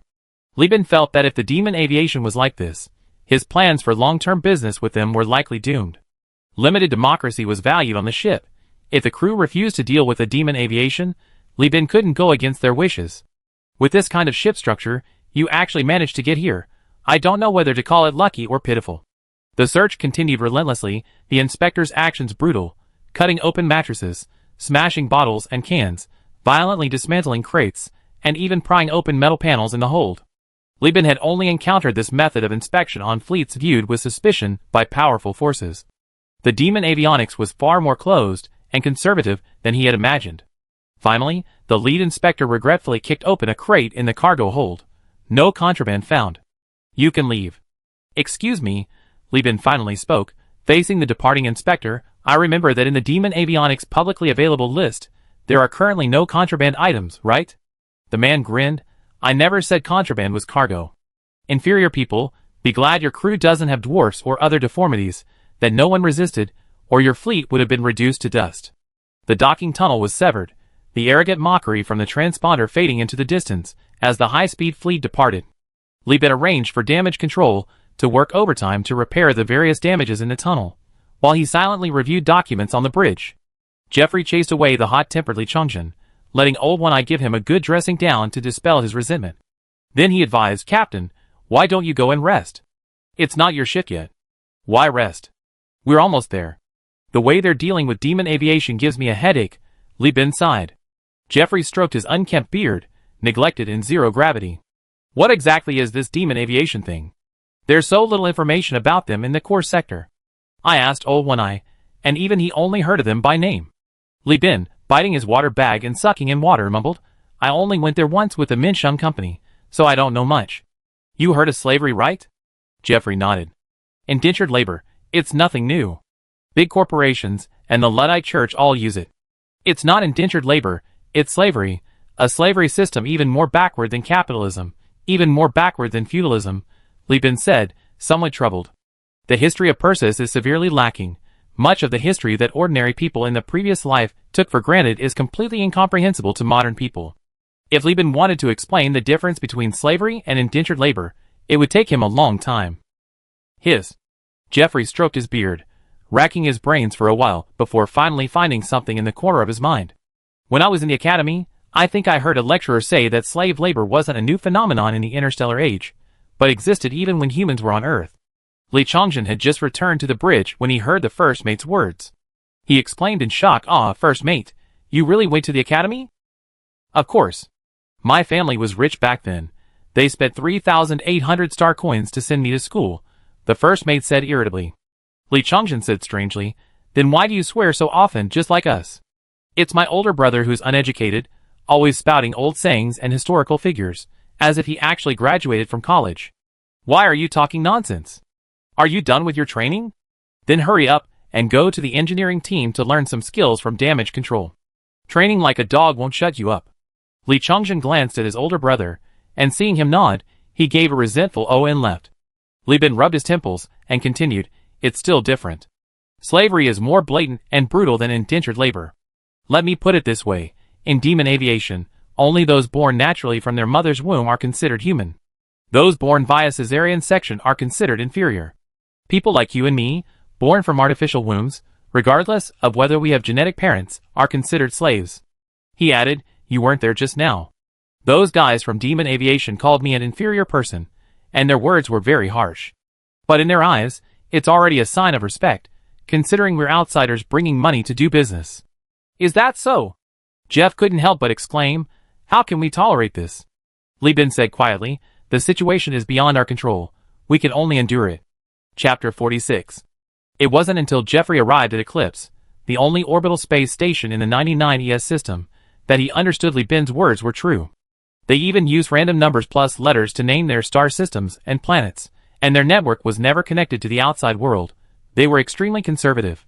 Demonic aeronautics wasn't just slavery. It was capitalism plus authoritarianism plus slavery. If Li Bin had to describe it, it would be a perfect promax. This magnificent military space station, with a diameter exceeding 100 kilometers, was proudly told by the locals to passing merchants that the main building materials for Eclipse had arrived in the Perseus region before the Great Collapse.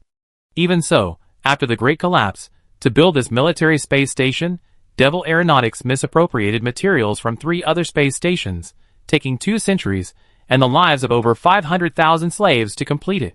When these figures came from the mouths of the arrogant, blood-red uniformed so-called purebred humans, even a ruthless veteran like Old One Eye was shocked. I heard before that this place was famous for its human organs, and now I see. They treat people like expendable resources, dismembering and selling them after they die, truly making the most of everyone. Customs officials coldly received Li Bin, provided the address for purchasing heavy weapons, and then ushered them out. Besides the merchants, most of the locals in the port wore brightly colored officer uniforms, followed by 2 or 3 slaves wearing electric shock collars. Professional soldiers were everywhere, and their eyes conveyed contempt and anger, as if to say, where did these slaves without masters come from? Don't cause trouble, Li Bin whispered a warning. These natives are merely tolerating us. It's far from welcoming us. If we cause trouble, we'd probably be shot on the spot. Li Shu, who had come specifically to restrain her younger brother, knowingly grasped Li Chongzhen's hand. We tear down this damned avionics company sooner or later.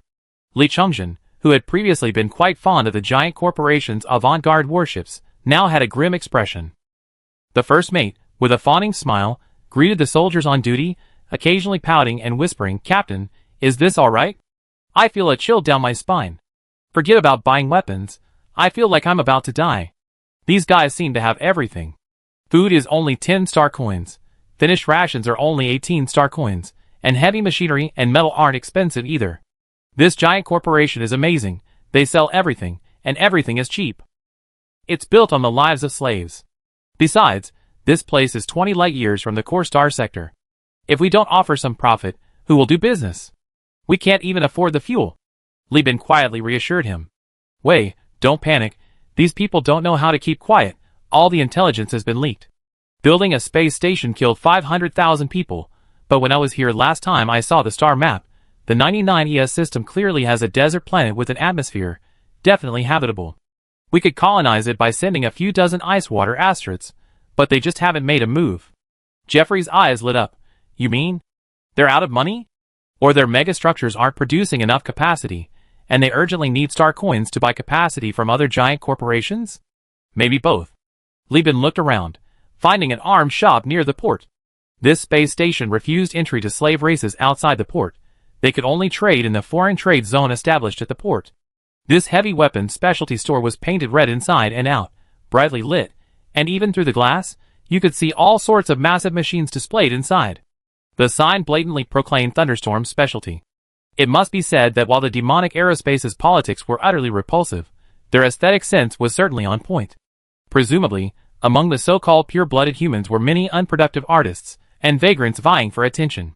The Sisite princesses, while their technological level might not be comparable to tachyon technology, their design art was certainly at the forefront of the star system. Everyone felt a mixture of cursing and envy towards this behemoth, thinking that these things, just for their designs, would fetch an extra price in the core star system. They thought of the ships docked in the harbor, the Slope class, the Frost class, the Laminar class, the Fern class, with their appealing names and beautiful appearances, some even capable of transformation. Compared to them, their own Bactrian camels, buffaloes, and Haima, judging by their names, weren't ships at all. They were practically a second-hand zoo. "Welcome." The salesman at Thunderstorm Specialty Store uttered his routine words, his tone and expression devoid of any warmth befitting a service industry, only cold indifference that kept people at a distance. If it weren't for the slave collar around his neck, Li Chongzhen would have even thought this guy was some kind of purebred dog shit. "It's not like we're selling luxury goods. Why be so snobbish? Even a stinking hyperspace pirate, who never leaves his ship, still needs to buy weapons. Don't touch what you're not selling. Don't loiter if you're not buying. Seemingly disgusted by the strange smell of the old spaceship clinging to everyone, the salesman turned his head away from Li Bin without a word. "Look, that's called a dog relying on its master's power," Li Bin said to his brother, reciting an idiom. "A lackey thinks that because he's close to his master, he can look down on others of the same origin, but we don't have dog collars around our necks.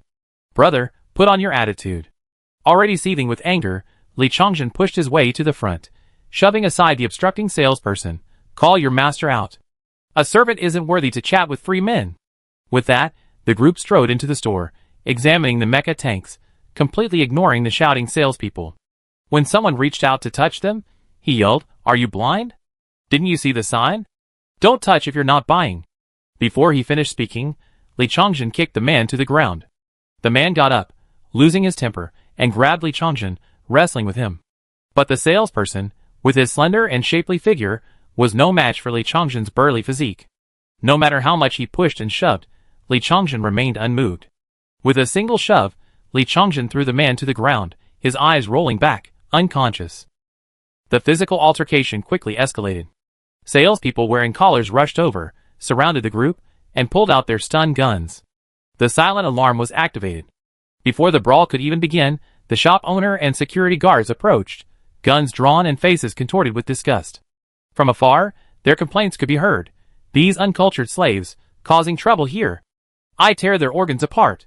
A striking woman in a red dress, red stockings, and red high heels, surrounded by men in red uniforms, walked in. "This is a boutique, a place for business, not a slave arena for brute force. If you want to die, I personally send you to your doom with a tank." Too lazy to play any pretentious games, Li Bin raised his terminal before the woman could utter another word, projecting his six-figure star coin account balance. Like someone taking a dump being punched, their anus severing the feces, leaving the tail of the excrement nowhere to go but back into the large intestine, the woman swallowed the rest of her harsh words cleanly. Her beautiful, icy face froze for a moment, then she blinked to make sure she wasn't mistaken, before blossoming with allure and passion, perfectly complementing her layered red outfit. The old one-eyed man couldn't help but scoff, thinking, what bullshit racial bloodline theory. One head, two shoulders, fodder that die with a single stab, and in the end, they all kneel before money. The main theme of Persis is capital. Demon Aerospace is first and foremost a giant corporation, and only secondly a slave-owning regime. The order for 300 boxes of heavy weapons was originally intended to be discussed here, but I don't see the need. This is just your personal store, but Demon Aerospace has more than one space station. I long heard that your main planet has a thriving agriculture and industry. You should be able to buy your desired products there. I'm leaving." With that, Li Bin left. The woman gestured for the security guards to stop him, but they made no move. They were a force subordinate to the space station, which belonged to a giant corporation. As long as Li Bin spent his large sum of star currency within the corporation, it didn't matter where he spent it, they wouldn't, and couldn't, do anything to jeopardize their VIP's spending expectations. Although it had already had a negative impact, this was purely accidental. If there were any further violations, the security personnel's surveillance cameras would surely record it, and they would face punishment from the corporation. The woman was anxious. Although she was the shop owner, she was essentially selling goods on behalf of the corporation. Ultimately, she was just a reseller. Using the title of exclusive dealer was merely a means for the corporation to restrict the activities of its merchants. She had no real ability to monopolize the profits of any product. After all, pure-blooded humans wouldn't engage in business, a self-degrading activity. According to the Demon Aerospace's racial theory, first-class pure-blooded individuals were engaged in military, medical, scientific research, and artistic pursuits. Second-class individuals were engaged in commerce, agriculture, and industry. Slaves weren't human, they did whatever they were told. The sales in the shop were crucial to her livelihood, so she couldn't just watch a big order slip away. With a clatter of her high heels, she jogged over to Li Bin, the leader, and called out, "Please wait a moment." Her voice was like a nightingale's song, captivating and enchanting. Li Shu glanced at her sideways. The woman's face wasn't just enthusiastic, it was practically fawning and flushed with the lustful energy of the star coins, her true nature laid bare. Li Shu frowned and muttered under her breath, "Bitch." Li Chongjin, meanwhile, was stunned by his older brother's display of his bank account balance. The image kept replaying in his mind, radiating an overwhelming aura of dominance. He hid to the side, mimicking the gesture with his hands and muttering incessantly. Chapter 47. In the end, Li Bin chose to stay, Both sides needed to reach a deal. Li Bin was racing against time, while the proprietress was fighting for star coins. The difference was that Li Bin's weakness hadn't been exposed, but the proprietress's massive corporation's dire financial straits, to the point of hypoglycemia, was already common knowledge, a fact propagated by the self-proclaimed superior pure-blooded humans. Now, Li Bin had the proprietress's non-existent weakness at his disposal, establishing his advantageous position. All that remained was to relentlessly haggle and pursue profits. Dismember these bastards alive, and send them to the Scorching Heat specialty store next door. The Scorching Heat specialty store dealt in human organ trafficking. While the shops there were all inhumane, their names were strangely amusing. The slave servants knew their lives weren't in their master's hands. Their survival depended on Li Bin's word. So they knelt down, weeping and wailing before the security guards could gag them, pleading for mercy, saying things like, "Have mercy. I was blind. I'm just a lowly person, please have mercy." Fortunately, he didn't hear anything like an 80-year-old mother to support, a betrothed wife in the middle, and a crying baby to feed, otherwise Li Bin would have vomited. These slaves had all been chemically castrated, they were required to serve their masters wholeheartedly until they were discarded, and had no opportunity to reproduce. Furthermore, pure-blooded humans are judged by natural reproduction. If slaves could reproduce, wouldn't it be easy to achieve upward social mobility simply by having children? So, they should just be good lackeys. The labor force could be left to the breeding factories. Li Chungjin was only 8 or 9 years old in terms of physical age. Although he had seen a lot, he was still immature. His temper flared up quickly, but subsided just as fast. The first time he saw someone being dragged out by the legs, he was punched in the jaw and gagged before he could finish speaking. Thinking of the organ shop next door, where human organs were displayed in the window like pig offal, his heart softened. He glanced at his sister, noticing her pale face, clenched fists, and head turned away, then looked at his older brother. Li Bin didn't even look at the dying man on the ground, even though he knew the man didn't deserve to die. But he needed to use this man's death to teach his naive younger brother a vivid lesson. This lesson was cruelty. In the Persis, where giant corporations reigned supreme, warmth was a luxury. Ever since being taught a lesson by Old One-Eyed, Li Bin had been reflecting on his past behavior. Through the trials of battle, his mentality had matured, and Li Chungjin needed to mature along with him. Pure gentleness couldn't survive. Li Bin and Li Chungjin needed to extend their cruelty beyond business. He engaged in lively conversation with the alluring woman who called herself Ye Qingxue, accepting all her flattery, ignoring the suggestive high heels peeking out from under the table. Whether it's flattery or harsh criticism, Li Bin accepts it all, but wanting to sell heavy weapons at a high price? Sorry, no way. This is the only transforming mech in the entire star sector. Besides the humanoid mode to handle different battle situations, there's also a tank mode for complex terrain. This one's only selling for 320 star coins. I'm already not making any profit. Ye Qingxue said, putting on a pitiful look. Even seasoned veterans like Jeffrey were stunned, let alone the novice Li Chungjin. The battle under the table was also intense. Seeing Li Bin unmoved, the woman simply kicked off her high heels, her bare feet rubbing against his insteps and calves through his work clothes, all to arouse his lust and make him lose his composure. Li Bin was willing to bet that if there weren't so many people around, she would have actually pounced on him and opened up a second front for negotiations. Li Bin was prepared for this. He calmly operated his terminal, sending a message to Jeffrey, "Help me, I can't hold on much longer." "What need to pee?" Jeffrey's fingers flew across the keyboard. "This woman keeps sticking her leg out of my way. I'm afraid I get athlete's foot on my calves." "Do you have athlete's foot? If so, you can take over." "I can have it," Jeffrey replied immediately, adding a resolute emoji. After the joke, he continued typing. "Such a beautiful girl as a reward you won't accept?" Li Bin replied, "A beautiful woman and a destroyer, touch your breasts and tell me, which is more attractive." Destroyer, the first mate, replied instantly. If he had hesitated even a little, he should have been thrown into the engine exhaust to burn to death. "So I'm currently working to earn money for the company to buy destroyers. If you keep arguing with me, your ship is gone, and we replace you. Stick your legs out and get ready for some perks." Just as he finished typing, Li Bin slammed his fist on the table, feigning anger. Ye Qingxue jumped back, startled. "Do you think I'm a child?" The giant corporation's annual production reports clearly state that the average production cost of heavy weapons is 260 star coins.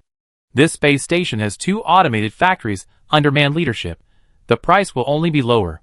Ye Qingxue was inwardly annoyed that she encountered someone who played mind games, but she remained confident. She believed Li Bin's outburst was a bluff, a pretense of weakness against her covert offensive. However, she feigned shock. This isn't something I can decide. That's the factory's cost, not my purchase price. If it's really 275 star coins per box, I couldn't fill this hole even if I sold myself. As she spoke, she kicked again, this time both feet at once, determined to take down Li Bin. Li Bin remained expressionless, his demeanor unchanged. Beside him, Jeffrey, his heart trembling, typed furiously on his terminal under the table. Captain, from today onwards, you are my half-brother, no more words. To maintain his composure, Jeffrey exerted all his strength, contracting his anus and abdomen, holding his breath. Without further distraction, Li Bin's momentum surged. I raised the price again. A flat price of 280 star coins per box. I spend all 110,000 star coins on you, and you can use the remaining money to buy fuel, food, and supplies. Ship repairs will also be handled through your connections. As for how much you take, I don't care. Ye Qingxue, her pearly teeth clenched, her eyes sharp, engaged in a verbal battle with Li Bin on the table, while simultaneously lightly stepping on his instep with her high heels under the table. Her original asking price was 330 star coins, but she lowered it to 320 star coins to persuade Li Bin to stay. But her bottom line was actually 270 star coins. Heavy weapons require a large amount of resources and slaves, but for a behemoth owning 3-star systems and multiple breeding factories, minerals and slaves were nothing. If the goods couldn't be converted into cash, even an astronomical price was meaningless. Demon Aerospace was like a patient with hypoglycemia, dizzy and weak from hunger. Star coins were its life-saving sugar. However, due to racial and bloodline theories, as well as its isolated location on the edge of a star sector, many merchants were unwilling to do business there. If it couldn't obtain star coins and building materials for a long time, Demon Aerospace would have to transform into a militaristic state, embarking on a path of complete madness. Therefore, whether Ye Qingxue sold a few dozen more or less heavy weapons wasn't crucial. As long as the star coins were in her pocket, that was enough. She was doing everything she could to ensure her own advancement. In the demonic world of racial supremacy, she, born via cesarean section, was considered second class. Those who hadn't experienced the pressure of the birth canal were seen as inherently flawed, incapable of becoming valiant warriors, relegated to menial trade and agriculture. She wanted to climb, to reach the highest position she could attain, and then breed new purebred offspring with purebreds. In this way, she too could become a glorious purebred human. This was a gamble about winning, or winning big. But she was destined to return disappointed. No matter how many ways she tried, until her cheeks were flushed and she was panting softly, until her alluring eyes were half closed and her temples were damp with sweat, until her breath was fragrant like orchids in the breeze, Li Bin opposite her remained completely unmoved. Like a reef standing for millennia, like Mount Tai overlooking eternity. He possessed the composed demeanor of someone who had fought countless battles with a silver spear, and whose jade candle had once graced 7 or 8 beauties. That damn man, is he impotent or just too capable? My legs are aching, and he doesn't even flinch. The price per unit reached 285 star coins, and she couldn't raise it any further. At this point, she was utterly furious and embarrassed. Giving up on making a fortune, she simply wore a pained expression, saying, I'm going to get yelled at again. I just considered making a friend, and agreed to Li Bin's offer. After the contract was signed, she excused herself, saying, I go contact the suppliers. Please take a look at the samples, and choose the product mix, and left. With that, she used the sharp heel of her high heel to kick across the narrow table in a sharp, small arc, a triumphant gesture of revenge on her face, and sauntered away. After Ye Qingxue left, Li Bin finally breathed a sigh of relief and smiled at his younger siblings. Let's go see the demon avionics transforming mechs and broaden our horizons. Li Chongjin, who had been dozing off, immediately perked up. No beauty could compare to the hypnotic power of negotiation. He couldn't sit still any longer. Everyone rose from their seats, only to find Jeff, his expression blank, motionless. Li Bin frowned. What happened? Jeffrey replied silently, I got kicked. Get Amanda, the ship's doctor, for me. Li Bin was shocked. Going this far? I didn't realize you were so tough, first mate. Jeffrey turned to look at him, and said woodenly, although I took this kick for you, Captain, I don't blame you. I had my share. Everything has a price, and I'm willing to pay it. So please call the ship's doctor quickly. That serious? After a moment of hesitation, the first mate uttered 3 words. Torn. Chapter 48. Given that the Pirate King of Konda's target includes not only a space station but also a planet, the order should primarily consist of transforming mechs, supplemented by hovercraft. Tanks and artillery can be replaced by the tank mode of the mechs and orbital bombardment. Li Bin fully respected the experience of the veteran Marine Corps commander, asking him for guidance on heavy weapon configuration. Mechs and tanks go without saying. Hovercraft were a niche weapon type on Earth in the 21st century, but in the interstellar era, due to the complex conditions of target planets, perhaps entirely covered by oceans, or filled with lava and acid swamps. To improve the general adaptability of Marine Corps equipment, armored hovercraft equipped with artillery quickly became popular, and the equipment and tactics developed for them rapidly diversified. For example, the hovercraft from Demon Avionics, besides anti-aircraft machine guns, only has a single, towering railway cannon, used for quickly destroying enemy fortifications during tactical advances.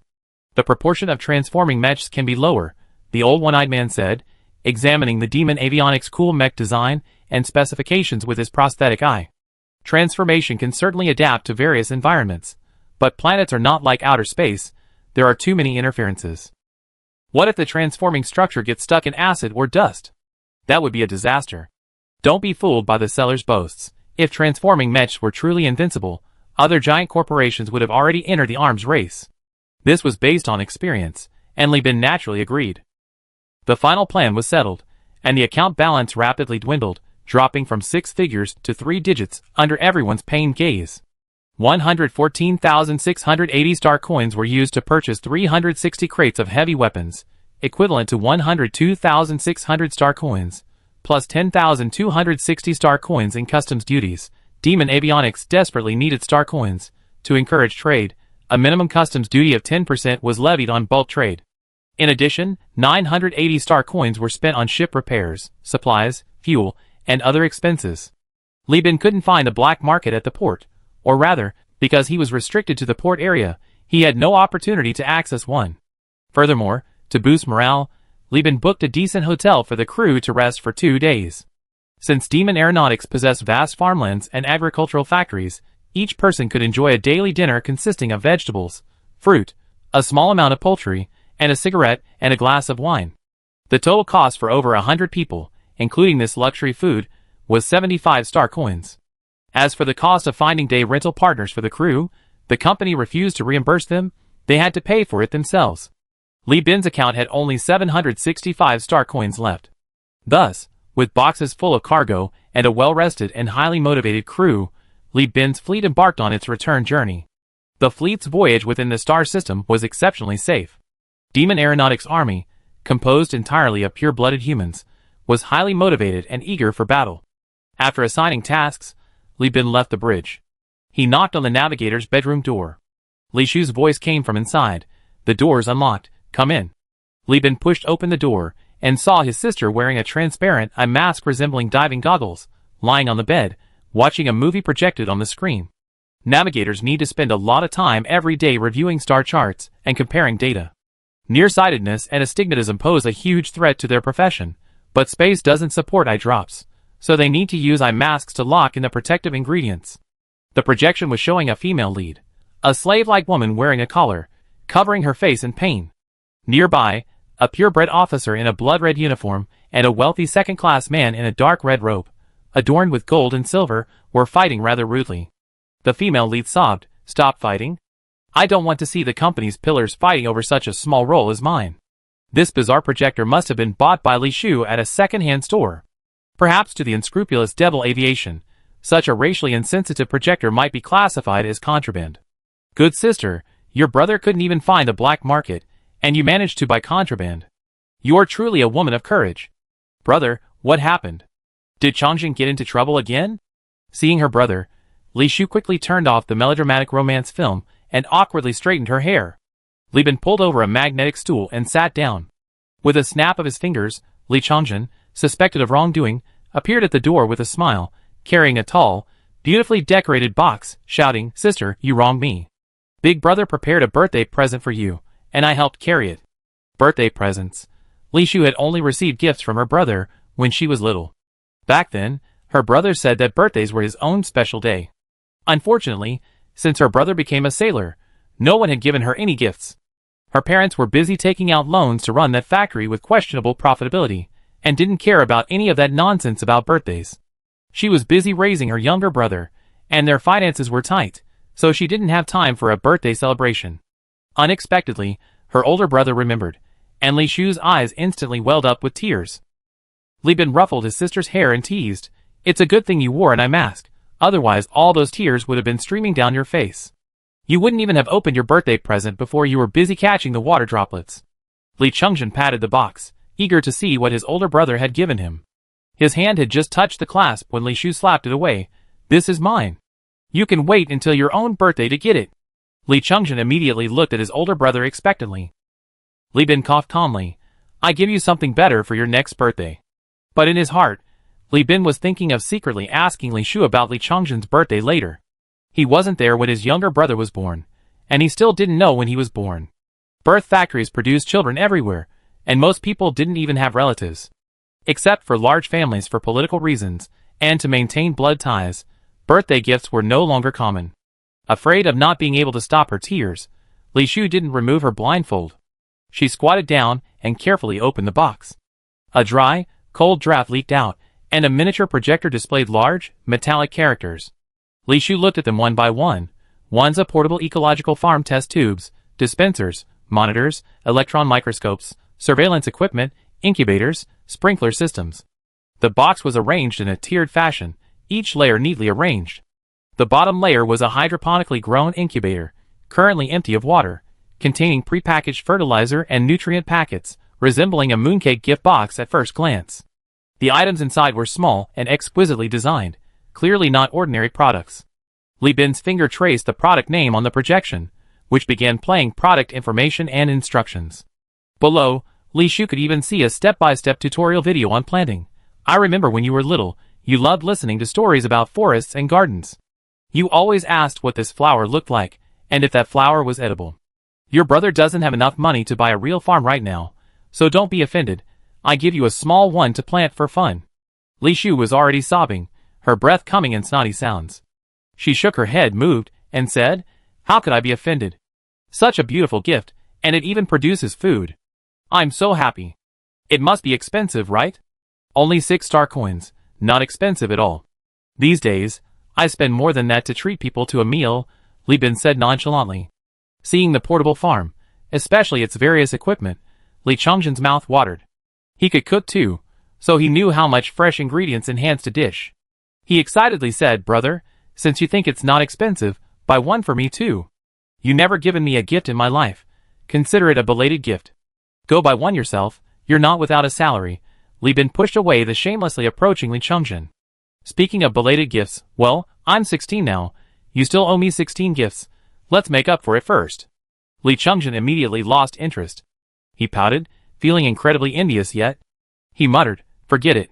A few packets of nutrient solution and a bunch of small devices are so expensive. I just go to the garbage dump and collect them. I take half a truckload for 1-star coin. What do you know?"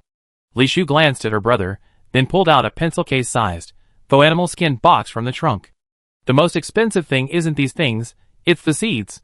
Inside were 12 compartments, each containing a crystal box with seeds of 12 different plants, ranging from vegetables like radishes, tomatoes, and potatoes to fruits like strawberries and kumquats, and finally 4 kinds of ornamental plants. Although these seeds had been soaked in special chemicals and treated with radiation, allowing them to flower and bear fruit, they couldn't be replanted. Even potato tubers, when cut and replanted, had a pitifully low germination rate. But they were still plants through and through, originating from another distant arm of the universe, a journey that light itself would take 6,370 years to traverse, bearing the same origin as humanity, appearing in Li Shu's hands as rare and precious beings. Li Shu stroked the crystal boxes as if they were precious treasures. Each box contained 36 seeds, meaning she could only witness each seed sprout, flower, and bear fruit 36 times. Li Chengzhen, standing beside her, urged, "Sister, let's plant potatoes first. Potatoes yield a lot, and I want to taste the difference between authentic mashed potatoes and those made with artificial starch." Li Bin, however, held the opposite opinion. "We don't have to plant only vegetables. There are ornamental flowers too. Planting chrysanthemums or butterfly flowers is pleasing to the eye. As for potatoes, we eat them all at Demon Aviation." "That's not the same thing. Those are potato chips," Li Chengzhen retorted. The two brothers bickered. Li Shu looked down at the seeds in her hand, making a firm resolution. Every single one of them must survive, and I won't miss a single flowering season. Li Bin chatted with his younger siblings for a while longer, then pointed to the first mate's bedroom and whispered to his brother, I can't stay here any longer, I have to go check on Jeffrey. Amanda said his corpus cavernosum tear is quite serious, he just had some blood drained, and this week he won't be able to date girls, he need help even to go to the toilet. I'm afraid he'd burst if I'm late. Li Chongjin nodded knowingly, then suddenly remembered the first mate's arrogant boasting earlier, so he added, and while you're at it, help me make fun of the first mate, tell him, you finally met your match. Chapter 49. Li Bin went to the first mate's bedroom. He faithfully relayed his brother's words, and then, seeing the first mate's world-weary eyes, comforted him, it's alright, just consider it a holiday for your brother. After chatting for a while, as he helped the first mate, whose legs were too stiff to open, stagger towards the toilet, the alarm suddenly went off. The action paused. Li Bin and Jeffrey both pricked up their ears, and a few seconds later, the second mate turned on the intercom to issue an alarm. Lud left crossing fleet detected. Repeat, Ludwig left crossing fleet detected. Captain, please come to the bridge immediately. Without a word, Li Bin released Jeffrey. Jeffrey's legs stiffened, and he was suspended in midair. Li Bin shoved him into the toilet, saying, you stay in the toilet for now. I drag you out after the battle. Damn it. On the bridge, the red alarm spun incessantly, and the projection background changed to a striking red. The vast space was deserted, everyone had returned to their posts, fastened their seatbelts, and buckled their masks, entering combat readiness. The navigator's position had been taken over by the younger sister, Li Shu. She was the most experienced of the navigators, and being the captain's sister, many commands were understood instantly. The younger brother, Li Chongjin, had already entered the cargo hold to guard the cargo. As for Old One-Eye, he took 15 armed sailors to the Fat Orange, which carried 220 crates of heavy weapons, while the flagship carried another 140 crates. These heavy weapons, once transported to New Magius, would immediately double in value, becoming a shipment worth 200,000, more valuable than Li Bin's entire fleet combined. The split loading was also to avoid putting all their eggs in one basket, preventing a situation where the loss of one ship would lead to total defeat. Li Bin, his face grim, sat in the captain's seat. The second mate nervously occupied the first mate's position. This was a mature-looking man named Lloyd, promoted from the crew prepared for him by Duya. He had previously worked as a first mate and damage control officer in a small company. His ship handling skills were decent, but he lacked fleet command experience. Are you sure it's those lunatics from the left path of Lud? Li Bin asked bluntly. The second mate, named Wahab, nodded nervously. The enemy ship's armor is painted with the left path insignia. I checked, it's not peeling paint, nor is it a variant from another sect. The scriptures in the transponder also match the Doomsday Sect's doctrine. They said. Wahab swallowed hard and continued, they said that in the name of Saint Lud, they demand that we provide them with half of their heavy weapons for the Holy War, which is 180 crates. Our cargo information has been exposed. Judging from the second mate's nervous appearance, he suspected there were Lud infiltrators on board. Li Bin calmly said, it might not be a crew mutiny. Let's deal with the current situation first. Tell Cat 1 and Cat 2 to prepare to disengage from the battle formation. Captain! Signal detected from the demonic aerial communications hyperspace patrol. While arranging the fleet formation, Li Shu suddenly interrupted with an urgent message. Connect. This is Demon Avionics Slope Squadron. Hello, Mr. Universal Union, with your arrogant tone. Looks like you're in trouble. The familiar, domineering voice rang out, its irritating tone sounding strangely agreeable to the bridge crew at this moment. The second officer whispered, should we consider calling for backup? Li Bin raised his hand to silence the second officer. He strained his voice, speaking angrily, what on earth is Demon Avionics doing? Why was my business dealings with you leaked? There was a moment of silence. The squadron commander said in a sinister tone, watch your language, you slave. You have no right to boss Demon Avionics around. Li Bin cursed furiously. The news that I bought heavy weapons from your space station's Thunderstorm specialty store has been found out by those lunatics on Lud left path. They even know how many boxes I bought, and they know the exact types and quantities of weapons. I was betrayed by one of your traitors and ambushed, not some trivial trouble. What pure human, what lofty honor. Is this your pure-blooded rule? It's riddled with holes, like cheese. Or is this how Demon Avionics treats its customers, selling goods cheaply, and then taking them back for free? As soon as Li Bin finished speaking, Li Shu tacitly transmitted the threat message from the left path elements. The channel fell silent again, with only the crackling of radio waves in the ears. Less than a minute later, Li Shu loudly reported the new situation. Demon Avionics patrol team is changing course. They're heading towards Lud left path. The Slope Squadron, composed of 11 Slope-class frigates, all military ships, all transforming spaceships, approached the Lud left path elements at a sharp angle and astonishing speed. The left-wing elements explained on the public channel that their target wasn't a giant corporation, but the Slope Squadron refused to respond. A rapid exchange of fire ensued, and the explanations on the channel quickly turned into insults and curses with a doomsday undertone. Just when Li Bin thought he had successfully provoked these arrogant purebreds, a new signal appeared on the star map. The signal was completely undisguised. The gleaming pirate insignia was painted on the bow. Li Bin's brow furrowed again.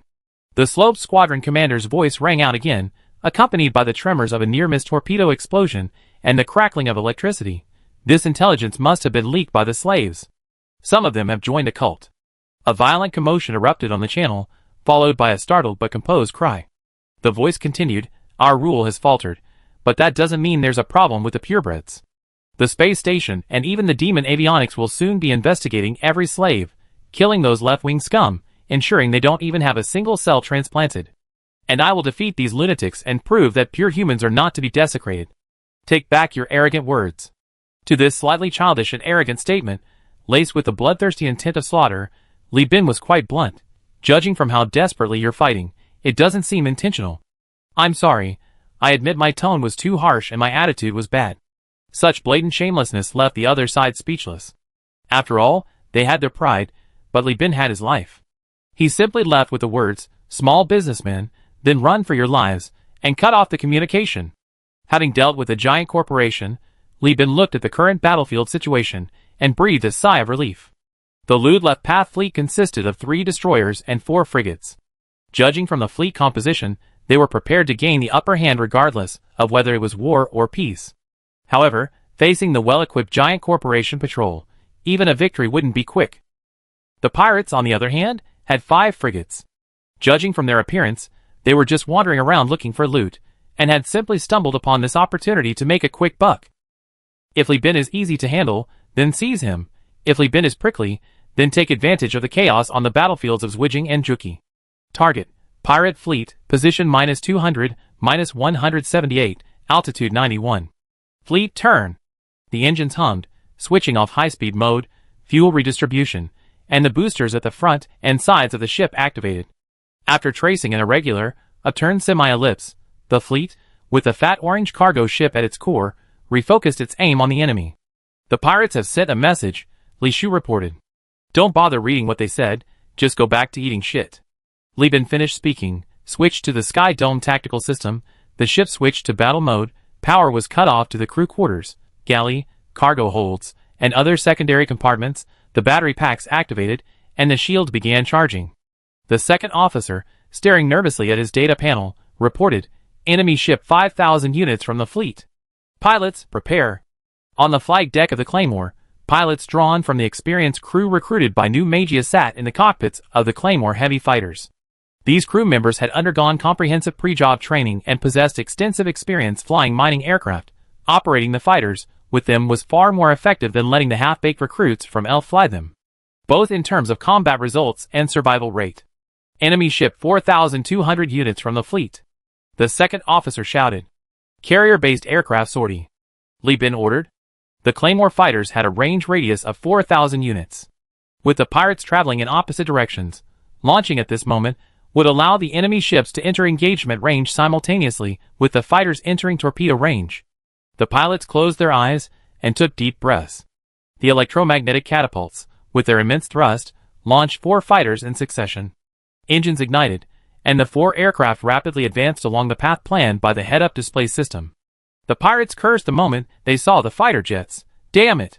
Why are military aircraft, and heavy fighters at that, being launched from the exploration ship? For fighters, 8 light machine guns, enough to rival the firepower of 2 regular frigates. The pirate fleet has changed formation, and all ship types have been confirmed, Li Shu quickly reported through the optical observation post. 2 Hound-class armed merchant ships, 2 Pest-class light frigates, and 1 Hellhound armed merchant ship. Hearing this data, Lieben almost burst out laughing. That's it? The Hellhound class is a standard frigate-level armed ship, while the Hound class is practically a son of the Hellhound. Not only does it only have one small live ammunition and one medium live ammunition slot, but it's also extremely slow, and its shields are only on the front. As for the Pest class, this is a special type of frigate designed by the pirates. Its purpose is clear: high speed, but weak armor and a loose hull. The pirates' designers weren't very skilled. This is a ship that relies on numbers to achieve victory. The most despairing thing was that this ship's battery packs were subpar, yet it had the audacious idea of equipping it with a small energy weapon slot. This meant that one of its 2 weapon slots had to be an energy weapon. Before the battle even began, its battery packs were already smoking in midair. Thinking about it, it makes sense. A giant corporation is like a sovereign nation, and the hyperspace within its domain is like its coastal waters. Even the most arrogant pirates of the age of exploration wouldn't dare to roam the coastal waters of maritime powers like Spain and England. Only small, insignificant, and desperately poor pirates would engage in such a counterproductive operation in such a place. Fill the cargo holds with foam protective agent to prevent enemy ships from boarding. Strategically despising the enemy, but tactically giving them sufficient attention, Lieben chose the safest approach to protect the cargo. Chapter 50. As is well known, industrialized nations on Earth in the late 20th century had already begun to automate their air defense firepower. The most famous of these was the Phalanx close and weapon system, equipped with radar, electrically driven turrets, and other equipment. This meant that even when using gunpowder to fire bullets, a ship's firepower could be assessed based on the weapon bays pre-installed on its hull, even when it was still a design drawing. Now, the same situation was occurring in various corners of the Perseus star system. Missile launch slots couldn't accommodate electromagnetic guns, torpedo slots couldn't hold energy weapons, and energy weapon bays, due to their complex design, couldn't support the massive impact of live ammunition. Unless the designers had designed sophisticated, expensive universal weapon bays early on, or a skilled modifier had disassembled weapon bays from other ships and installed them. Therefore, when Lieben discovered that the pirate fleet included 2 Pest-class light frigates using energy weapons, he couldn't help but laugh out loud. Has the optical observation post identified the energy weapon model? Li Shu shook her head. The enemy pirate ship's surface is obscured by too much debris, it's unclear. So, Lieben steadily advanced the battle line while directing the Claymore squadron to conduct probing fire on the fastest and foremost of the pirates' Pest-class light frigates. 8 60mm caliber cannons unleashed a barrage of fire on the lead Pest-class frigate. The pirate ship fired a laser beam, a straight line grazing the wing of a Claymore before disappearing into the vastness of space. The person in charge of the aircraft carrier's deck immediately ordered the pilots to report the damage and upload the data to the bridge. Lieben looked at the energy weapon's rotation speed, accuracy, and damage status provided by the Sky Battle System, compared it with the data in his mind, and immediately exclaimed excitedly, "It's a PD laser cannon! A high-precision, low-range anti-aircraft weapon targeting missiles and fighter jets." The PD laser cannon's primary objective is to destroy missiles, and it also has considerable suppressive power against light fighters. Unfortunately, the ship that took off was a heavy fighter. Claymore Squadron, focus fire on the leading Pest-class destroyer.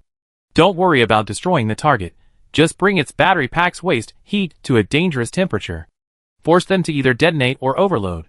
The frail pirate-made battery pack, an energy weapon, requires a defensive shield. Lieben could almost hear the sizzling sound of the damage control skin inside the battery compartment under the high temperature. At the same time, the captains of the Cat 1 and Cat 2 almost simultaneously activated their propulsion systems. The chief engineer, upon receiving the order, immediately increased the liquid oxygen injection rate and simultaneously injected a special combustion aid, adding intermittent rumbling noises to the steady, regular hum of the frigate's engines. The Kitty Cat ships were all Hyma-class armed gunboats. The refit designers replaced their engines, added several additional combustion chambers within the limited space, and modified the fuel pipelines to connect the combustion chambers to each steering booster, thus achieving a dramatic increase in the ship's speed and maneuverability in emergencies. The flames from the engine exhaust began to fade, and the military frigate, like a racehorse injected with stimulants, displayed an astonishing performance far exceeding its usual capabilities, rapidly approaching its target. The pirates hadn't expectedly been, who had been ambushed, to dare to launch a counterattack. Another medium-sized weapon bay of the Pest class activated, and a bright yellow shell with an unusual sheen grazed a Claymore fighter jet, heading towards Kitty Cat 2. The shell was fast, But the two ships were far enough apart that Kitty Cat 2 calmly turned, using its side armor to absorb the shell. Catling 2 reporting. According to detector data, there is significant radiation at the point of impact. Catling 2's captain quickly gathered data and reported back. Li Bin's side also quickly arrived at the conclusion. It's a high-speed striker, a kinetic energy projectile weapon. It doesn't fire ordinary alloy shells, but hard uranium alloy. It relies on kinetic energy and radiation to attack shields. Be careful not to raise the shields when facing the Pest class. Second Officer Wahab quickly marked the enemy ship information on the Sky battle system. Li Bin continued commanding. Both Cat 1 and Cat 2 have been additionally modified with turret armor and reinforced bulkheads. Press them forward. Once the Claymore Squadron has increased the enemy ship's radiation energy, you launch a full-scale overload attack. Roger. Li Bin's fleet was smaller than the pirates, but far superior in quality. Li Bin's strategy was to strike first, catching the pirates off guard and creating a local numerical advantage, while using the superior quality of his ships to overwhelm them. The pirate commander realized Li Bin's intention when Cat 1 and Cat 2 suddenly increased their speed. After all, this tactic wasn't particularly effective, but in an encounter battle, the side with more information would have a greater advantage. Li Bin immediately identified the pirate ship type. He knew perfectly well that neither the Hound class nor the Cerberus class could match the speed of the Pest class, which had sacrificed armor for high speed. By the time they engaged, the three-legged cat would be on the battlefield. In other words, at this moment, Li Bin, having factored in the speed difference, seized the opportunity presented by the pirates' disengagement. Claymore 4 has reached a dangerous level of damage and is returning to port. Deck equipment is in place. Claymore 3 is out of ammunition. The frontline Pest-class ships are beginning to decelerate. The rearline Pest-class ships are changing course. They are going to circle around from above to take over the target. Reports filled the channel. From the carrier deck, from the little Cats 1 and 2, from the navigators gathering information from the optical observation post, and from the Sky battle system. Countless pieces of intelligence intertwined, alarms and markers refreshed every second. The second officer was flushed, his head steaming from sweat and the rising temperature. Suddenly, Li Shu looked up, her voice filled with surprise. The target ship's radiation parameters are abnormal. They can't suppress the radiation. Li Bin immediately ordered, Claymore Squadron, cease suppressing the shields and engage the relieving Pest-class ships. Cat 1, Cat 2, begin the attack. You two ignore the enemy ships changing course. Focus fire on the lead ship. Upon receiving the order, the remaining Claymore Squadron ships, Cat 1 and Cat 2, flanked the Pest-class's frontal shields and began attempting to flank it. Simultaneously, Cat 1 aimed at the shields and fired all its shells. The 4 shortbow automatic cannons fired heavy shells at a slow rate. Cat 1 shuddered violently from the recoil of the cannon fire, its speed drastically decreasing. At the same time, 3 seconds later, 4 flashes of lightning erupted from the target ship's shields. The enemy ship, lacking sufficient armor to withstand the firepower head-on, emitted a series of sparks, its engines shuddering and stalling. Cripple the enemy ship, fire all shells. Captain Cat 2 seized the opportunity and gave the order. The same tremors, the same deceleration. The difference was that this time the shells hit the armor. The warheads pierced the thin armor, and the shells, large enough to be adults, crashed into the hull structure with terrifying kinetic energy. Then the shells exploded, the metal expanding and cracking like corn in a frying pan, spitting out golden flames. The twisted keel spun out, indicating that the ship was completely beyond saving. Damn it, the ship is so fragile, it catches fire at the slightest touch. We won't get any loot, and we lost several boxes of ammunition. Li Bin spat and immediately ordered the fleet to surround and attack another Pest-class ship. The same tactics, the same moves. The Claymore Squadron was missing 2 fighters, but it had simultaneously acquired 2 Jaime-class armed gunboats. The task of overloading the shields was assigned to the frigates, while the fighters focused on flanking, cunningly tearing at the enemy ship like biscuits cutting sharks. By the time the other pirate ships engaged, the Pest-class vessel was riddled with holes, its engines repeatedly hit by light machine gun fire, its exhaust flames flickering like dying fireflies. It had lost its kinetic energy, and was essentially paralyzed from the neck down before damage control personnel risked their lives to enter space for repairs. Meanwhile, Li Bin ordered the engaged forces to retreat and rendezvous with the approaching flagship. The pirates, eager for revenge, discovered the enemy had already fled. In this tug-of-war, the difference in command became apparent. Li Bin even suspected the enemy fleet commander might be under the influence of drugs, losing his reason in a fit of rage and toxic rage. Propelled by his arm, Li Bin calmly analyzed the situation. The battle was currently in his favor. Whether the pirates fought or retreated, he wouldn't lose out. If the pirates wanted to fight, it would be a 3-on-3 numerically balanced battle, but his side had a qualitative advantage. When the pirates tried to escape, Li Bin would give them a short chase, using carrier-based aircraft and escort ships to force them to jettison cargo, reducing the weight of his spaceship and increasing its speed. Then he would eat the pirates' discarded cargo and calmly finish off the other spaceship whose engine had stalled. Chapter 51. Fighting on spaceships shares many similarities with fighting on naval vessels. First, the ships beneath their feet are invaluable footholds on the battlefield. Second, the time spent on artillery bombardment and fighter dogfights is actually quite short. Most of the time is spent searching for the enemy, seizing advantageous positions, and engaging in a chase. From the moment Li Bin dispatched his fighters to the arrival of the entire pirate fleet at the point of engagement, only 3 hours had passed. Of that, only about an hour was spent in actual combat. The rest of the time was spent either traveling or retreating. Waiting was like torture. Time, like dripping water, relentlessly and irreversibly struck the fleet commander's brain, tormenting his sensitive nerves. Patience is the invisible shield of a fleet commander. It requires experience, talent, and luck to cultivate. Li Bin was fortunate. Now that he had some wealth, he could purchase war courses to experience first-person fleet command. His photographic memory allowed him to integrate the subtle, albeit seemingly casual, techniques and deployments honed through countless battles into his own command through recall and practice. Cat 1 and Cat 2 served a diversionary role, while the Claymore Squadron, having undergone parts replacement and re-entering the fray, constantly attempted to harass the pirate ships from behind, relentlessly attacking their engines. Whenever the pirate ships, unable to withstand the harassment, tried to turn their weapons to destroy the enemy aircraft, the Cat 3-legged, possessing the fleet's strongest firepower, would step forward, its 3 light machine guns and 2 torpedo launchers suppressing the pirates. Second Officer Vahab had also regained his composure. He could see that the pirates were becoming increasingly disorganized, their frenzied emotions clearly revealed through their aggressive ship trajectories, the tearing armor fragments, and the flashing shields. But those giant torpedoes were specifically designed for destroying asteroids. In terms of damage alone, a single shot could even blast through a cruiser's armor. Even a hit to the shields could push a destroyer's battery overheating from 0 to a dangerous level. However, not a single ship in the pirate fleet had a torpedo bay.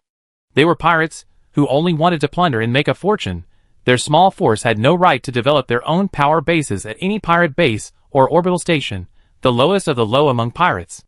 Their initial thinking was that if they could take down their prey directly, using torpedoes would risk destroying the entire fleet, including the cargo, leaving them with nothing. If the prey required torpedoes, why not use another weapon?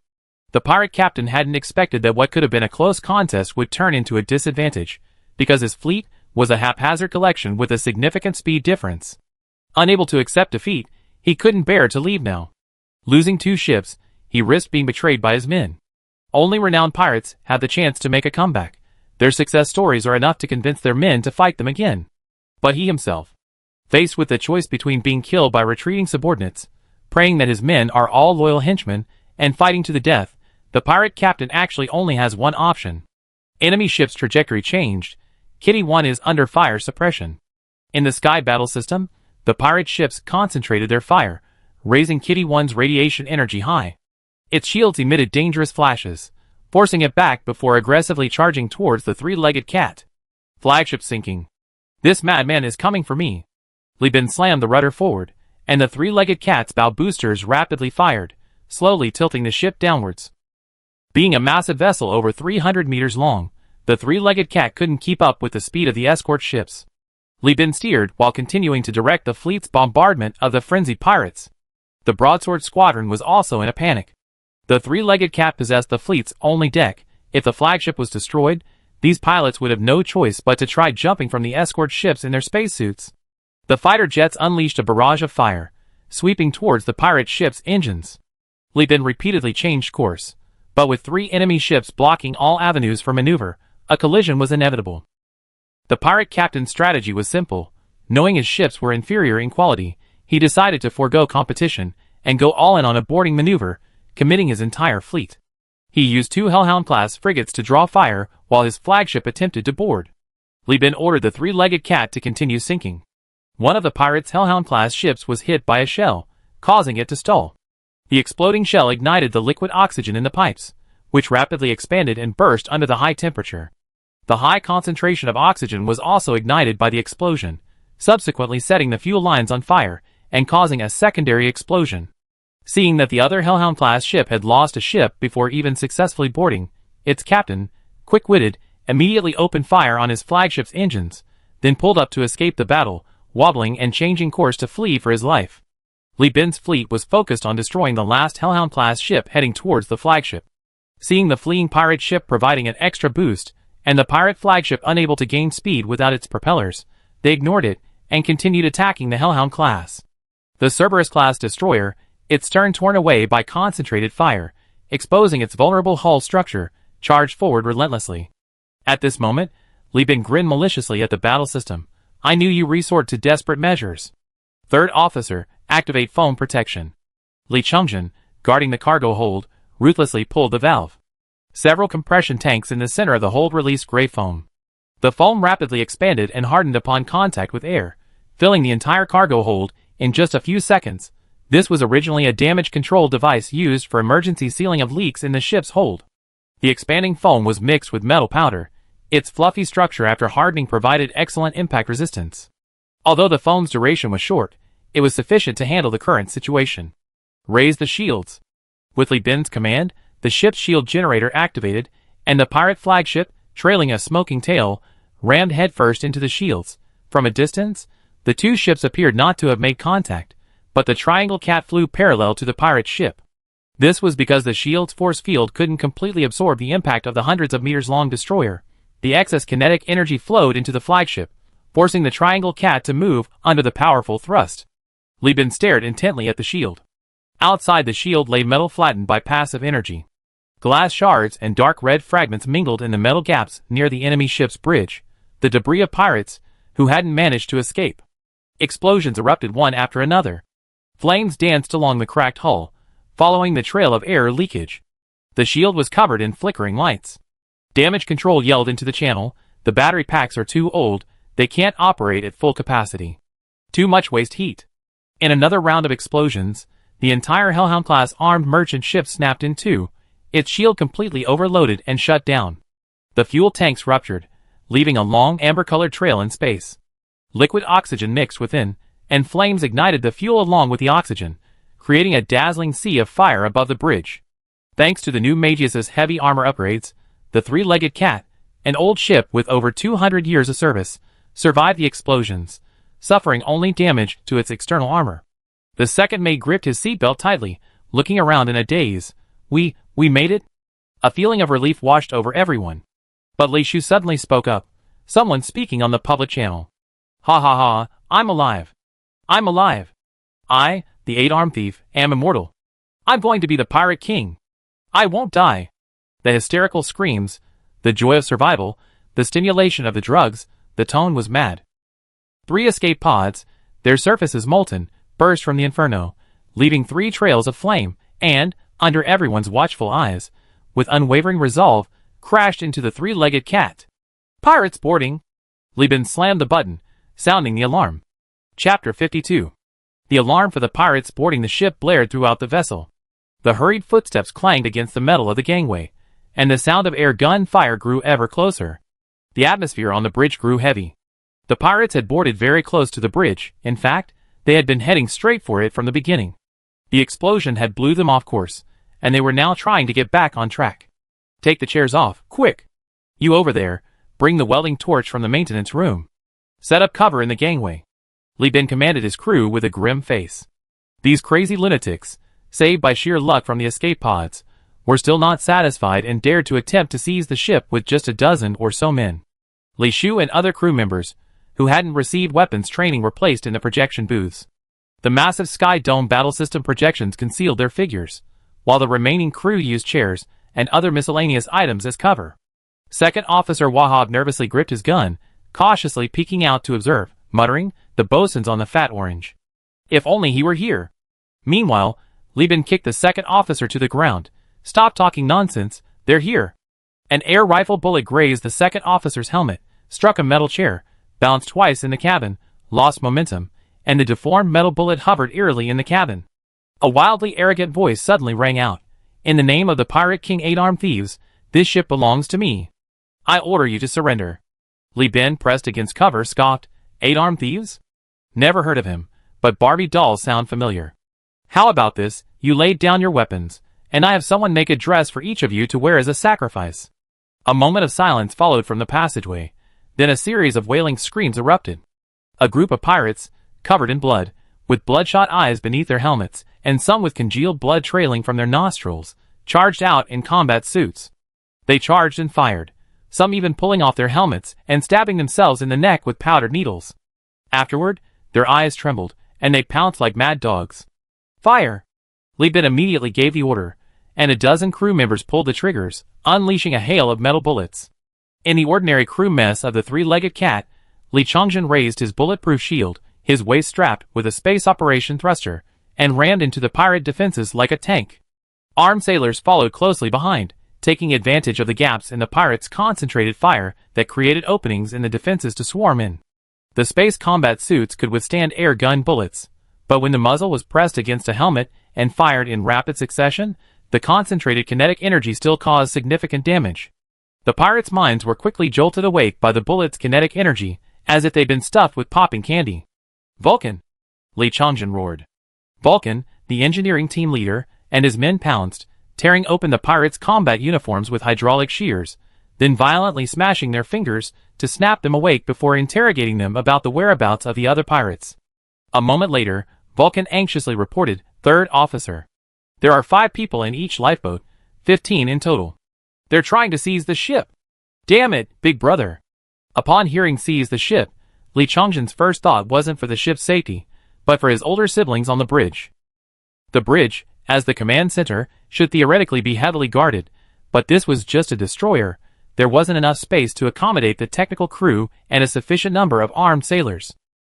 According to the battle plan, the bridge should be holding out and awaiting support at this moment. The ship being destroyed doesn't matter, there are plenty of ways to make money.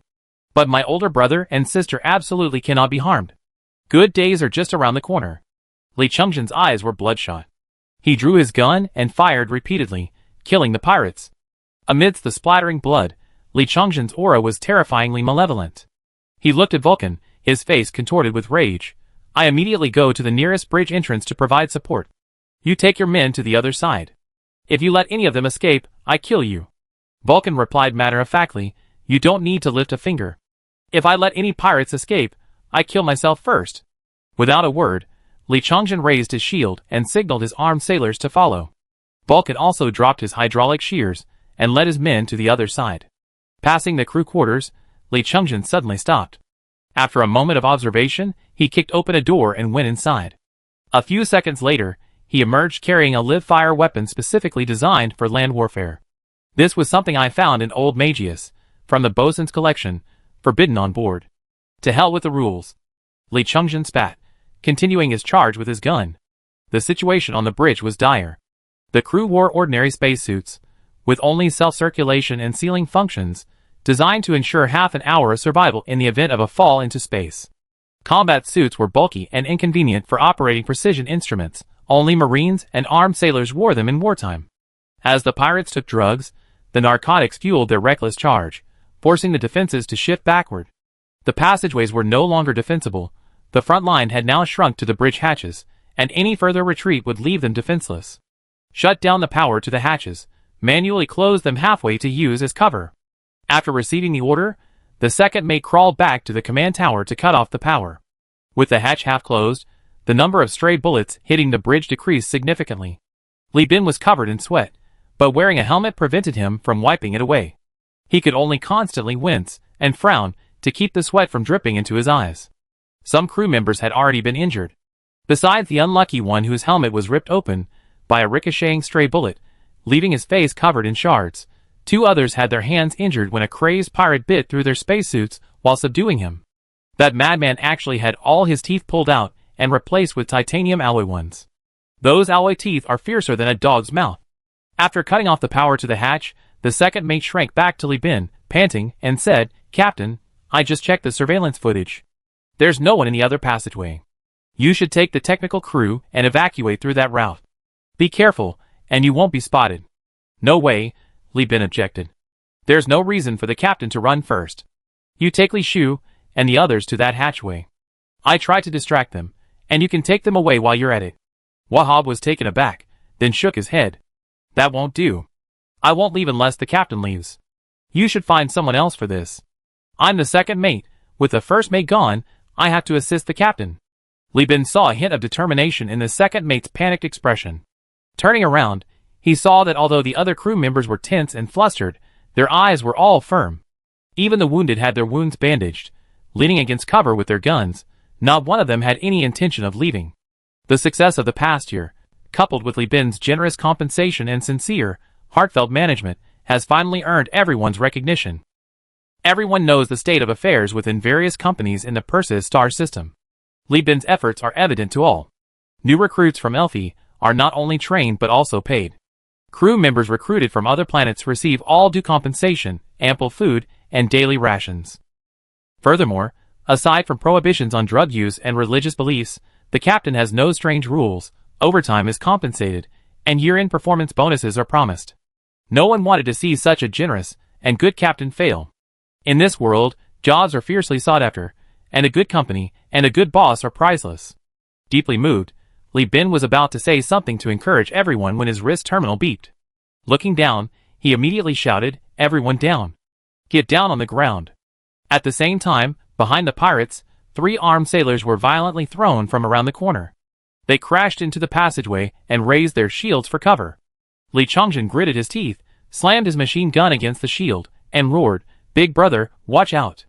With that, a storm of full-power bullets poured out. The pirates above hadn't noticed what was behind them. Caught off guard, they were hit in the back. Their combat uniforms could withstand air gun fire, but not full-power bullets. Blood splattered behind them. Some had their oxygen tanks shattered. The expanding gas tore through the broken metal canisters, causing an air explosion that shattered the pirates' internal organs. The 8-armed thief, true to his pirate leader status, reacted swiftly, grabbing his subordinate to shield him, while he himself darted to another hatch, smashing the control panel with a single punch. The hatch slammed shut amidst an error message. Covered in blood splattered from his men's wounds inflicted by full-powered bullets, his arm pierced and bleeding profusely, he merely licked his bitten lip and chuckled. "Not dead, not dead. I won't die, the 8-armed thief, won't die." The drugs fueled his desire for violence, but his remaining sanity told him the attempt to seize the ship had failed. But it didn't matter. He could hide. Who knew how many pirates were coming? He could hide in the cargo hold, in the freezer, in the maintenance pipes. As soon as the ship docked, he could slip away unnoticed. Such a large ship must be infested with reptiles and rats. He could eat those to survive. Even if it meant eating excrement and drinking urine, he would live. Then he would return. He chuckled maniacally, his eyes gleaming with madness. He opened the hatch on the other side of the passageway and trudged towards a suitable hiding place. He hadn't gone far when he bumped into an engineering team led by Vulcan, carrying shields, hydraulic shears, and impact drills.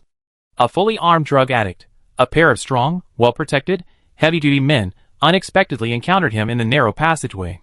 Vulcan activated the thrusters, the gas canister hissing as it flew from his hand, smashing directly into the stomach of the bloodied pirate in front of him.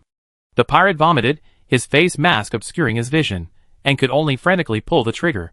A bulletproof shield was raised, and Vulcan took the hydraulic shears from one of his men, working with both hands, skillfully crushing the pirate's limbs with his experience in cutting steel.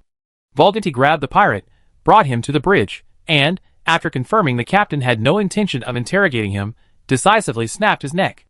The pirate, nicknamed the 8-armed thief, who had always believed he wouldn't die, died without even leaving his name. His body was thrown into hyperspace and swallowed by the hyperspace storm. A few minutes later, confirming that all 15 pirates who had boarded were either dead or captured, the alarm was lifted. Engineering team, immediately to the mess hall and distribute food supplies according to senior crew standards. As instructed by the captain, don't dismantle the ship, board it, kill all the pirates, then tow it away. We're in a hurry. Second Officer Vahab, no longer panicked, was now confidently directing operations from the bridge. The captain was currently comforting the wounded on board. The pirates had boarded aggressively, but ultimately it was just a desperate struggle. Aside from damaging some equipment, they hadn't caused any deaths. It was a close call, but ultimately without serious harm. Only the two bitten men needed testing. Nobody knew if these pirates carried any viruses. Of course, disinfection of the passageways was being prepared. The pirates' blood might also carry viruses. As for maintenance of the ship's cabins, that would have to wait until docking. However, the three-legged cat had reinforced bulkheads, so aside from the sections where intense fighting required immediate sealing off, other areas should be largely unaffected. Wahab rubbed his hands together, watching the damage control team methodically repairing the projection equipment on the bridge, noticing the first mate was missing. The first mate really has composure. He didn't even come out to check on things like boarding.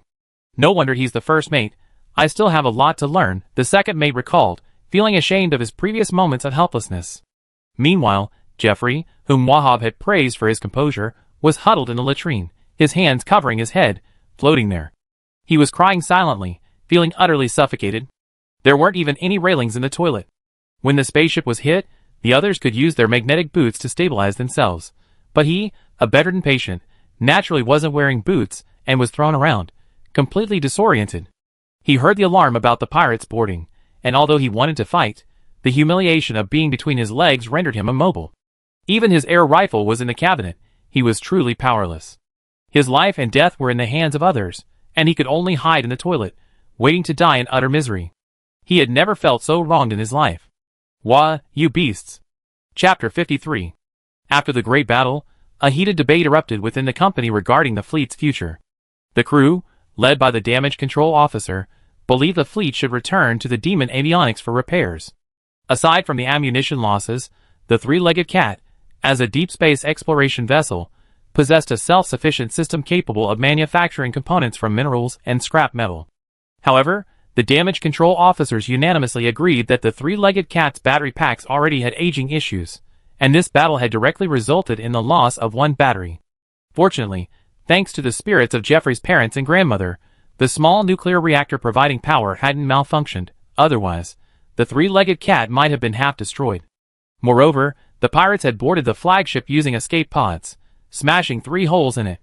These escape pods had been modified by the pirates into boarding vehicles, equipped with thermal melting devices at the bottom, which would melt the armor of the ship shortly upon impact. Of course, the pirates inside also had to endure temperatures of 70 to 80 degrees Celsius, which explains why so many pirates were on drugs. From a technical standpoint, the damage control officers strongly advised the captain to prioritize repairing the ship. But Li Bin and Jeffrey disagreed. Li Bin's opinion was that damage control should do everything possible to maintain order, and the fleet should proceed at full speed towards the mag system. Time was of the essence. Pirate Queen Konda wouldn't wait for him, because of a few hundred crates of heavy weapons. She had been a staunch opponent of tachyon technology for over 200 years. In her resistance, she had sacrificed her youth, from a sexy young beauty to a menopausal middle-aged woman, and finally to a frail old woman relying on prosthetics and organ transplants. From a logistics officer to a warlord, to a repeatedly disloyal servant of the 3 stars, and finally to a pirate queen. Konda was willing to give anything for revenge, except time. She was too old to miss any opportunity. Even without heavy weapons, Konda would use orbital bombardment and naval gunfire to launch a direct assault. In about 20 days, the mag system will be surrounded by a massive swarm of pirate ships. They will blockade the system, attack any visible non-pirate forces, and relentlessly assault tachyon technology space stations and planets. Jeffrey's attitude was simple. Besides supporting Li's opinion, he also didn't want to go to a place of painful memories, especially after his disastrous experience with the toilet. Following Li Bin's analysis and the benefits he had consistently provided, the damage control team stormed into the battery compartments, removed the damaged batteries, and secured themselves with multiple safety ropes, plugging the leaks in the ships as the fleet traveled at high speed. After 15 days, the fleet finally returned to the southern part of the Core Star region, arriving near the mag system. Pirate signals detected, Li Shu reported from the bridge. Not just one, there are several approaching. The air pressure on the bridge was low. If it were a small pirate fleet, they could leave Cat 1 and 2 to cover the escape of the Fat Orange and the flagship, as planned. But multiple pirate groups. Jeffrey, who had just recovered from his injuries and couldn't wait to return to his post, glanced at the captain and activated the transponder. This is the Bellino family's commercial transport fleet. We are ordered to transport supplies. Are you invited by the Pirate King to participate in the hunt? Give me your fleet's identification code. The pirate's voice was as aggressive as ever. Jeffrey raised an eyebrow, thinking there was a chance. Without hesitation, he sent the identification code. Soon, the pirate's angry curses came through the channel. Damn it! Why are all these ships from New Magnos these past 2 days? Are the other companies' fleets eating shit? Go in, hurry up, don't delay my hunt. Li Bin's fleet, under the watchful eyes of the pirates, smoothly entered the jump point and returned to the real universe. The encounter with the pirates and the arrival at the jump point took less than half an hour, but Jeffrey's forehead was already sweating, fearing a pirate attack as the fleet approached. He said with a tone of relief, I didn't expect these pirates to actually give the Bellino family face. Li Bin shook his head. The Bellino family doesn't have that much influence. It's New Magius secretly funding the pirate king Conda. Conda needs to ensure New Magius can continuously supply resources. These pirates are probably on good terms with Conda, giving her face. If it had been a few days later, pirates from distant star systems would have arrived too, and the Bellino name might not have been enough. Since he knew the pirates would attack the Magius system, Li Bin naturally wasn't unprepared. He was working for a powerful family, so he needed their identification codes to protect himself. This is similar to how ancient caravans, to protect their people and property during long-distance transport, often hired escort agencies. Some well-known agencies even lent their flags to caravans engaged in short-distance trade to avoid being robbed by local bandits. The escort agency and the bandit leader were on good terms. A toll payment would suffice. No need for a life-or-death struggle. Navigating with practiced ease, they encountered pirates and handed over their identification codes. By the time the fleet finally arrived at New Magnos, Duya and the Bellino family's security forces had already sealed off a port area. When Li Bin appeared in the port area, Duya, masked, looked at the three-legged cat with its patched-up holes and scratches from the aftershocks of a hyperspace storm. A journey of over 40 light-years round trip, and this ship doesn't look peaceful. Did they encounter pirates? Even heavy armor couldn't hold out. We ran into them. Didn't they give us our family's identification code? Give it my ass. We met them at Demon Aviation. You think you're so big that you can control everything, including whether pirates from other places are robbing me? Li Bin scoffed. Seeing that Li Bin actually had time to joke with him, Dia finally relaxed. What he feared most was that Li Bin would greet him with a smile and a humble attitude from the start. Needless to say, the business would fail, or at best, the quantity wouldn't be enough. He asked softly, how many boxes? Unfortunately, I couldn't find a black market channel and had to pay customs fees, Li Bin said with great regret. Not many, just about 360 boxes. Dia looked at Li Bin and burst into laughter. It's all settled, everything's settled.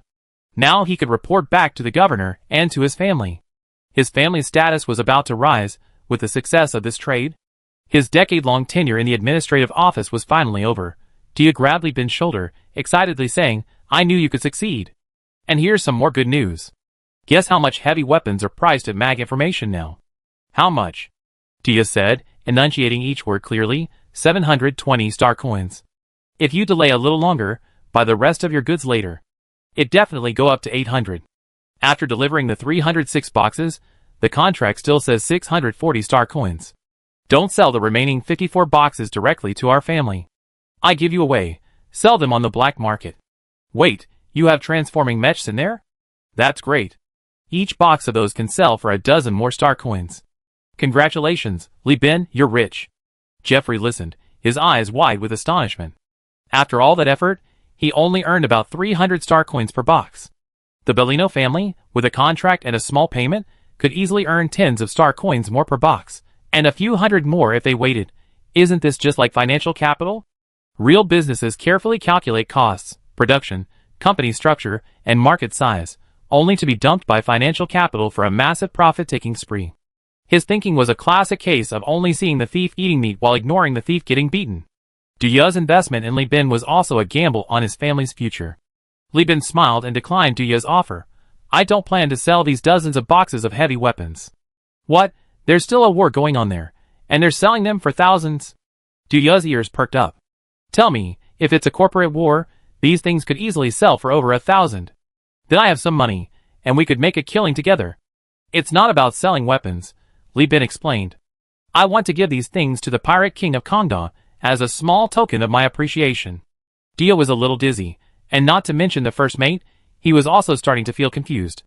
With a market price of over 800 star coins, and a cost of 285 star coins per box. 54 boxes would yield at least 30,000 star coins in profit, enough to buy a second-hand destroyer. Li Bin said he'd give it away? Seeing Du Ya's stunned expression, Li Bin continued, "This is what I'm thinking. Kanda has grand ambitions. She wants to plunder tachyon technology. What will she do with the loot? What will she do with the wreckage after the war? She can't just send her men to salvage ships, can she? Pirates have their own channels for selling stolen goods, but tachyon technology has a planet and orbital space station here. Can her channels handle it all? If supplies can't be converted into economic benefits, the pirates' cargo holds will be full, and they just want to go home. So even if we keep winning, our numbers will only dwindle. As for me, I have ships and registration information on the free planet Elfie. On the surface, I'm clean. I want to use these goods as my sincerity, to prove that I genuinely support Kanda's great cause. What I want to do is operate in the Magna Galaxy under the guise of a salvage fleet and a trade fleet. Hasn't there always been neutral salvage fleets in the Persis region? Even if I don't join, other salvage fleets will enter. Although we can also salvage, we don't have the pirates' official recognition, and we could be robbed at any time. My idea is simple. Ask the pirate Queen Kanda, or someone influential under her, to give me a certificate or permission to find people and ships to form a neutral fleet. Set up a temporary salvage company, and squeeze out the fleets of other planets and companies."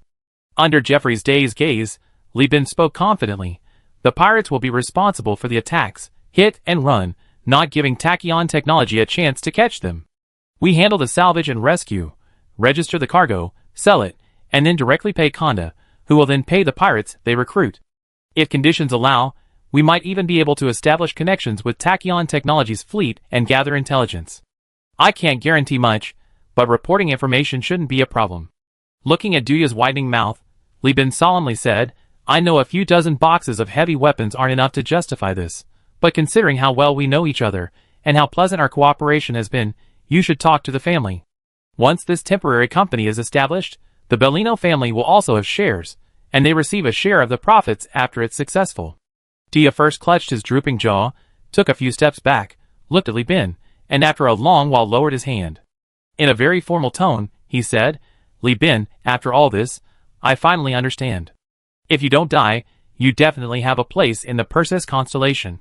The family and the governor have considered the salvage team, but they really haven't considered someone as shameless as you, wanting to monopolize the salvage business of the entire star system. That's indeed a good idea, a very profitable idea, but..." Du Ya asked with some concern, "Are you sure you want to make this glove? Afterwards, Tachyon Technology will definitely use the AI core to review the case, and you'd definitely be on their list. Our family is okay thanks to Neo Magnus, but can you handle it?" Li Bin smiled indifferently. "I manage. The bold die, the timid starve. It's better to worry about surviving tomorrow than about being killed by a giant corporation. Tachyon Technology is indeed a first-rate giant corporation, but it's not without rivals. The Hegemon, Venture Mining Company, and the Church of Lud, aren't they all eyeing it covetously? Ultimately, it's just about choosing sides. Who can enter the Persis star system without choosing a side? Even its former employer, Midshum Company, couldn't even become a dog of the Persis alliance. Being wanted by Tachyon Technology, in the Hegemon's eyes, isn't that a pledge of allegiance? Besides, scavenging is far from being considered choosing sides. I never heard of a small fleet being qualified to side with a giant corporation. That's as ridiculous as Gambia claiming his 1,000 soldiers could wipe out Yen Kingdom." Li Bin held out his hand. "Are you going to do this job or not? Give me a straight answer. I still owe a lot of money, and I'm in a hurry to pay it off. Come on, why wouldn't I? If you're not afraid, why should I be?" Du Ya grabbed Li Bin's hand and shook it hard. He looked Li Bin up and down seriously, finding it hard to believe that the man in front of him was actually not even 17 years old. He said in a joking tone, "After this business deal, do you have any plans to get married? I have several older and younger cousins. Their figures and personalities are great, but the key is that my uncles have all died, there's no one to take care of them, and their families are wealthy. As their older cousin, I worry day and night that they might get scammed." We see. Chapter 54. Li Bin left alone with Du Ya. Because the matter was of great importance, involving a large corporation, pirates, and the free planet, and with an immeasurable amount of money, Li Bin couldn't bring anyone with him. When he returned, Jeffrey had already arranged for everyone to take turns resting and directed the transfer of all cargo to the storage area, while also completing the repairs on the fleet's ships. Everything was proceeding smoothly. Looking at the report in front of him, Li Bin once again deeply felt that the success of his business was inseparable from the support and help of everyone. In fact, Jeffrey had done a lot, but that didn't mean Li Bin was relaxed. He still had a lot to do. First, he had to calculate income and expenses. 306 crates of heavy weapons, with a profit of 355 crates per crate, totaling 108,630 star coins. Father Pucci of the Lud Church invested 10,000 star coins. According to the verbal agreement, he needs to repay 11,000 star coins, leaving 97,630 star coins. Then, there's Elfie's low-interest loan, 5,000 star coins, with an annual interest rate of 1%. Even with ample time to return, it's only 4 months, so the interest is 17 star coins. That's practically an interest-free loan. Li Bin clicked his tongue, thinking to himself that banks are indeed wealthy and powerful. Lending 5,000 star coins to his past self was definitely high risk, low return. The loan was only given because of the governor's influence. Even the AI Corps couldn't handle this kind of shady dealing. He should do more of this in the future. Add to Jeffrey's loan of 2,500, and the Li family's loan of 14864. What kind of shitty contract did those damn parents sign back then? How come the interest has increased so much in just a few months? They must have signed some kind of master-servant contract, and their brains have been ruined by playing with their hobbies. That leaves 80,266 star coins. Li Bin had no respect for his parents in this life, wishing they were dead. He was an orphan from the start, and even with his younger siblings to support, things might not have been so difficult. With each deduction, Li Chongjin's heart ached more. His posture went from standing tall and straight to hunching over, then crouching on the deck, feeling as if the debt was a haunting ghost from a bedtime story, refusing to leave him alone after all these years. But Li Bin wasn't finished. He continued reading the list, and then there are the crew bonuses. Our fleet has 184 people in total, 36 senior officers, 3 captains, 3 first mates, 4 second mates, third mates. He rattled off a long list of positions. He was the captain of the 3-legged cat, and the first mate was Jeffrey. He had helped Jeffrey pay off his loan, so he wouldn't be giving him a year-end bonus this year, since the loan was finally paid off. As for that scoundrel, he's probably at the tavern right now, trying to get his brother, who's just recovered from a serious illness, to undergo rehabilitation with his sister. Leaving me here to settle scores is a disloyal bastard. He deserves to be squeezed dry. Crew positions change frequently. Dozens of people who were ordinary crew members when they boarded the ship have been promoted to senior crew members upon their return. Their salaries change with their positions, and their final performance bonuses also vary depending on their performance. The data is very mixed. Based on the recorded crew position list on the computer, the final figure is 4,136 star coins. That leaves 76,130 star coins. Oh right, I still need to pay back the wine buyers. Those clients from Speed Tech are about to disappear. The remaining companies only have 26 cases in total, so double compensation would be 10,556 star coins. Forget it, that leaves 65,574 star coins. Regarding the wine, Li Bin had considered directly purchasing it from the Interstellar Empire to make another profit. With his shrewdness, even if there were restrictions, he could find a way to pull strings. But the problem was time. War was imminent in the Magneto system, and the time wasted on round-trip transport could cause him to miss out on a major salvage operation, costing him tens of thousands of star coins every day. As the Glove, a salvage agent, Li Bin had to act quickly. Even if he lost money on the wine, he still made a considerable profit. Li Bin let out a long sigh, leaned back in his captain's chair, and smiled with satisfaction as he looked at the 5-figure sum. The Bellino family covered the ship repair costs, and he wouldn't have to pay them in the future. The price was that the temporary salvage company he set up would have all its repair work handled exclusively by the Lloyds of New Magneto. It was a good deal. If he hadn't sent out those 54 crates of heavy weapons, he would now have over 100,000 star coins.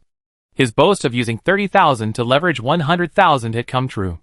As for the money for the weapons, it's the ticket to the next, even bigger, financial cycle. Li Bin stood up, stretched, and said to his younger brother, "All right, go have some fun. The money's already in your account. Be careful with it, and don't get scammed." Li Chongjin said aggrievedly, "My sister told me to come with you." "Come with you, my foot? Duya and I are stuffed and about to take a nap. Have you eaten? If not, go eat. Are you waiting for me to cook you a Manchuhan imperial feast in my dreams?" After shooing his brother away, Li Bin sent messages to each crew member, telling them to come to the bridge to collect their bonuses. Quickly, after only 4 or 5 messages, the news spread throughout the ship, and the sound of hurried footsteps mingled with shouts of "Long live the captain!" The crew members rushed over excitedly, then slowed their pace in front of the bridge, cautiously entering. Facing their captain, who held the reins of performance evaluation, they once again felt the tension of an interview, carefully lining up. Li Bin transferred the money to each crew member one by one in front of them, only releasing them after the bonuses were confirmed in their accounts. This was something he learned from the protagonists of other online novels, while they themselves had learned it from Yuan Shirkai's small-scale military training exercises, so Li Bin had essentially learned it twice. Although Li Bin wasn't sure if this method would work in the Interstellar era, he figured he could try it while his crew was small. A shot in the arm. If it worked, he'd profit. If not, he wouldn't lose anything. Once the scale grew larger, he'd probably have to find a room to pre-record videos, so the crew members could go through the process of collecting their money. After finally distributing the money, Li Bin dismissed everyone, humming a cheerful tune as he returned to the captain's cabin, collapsing onto the bed, wanting to sleep, but his mind was filled with thoughts of 60,000 star coins and future plans. Starting with 4,199 star coins, he grew to 60,000 star coins, a 15-fold profit, in less than a year. Not only that, he also acquired 4 ships and over 100 loyal crew members. Although he had so many people and offered generous salaries and bonuses, Li Bin maintained a mental evaluation system that didn't exist in reality, recording the performance of every crew member after they joined the ships. By providing compensation on one hand and evaluating their qualities on the other, Li Bin's system arranged the crew members in a pyramid-like hierarchy, with only 2 criteria: loyalty and ability. Li Bin was about to risk taking a bite out of a giant corporation, and the crew's loyalty was paramount, followed by their ability. In fact, Li Bin even believed that it didn't matter if the crew members weren't particularly outstanding. Capable people didn't even need to be his subordinates, but rather he would accept them as shareholders or even partners. In Li Bin's mind, the first tier consisted of Vulcan and others, like himself, clean, loyal individuals from Elf, with no connections. The second tier comprised the selected captains and first mates of the little cats, numbers 1 and 2, and the fat orange, number 1.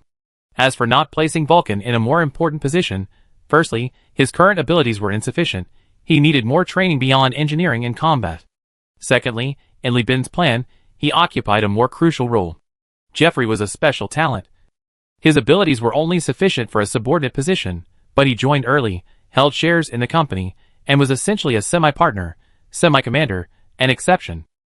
As for his younger brother and sister, there was little to say. Blood ties, coupled with Li Bin's sincere treatment over the years, made them a genuine family. What Li Bin ate, they ate. Even if their adoptive parents were to rise from the dead and take them away, the younger brother and sister would likely not hesitate to each be hanged. Bound by blood and kinship, in their hearts, Li Bin was invincible. If colonies were truly established in the future, his sister could serve as the colony governor, overseeing logistics, while his brother could lead the ground forces. Their personalities were well suited, and they were currently being groomed for these roles. He didn't feel comfortable entrusting these important positions to others for the time being. It was best to have family members, with whom he shared both glory and ruin, in these roles. Then, Li Bin would continue sailing, trading, mining, and excavating ruins, living like an astronaut every day. Finally, all that hard work from his previous life wouldn't have been for nothing. Great. Excellent. Life was getting more and more promising. Thinking and thinking, Li Bin finally grew tired and closed his eyes, falling into a deep sleep. The next day, Li Bin, with his fully repaired fleet, loaded another 500 crates of alloy plates and left the port, heading towards the EOS system. Docked on Tartessus in the EOS system, Li Bin finally allowed his crew to enter the orbital space station this time, as there was ample time. Because of the planet's strong religious atmosphere and beautiful natural environment, Li Bin worried that upon first seeing a planet teeming with life, the crew might mistakenly interpret nature's wonders as religious power and become obsessed. Therefore, he did not allow the crew to land on the planet. He once again donated the alloy worth 1,500 star coins to support refugees, repaid Father Pucci's investment with interest, and brought a trade request from the pirate king of Konda. As expected, since this involved hindering tachyon technology, Li Bin obtained permission. From now on, as long as Konda's nest continued to attack tachyon technology, he could, as one of the pirate king's representatives, continuously purchase food from Tartessus. As expected, After the fleet set sail, Li Bin took 600 boxes of food, paying 10,200 star coins in cost, and then the fleet set sail towards the Tulier system. We have 2 missions this time back. First, to buy ships. On the bridge of the Knight's Bridge in the EO system, Li Bin spoke enthusiastically over the loudspeaker. The Kazalan system in the Tulier system has the best automated factory in the Persis Alliance. They have more finished ships than the MAG system, and even more than the EOS system, and the second-hand ship market is much more active.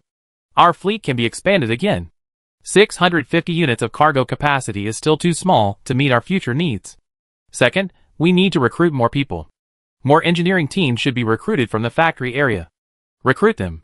They are skilled metal and machinery operators. The entire salvage operation in the MAG system is our responsibility. There's plenty of work to hone their skills. We also need to recruit Marines to protect our salvage sites. Li Bin waved his hand, brimming with pride. Things are different now than a year ago. Now, we have ships, money, and projects. Stand tall, target Elfie Star, we will return victorious. On November 28th, 206th year of the star calendar, the first and currently only fleet of the Universal Union Company, led by its founder Li Bin, embarked on a 5.2 light-year return journey. Chapter 55. When the all-Union fleet approached the vicinity of the Elf Orbital Space Station, the security patrol unexpectedly stopped. Before them stood a purely domestic enterprise registered in Elf, devoid of any giant corporations, monopolies, or financial capital injections. At the beginning of Star Calendar 206, this enterprise's registered capital consisted of only a dilapidated 9-handed ship, but now, before the patrol, was a small commercial fleet. Really? Without capital support, they amassed this kind of wealth so quickly. When did Elf produce such a capable person? Or did they climb into the bed of some rich man or woman?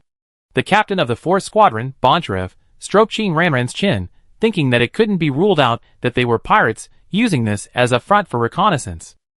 To be on the safe side, he intercepted the strange fleet, ordered his patrolmen to dress properly, and then led his team aboard the flagship.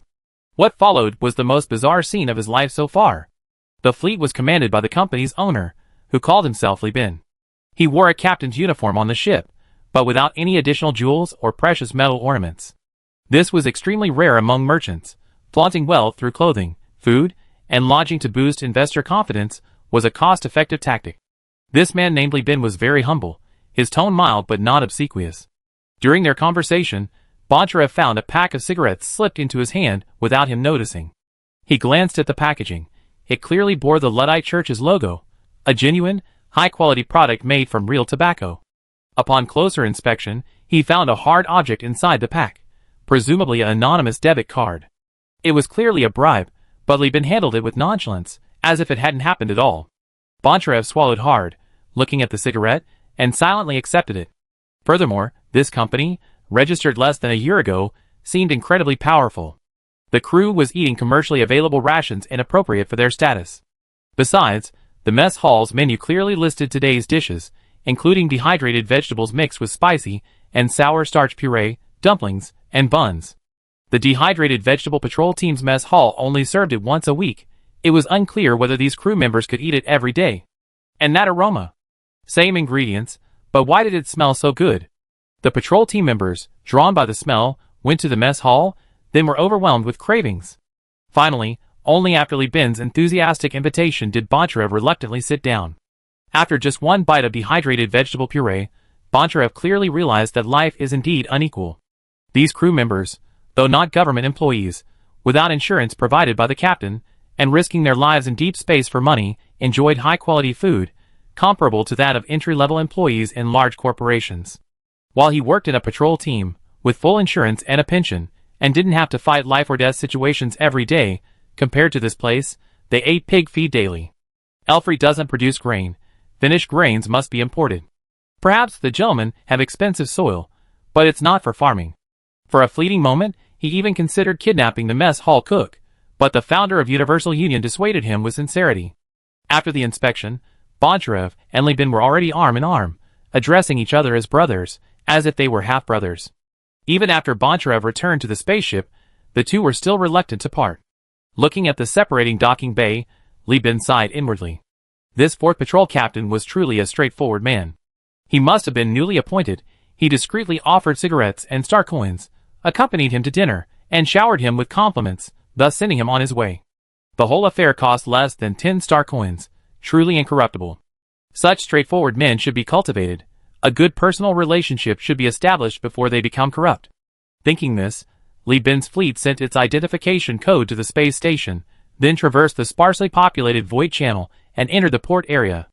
Elfie, I'm back. Li Chongjin, mask in hand, was the first to disembark, opening his arms and shouting loudly towards the space station. But the expected sea of people didn't appear. Even the operators driving by in forklifts looked at Li Chongjin with disbelief. Li Shu followed behind him, asking curiously, "What are you doing?" Li Chongjin said with a slightly dejected tone, "We made tens of thousands of star coins, flew over 50 light years this year, a real grand adventure. Such an awesome thing, I bet when the protagonist returned in the holographic movie, a lot of people came to see it." Hearing her brother say this, Li Shu was both amused and annoyed. "You're so reckless. We don't have any relatives in Elf. How would anyone know we're back? Besides, your bank account balance is written all over your face. Everyone knows how much money you made." Saying this, Li Shu looked her brother up and down, saying with exasperation, "I think you haven't been training enough. The bosun should give you more extra training, so you won't have any strange thoughts in your head." Facing her brother, Li Shu's aura became fierce. The two siblings were playfully fighting in the dock area when several hover cars drove up from outside the port, followed by two tall, mobile gantry cranes. Several men in suits and belts, wearing gold-rimmed glasses, walked with steady steps, carrying briefcases containing terminals. Their company standard platinum cufflinks were visible as they flipped their wrists. The elites of Richelieu's bank reappeared, exuding elegance. Li Chongjin, seeing these well-dressed, refined beasts, instinctively became wary, straightening his posture and blocking their path to the ship. However, they were invited by Li Bin, there for business, and their attitude was far more amiable than the liquidators from the bankruptcy liquidation years ago. These people were money's lackeys, fawning over you when you have ample funds, but revealing their viciousness when you face difficulties, wanting to squeeze you dry, bone and soul. "We are business representatives from Richelieu's bank, and we have an appointment with Mr. Li Bin on his ship to discuss business," one of the men said with a beaming smile. The beeping toy on his arm beeped, and he looked over before reluctantly stepping aside. "The captain's in the captain's cabin." The Richelieu's bank agent smiled warmly, and nodded in thanks. The three-legged cat, captain's cabin. Facing the Richelieu's bank agents, Li Bin still didn't adorn his captain's uniform with jewelry. Besides him, there were only 3 agents in the room. Li Bin was lounging on the synthetic sofa, waiting for the agents to settle his accounts. The Li family's debts, his own loans, and Jeffrey's debts were all cleared away under the agent's management. Li Bin's company rating jumped from a near-bankruptcy junk company to a potentially huge unicorn in the elf market, paying off nearly 20,000 in debt in less than a year and even establishing a small trading company. This was an absolutely remarkable achievement for a newcomer starting from scratch, without the resources of a giant corporation or other companies. Although Li Bin hasn't disclosed the company's profitability, given its current miraculous revival, the Richelieu Bank representatives would certainly be willing to continue lending if he asked. If possible, they might even want to acquire a stake. The number of ships isn't important. The core team led by Li Bin is what matters. Capital favors those with a proven track record of success, as they are often more likely to succeed. However, Li Bin isn't short of money now.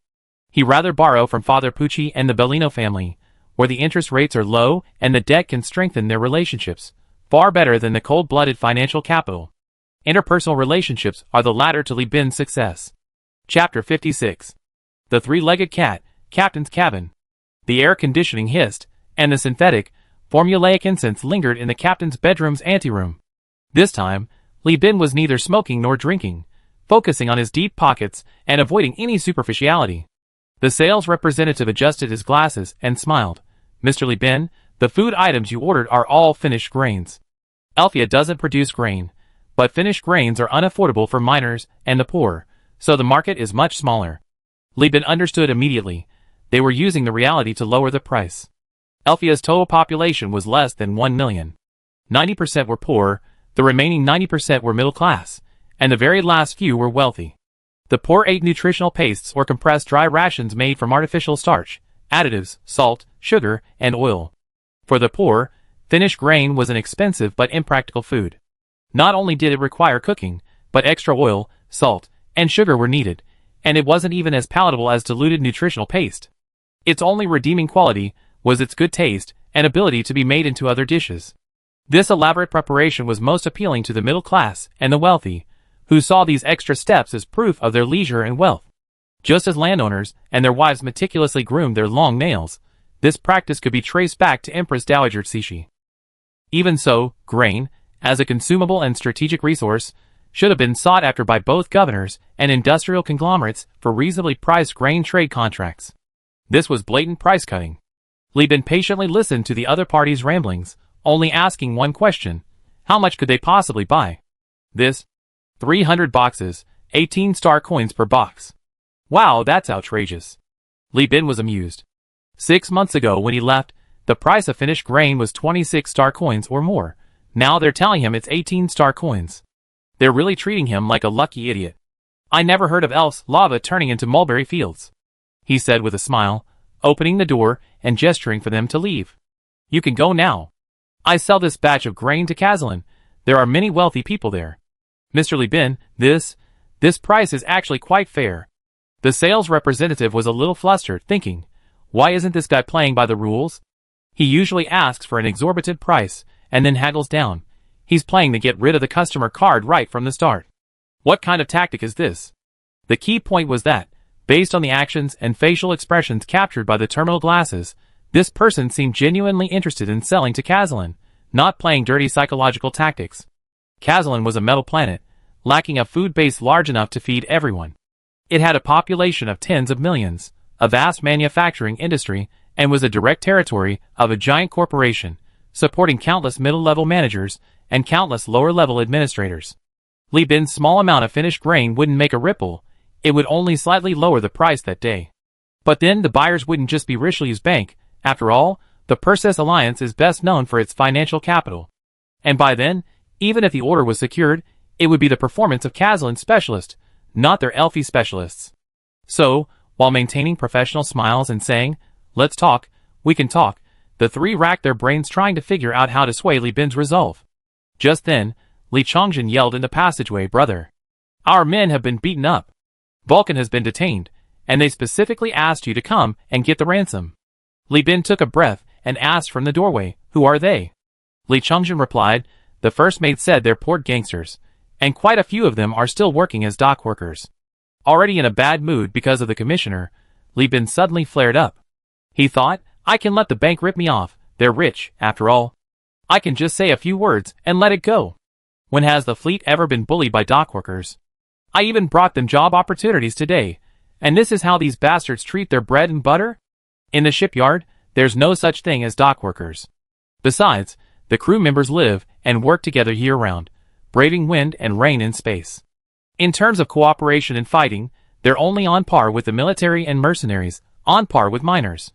What kind of gangsters would try to extort money from them? Li Bin, his face dark, didn't even look at the specialist. Send a message, call for reinforcements. Bring them all back, get their weapons and equipment.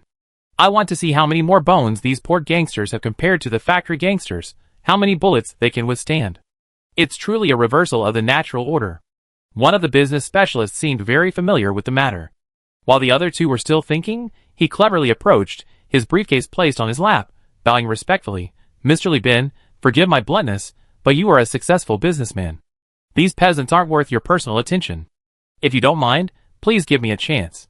In 15 minutes, I guarantee your crew will be returned, along with the gang leader himself coming to apologize to you. He spoke rapidly, as if afraid Li Bin would leave before he finished, and then, worried Li Bin might be dissatisfied, added, regardless of what injuries your crew suffers, I guarantee these leaders will make sure they look like this themselves. I also have the police raid their hideout. These people definitely have some unspeakable crimes hidden there. Tomorrow these leaders will disappear from the world. This was an implication that he could arrange for the port police to forcibly convict the leaders, bring them aboard the ship under the pretext of execution, and let the Universal Union Company torture them to death, not caring whether they lived or died, not even leaving a single piece of flesh. Anyway, after they die, they be cremated, put in an urn, and launched into space, scattered with crushed slag. What? You say slag and ashes are different, and they be recognized? Who can recognize them? Who dares to? This man looked refined, but his words were strangely ruthless. This contrast was completely unexpected for Li Bin. He looked at the bowing, respectful commissioner for a moment, then turned back and said, "Okay, you said 15 minutes." The commissioner smiled and looked up, saying in an enthusiastic tone, "Okay, we need to contact the port police and submit an application to the company. Please wait a moment." He then gestured to the other two, and the three of them quickly left the captain's lounge. As the cabin door closed, their enthusiastic faces turned cold, and they held a brief meeting in a detached tone. Based on observation, he has a high reputation within the fleet, and his abilities are definitely top-notch. It shouldn't be just luck. The company should upgrade his rating and treat him with a better attitude. I need more detailed transaction records and tracks from the past year. Perhaps we could consider providing him with investment instead of loans. In fact, the last 5,000 star coins loan was strange. He owed so much money, yet he was still able to get a low-interest loan. He might have some connection with the higher-ups at the orbital station. If my suspicions are true, then we can try to develop our own network through him. Let the support department check the information. Let's focus on the client's needs first. I contact the port police to raid the gang's hideout. I submit a request for personal favors and company funds to the company. The third person didn't reply. The two specialists looked at the young man in the middle, the one who had just calmed Li Bin's anger. Seeing him lost in thought, they reminded him, "Muyao, what's wrong?" The specialist named Muyao snapped out of his reverie, shook his head, looked at the meeting minutes on his terminal, and quickly took on his own task. I contact the medical and cleaning teams. This captain has a terrible temper. He might not give the gang a clean break. The three split up, and only after the other two were out of sight did Muyao open his terminal again, looking at the information in his hand. He fell into deep thought again. This background and experience are just too perfect. For minutes later, the first mate returned to the berth with all the crew, pulled out an air rifle, moved a magnetic chair, and sat down in the berth. 10 minutes later, a transport railcar entered the berth platform, but instead of cargo, it disembarked a group of port gangsters. Their faces were panicked. They were glancing around nervously, their bodies covered in tattoos, clearly thugs. 3 bruised and battered crew members, receiving treatment, were surrounded by a group of men, the most muscular of them all being Vulcan, who, despite his injuries, appeared unperturbed. Behind the port gang were a dozen or so uniformed police officers, armed with guns. The gang leader, still glancing around furtively, kicked an aluminum can near him, making a clinking sound. The berth was located in the weakest gravity zone of the orbital space station. The can bounced off the floor like a ball, and the leader's gaze followed its ascent, his pupils suddenly contracting. A long, slender air rifle was held by an old man with an ugly face, whose legs and left hand were all prosthetics. The ugly old man closed his left eye, using his right prosthetic eye to aim at the sights, the muzzle pointing directly at him. The leader trembled uncontrollably, his eyes glazed over, his whole body shaking, too afraid to move in the winter night. Because he had been involved in the underworld, he could tell from the old man's actions and indifferent expression that it wasn't a threat, but a real intention to shoot. More importantly, the B-type gun didn't have a scope, it used only the front sights. "Don't move, I'm not very confident shooting at moving targets," the one-eyed old man muttered, his fingers flicking slightly. The bullet left the barrel, exploding an empty soda can. The sound of the can exploding near the leader's ear made him shudder, his legs involuntarily going weak. He almost collapsed, but his magnetic boots held him back. Lost and disoriented, he slumped to the ground like a snake with its tendons pulled out. Jeffrey, carrying a bag of empty cans, asked, "How about it?" Old One-Eye cracked his neck and chuckled, "I bet a star coin that kid peed himself." Jeffrey reached for another can, eager to try again. Again! Clang! The can landed at the feet of another leader. Old One-Eye took a deep breath, turned his gun, and the can in the crosshairs looked like a flea in dog hair. Gunfire continued. The port police behind the crowd remained unmoved by the leader's terrified screams and pleas for help. As long as the Universal Alliance didn't kill anyone in front of the police, they would turn a blind eye out of respect for Richelieu's bank. If the fleet owner was willing to spend money, even just to treat everyone to a good drink at the police club, then even if there was an accidental killing, they would turn a blind eye. As long as the alloy floor was wiped clean and unsightly in the end, it would be fine. Chapter 57. In the same foyer as the captain's cabin, Li Bin sat up straight this time. No other reason than that the person opposite him was not just a specialist from Richelieu's, but a fund manager. He was the same person who had come with him when they sold wine. His status didn't warrant extra respect from Li Bin, but the person he served was someone Li Bin had to bow his head to. A member of the Industrial Complex Association, the governor of Planet Elf. "We meet again, Mr. Li Bin." North, as always, smiled and extended his hand, with the respectful business specialist Mu Yao behind him. Li Bin stood up and grasped the other man's not-so-large hands, shaking them vigorously. "Oh my, this is truly fate, Mr. North. You're my lucky star. After meeting you last time, the next 6 months have been incredibly smooth sailing and prosperous for me. Look, I went out with a wrecked boat and came back with a fleet. Seeing you today, I'm destined to be rich in star calendar 207. Although he didn't quite understand which planet's slang smooth sailing and prosperous was from, North joked along. If you say so, then I have to come often. Come often, definitely often. I have someone prepare a nice room for you on the ship later. You'd be more than welcome to stay. With someone as powerful as you here, I'd be able to conquer the waves and amass wealth like the sea." After joking around for a while, North mentioned some of the new mixed funds recently launched by the Perseus Consortium, his words laced with sarcasm. Li Bin recounted his experiences in the southern part of the star sector, subtly criticizing tachyon technology in his remarks. The two hit it off more and more, and North's eyes lit up as he pondered. This Li Bin, what he says is so agreeable to me, and his background is so suitable. Does he truly harbor resentment towards the giant corporation, or is he simply trying to curry favor with me after sensing my probing? If it's the latter, this kid is only 17 years old and already has such thoughts. Coupled with his talent in trade, it's simply too terrifying. Li Bin recounted his experiences at Demon Aviation, his mind racing. Wasn't this North a lackey of the governor? The governor was also a member of the association, and he worked at Richelieu's bank. His reputation as a giant corporation was so deeply entrenched that it was impossible to clear his name. So why did he act like he was on some kind of aphrodisiac after I said a few bad things about tachyon technology? Could this guy be carrying some unspeakable past, harboring a deep-seated grudge against tachyon technology? The two men, deliberately testing each other, gradually became more explicit. North said, "Oh, I haven't been doing well lately. The fund I manage on behalf of the governor is mostly invested in the space station project.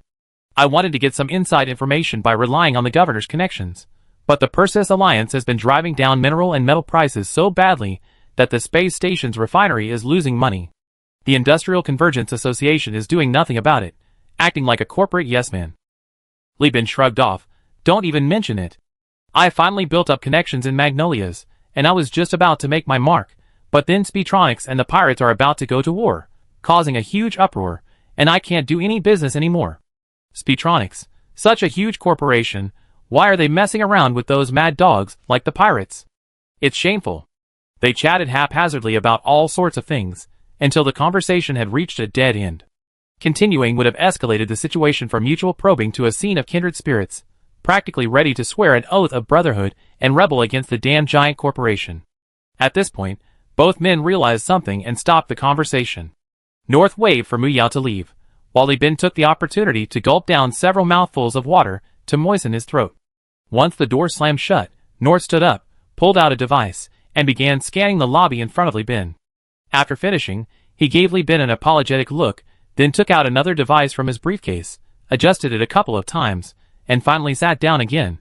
"Sorry, this involves a large corporation. We have to be careful." I understand, Li Bin said nonchalantly. North adjusted his glasses and slowly began, "Well, actually, I'm not just a fund manager, nor just a gopher for the governor's mansion. I'm also a member of the Quartz Society." Li Bin blinked, looking at North, thinking, yes, you're from the Quartz Society, so what? Who the hell knows what this secret society does?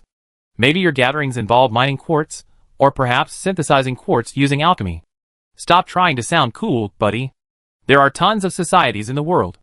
In the 21st century alone, there's the Skull and Bone Society, the Illuminati, the European Union, the Avengers, the Justice League, Team Rocket. Their duties include protecting the Earth and upholding evil with love and truth.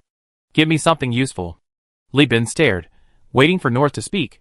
North looked at Li Bin, realizing the other might not have heard of Quartz, so he carefully chose his words, saying, "Quartz is a secret society aimed at rebelling against the rule of the giant corporation." Wow, that's cool. Are they really going to start a rebellion like this? Li Bin was shocked, thinking, is this some kind of big deal? Can you just rebel against a giant corporation like that? Seeing the genuine shock in Li Bin's eyes, North felt a little relieved. This Li Bin, at least, knew he had shortcomings. He wasn't perfect. You misunderstand. Quartz has no intention of changing the entire Perseus star system. We only hope that Elfie can break free from the giant corporation's control. Oh, so Li Bin understood. There's a more familiar way to say this. Europe belongs to Europeans, implying a desire to break away from the Americans. Similarly, Elf is located in the Tulir Galaxy, which is nominally owned by the Persis Alliance. Although Elf is a free planet, the Persis Alliance controls most of Elf's large capital within the Industrial Complex Association through covert purchases, mergers, cross-shareholdings, bribery, and other means. Through the association, Elf Ion could practically take whatever it wanted from the Persis Alliance. Li Bin nodded, a very realistic thought, but difficult. So, the Quartz Society's sponsors are the other big bosses in the association, who don't want to be held hostage by the giant corporations? North, hearing this, showed a sorrowful expression. No, we only have one sponsor, the governor himself. The other bosses either completely submit to the giant corporations or dare not speak out, merely acknowledging our existence without directly sponsoring us. North almost lamented, as he recounted the bloody history of Elfian's planet over the past 200 years, each word dripping with blood, bitterly recounting the giant corporation's ruthlessness, and emphasizing that all members of the Quartz Society were carefully selected and rigorously tested by the governor and the society's core members. Hearing this, Li Bin already had a bad feeling. What rigorous selection! They only talked to him for a few hours, and already revealed all the key information. Sponsors, enemies. This was clearly a death sentence if you didn't join. The giant corporation's tyrannical rule in the Persis star system wasn't a recent phenomenon. Local resistance was quite normal. As long as it didn't affect their profits, these money-grubbing corporations wouldn't bother spending money to clean up the mess, preferring to wage price wars with their competitors. Therefore, the giant corporations were certainly aware of the Quartz Society's existence, but simply chose not to bother. So now that Li Bin knew the Quartz Society's secrets, he had nowhere to report them. The giant corporations simply wouldn't listen. Besides, Elfie wasn't officially a directly controlled planet of the giant corporations, so the loss of their influence was perfectly normal, and slowly regaining it wasn't unacceptable. At this moment, Li Bin was already pondering how to subtly express his allegiance to the Bellino family, putting on another interstellar version of the "if only we had met before I was married" drama. But North's next words made Li Bin's eyes narrow. Actually, you, like us, have suffered greatly at the hands of giant corporations. You just don't know? Your parents' factory was maliciously targeted and bankrupted in a monopolistic scheme orchestrated by the Industrial Complex Association more than a decade ago. After the association acquired your parents' factory, it was immediately restructured and became profitable. Chapter 58. The Captain's Entrance Hall of the Three-Legged Cat. As one of the few truly luxurious rooms on the ship, the atmosphere was heavy. North had expected a huge reaction to his revelation of this secret. He was prepared for Li Bin's anger and rage, even anticipating being grabbed by the collar and shoved against the wall. But Li Bin's expression remained unchanged. He simply looked at him, as if he were listening to neighbors talking about someone who had died on the street on his way to work. Li Bin had seen that person before, but so much time had passed that he couldn't remember their face, just a familiar stranger. After sighing about the impermanence of life, Li Bin still had to go to work, earning a pittance. That detachment far exceeded North's expectations. He felt a pang of discomfort, like someone who had dropped a bombshell in a group chat only to receive a "that's it" from the other members, a feeling of being crawled with lice. As if to play along, Li Bin softly began, like a straight man in a joke. "So, are you going to tell me next that my parents actually loved me very much, and that they really wanted to start a family?" "No, unfortunately." North, seizing the opportunity, shook his head, and vividly recounted what he knew. "Your parents never planned to have children. You and your siblings were forced into having them by the association, just so the loan sharks could find an excuse to lend money, causing the debt to snowball until they were insolvent and went bankrupt. In fact, according to the information I found, your parents expressed their dislike for children more than once during production meetings and bidding processes, even after you left the port. They treated your siblings very badly. Don't be angry yet. I don't mean they abused the children, but rather ignored them." North added, "Your parents don't want to pay for Li Shu and Li Chongzhen's living expenses. It's part of the association's various expenditure schemes designed to quickly drain the factory's funds." Li Bin thought to himself, although his damn parents were framed, their malice towards him and his younger siblings couldn't be erased. Hearing North's incessant words, he even felt a sense of relief. Thankfully, it wasn't some cliché "we have our reasons" drama, otherwise he would have become that child in a melodramatic family soap opera, misunderstanding his parents and constantly complaining. Li Bin had already paid off the more than 10,000 star coins his parents owed. This money, enough to buy 100 lives with some left over, was, in Li Bin's view, enough to repay the genetic debt his parents had given him, and Li Shu and Li Chongjin. Therefore, he felt an unprecedented sense of relief. Under North's gaze, Li Bin slowly said, "Hearing you say that, I should thank the association? If it weren't for them, I wouldn't have been born. If it weren't for them, my younger siblings might have starved to death long ago." This surprising angle was unexpected by North, leaving him momentarily stunned. Seeing North's bewildered expression, Li Bin laughed heartily. "Just kidding. I can distinguish between primary and secondary issues. May I ask, does the association do this kind of thing often?" "Of course it does." North smiled awkwardly, organizing his thoughts. The association started as a spontaneous organization, its original intention being to integrate Elfi's resources, aiming to guide development through production capacity meetings and internal indicator meetings, avoiding internal friction. The association's members were initially just outstanding entrepreneurs from various industries, but later the nature of the organization changed. They abused their power to seize other factories and companies, their methods becoming increasingly barbaric. Since someone accepted funding from a giant corporation, they reached a point where even the governor's office couldn't control them. Li Bin pondered, "Then this association is like a festering sore on top of a sore on the bottom. Utterly rotten. So the governor's plan is to target the association, to eliminate the giant corporation's lackeys within it." "Not just that." North perked up, thinking, "You finally got to the point." The governor clearly realized from the beginning that there was no chance of winning by directly confronting the giant corporations. Therefore, the governor only intends to deal with the surrender faction, not even to physically eliminate them, but to crush their companies by supporting new ones. He said with slight excitement, "This is also the original intention behind the Quartz Society's founding. We are not an assassination organization, nor a political organization, but a business. We are constantly searching for and recruiting ambitious individuals in Elf. We support these individuals in starting companies through economic, policy, and channel support, using business tactics to defeat our competitors." He adjusted his glasses and said, "We know it's difficult, but the governor has been very patient. She's waiting for a perfect opportunity, an opportunity similar to the AI wars that will keep the giant corporations preoccupied, to completely drive out the influence of the Persis Alliance. To free Elf from the possibility of being controlled or even swallowed up by giant corporations, making it a truly free planet. Then, we can bask in the sunshine of the new world, operating freely without constraints." North, speaking of his ideals, was a far cry from his previous composure. He was now radiant, his skin slightly flushed, his hands clenched into fists. This passionate demeanor inexplicably reminded Li Bin of a historical figure who rose to prominence from a beer hall. Li Bin complied with a few flattering remarks, roughly saying things like, "You guys are truly idealistic, ambitious, organized, and premeditated young people, and the association is doomed to fail, and the giant corporations will collapse." Then North, in a sincere tone, advised Li Bin, "Li Bin, I met you 6 months ago. You had just been laid off from Minsheng Company, and were burdened with huge debts, yet you dared to start a business. From the first time I met you, I thought you were a person who dared to think and act.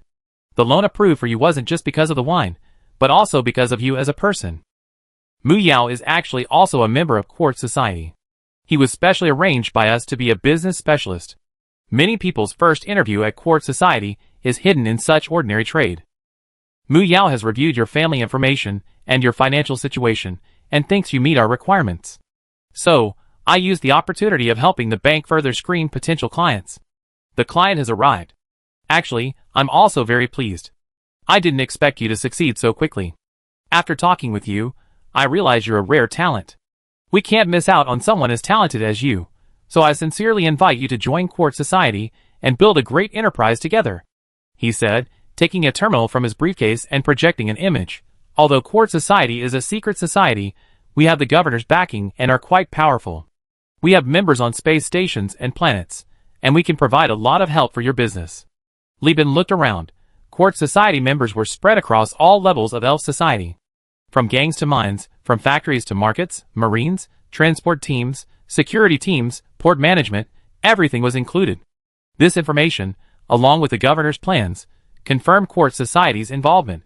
This means that once Li Bin joins, he can smuggle goods 100% successfully in Elf, without having to deal with patrols or pay taxes. What's more, this is an organization established by the governor, giving him a powerful backer, This is perfect, bro. It's like a godsend. This organization is exactly what I'm looking for. How did you know I was about to pull off a big heist, desperately needing money and manpower? The Quartz Society just showed up to deliver. Why didn't you just say you had resources and money?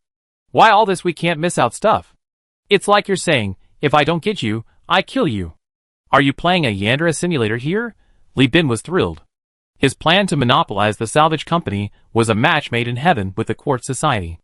These anti-megacorporation faction members were idealistic and ambitious, and with the added incentive of profit sharing, they definitely keep their mouths shut, safer than his original salvage company structure.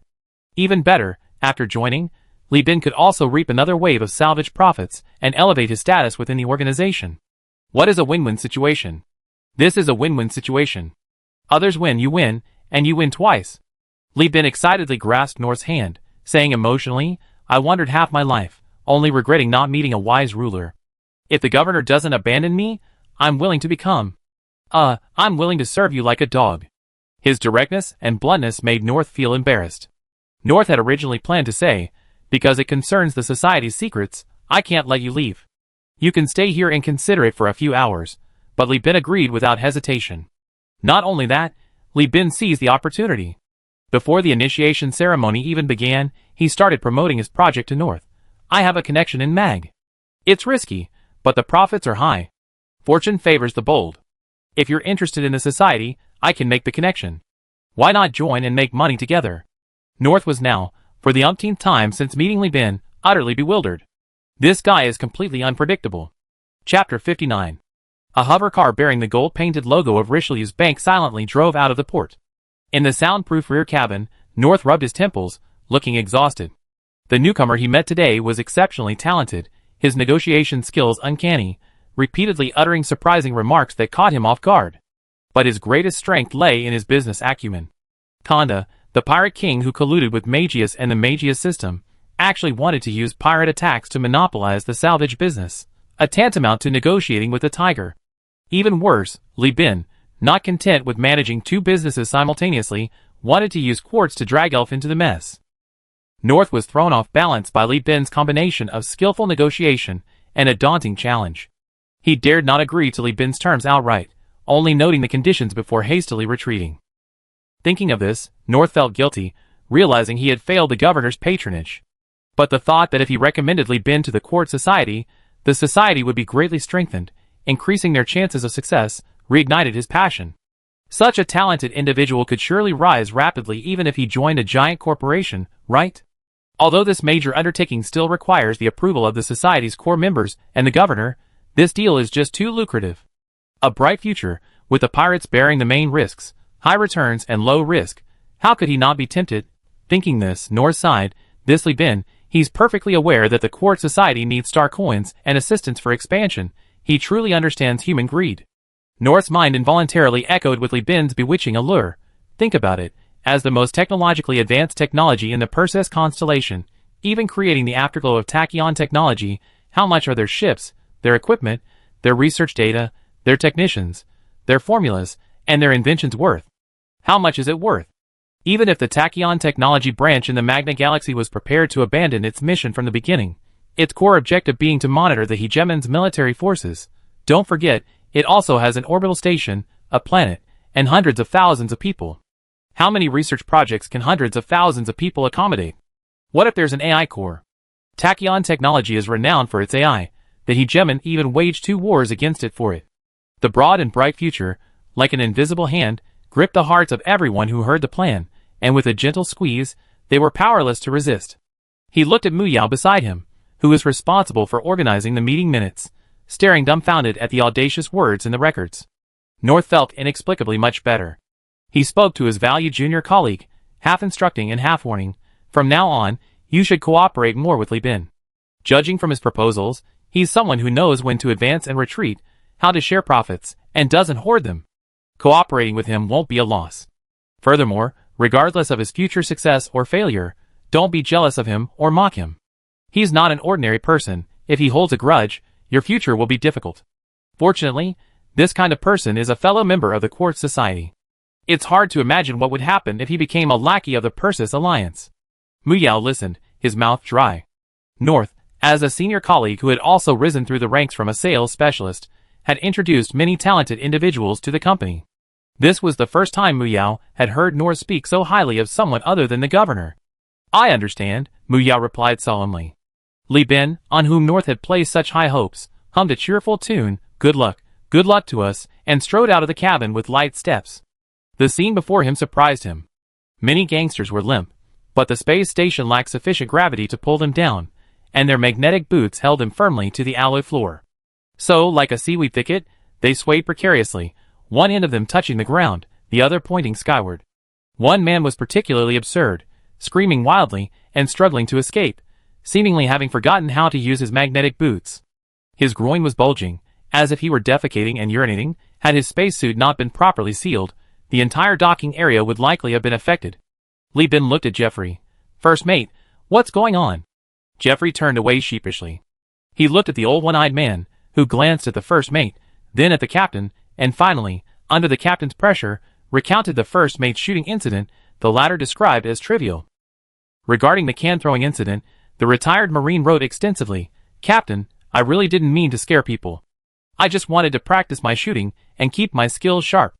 Who would have thought the first mate would keep throwing cans near those people? I completely understand the first mate's desire to avenge the crew, but he really went too far. He threw cans near the same person 7 or 8 times in a row, even hitting him on the head, and then made me shoot. Luckily, I'm a good shot and didn't kill him. But that person was completely terrified by the cans exploding on him. Actually, first mate, you could have just shot him dead. There was no need to embarrass him like that. You? Jeffrey was shocked. He hadn't expected that the old one-eyed man, who always seemed to have a world weary, why isn't I dead yet? Expression, would have such a twisted and unsettling mouth. Well, the old one-eyed man was a veteran of many years. Without government constraints above him, and without a political commissar to instill values in him, it was perfectly normal for him to become a hardened soldier in this kind of environment. The old one-eyed man didn't spout nonsense before, he just didn't have the chance. His nonchalant attitude and indifference to life and death were his normal state. Ignoring the first mate glaring at him, the old one-eyed man clutched his gun and asked, Captain, what do we do with these guys?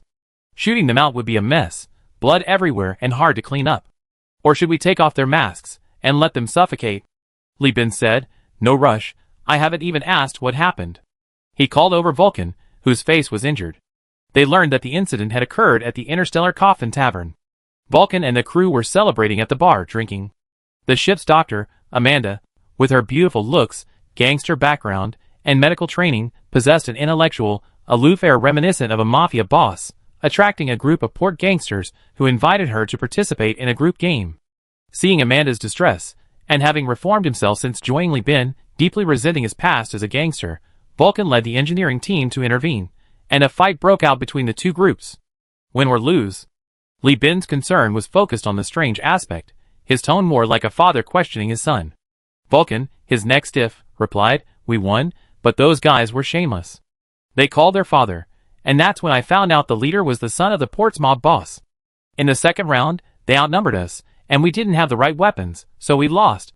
Captain, don't worry, from now on, our engineering team will definitely bring impact drills and hydraulic shears. Who brings an impact drill to a pub? Jeffrey rolled his eyes, thinking, bringing an air rifle, you idiot? One shot and you're fine. Li Bin knew what happened next. The mob boss, enraged that his son had his limbs broken, beat up Vulcan and his men, and then told Captain Vulcan to come and pay compensation and take his son back. This mob boss probably did his research beforehand, knowing that Universal Union was a small company with only one ship, hence his arrogance. But times have changed. Li Bin left with a dilapidated ship, but returned with a fleet. With Richelieu's bank's interference, the classic playing dumb to fool the enemy scenario has taken a turn. Now, capital is crushing the underworld, a decisive victory, a scene of utter carnage. Li Bin thought to himself, this is pointless. Vulcan has already pulled off all the show, and I become the protagonist's elusive backer. So, what do you plan to do with these people? What about the cripple with broken limbs? Vulcan scratched his head and replied, Amanda took him away. She said, she wants to practice her battlefield first aid skills. This case requires 4 fracture surgeries. She guarantees he won't die before the captain gives the order. Goodness, no wonder he's from the underworld, daring and decisive, quite bold. As for these people, Vulcan scratched his head, thinking hesitantly, should we break their arms and legs and release them? That won't do. The old one-eyed man shook his head in denial. The retired Marine explained earnestly, with such a big commotion, the news would probably spread throughout the port. If we just beat them up and release them, it'd make the captain look like a coward, all bark and no bite. Li Bin nodded involuntarily, realizing the old one-eyed man's meaning. At his level in business, he couldn't afford to show weakness. A compassionate heart was for big bosses. Li Bin wasn't qualified for that. Decisive action was his only option now. He had to establish his authority in Elf, making an example of them to warn the other lurking monkeys that his business in Elf was not something they could mess with. Otherwise, as a member of Quartz, and with this being Li Bin's temporary base, it would be incredibly humiliating if his men, stationed there, were to be extorted or even dismembered just to go out and do business with his fleet in deep space. Even if it was just to show his crew how loyal and protective he was as captain, he had to severely punish a group of people. Li Bin still had a lot to learn from old one-eyed in terms of ruthlessness and decisiveness. How about this, Li Bin said, seemingly oblivious to the fact that his fleet included former gangsters like Vulcan, who had almost become a leader, offering a solution. Li Bin said, glancing at old one-eye, anyway, I saw the others were scared to death by you two playing with soda cans, so they learned their lesson. Vulcan, already bowing his head in shame, quickly said, whatever the captain says goes. No one else objected, and old one-eye reluctantly nodded. The matter was settled.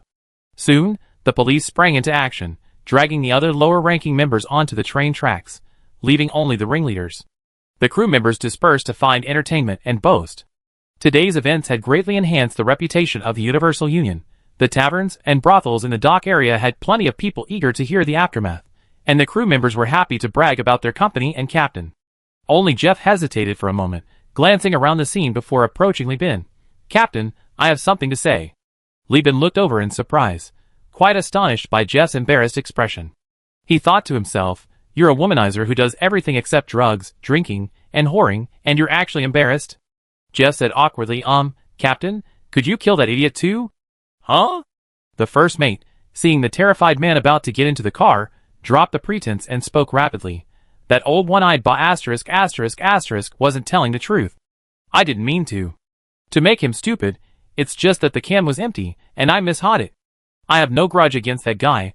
Why would I deliberately mess with him? Wouldn't this scare him silly?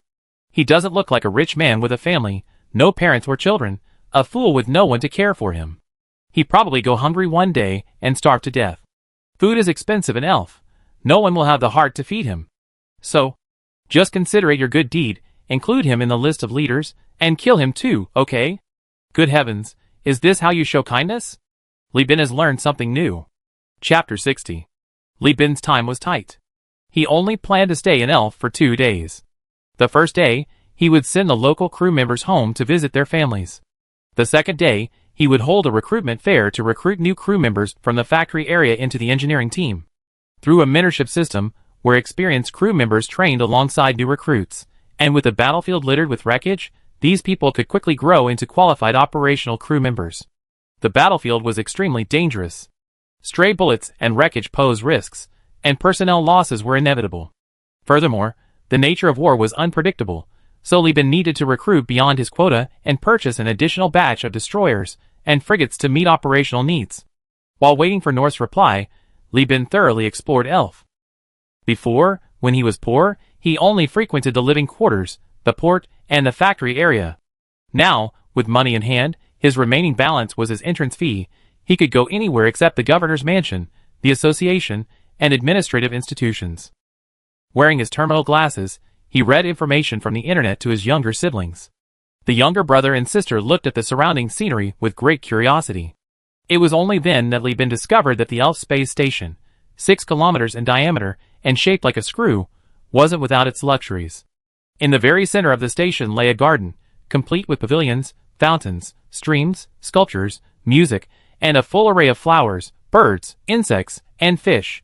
He bought tickets and led his younger siblings, who were experiencing nature for the first time, to enjoy this rare and beautiful scenery. Li Shu was all right. She simply lingered, reluctant to leave. Li Chongjin, however, was the one who couldn't bear to leave the garden. The butterflies and birds seemed to have awakened his childlike nature.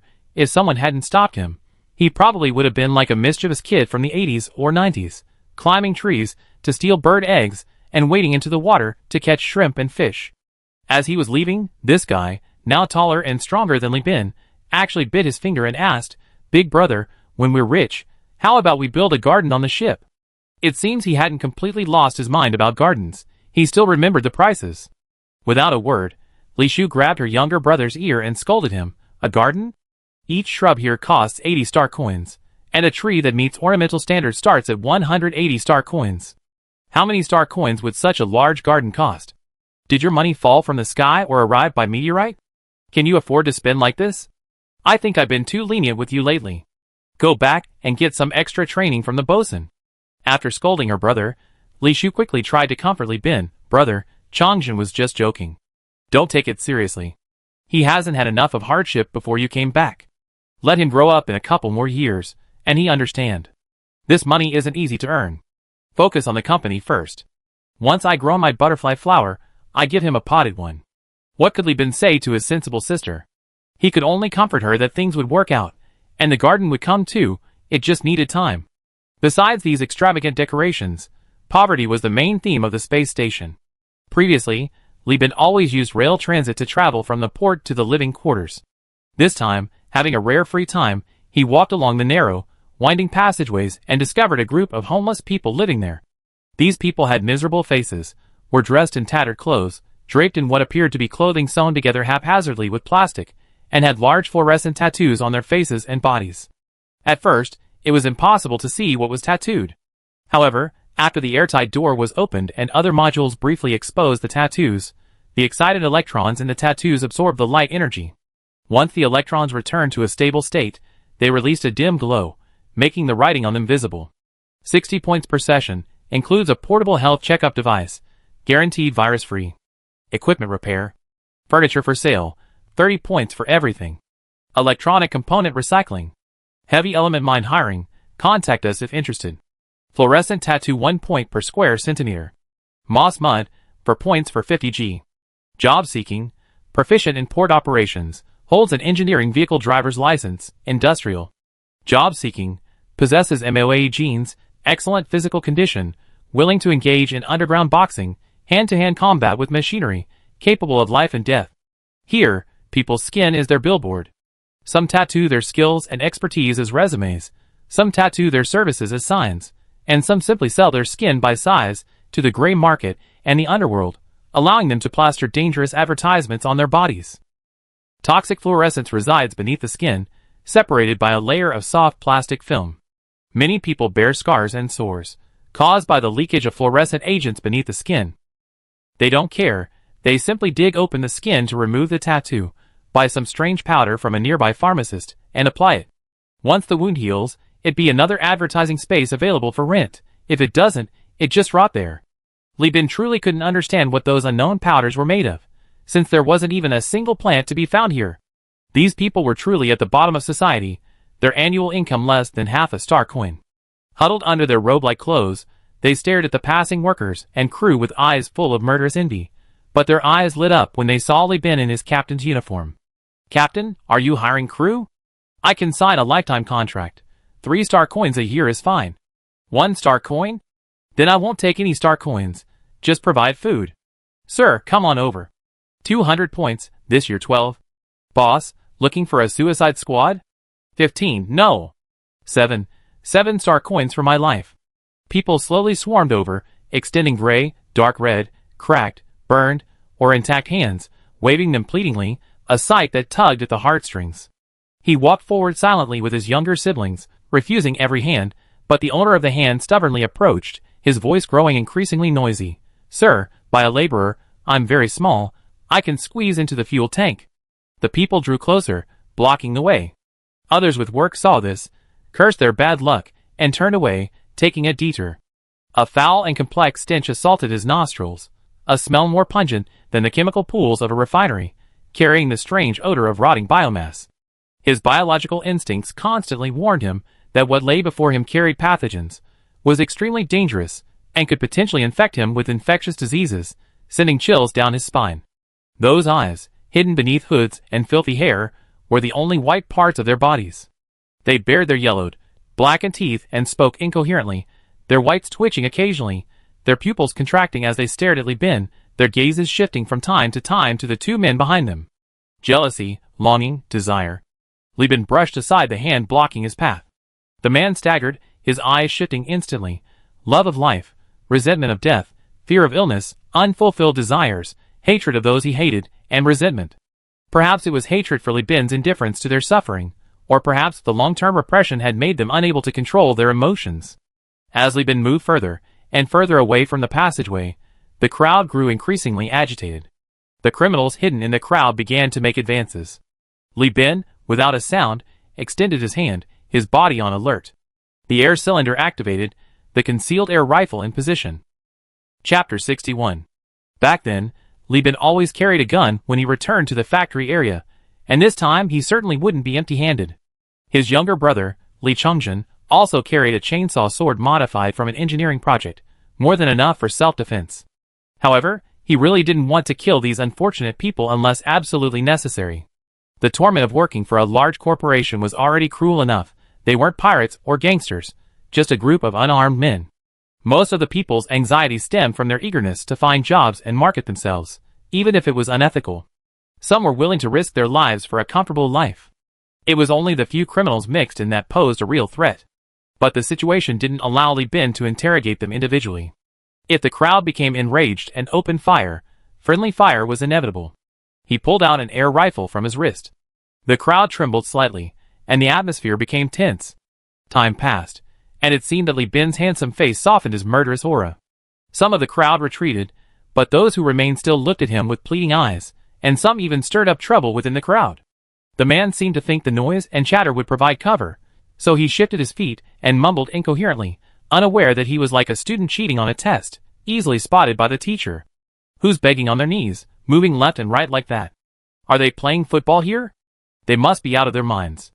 This man's foolish behavior suited Li Bin's purposes perfectly. It seemed the chainsaw sword was useless now. He shoved his way through the crowd, took a few steps forward, and pointed the air rifle at the troublemaker's face. The man froze, staring at the dark muzzle of the gun, trembling, and said in an almost tearful voice, Sir, I... Li Bin succinctly stated, You were the loudest one, daring to rob me, huh? Perfect, I borrow your head. With that, he pulled the trigger, the bullet instantly striking the man's forehead. The man's body shuddered and went limp. The crowd was horrified and quickly made way, bringing a moment of peace. Li Bin pursed his lips and activated the airlock. With a hissing sound, an old man with an e-cigarette appeared in his field of vision. His mechanical eyes mercilessly scanned everything in the passageway. His 3 prosthetic limbs hung limply at his sides, his only remaining right hand covered in scars.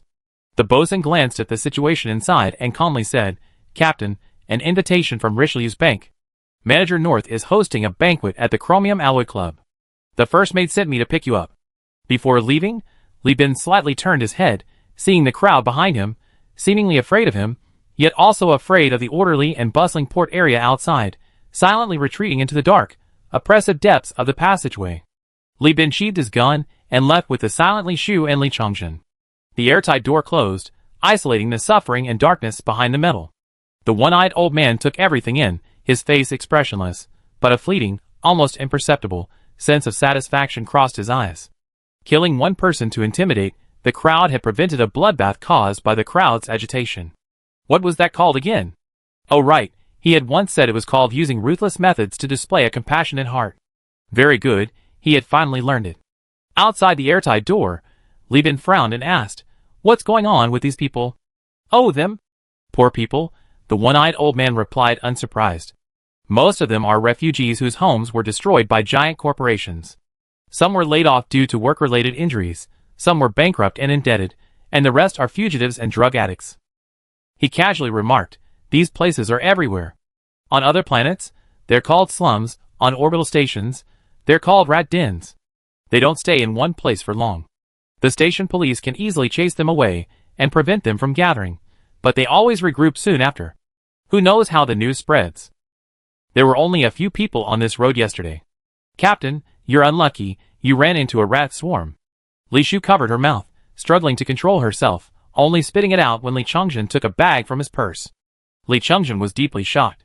He realized that his and his sister's days at the bottom of the factory district, enduring stale soil, and living in exhaust fumes, weren't even the worst.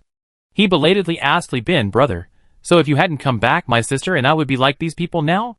My sister would have to paint all these colorful things on her face too?" He didn't really care about his own situation, but he couldn't accept Li Shu's fate, and his expression was very agitated. Li Bin looked earnestly at Li Chongjin. "Do you think I'm working so hard so that our family can live like this?" He assured his younger brother, "You won't do that. Even those days will never come again." Li Chongjin nodded seriously, never doubting his elder brother's words. He then turned to the one-eyed old man and asked, "Boss, why did the police just drive them away? If you can't survive here, you can go to another planet to find work. What about the ticket money?" The one-eyed old man shrugged. "Fuel, food, bedding, spacesuits, all of these cost money. Transportation isn't free. This is space, not a planet where you can just take a taxi and go wherever you want. Without a ship, do you think you can traverse the void on your bare hands and feet? What, are you cultivating immortality? Don't be silly, apprentice. Do you think any of these people can afford even a single star coin? Shipping costs skyrocket with distance, they want to leave. I doubt they ever save enough money." Then, Li Chongjin originally wanted to ask why the governor's mansion wasn't providing aid, but he immediately recalled his previous visit to Tartessus. Even on that Lud Church planet, with its abundant food supplies, they didn't offer much help to the refugees, simply placing them all on a waterless, atmosphereless metallic planet. This was an era dominated by giant corporations. Charitable organizations had no place there.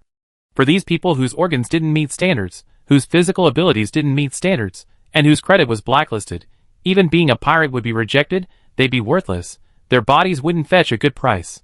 But killing them would make the governor seem too cruel, so they were left to fend for themselves. If someone caused trouble, even better, they needed an excuse to clean the streets.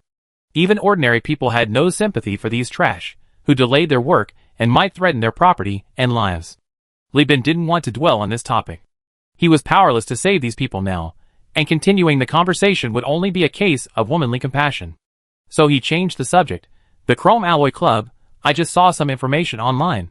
It's supposed to be the most expensive place in Alfair, right? Are there any dress requirements?" The one-eyed old man shrugged. "Captain, you should ask Jeffrey. I never liked this kind of thing." After asking Jeffrey, Li Bin washed up, changed into a new captain's uniform, and boarded the hover car sent by the Chrome Alloy Club. Chapter 62. The hover car used the VIP lane, bypassing the residential module station and going directly to the commercial module station. Sexy and provocative projection ads that would be banned on any non-P-prefix video website on Earth, occupied the rooftop space, alluring beauties, muscular handsome men, innocent children. Furthermore, various goods, luxury items, and consumer products made a dazzling appearance with eye-catching spokespeople and discounts. As the projection zoomed in, the bright red lips almost slammed against Li Bin's car window. These ads were all targeted at the VIP lane, with spokespeople openly and subtly flirting with passengers. Hidden among these ads were almost invisible subconscious ads, using suggestive actions, voices, and even fleeting text and symbols between frames, constantly subtly suggesting consumption within a range below the consumer's perceptual threshold. This was a road to paradise. Although Elfie's paradise, compared to Kazalin and Freeport, seemed like a rural outskirts, it was still a promised land unattainable for those tunnel rats. Even selling one's body here, fighting and bleeding, sweating on soft couches, it's all considered a divine intervention, a blessing from one's ancestors. Looking at the vibrant, colorful scene, Li Bin's vague suspicions became clear. He realized that the governor might not be fighting for the Elfians, but rather establishing the court society for his own rule. When Elfians are a free planet, the governor's power is limitless, but when a giant corporation controls Elfians, the governor becomes a rubber stamp, potentially facing death at any moment. Immediate death, drowning, consuming elixirs for immortality. Elfie is Elfie of the Elfie people, clearly Elfie of the governor. Slogans are merely identifiers to distinguish friend from foe. Li Bin thought about it more and more, and the probability seemed higher. He recalled that the advertisements around the passageway and the everyday consumer goods sold in Elfie showed that the products of the governor's companies were just as ruthlessly devouring everyone's wealth as other forms of capital. The governor could, of course, explain that this was a necessary measure to combat the giant corporations, to make the people cry, and for the governor to bear the blame. But surely the governor's office could establish schools? Founding technical schools to train its own basic workforce. Wouldn't that be more reliable than some court society? In that case, I don't need to be a loyal subject anymore. With this thought, Li Bin made a plan. The Chromium Alloy Club, the money pit of Elf Space Station, the designated venue for visits by employees of giant corporations, the place where wealthy businessmen and capitalists entertain with the utmost sincerity. Here you can enjoy the blue lobsters of the Sindar Power, the Byzantine wines of the Interstellar Empire, and the cigars rubbed from the thighs of young men and women by the Luddite Church. Of course, that includes the young men and women themselves. North changed into a gorgeous outfit adorned with diamonds sculpted into the shape of a starry sky, and greeted Li Bin with a warm yet mercenary air at the club entrance.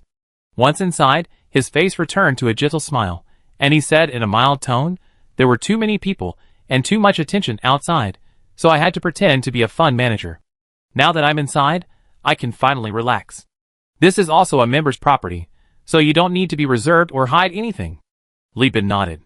"The port already knows about your encounter in the passageway. Those refugees went too far. I contacted the police to clean it up. I believe you won't encounter any danger when you visit the orbital station from now on." Li Bin's neck stiffened for a moment, but he ultimately said nothing, only nodding again. North continued, "As for what you mentioned, the governor has already agreed. However, since Chromium Alloy is a semi-public place, it's inconvenient for her to appear in person, so I had to relay the message. Knowing you're in a hurry, the initiation ceremony will also be held here." The two talked as they walked, passing masked waiters who bowed to them. Customers could stop a waiter at any time, swipe their card to remove their masks, and then decide whether or not to take a short trip to paradise. However, North looked down on these things, muttering incessantly, "Oh, and that pest-class light frigate you brought back. Those ships are too crudely made, not befitting a Quartz Society member." I inquired around. A naval lieutenant commander wants to sell a decommissioned warship to raise funds for the patrol team. The ship is perfect, a Centurion-class heavy frigate, worth 5,500 star coins. Further in, past the club's bar, young men and women, unadorned and scantily clad, leaned against or embraced customers, holding drinks and fruits, using their teeth as forks, their tongues as spoons, their mouths as cups, a feast for the eyes and the palate, satisfying multiple desires at once. Besides, their hands and feet were naturally not idle either.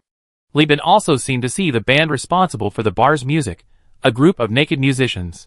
The conductor, equally naked, had no baton, but his large buttock swayed wildly. The projection displayed something about being honest with the music, which seemed utterly absurd. There's also the young master of a shipyard, who wants to buy a ship to start his own grand adventure. He just happens to have his eye on that pest-class ship, and wouldn't you say it, he's willing to spend 6,050 star coins to buy your ship. Distracted by the scene in the bar, Li Bin forced a slightly stiff smile. That's quite a coincidence. Indeed, it was a perfect coincidence. It just offset the taxes he have to pay for the Centurion. North, unsuspecting, only thought Li Bin's expression was due to nervousness. He placed a hand on Li Bin's shoulder. As for your trip to Kazlan to buy the ship, we made arrangements. Quartz has the governor's support and connections there.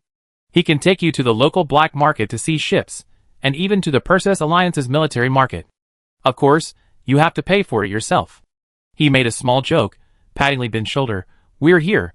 Lost in thought, Li Bin then noticed that he had somehow ended upstairs, entering a deep and stylish corridor. Solid wood paintings, unknown alien plants, and what appeared to be a luxurious carpet woven from cotton. These luxuries appeared understated in the dim, simulated candlelight. A metal door, its surface covered in wood, stood before him, adorned with a historical relief depicting the construction of the Elf railway station. The exquisite carvings conveyed the fervor and passion of the era's construction. North swiped his hand across the door, and a soft beeping sound echoed from somewhere before the door slowly opened. A dazzling crystal chandelier reflected a myriad of colors, exquisite musical instruments played beautiful music, and fragrant, attractively plated dishes of food and meat sat around the buffet table, tempting the palate. Pleated skirts, floor-length gowns, and backless dresses clung to the curves of beautiful women, outlining figures that seemed hopeless for the poor.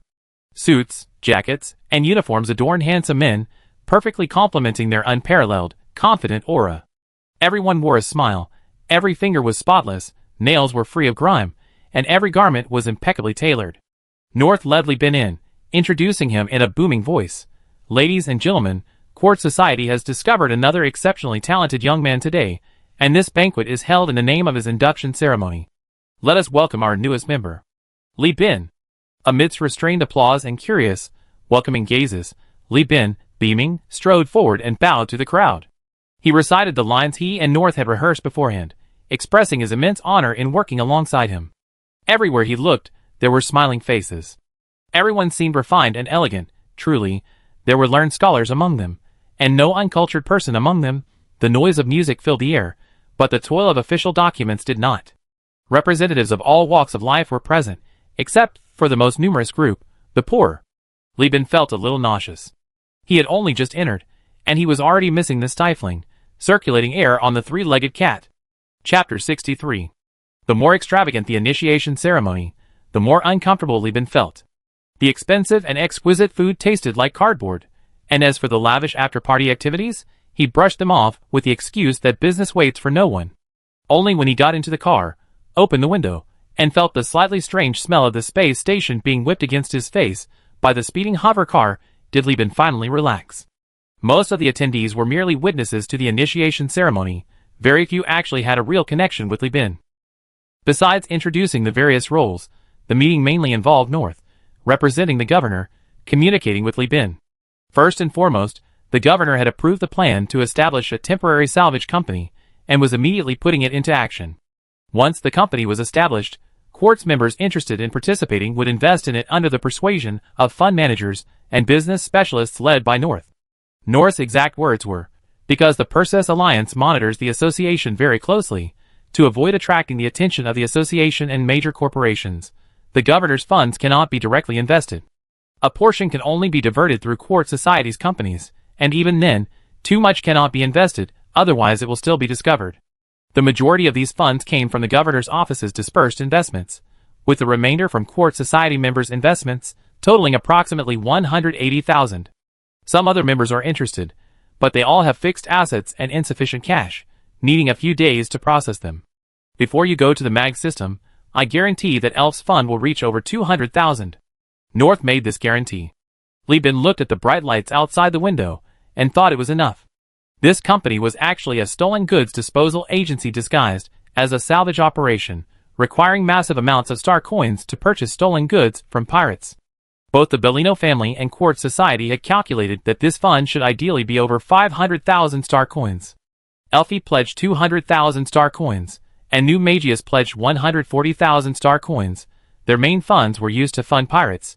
80,000 of the 140,000 star coins were obtained by the Duya family through lobbying. In addition, Pirate King Konda pledged 110,000 star coins. This shrewd Pirate King planned to use the expected profits from robberies to gather pirates, and then use the proceeds from the sale of stolen goods to earn additional funds. It can be said that over a century of pirate life has indeed profoundly changed this former logistics officer. Furthermore, various forces will also quietly send fleets to occasionally join the company. The final profit is determined by the proportion of funds invested, the proportion of fleets involved, the efficiency of the salvage team, and the contributions of each force in other areas of the company's undermining efforts. For example, if the pirates are responsible for fighting and killing, then Pirate King Konda will receive a larger share. If New Magius funds the pirates, then Konda will have to repay the favor with a subsidy. Li Bin, acting as a link between the two star systems and a glove for the company, will also receive a larger share. The remaining 50,000 star coins were naturally covered by Li Bin. In fact, Li Bin didn't intend to pay this out himself. He had just paid off his loan that morning, and that evening, during the banquet, he asked North to help him secure another loan. He was holding North, his voice thick with the smell of alcohol. "Ricelius, legendary financial bank, anything but USA, even USA Bank will do. I need to borrow 50,000 star coins. I need to buy ships, people, and equipment. I can't just throw it away." To this end, North simply took off his restrictive, impractical coat at the banquet, picked up his terminal, and started doing calculations and drafting reports with Li Bin. After several twists and turns, they finally came up with a plan that the fund manager assured him would secure the loan. This plan aims to mine the countless asteroids of Elfie and transport them to star systems with higher mineral prices, profiting from the difference. Since the profits from ores and nutrient pastes come from large-scale trade, the Universal Alliance needs to expand its fleet to mine ores and ensure a continuous supply of minerals. The tentative target markets are the Hegemon or the Sindar Power, two separatist regimes with strong military characteristics, constantly expanding their armies and having an unlimited demand for ores. In short, this plan is guaranteed to be profitable, provided the Perseus Alliance doesn't go to war with the hegemon or the Sindar power within 3 to 5 years, or unfortunately isn't constantly targeted by pirates. At the very least, the loan can be repaid. North, with his arm around the beauty, waved the terminal in his hand. Many people have proposed this plan, but it's all been rejected. But don't worry, do you know why? Li Bin raised his glass in a toast. Because I'm with Quartz Society. The governor's office, the banks, the mines, the government, they all have my comrades. I got this project wrapped up. Even the return of the human realm to the Perseus star system won't change that. I said it. Ha ha ha, good. Ambitious. So the loan was secured. The spaceships used for mining could also be dismantled, along with space station wreckage. The transport ships were immediately sold off. The plans were all just for show. Once the money was in hand, how it was spent was none of your business. The supervisor sent by Richelieu's bank is Mu Yao. By joining the society, he's my senior. By rank, he was appointed by the society to assist me in developing the business. He's helping the society supervise, not you. I be writing all the daily project reports. If I'm in a good mood, I earn a little. If I'm in a bad mood, the whole thing will be a disaster. I make reading the reports feel like a roller coaster ride. I'm clearly treating you like a Tom and Jerry toy. Thus, without investing a single penny himself, relying entirely on the kind-hearted and generous Richelieu's bank to approve loans, he managed to create a 500,000 star coin pool at zero cost. Although it was only nominally under Li Bin's control, his confidence was stronger than ever before. This was the confidence that star coins brought me. In this way, Li Bin completed his plan to unite the pirates and self-helpers of the Elf and Mag star systems, using himself as a link. He truly supported two sides with one hand, and now he would use their power to bully others. The next day, the crew sprang into action, wearing uniform crew attire and the newly issued Universal Union Golden Eagle with its claws gripping Earth Company emblem.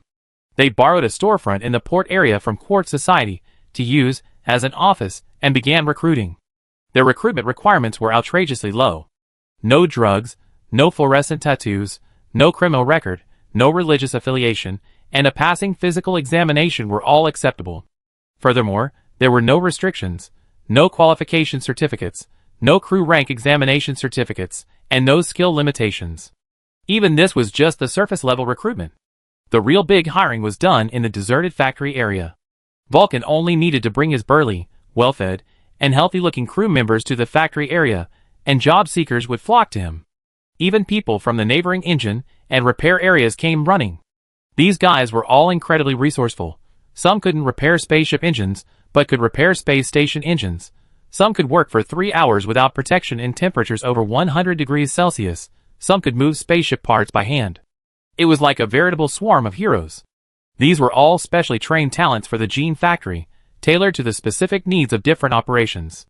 In the 21st century, they would be a veritable gene pool, kept well-fed, cared for, and supported in research bases. The only sacrifice would be millions of offspring. But here, the giant corporation's assessment was that they still needed training.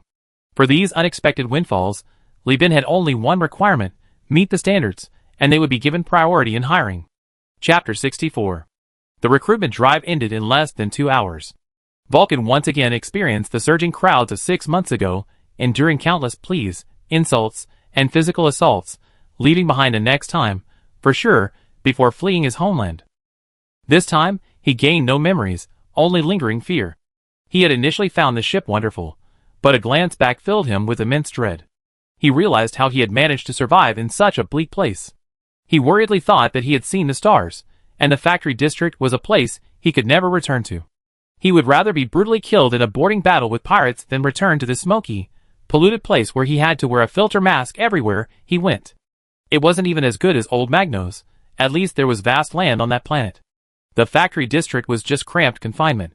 All employees of Huanyu United, return to your posts immediately. The fleet will depart in 20 minutes. Crew members who drew red tags, please board the ship immediately. Crew members who drew blue tags, please proceed to port for training. That afternoon, in a separate berth in the port, the central broadcast system indiscriminately sent the message to all terminals in the berth, initiating the recall of crew members. The port's various taverns, brothels, inns, and stalls also received the message and a bribe, and began to help urge people to return. In the berth, Mu Yao followed Jeffrey blankly, looking at the company badge on his chest, not knowing what had happened or what he was supposed to do. The fleet exchanged that pirate ship for a military frigate. The captain of the Little Cat One was ordered to take half of his crew to become the captain and crew of the new Centurion-class heavy frigate, and was given the hull number, Rusty Cat. Meanwhile, Vahab, the former second officer of the flagship, was promoted to captain of the Cat One. With no suitable candidate for the vacant second officer position, Muyao, an outstanding candidate with an impressive resume and selected through a secret society, appeared before Li Bin. Thinking that since Muyao wasn't receiving a salary from Li Bin, and that freebies were free, Li Bin appointed Muyao to succeed Vahab. The inexperienced second mate, Muyao, looked at the orderly crowd before him and the shadows of the ships covering the entire berth behind him. He asked softly, "Mr. Jeffrey, I never sailed a ship before, and I don't have any ship-related documents. Isn't this a bit inappropriate?" Jeffrey glanced at him sideways. "First of all, in the fleet, you address people by their ranks, like Mr. Secondly, it's a company tradition for seniors to mentor juniors, and juniors to mentor newbies. That's how it's always been done. Nothing serious will happen." Muyao asked nervously, "What if something does happen?" Jeffrey grinned, revealing his yellow teeth, and shrugged. "Then you die? What else can you do? Don't worry. So many people will die with you, you won't be alone on the road." Looking at the terrified young man before him, Jeffrey's smile became even more genuine. In fact, the expansion of the Universal Union Company had been too aggressive, to the point that members of Quartz Society had repeatedly advised Li Bin to reconsider. Of the 500 personnel, 400 had only space station operation experience and no actual voyage experience, while the remaining 100 were experienced crew members recruited on lifetime contracts as entry-level personnel. But Li Bin had his own considerations. He and these so-called elites were not on the same page. First Mate Jeffrey, after so many incidents, had learned to execute the captain's orders without question, keeping any doubts to himself, because he was certain that Li Bin was also harboring some major concerns. Li Bin used Quartz's channels to fund the training of newly recruited crew members using the space station's crew training projection equipment. He also filled the crew quarters and took the new recruits to Kazalin. Next, he planned to utilize Quartz's resources to purchase even more ships. Although 60,000 star credits was enough to buy a slightly inferior cruiser, Li Bin, considering practicality and future business needs, decided to focus on quantity. Frigates, destroyers, buy as many ships as possible, recruit as many crew members as possible, and like a guerrilla force, raid the MAG system. It felt good to have a corporation protecting you. No wonder gangster movies' protagonists always wanted to find a boss when they first started out. Li Bin, a man of 2 lifetimes, a true man among men, a masculine figure, after a year of hard work, now felt a strange sense of being kept by the governor. The governor seems to be a woman. Does that mean Quartz is a private brothel? Li Bin frowned and muttered to himself. Jeffrey, who was holding back his laughter, grumbled, "More than that. I traveled all over the country, and never seen such a formidable harem. Factory owners, company bosses, rich heiresses. This isn't just a brothel, it's a top-tier brothel." Li Bin, seeing the stubborn mate refusing to leave his position as the flagship's first mate, which prevented him, the commander-in-chief, from fully utilizing his abilities, was furious. He punished the first mate by sending him to teach the newcomers how to mop the deck and clean the floor, while he sat on the bridge, watching the majestic space station draw ever closer. Familiar, densely packed small boats stretched as far as the eye could see, like a sardine school, with several cruisers resembling turtles among the fish. The smaller boats fearfully swerved to avoid them. But the most captivating sights were the main transport ships and fuel ships, each several kilometers long. A single Atlas-class transport ship could buy up a week's worth of metal plates produced by ELF, a full 2,500 units of cargo, requiring only 50 crew members to operate. Truly befitting a behemoth named after the Titan Atlas, meaning the ancient Greek god who carried the sky on his shoulders. Besides it, another ship stood out, a rare sight in the Tulir system, supposedly invented in the mid-human realm. It used the same technology as the Atlas, but was cheaper and better suited to Li Bin's current needs. Like the Atlas class, it was 3.6 kilometers long, but only half the width. The Baldric class, with a cargo capacity of 1,200 units. Because the Atlas class was named after the god who carried the sky, Li Bin jokingly called it the Little Grand Secretary class, a tribute to Yen Shurfan from the TV series, who carried the 2 capitals and 13 provinces of the Ming dynasty. After all, carrying the Ming dynasty on one's shoulders is still not as good as carrying the sky on one's shoulders. The ship itself costs at least 50,000 star coins to build, and if you were to actually buy it on the market, it would probably cost 70,000 to 80,000 star coins. Li Bin's 60,000 star coins weren't enough. These kinds of ships are generally targeted at legitimate transportation companies. Because of his special status, Li Bin could skip the queue and enter the station, no longer having to relive the ridiculous experience of rush-hour traffic jams in space. After the ship docked, the crew rushed out like ducks released from their pen, frolicking on the water in the designated mooring area. The first mate, acting as the duck herder, sat down next to the bosun, and the two of them tacitly pulled out electronic cigarettes shaped like corncob pipes and started puffing away. Besides keeping watch for the crew, they had another task: stopping sales representatives who wanted to enter the ship's cabins to make sales pitches. They could bother the ducks outside as they pleased, but they wouldn't let anyone into the ship. Old One-Eyed, with a sniper rifle at his feet, chuckled and looked at the sales representatives with the disdain of a butcher looking at pigs. Captain Li Bin carefully perused Kazlin's market list. Last time he came, he was nobody, his influence in the banking and market was insufficient, so the list wasn't fully accessible to him. Now, with tens of thousands in cash and a connection to a powerful organization, the number of ships projected on the screen had increased dramatically. Although the brand new ships were incredibly tempting, and he longed to ride them immediately, money was no object. Li Bin's gaze ultimately succumbed to the harsh realities of life, and he turned to the second-hand market. It's alright, mature women have their own charm too. As the saying goes, even though a woman is past her prime, she still retains her allure. The spirit of Jianan still lives on, Li Bin consoled himself, carefully examining the ships. And indeed, with the upgraded licensing rights, quite a few alluring ships had caught Li Bin's eye. Chapter 65. The Vagabond-class transport ship, a civilian frigate, is 92 meters long. Its construction is so simple it's almost rudimentary. It's essentially a giant shipping container with a refurbished engine and cockpit welded on. It has a cargo hold of 100 units. Due to its rudimentary construction and low level of automation, it requires at least 10 crew members. However, it's cheap. A second-hand ship costs 2,600 star credits. The Greedy-class mining ship, a professional mining vessel, is 102 meters long. Its cargo hold has only 70 units, enough for only 3 days of full-power mining. The side-mounted structure is a special high-energy focusing device. When activated, it significantly increases the power of the drilling laser cannon at the front of the structure, allowing it to mine minerals without affecting the asteroid's trajectory. Of course, it's also perfectly capable of cutting through warship armor. To cope with the complex mining environment, this ship comes standard with armored turrets and blast-resistant airtight doors. The second-hand ship costs 9,200 star credits. Its propulsion system is malfunctioning, making it unable to handle sudden stops, accelerations, and turns on the battlefield. The hull is also damaged. Otherwise, this ship would easily cost tens of thousands.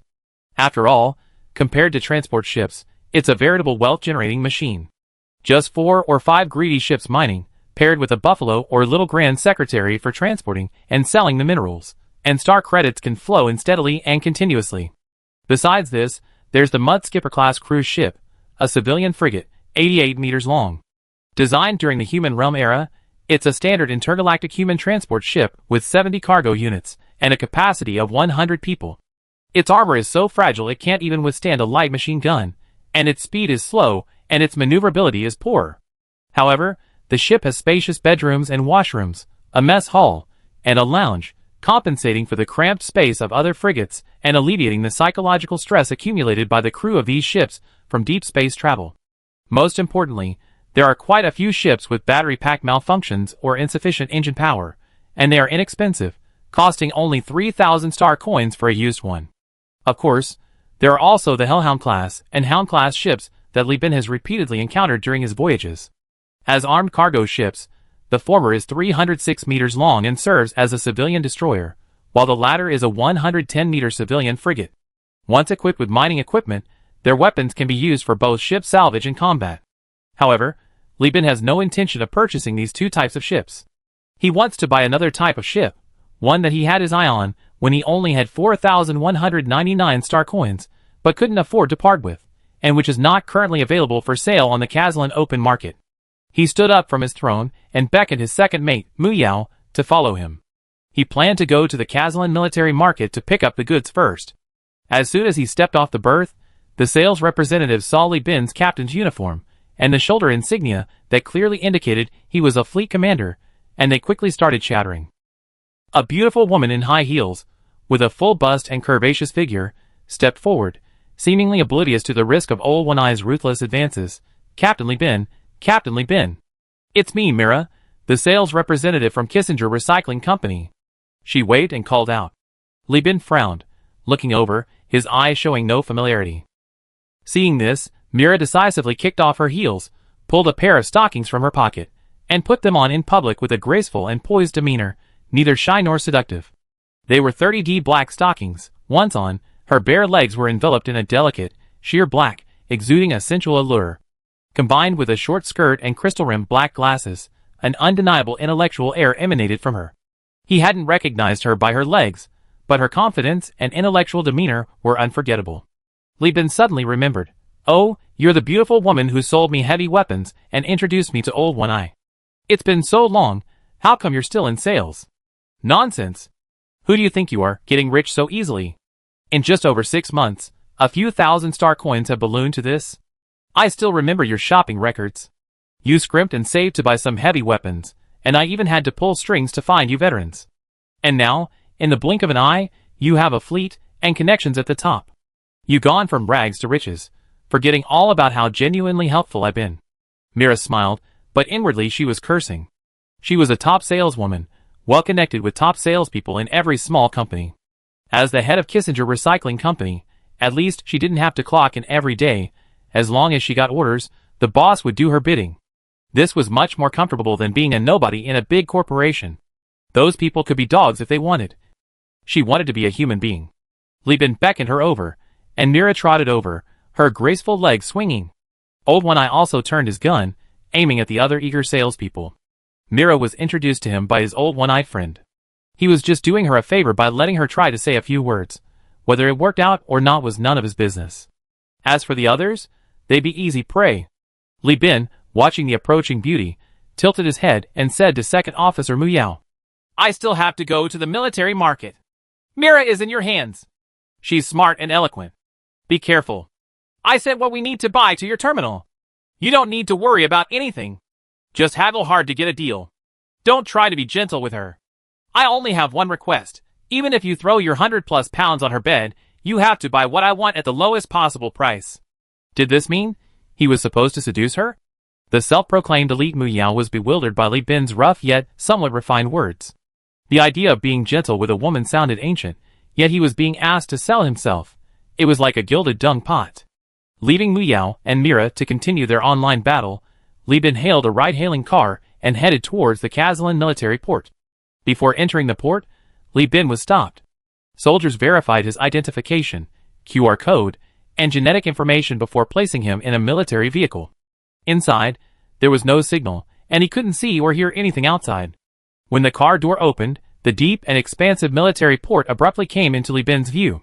The recessed structure of the port ensured that it wouldn't be a first target in the event of a surprise attack by an enemy fleet. Due to military requirements, the entire port was impeccably clean. There was no graffiti, no trash clinging to the metal panels, and the metal panels, coated with a high-temperature matte paint, had a lead gray appearance. Indicator lights flashed, and propaganda advertisements bearing slogans like freedom, democracy, fairness, along with bounties from large corporations and news reports, played out on various projectors. However, they all shared a common thread, maintaining a consistent style with the port, exuding military solemnity, unlike the flashy advertisements and programs projected outside. There were no obnoxious subconscious advertisements. Commercial innuendo and brainwashing are absolutely forbidden in the military. They were private soldiers kept by a giant corporation, bearing the name of soldiers, but lacking any of the demeanor of the elite troops of his previous life. Instead, they possessed the ruthlessness and lawlessness of mercenaries. Yes, just like Old One-Eyed. The soldier leading the way didn't say much, guiding Li Bin into the berthing area. The military market seemed to be separate from the berthing areas of other warships. Only a few dozen warships were scattered here, the largest being a cruiser. A Hero Eagle-class military cruiser, with a beautiful 1.1-kilometer hull curve and powerful firepower, without any problems, cost over 100,000 star coins. Li Bin only admired it for a moment before his gaze fell on the other ships. The naval port berthing area was huge, large enough to accommodate destroyers, serving as both a berthing area and a maintenance platform. Hundreds of meters tall, the spaceships were suspended from the dome by trusses. Upon closer inspection, They resembled a giant whale skeleton in a museum. From a distance, the overlapping ships looked like specimens of a flock of birds in flight. Among them were several ships that Li Bin's fleet desperately needed, Barber-class mining frigates, and a series of various Buffalo-class modified ships, all based on the hulls of Buffalo-class cargo ships. Chapter 66. There are historical examples of civilian ships being used as warships. Since cannons were mounted on decks, it was common to see merchant ships requisitioned as warships during wartime, with the Venetian merchant ships of the inland seas being a prime example. With the advent of World War II, a large number of civilian ships were converted into warships. Have you ever told the story of the HMS Argus? In 1918, the British Navy completed the conversion of the merchant ship HMS Couturiers, creating the world's first full-length aircraft carrier, named HMS Argus. Although it never saw combat, it marked the shift in naval warfare from sea control to combined sea and air control. Well, I'm sure you already seen enough stories about World War II ships and women's ships, so I won't bring them up again. If there's one type of ship most easily converted into a warship, it's undoubtedly the cargo ship. A simple hull structure and numerous spacious cargo holds, almost like a blank canvas, can accommodate the designer's boundless imagination. The Buffalo-class cargo ship, the most numerous destroyer in the Perseus star system, its cost-effectiveness is so high that 90% of the transport ships in the star system are of frigate size, has been modified by countless pirates, small and medium-sized enterprises, and the Luddite Church.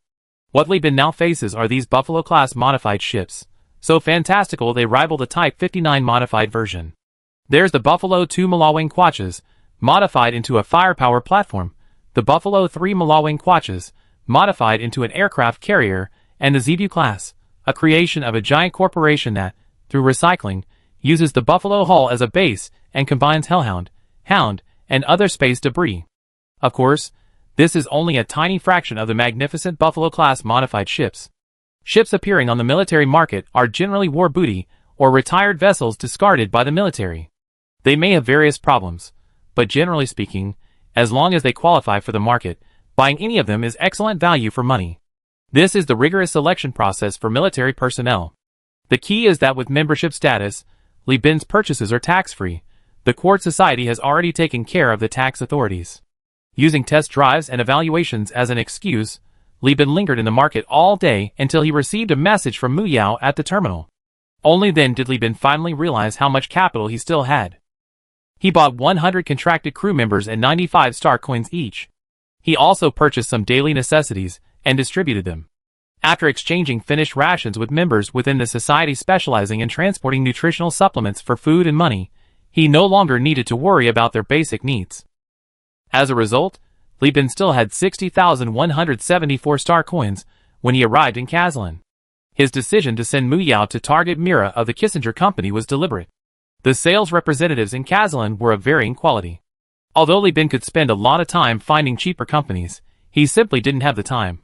Moreover, this woman named Mira was very skilled at collaborating with other companies' sales teams, forming temporary alliances to share goods and launch cost-effective product combinations.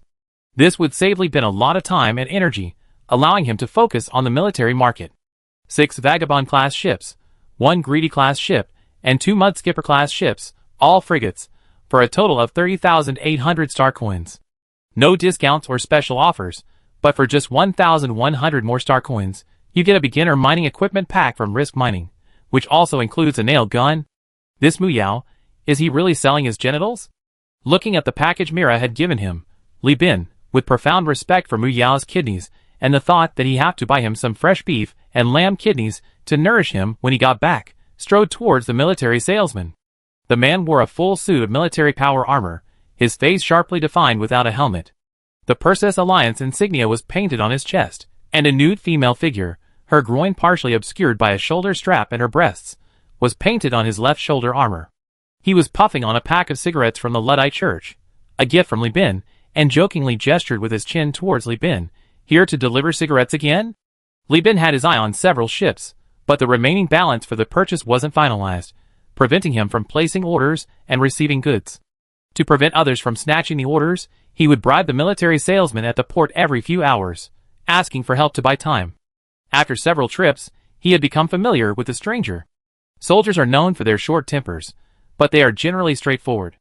Li Bin's request was within his authority, and he was generous, giving him cigarettes in packs containing small, anonymous debit cards, his sincerity making Li Bin feel embarrassed.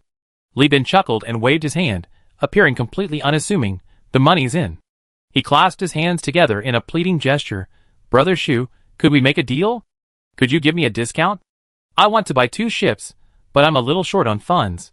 The military salesman, Jin Jishu, frowned. How much short? A few thousand star coins. That's quite a lot. Please, Brother Shu, help me out. Li Bin said, pulling a small box from his briefcase. Jin Jishu opened the box, and saw a crudely made brass pendant, worthless except for recycling and refining. Under the other person's skeptical gaze, Li Bin rubbed his hands together like a fly. I heard a story. Once upon a time, there were 2 soldiers, one retired and one still in service. They met by chance in a tavern and sparks flew. After Li Bin finished the story, Jin Jishu frowned and looked him up and down, tapping the edge of his power armor on his neck with his gloved fingers. Don't play the riddle game. The channel is open. Everything I eat is shared with my comrades. Just tell me what you want. No wonder it's a giant corporation. Even though they control multiple star systems, they're still businessmen at heart. Bribery is so blatant. Li Bin was once again amazed. Several military salesmen, also wearing power armor, waved to Li Bin from a distance. Everyone here shares the profits. We split the money every week. You not only need to convince me, but also everyone else. Jin Jishu spread his arms, gesturing for Li Bin to be open. Li Bin rubbed his face hard, muttering, okay, I try, and took a few deep breaths. This thing is worthless, but I have a way to turn it into a treasure worth at least 500 star coins in a day. Oh! Jin Jishu's eyes lit up. Tell me more. Tonight, go to a tavern at the port. I send you the address later. Wear the pendant around your neck, covering it with your collar. People will naturally approach you. I prepared your script. Just act out the entire transaction in front of the bartender. Basically, you both have military experience. We got along very well. Then you loosen your clothes to let some air in, revealing the pendant. The person will say it's their family crest and ask how you got it. You say you found it online. The pendant itself isn't valuable, but the attached family significance is immense. This descendant of the family is willing to pay a hefty sum for it. Of course, someone as upright as you wouldn't sell it. You initially planned to give it to him directly, but he insisted on paying. In the end, you couldn't refuse and received at least 500 star coins as a thank you fee. This sounds simple enough, but it's complex in practice. After all, this is just a description of the approach. Many steps are omitted. For example, how do you buy a new identity to disguise yourself? That requires finding connections on the black market. How do you make the act convincing enough to be used as evidence if it's recorded? This requires designing a script and finding veterans to act in it. And so on. This kind of bribery isn't new. Western countries are experienced in this, and they even given it a fancy name, political donations. As Li Bin spoke, he rubbed his fingers together as if counting money. As for the rest, we analyze each case individually. Chapter 67. Jin Jishu understood this perfectly well. Extra money meant rebates. The lower the price, the more rebates. While he was still pondering, a deep, composed voice came through the mecha's communication channel. How can we guarantee you won't run off with the ship? After all, this is a shady business, and if you run away, it's difficult for us to publicly arrest you. Li Bin replied with a smile. That's simple. I pay first, and you can find any reason to detain the goods. Random inspection, verification, whatever. You can give me the ship back after tonight's business is over. Aren't you afraid we just pocket the money if you pay first? This is tens of thousands of star coins, much more than yours. The voice was as composed as ever. Li Bin nodded. There is indeed a risk, but I believe that the military market has been operating for so long, and you all hold such lucrative positions, you must all be smart people. Smart people won't just make a quick buck and stop. After all, this business is too safe. A low laugh came from the channel. That makes sense, that's true. How about this? Don't even think about a direct discount. I have someone dismantle all the weapons on the ship, and we sell the weapons separately to balance the accounts. You can only take the empty ship, but the price is guaranteed to be affordable. How about that? Li Bin was overjoyed, thinking to himself that he had never even considered buying a ship from the military market with the weapons included. Being able to take the empty ship was already more than enough. The deal was finalized, and the voice disconnected. Jin Jishu looked at Li Bin and clicked his tongue repeatedly. You're quite the smooth talker. Alright, come with me to pay. Which ships do you like? I placed the order. Success? Li Bin thought, happily following along. AI is already widely used in the Perseus constellation, from the core AI coordinating colonies to the automated treatment plans in the ship's medical bay. AI cannot make decisions for humans. It can only provide solutions, because the core of society is still people. AI locks access to a certain message, saying you can't access it and that's it. But people are different. Li Bin only needs to cultivate connections and get information faster than other businessmen. After all, the core of a giant corporation is people. Where there are people, there will be conflict. Office politics is too subtle. Multiple factions operate on a single project, willing to fight tooth and nail for funding. These people harbor deeper hatred than in other giant corporations. Cutting off someone's livelihood is like killing their parents. Oh, Li Bin almost forgot that most of these people are born orphans. This is Li Bin's reverse cultivation of a people-oriented mindset, summarized in one sentence: treat interpersonal relationships as capital. As long as human nature remains unchanged, Li Bin is confident that he can survive under the noses of giant corporations using this method. Of course, this method is purely unorthodox and only suitable for use in chaotic times, like the Perseus Star region, where harsh measures are necessary. After paying, Li Bin followed Jin Jishu to the canteen of the military market, where Jin introduced him to other officers. He gave them money and gifts, and in the military camp where commercial AI couldn't gather information, Li Bin quickly became friends with everyone, obtaining much information that seemed ordinary to them, but was extremely important to him. As night fell on Kazalin, the space station quieted down a bit. Jin Jishu's power armor received a message, and he finally let Li Bin leave. Send me the coordinates of your docking area. The ship will definitely arrive before 6 a.m. tomorrow. Next time you come to Kazalin to buy a ship, send me a message first. Don't look for salespeople outside, they're goods, humph. Jin Jishu was quite dismissive of the public market, a view Li Bin disagreed with, but he still chimed in with a few boasts about how military personnel were truly superior and how good military goods were, promising to do it again next time.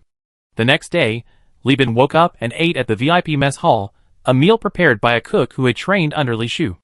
Amidst the old and new crew members boasting, "You're too late, you miss out. The captain's family is the real culinary masters. The captain's cooking skills are so good, he could earn hundreds of star coins a year cooking for the rich. This new cook isn't up to par. Look at these dehydrated vegetables. The bone broth hasn't even been properly cooked. It's awful." Li Bin pushed aside his empty plate and left the mess hall. In space, with no gravity, all the food from the mess hall was packaged in absorbent bags, which looked like jelly. Only when docked, when the spaceship was securely anchored in its berth, were covered plates provided. In the anchorage, the first mate, hands on hips, wielding a megaphone and yelling, commanded the flock of crew members like a sheepdog. As the flagship's first mate, his status was above that of the other captains, roughly equivalent to a high-ranking eunuch serving the emperor, while the other captains were like regional governors. Therefore, he was quite arrogant here. However, there was no other way. Most of the new crew members were still undergoing training at Elf, so some ships couldn't even muster the minimum manpower. There were too many new ships, and too few crew members. Jeffrey didn't have any other requirements, he just wanted to get the ship to the station. Even Li Chongjin, after serving as third mate for a while, was relegated to a straggler-class ship as a temporary first mate to help out. Upon seeing Li Bin, Jeffrey couldn't stop smiling. "Captain, there are too many ships, it's hard to come up with names for them." "What's so special about that?" "All the Vagabond-class ships are called Vagabond Cats, numbered from 1 to 6. The Mud Skippers are called Fish Cat 1 and 2, and the greedy ones are called Fat Cats." "And what about these two ships?" The first mate pointed to a Barber-class and a Buffalo Mk2-class ship that had sailed in from the naval port, his voice booming. It was less that he was asking Li Bin for names, and more that he was showing off to the passing dockworkers. Starting with a single ship, Universal Union now has 15 ships. Although the flagship is still that 200-year-old three-legged cat, both the company's employees and the fleet size have grown to a point where they must be taken seriously. Now, even when Jeffrey goes to the business service window of a giant corporation's branch, he's a big shot who can skip the line and enjoy VIP service without needing a ticket. While there are still VIP, 3V, and even 4V options above, isn't this a good start? The first ship the first mate designated was the Barber class, precisely the ship Li Bin had initially wanted to buy. It's a frigate, but in mining and metal removal, it can unleash firepower comparable to a cruiser's main guns. This is because its bow features an 8-meter wide max impact drill. The drill bit isn't flat but slightly angled, the cut metal is compressed, and rotated into metal plates. The high rotation speed makes operation convenient, and recovery is also easy. The even more ingenious point is that because these drills require the ship to collide with wreckage and asteroids, the entire ship was reinforced from the design stage. It comes standard with reinforced weapon mounts and a robust structure. Just as a woodpecker's brain won't concuss from pecking, the Barber class won't fall apart from its close-range operations. And with such a robust hull, it can withstand several rounds of fire on the battlefield. As a frigate, it can do more than enough. As for issues like insufficient battery packs and slow speed, compared to its price, those aren't problems, they're just value for money. Chapter 68. The Barber-class ship was converted from a Conqueror-class frigate by the giant corporation Venture Mining. As a relatively new and technologically weaker company among the giant corporations, its ship modifications often feature brilliant, albeit impulsive, designs while remaining remarkably practical. It's practically a perfect ship for a poor captain. If it weren't so far from the core star system, Li Bin might have joined them from the start, bought a mining ship, and honestly mined to pay off his debts. As for the other ship, it's a salvage platform, a spaceship with no output capabilities. More of a mobile engineering station than a spaceship, this 336-meter behemoth has only one cockpit and one bed, accommodating a maximum of 2 people. The cabin is a mere 8 square meters, with pitifully small living space. However, it possesses a crucial capability, the integrated loading of a large number of deep space operational machines. These include a 75-meter-long gantry crane, 3 folding robotic arms that can be replaced with impact drills, engineering pliers, and armor-piercing cones. It also includes a large amount of exploration equipment and operational devices, capable of directly identifying and removing hazards from wreckage before it is dismantled, and even locking onto high-value items through the metal of the wreckage. Simply put, if deep space operations are likened to treasure hunting on a beach, then this is the metal detector that treasure hunters dream of. Unfortunately, it can only accommodate 2 people, but it carries 20 sets of professional single-person exploration equipment. In the future, engineering teams will no longer have to painstakingly make boosters from gas cylinders for space operations. This is also one of the reasons why Li Bin insisted on buying the cruise ship. Working on a salvage platform is extremely arduous, comparable to salvaging king crabs in Alaska, fighting in World War I on the Somme, or fighting in World War II in Normandy. Li Bin looked at the 2 ships with satisfaction. The Barber class is called Hairless Cat, and the salvage platform won't be named. By the way, did the guy who came tell you the price? Yes, the first mate licked his lips, answering incredulously. The guy was wearing a power suit with a giant corporation logo, and said 2 ships would cost 24,000. Captain, you're not selling sex, are you? Share this good opportunity with the brothers. A few thousand star coins a night? I'm a penniless wretch. Sex isn't worth much. 1,000 a night is enough. Asterisk, I was still suspecting Miao of selling sex, and now you're starting to suspect me? When did sex gossip become so rampant on ships? Asterisk, Li Bin kicked the first mate, ordering him to assign the crew within 3 hours to prepare for another shipment. The fleet would depart in 5 hours. If you're even a second late, I rip your pants off and hang you in the dock, making you sell your genitals for free, and then post the video online. He then went to find the bosun, asking him to get another anonymous debit card to deliver his commission to Jinjishu. Last night, the person cooperating with Li Bin was this retired Marine. He really was a veteran, so at least procedurally, there wouldn't be any problems. Even if the AI found out and reported it, both sides would have an excuse. Besides, by then my fleet will have already sailed away, and the Perseus Alliance won't be able to trace it back to me for a while. When I return, I believe Jinjishu and his group will have used their connections to smooth things over, and then it will be another pleasant shady deal. To be honest, doing business with these soldiers is really comfortable. As long as you show them your sincerity and trust, things get done very quickly and smoothly, without any shady dealings. They mentioned there would be a commission, and the 2 ships were worth over 30,000, but they negotiated it down to 24,000 without hesitation.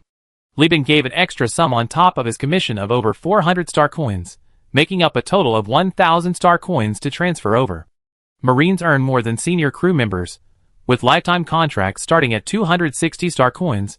Their highly professional combat capabilities drive their value in war zones, similar to heavy weapons, reaching as high as 600 to 700 star coins, and an annual salary of 28 star coins.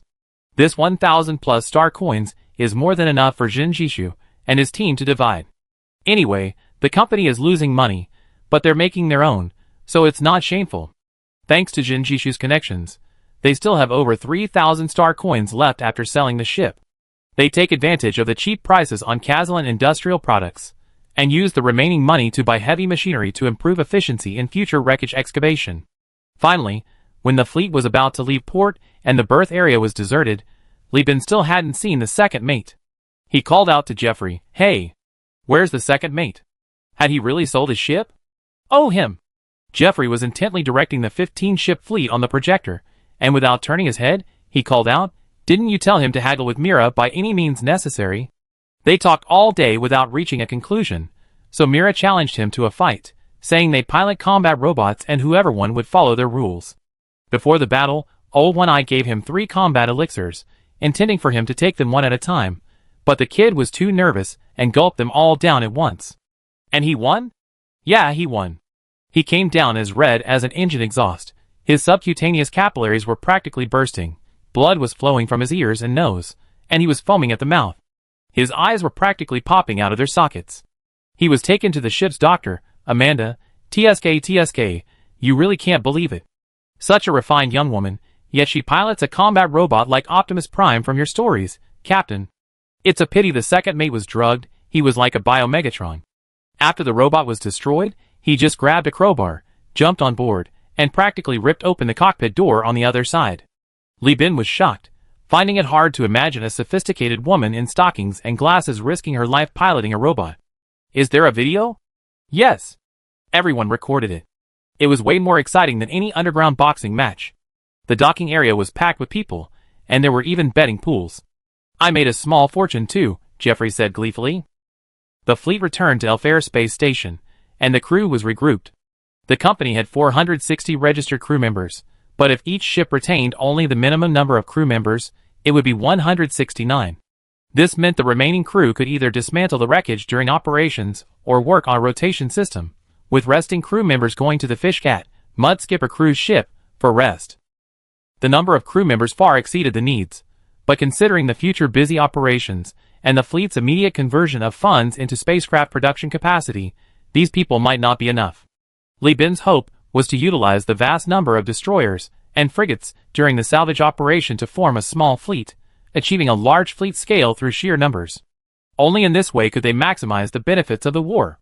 However, considering the company's expansion and the need for spaceships for both Li Bin and his crew to rotate within the fleet, Li Bin decided that the first thing he would do after receiving payment for his next business deal was to buy a shuttle. This thing could take off directly from a planet and had the ability to traverse hyperspace. Aside from its weaknesses such as fragility and poor firepower, it was a very good means of transportation. He couldn't possibly conduct business in space, always driving a fully armed, rudimentary vessel, could he? That would be no different from driving a tank. A businessman should discreetly drive a luxury car. Chapter 69. The fleet of the Universal Alliance was not the one that departed from Elphi for the MAG system. The temporary salvage company's influence in Elphi consisted entirely of members of the Quartz Society. These young elites recognized the promising prospects of monopolizing salvage. They were there to get a share of the profits, while also supporting Li Bin in the MAG system. According to the allocation between the Quartz Society's core members and the governor, approximately 3 additional salvage fleets would be formed and follow Li Bin. Li Bin clearly understood that these 3 fleets were merely scouts, exploring the route. Once they had familiarized themselves with the transport routes and confirmed safety, the governor would adjust the Quartz Society's structure, allocating funds and manpower to build more fleets to the MAG system. Therefore, although Li Bin's fleet was currently the most professional, largest, and strongest of the 4, he knew his advantage only lasted for the first 2 weeks of the war. Those 2 weeks were a blue ocean. He could make money hand over fist. After that, it would be a red ocean, and that wouldn't be the case. At least we need to untie our hands and feet before we can make money. Good days don't last forever, we must cherish what we have. Transponder received pirate signal. On the bridge, Li Shu skillfully operated the machine to report, and following Li Bin's instructions, changed the identification code to Pangolin Salvage Company. The other 3 fleets behind her also cut off their identification codes. Holy crap, how many ships are there? Third Officer Li Chongjin looked at the various patches, modifications, and markings on the pirate ships not far away, a fleet of wrecked vessels, and exclaimed sincerely. Outside the hyperspace treaty point in the MAG system, densely packed pirate ships guarded the jump point entrance, divided into several groups, led by several pirate captains, forming multiple waves of defense. None of these pirate ships were cruisers, but Li Bin only glanced at them, and saw over 50, nearly a third of which were destroyers. These were just the pirates tasked with blockading the system. The major pirates truly authorized to participate in the first wave of attacks on the Tachyon technology branch were already gearing up within the system. Hellhounds, hounds, mongrels, robbers, pests. Holy crap, there are even 2 manticores and 1 enforcer. That's incredible. Li Changjin drooled. These were all battle-tested ship types. Although most were early designs from the human realm, their ability to stand out from the ever-increasing number of new ships in the Persis region and their widespread use among pirates suggested at least 3 advantages: excellent value for money, easy maintenance, and user-friendly operation. Compared to the high-tech ships produced by Tachyon technology, these older ship types excelled in both offense and defense, and were highly adaptable. The Manticore and Enforcer, in particular, were favored by the overlords, and were true military vessels. Don't stand still, fleet, get moving. We're all allies, we're all on the same side. The first mate yelled over the microphone, while Li Bin was busy connecting with Duya. Duya was now practically inseparable from Li Bin, their fates intertwined. With Li Bin's proposed monopoly on salvage operations, he had finally managed to step down from the ship's office. He then became the head of the family's salvage business, responsible for their own salvage team.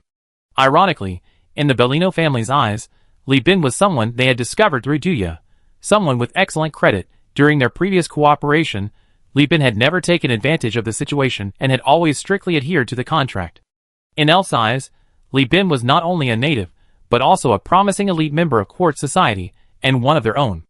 In Pirate King Konda's eyes, Li Bin was a restless and dangerous individual aiming to overthrow the giant corporation. However, because he shared her views, obediently offered gifts, helped transport heavy weapons, proposed a monopoly on the salvage plan, and fully supported making her one of the 3 decision-makers, he could barely be considered half of her own. Therefore, while the commanders of the other 3 fleets were still trembling with fear, Li Bin was already chatting and laughing with the 3 groups on the channel, simultaneously reassuring Bean Sprout, who was overwhelmed by countless reports and applications, cursing the giant corporation with the pirates, wishing them a fortune from plundering the AI core, and then turning around to reassure the other salvage teams of Elf. It was truly busy and fulfilling. By entering the mag system, the frequent contact signals almost overwhelmed the ship's transponders. The Magneto system was teeming with unruly pirates. Unqualified to participate in the attack on Tachyon technology, and lacking the strength and discipline to guard jump points, they roamed the system aimlessly, waiting to plunder fleeing ships and unsuspecting foreign salvage fleets once war broke out. At the new Magnitude's orbital station, Li Bin finally met Duya. Dark circles under his eyes, and stubble made him look exceptionally haggard. Duya hugged Li Bin, a weight lifted from his shoulders. He simply couldn't handle the specific business matters. These reports were driving him crazy. Everywhere they needed crew, ships, and supplies. The pirates kept urging him when the salvage fleet would be ready, and the family leader kept asking him about the whereabouts of the Elf fleet. Now that Li Bin was here, he could finally escape this hell of forms. Stop talking, Elbow. Let's go to my place. Without a word, he grabbed Li Bin's hand, wanting him to handle his business. Li Bin, eager to understand the situation, was dragged along, bombarded with questions. How much information has been leaked recently? Have other companies and individual salvage fleets arrived? How many? What's their affiliation? When will the pirate plan launch its attack? What's the route? What's your supply reserve status? How long can it last? Are the spies in place? What's the situation at the Suztern Technology branch? Where are the high-value items, and how many? What's the defense structure? Stop, stop, stop! Li Bin, I asked you to save me, not to add to my burden. In the Bellino family's territory, Dia cried out in grief and indignation. This attracted sidelong glances from passers-by. Having risen through the ranks so rapidly, he was now a hot commodity within the Bellino family and its influence. This was the first time anyone had seen this rising star so vulnerable, and countless speculations ran through their minds. Dia screamed in despair, "Go to the conference room and see for yourself. All the documents are in there. I have to look at 18 screens." 18? Those idiot staff have no ideas whatsoever. They're just using the AI's plan, and a dozen of them are asking me this and that. I was sitting in my office stamping documents a month ago. How am I supposed to know? What am I supposed to do? He grabbed Li Bin's arm. You asked me so many questions, and I only have one answer. Besides the pirates launching an attack in 2 days, I know nothing else. Dude, this damn position of person in charge is burning hot like a volcano. Everyone thinks it smells good, but they don't know it's the smell of my ass being scalded. Looking at the crazed Dia before him, Li Bin felt an endless sense of lament. Anyone with a little experience knows that management is a science. As the number of subordinates and the scope of business increase, the complexity of management increases exponentially. Cross-functional management, synchronization, notification, meetings, personnel selection, promotion, psychological support, business advancement, project tracking and implementation. This is why a specialized field of management science was created to train managers. Many entrepreneurs experience rapid business growth in the early stages, but as their power or company expands, numerous disasters occur, ultimately leading to bankruptcy and disgrace. While countless people dream of traveling back to ancient times to lead armies, like Shi Lu, most people probably struggle even to manage a team of 100. Even a powerful figure like Emperor Zhao Liu Bei, was historically only adept at leading armies of around 10,000 men. He displayed brilliant strategies in small-scale battles, but was relatively mediocre in large-scale warfare. Therefore, the more capable Han Xian was all the more rare. Throughout history, both ancient and modern, whether it's political power or war, the competition has never been about who is more outstanding or excellent, but rather who is least incompetent. So some people say the world is just a giant makeshift operation, a world where everyone tries to outdo each other in folly. I definitely can't finish all these forms by myself, you have to oversee things, Li Bin said, helping Dia up. Beansprout, how about this? Let's go to the conference room now, and I look at the recent forms and sort them out. Li Bin analyzed seriously, the battle starts the day after tomorrow, so we definitely can't handle all the business in time. We just focus on the key points. Dia looked at Li Bin with teary eyes, feeling as if a halo had risen behind him, making him seem like a saint. Chapter 70. Dia made it sound incredibly serious, as if Li Bin had arrived a second later, he'd been blasted into space, like cats by a volcano beneath his butt. But when Li Bin arrived, wow, the staff were doing a pretty good job. With the help of AI, these staff members were analyzing and generating reports very quickly. It's just that Dia's position wasn't high or low, and he had too much to review from both above and below. In short, the operations were running smoothly. There was nothing wrong with that. It was just that Dia's brain was overloaded. It's like a newbie blaming the game for a computer that can't run smoothly. Li Bin saw this, casually offered a few words of comfort to Dia, then connected him to a network cable, plugged it into the brain-computer interface on the side of his neck, and sent him off to have some fun online. He then closed the conference room door and said to the Bellino family staff watching him, "You process so much data, I probably don't need to introduce myself." Everyone nodded. Li Bin nodded. "All right, what tasks does Dia need to perform? There should be a summary, right? Let me see it first." An aide hesitated, "But this is our family's secret." Li Bin looked at him coldly. "I was the one who initiated this plan. I know more than any of you. What's there to hide? What could be more secret than colluding with pirates to attack a giant corporation? Or are you waiting for things to go wrong, for Dia to be held accountable? Let me tell you, if Dia gets caught, the first thing he'd do is take you all away. Then your family will be looked down upon by the governor and other families for their poor performance. Do you really think your family will have time to investigate whether you're innocent during wartime?" This wasn't Li Bin exaggerating. The situation of high-ranking officials being incompetent and ineffective is actually common worldwide. If those in power were all as wise and capable as people imagine, Li Bin's previous life's Earth wouldn't have been a place of constant war, rampant prostitution, and the world's leading obesity rate. The more widespread phenomenon is that as long as the results meet the expectations of those in power, that's all that matters. As for anything else, just a few minor setbacks. The aide who had been speaking swallowed hard, looking at his superior, who was now completely immersed in the online world with his eyes closed, and obediently produced the data. Li Bin stretched his neck, spent half an hour reviewing the master report, clarifying his thoughts and the names of his aides, their projects, and the people involved. He closed his eyes for over 10 minutes to think, and when he opened them again, he began calling out names one by one, quickly processing information according to priority. The greatest advantage of his photographic memory was that Li Bin could quickly memorize all information and then recall it as needed. Because he didn't need to directly command frontline operations, Li Bin didn't need to accumulate experience in related projects. He only needed to compare past indicators and data, verify and inquire about issues before reporting. Since Dia was the scapegoat, Li Bin could choose to maximize his own interests without affecting the Bellino families. And since the position wasn't particularly high, Li Bin wouldn't encounter problems requiring him to act beyond his experience and scope, making the process very quick. The massive amount of data and work was completed rapidly. Li Bin processed each item, repeatedly handing the terminal to Duya. Duya once again experienced the joy of stamping documents, thoroughly enjoying himself in the online world. By the time he logged off, the mountain of files had been cleared. So fast? You're amazing. Duya praised without reservation. Li Bin rubbed his sore eyes. Fast, my foot. Didn't you see it's already been a day and a half? The pirates will be attacking in half a day. Huh? Duya jumped up, anxiously asking, what about the family fleet? They set off a long time ago. They finished processing your family's data half a day ago, and are now working on the pirate and Elfie data. Li Bin tapped the table as he stood up, glanced at the various screens in the conference room, noted down the star system topography, gravity data, and natural parameters, and picked up his coat. I'm done. I have to rush off again. I'm leaving now. Talk to you next time. Your supplies. Duya stammered. Li Bin sniffed. The all-nighter and air conditioning had made his nose a little stuffy. I finished the report an hour ago. You signed it, and sent it to the dock area. My fleet is ready to set sail at any time. Beansprout, hurry up and get married. Find a capable woman to help you. You won't go far alone.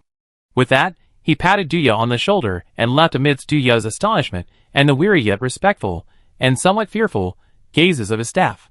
The staff members present all felt they could handle Duya's job, but they couldn't match Li Bin's efficient, error-free work style.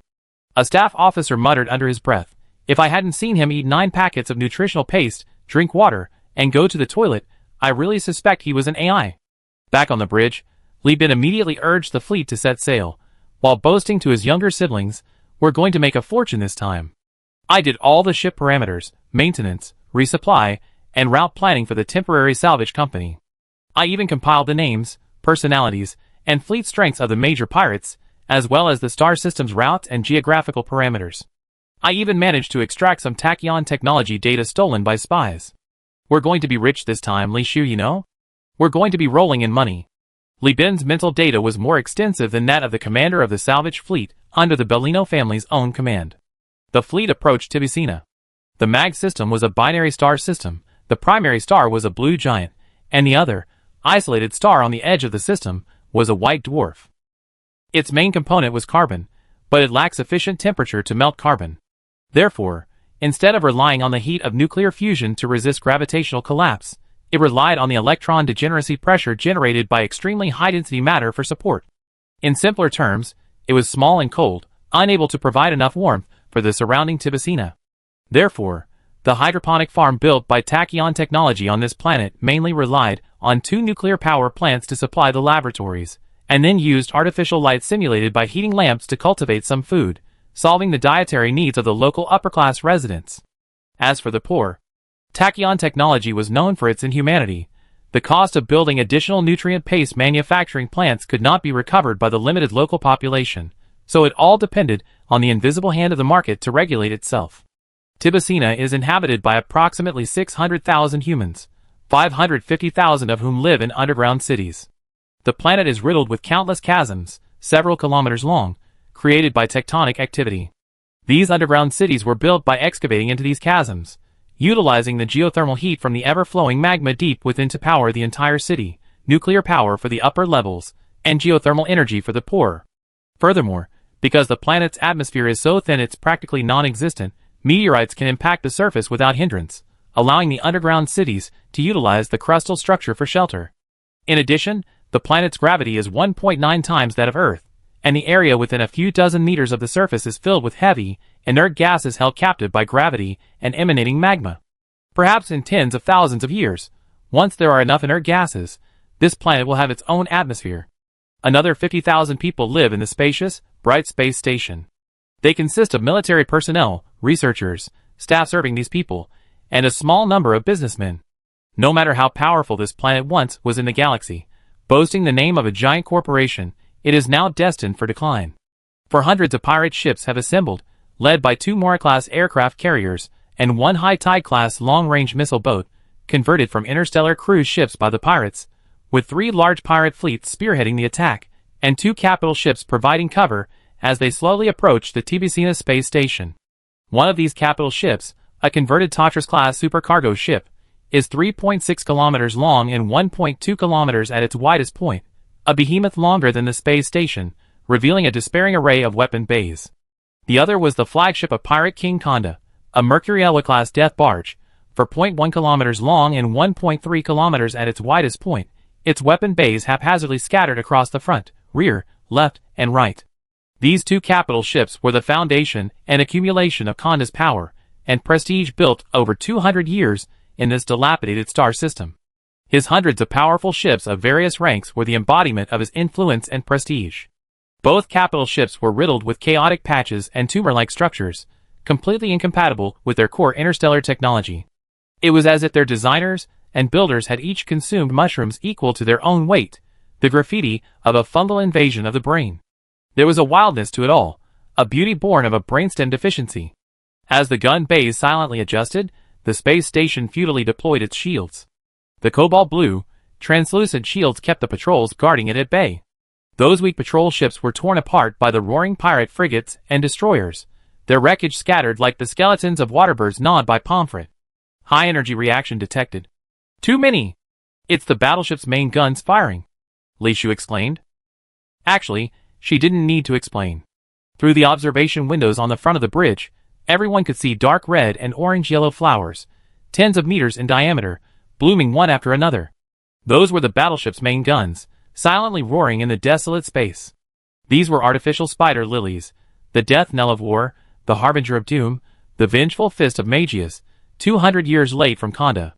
Hundreds of shells and missiles, like hundreds of fist shadows, were meant to make you beg for mercy, to blast you to pieces.